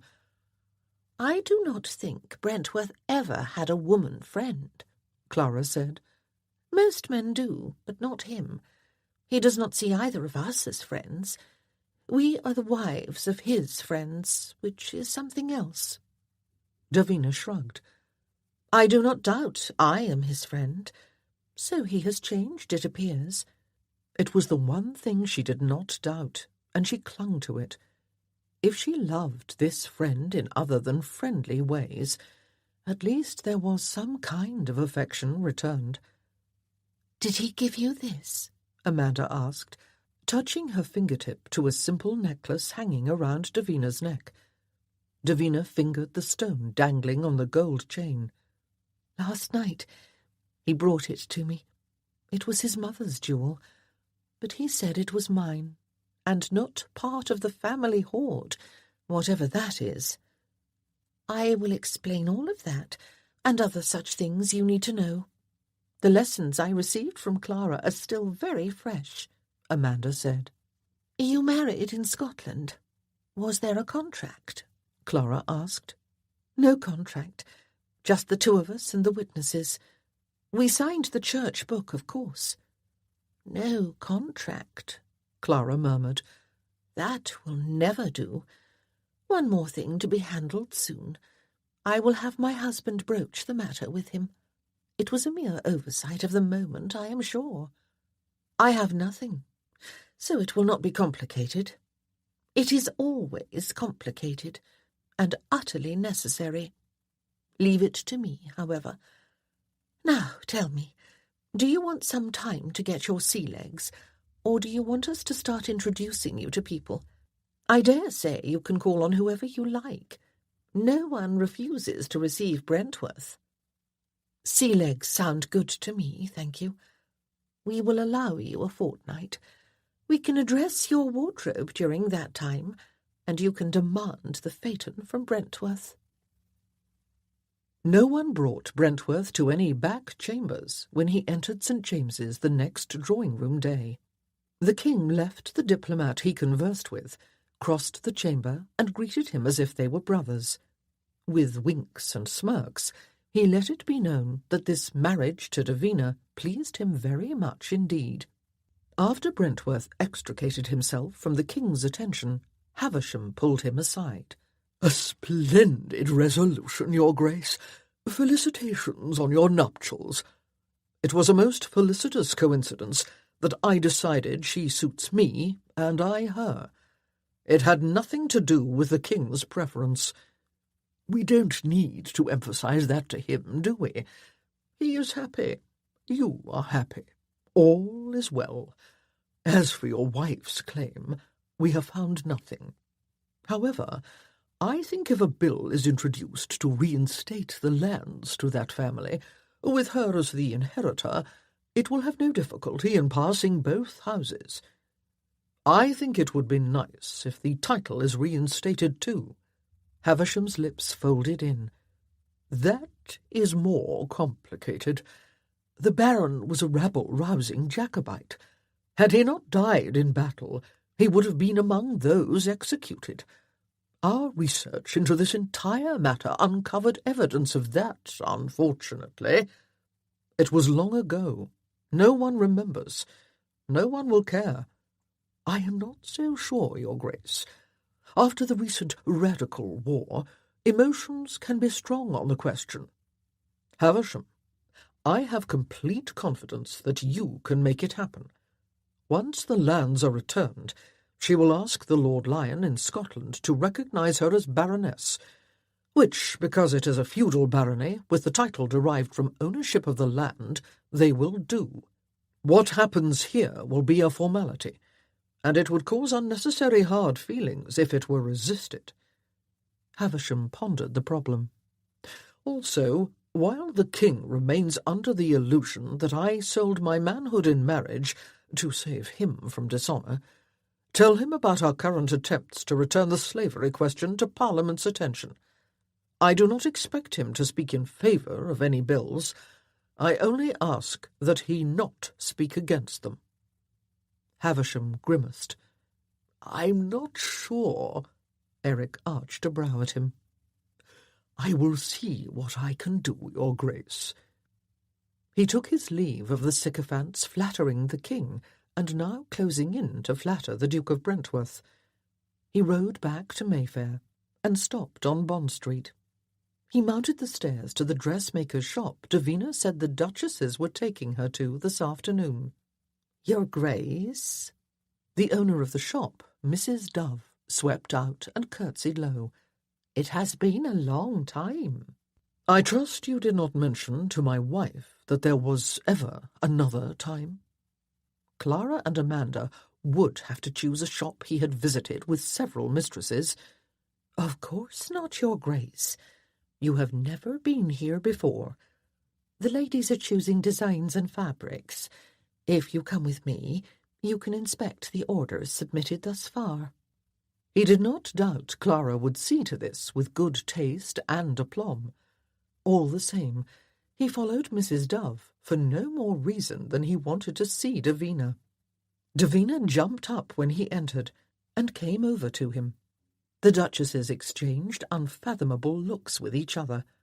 "How good of you to join us, Brentworth," Clara said. "I promise we are not bankrupting you, if that is your concern." "They are rather overdoing it," Davina whispered. "They asked if you had given me an amount, and when I said you had not, they went a little mad." "I have no concern about the bills, Clara. I am just curious to see what you have chosen." Davina took him to her place at the table and laid out fashion drawings and trims and pointed to colours. Her excitement touched him. He was glad he had interrupted. He lifted one of the dinner-dress plates. "Not this colour. Primrose." She looked up and blinked at him. Then she smiled. "Ah, I remember. Primrose it will be." He glanced around the chamber, laden with fabric samples and stuffed with ladies' frothy things. He spied a Venetian shawl, gently patterned with blue on cream. "Have you chosen the carriage ensembles yet?" "One. It is lovely." She pulled out a drawing. It appeared appropriate for London or the southern counties, but not for anything farther north. "Davina will need a few more," he told Clara. "At least 2 with fur. Ermine, for one, because I favour it. Also cloaks. One of those should be fur as well." "Now you are overdoing it," Davina murmured. "I promise not to take chills." "I'll not have you cold." "Leave it to us, Brentworth. An excess of fur will be commissioned," Clara said. "Amanda, where is the drawing we set aside? The one with the fur mantle?" The two of them shuffled paper. He took the opportunity to give Davina a kiss. "It will be our first evening at home alone in London. I have some gifts for you." "Thank you, but this is already too generous." "Nonsense," Clara interrupted, not even pausing in her perusal of the carriage ensembles. "As she said, nonsense." He gave her another kiss, letting his lips linger on hers. "I am going to Whitehall. I will see you at dinner." Chapter 27. The dining-room at Brentworth's house in Mayfair would suit a state dinner. Davina almost giggled when she and Brentworth took their places at the table with all those other chairs empty. 3 footmen served them, which seemed too many to her.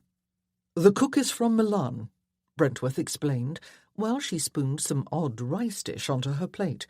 "He is full of fire, and sends for ingredients from all over. Italy, Portugal, France. It was suggested to him by my father that the accounts had gotten out of hand. He threatened to leave. My father liked his food, so he stayed, and I pay for things I can't pronounce." "This is very good. Who would think rice could be so flavourful? And the joint tasted different from any other I have ever had. Am I supposed to supervise him, or will the housekeeper manage that?" "No one supervises Marco Innocenti. You can try if you like, however. By all means, let him know what you want if you favour certain foods or preparations." She peppered him with some other questions about his expectations of her. He told her about the bills he was shepherding and hoped to see pass. She thought it noble of him to fight the continued use of slaves in the Indies.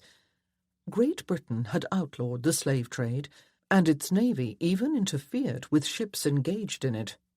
To still allow slaves in the colonies was a terrible hypocrisy. As the dinner wound down, and the last of the wine had been drunk, he took her hand.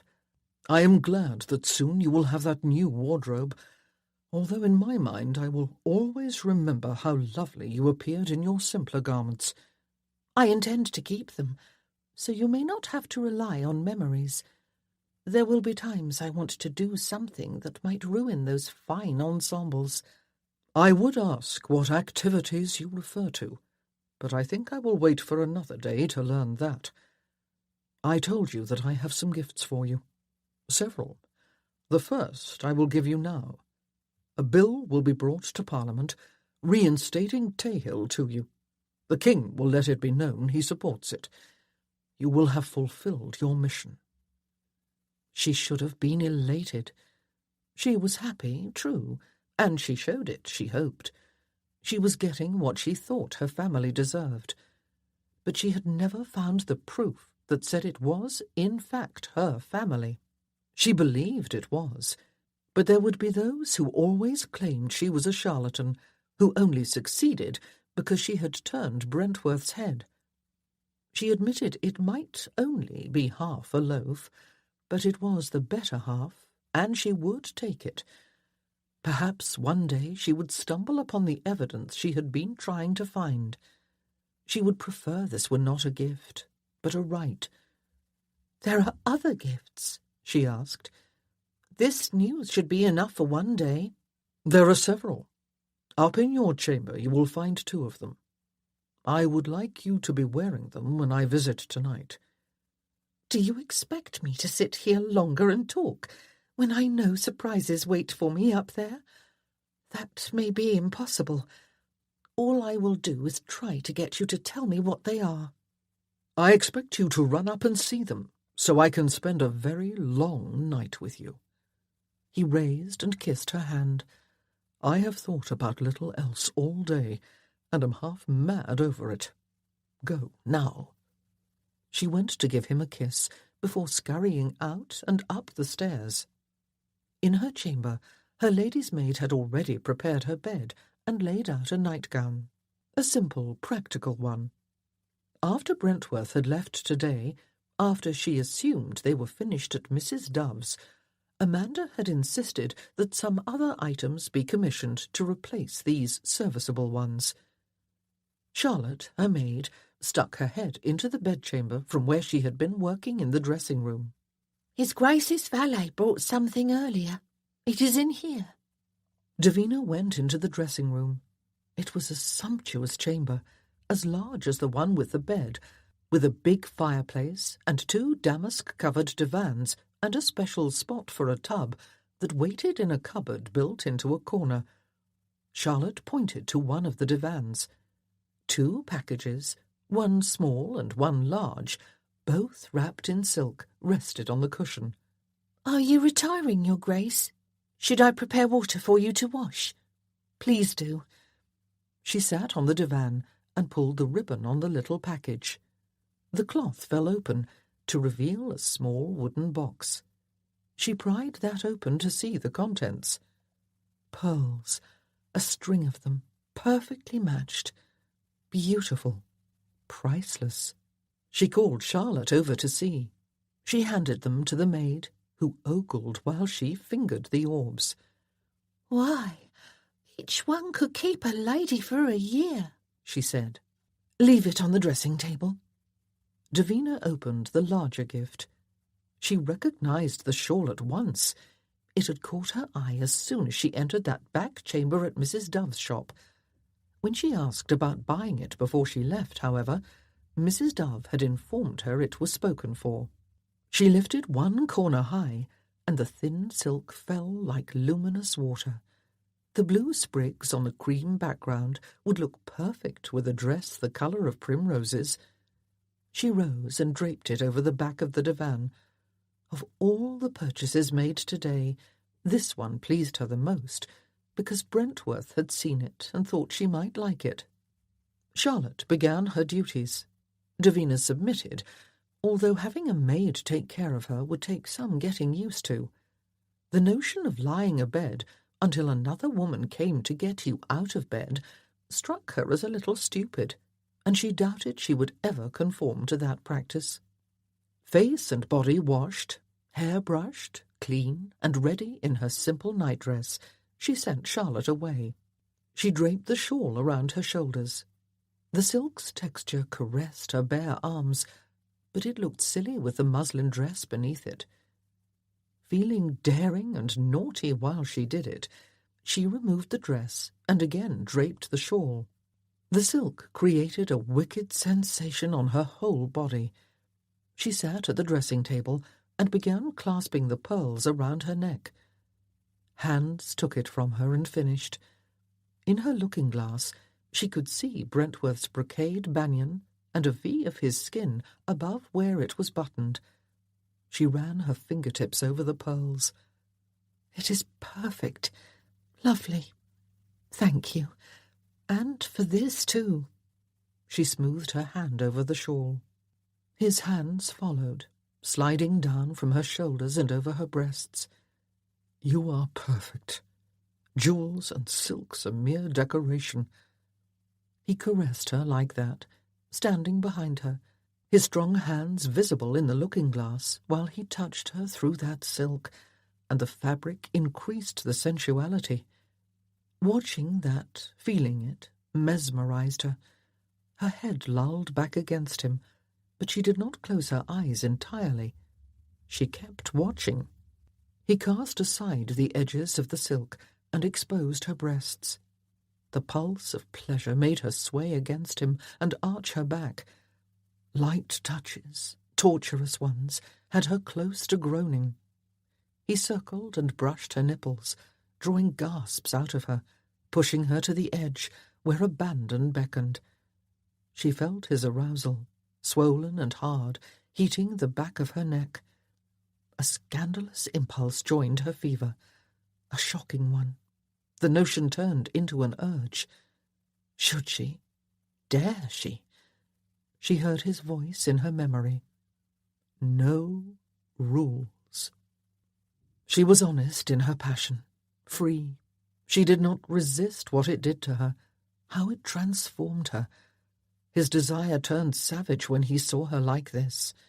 She sprawled in the little chair now, her legs parted, the silk of the shawl's ends falling between her thighs.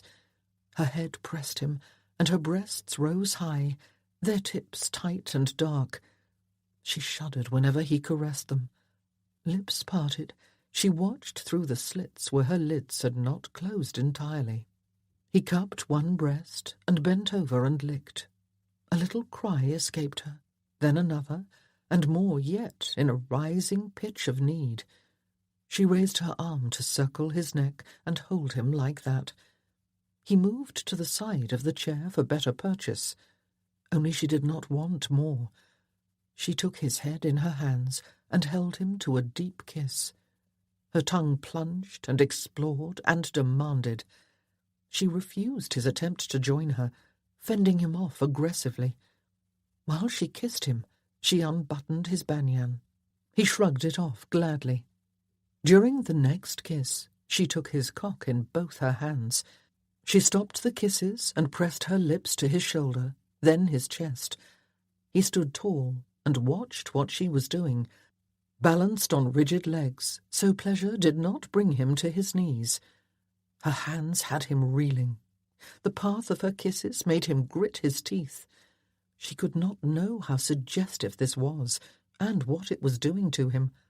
He was on the verge of asking, begging, instructing, when she showed she needed no encouragement. Her mouth closed on him, then took him in more fully. He threw back his head and closed his eyes, and his mind split, while an ever-tightening pleasure thundered in him. He lifted her up in his arms and dumped her on the divan. He dropped to his knees, spread her thighs, and lifted her hips. He found enough sense not to ravish her, but to start slowly. But soon her cries begged for more, and he indulged what he wanted, using his mouth and tongue, claiming what was his, only his. Her surprised gasps drove him on.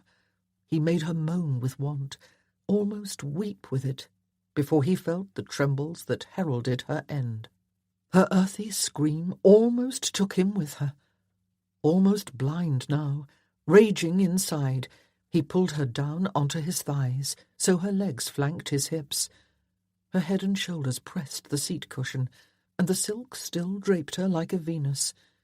He pushed into her and drove hard, while the tremors of her orgasm still shook her, reviving them, taking her with him into a cataclysmic storm. She slowly emerged from the bliss. She felt him still beneath her and in her. He braced himself on extended arms against the divan's cushion. Tiny shivers still tantalized her where they joined, like little echoes of what had just occurred.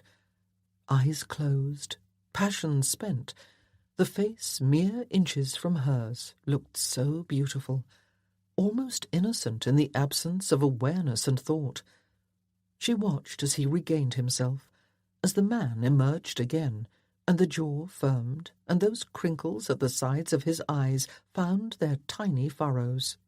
He opened his eyes and looked right into hers. They wordlessly acknowledged the power of what had happened. "Was that one of my gifts?" she asked. "I was about to ask if that was to thank me for my gifts. If so, you will have to set aside a lot of room for all the silk shawls and pearls you will be getting." It was a wild impulse. They disentangled, and he sat beside her on the floor. She noticed a book on her other side. It must have fallen off the divan. "What is this? Did you bring it?" He looked over, then his head sank onto the edge of the cushion again. "I did. I want to show you something in it." He stretched, then stood. In his naked state, she was able to see the scars on the back of his leg very clearly. He bent and took the book, then offered his hand for her to stand. Together they walked to her bed. He moved the light to a close-by table. She sprawled on the bed, pulling the shawl over her shoulders and back for some warmth. He sat beside her and opened the book. Inside was a folded paper, which he set aside. "It is from Tayhill. Stewards keep logs, much like captains of ships do. They note anything of importance, problems that arise, episodes needing attention.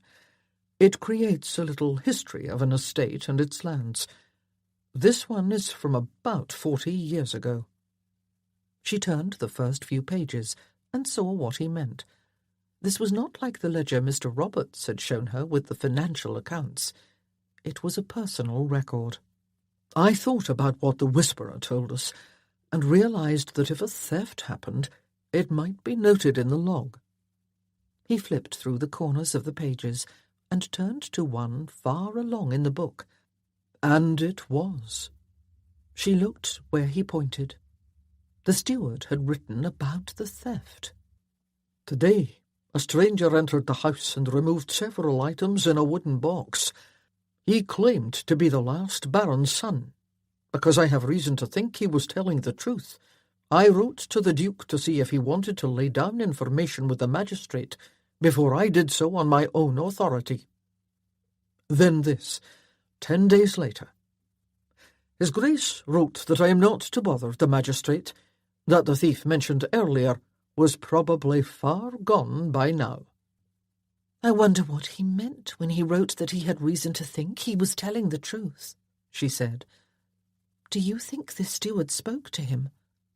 There is no way to know, but for some reason that steward accepted that the son had not died.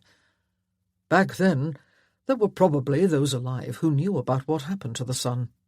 It is not the kind of proof that would convince a magistrate, Davina, but it is one more piece of evidence that your grandfather was right, and that you have been too. I do not need to convince a magistrate, only myself. And me too. Or at least you used to need to. Are you convinced? He closed the book and set it on the floor. I am. He pursed his lips while he thought. I need to tell you more. I think my father knew who that intruder was, knew that it was the son of the last Baron. I don't believe there is anything. It was why he told the steward not to lay down information, and later why he sent Rutherford away with that pension. The groom knew something had been removed. If your grandfather claimed he had some proof from the house, don't you see how it looks? She did, but she made light of it so as not to insult his father. We do not know that, nor should we assume it. And even if you were right, it does not signify today. She patted the book.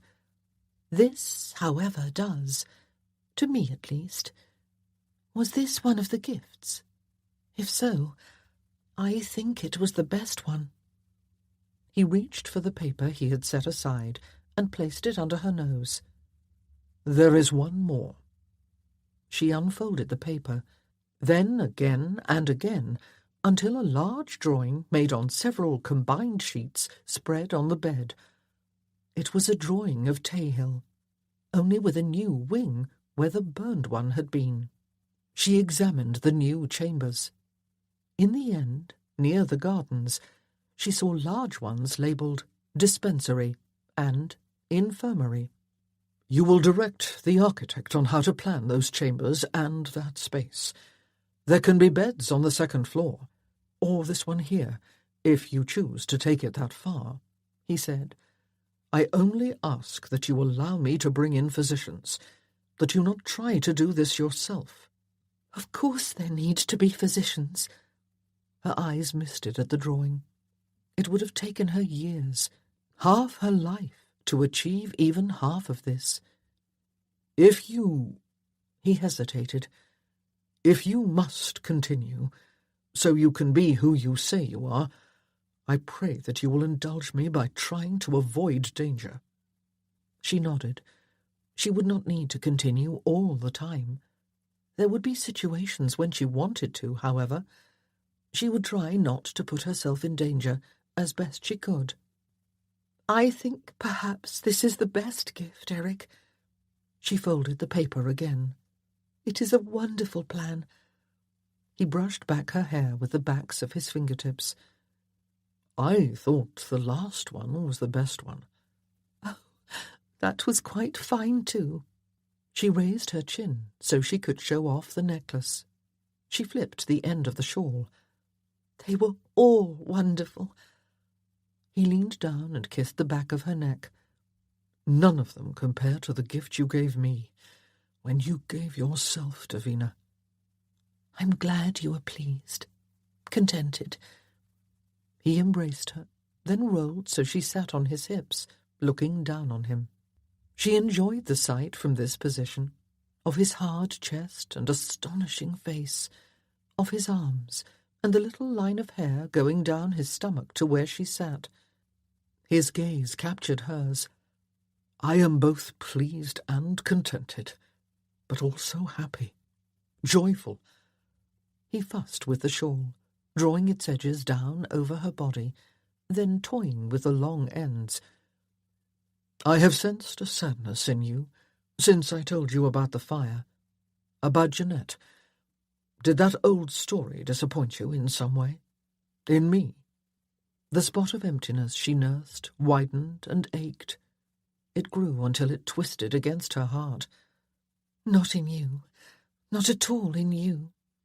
In some other way, then? His hands smoothed down her shoulders and arms until they took hers in firm holds. Langford thinks it was a mistake to tell you about that. About her. He says you will believe the memory forever compromises what you and I share, that in my heart she will be my first, best love. Her throat burned. Perhaps he should mind his own affairs, and not offer advice so freely.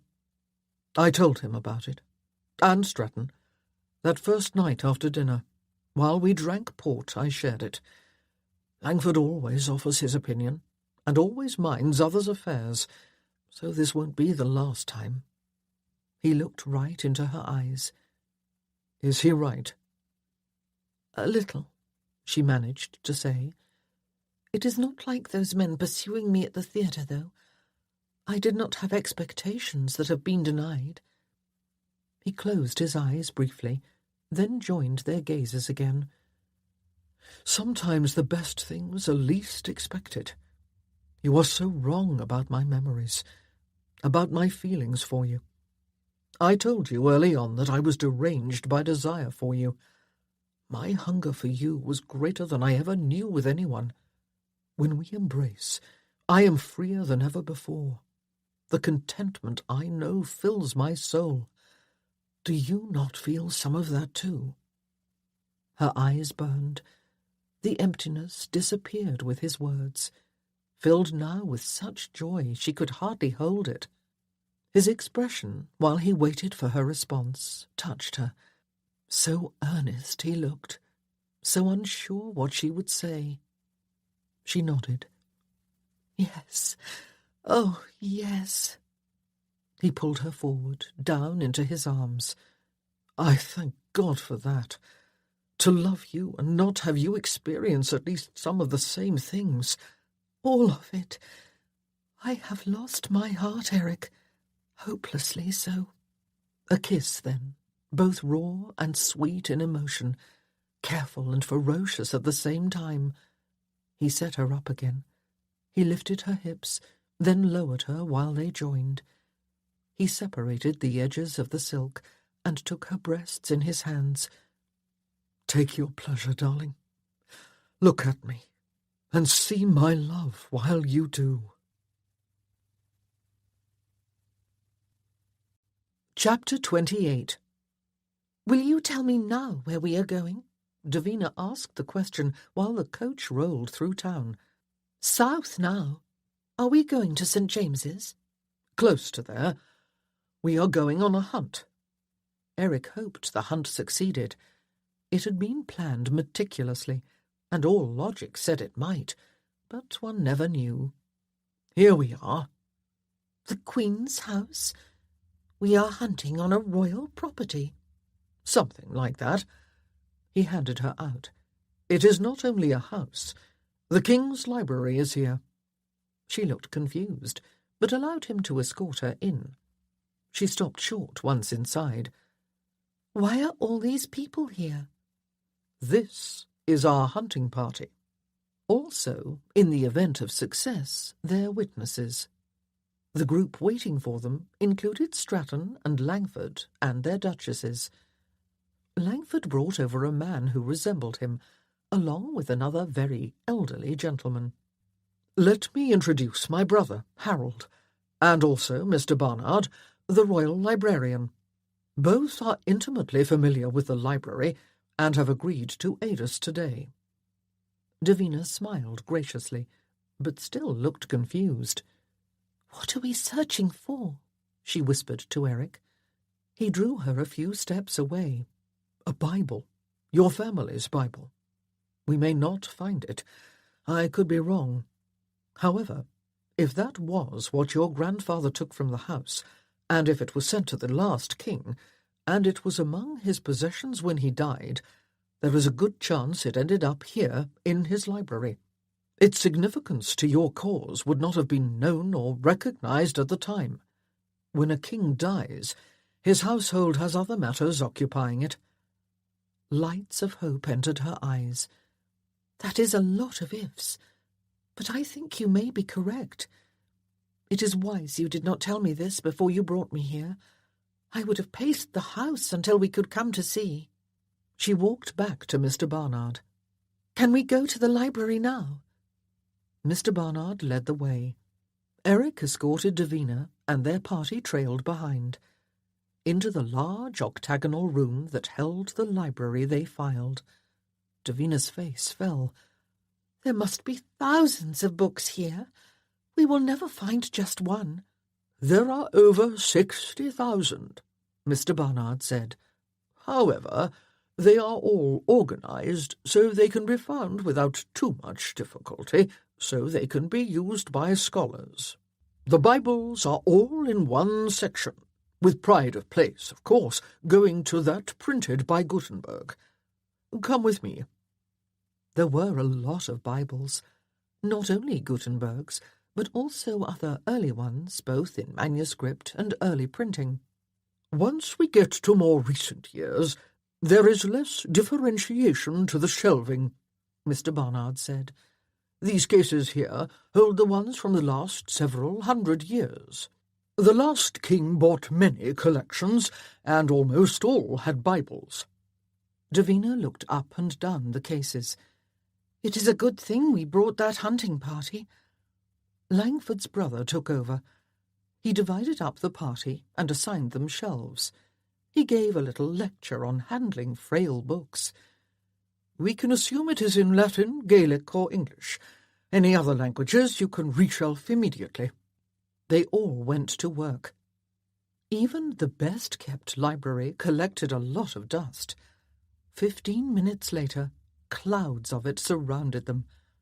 Tome by tome, Eric removed Bibles and checked for any in one of the languages noted. Those he examined more carefully. They had been there almost an hour when he felt a pull on his coat sleeve. Clara stood at his side. She passed a book to him. "I think this may be it," she said quietly. "You and Davina can see if it is." He appreciated her discretion. Should they find the Bible, and should it contain anything of use, there would be cause for celebration. If they did not, or if it held nothing of value to her, he did not want Davina's reaction to be too public. He walked to her and showed her the book, then took her away from the others. He set it on a reading table. They both just stared at it.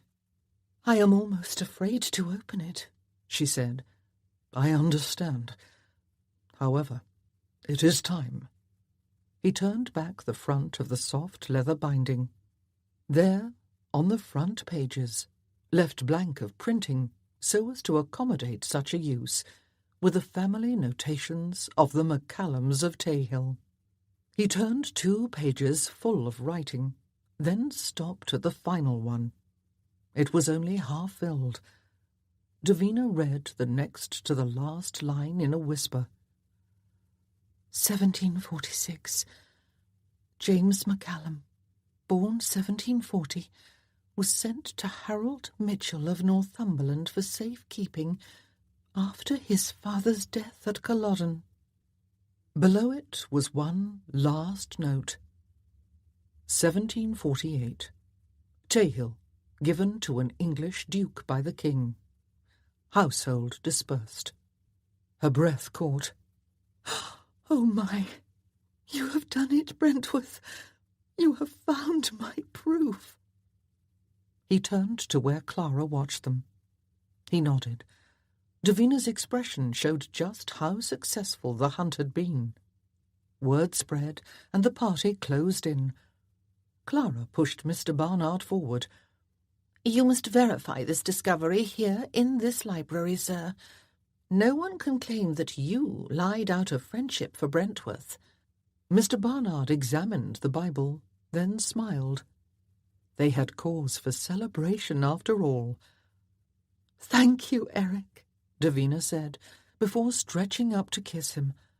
"Thank you, my love."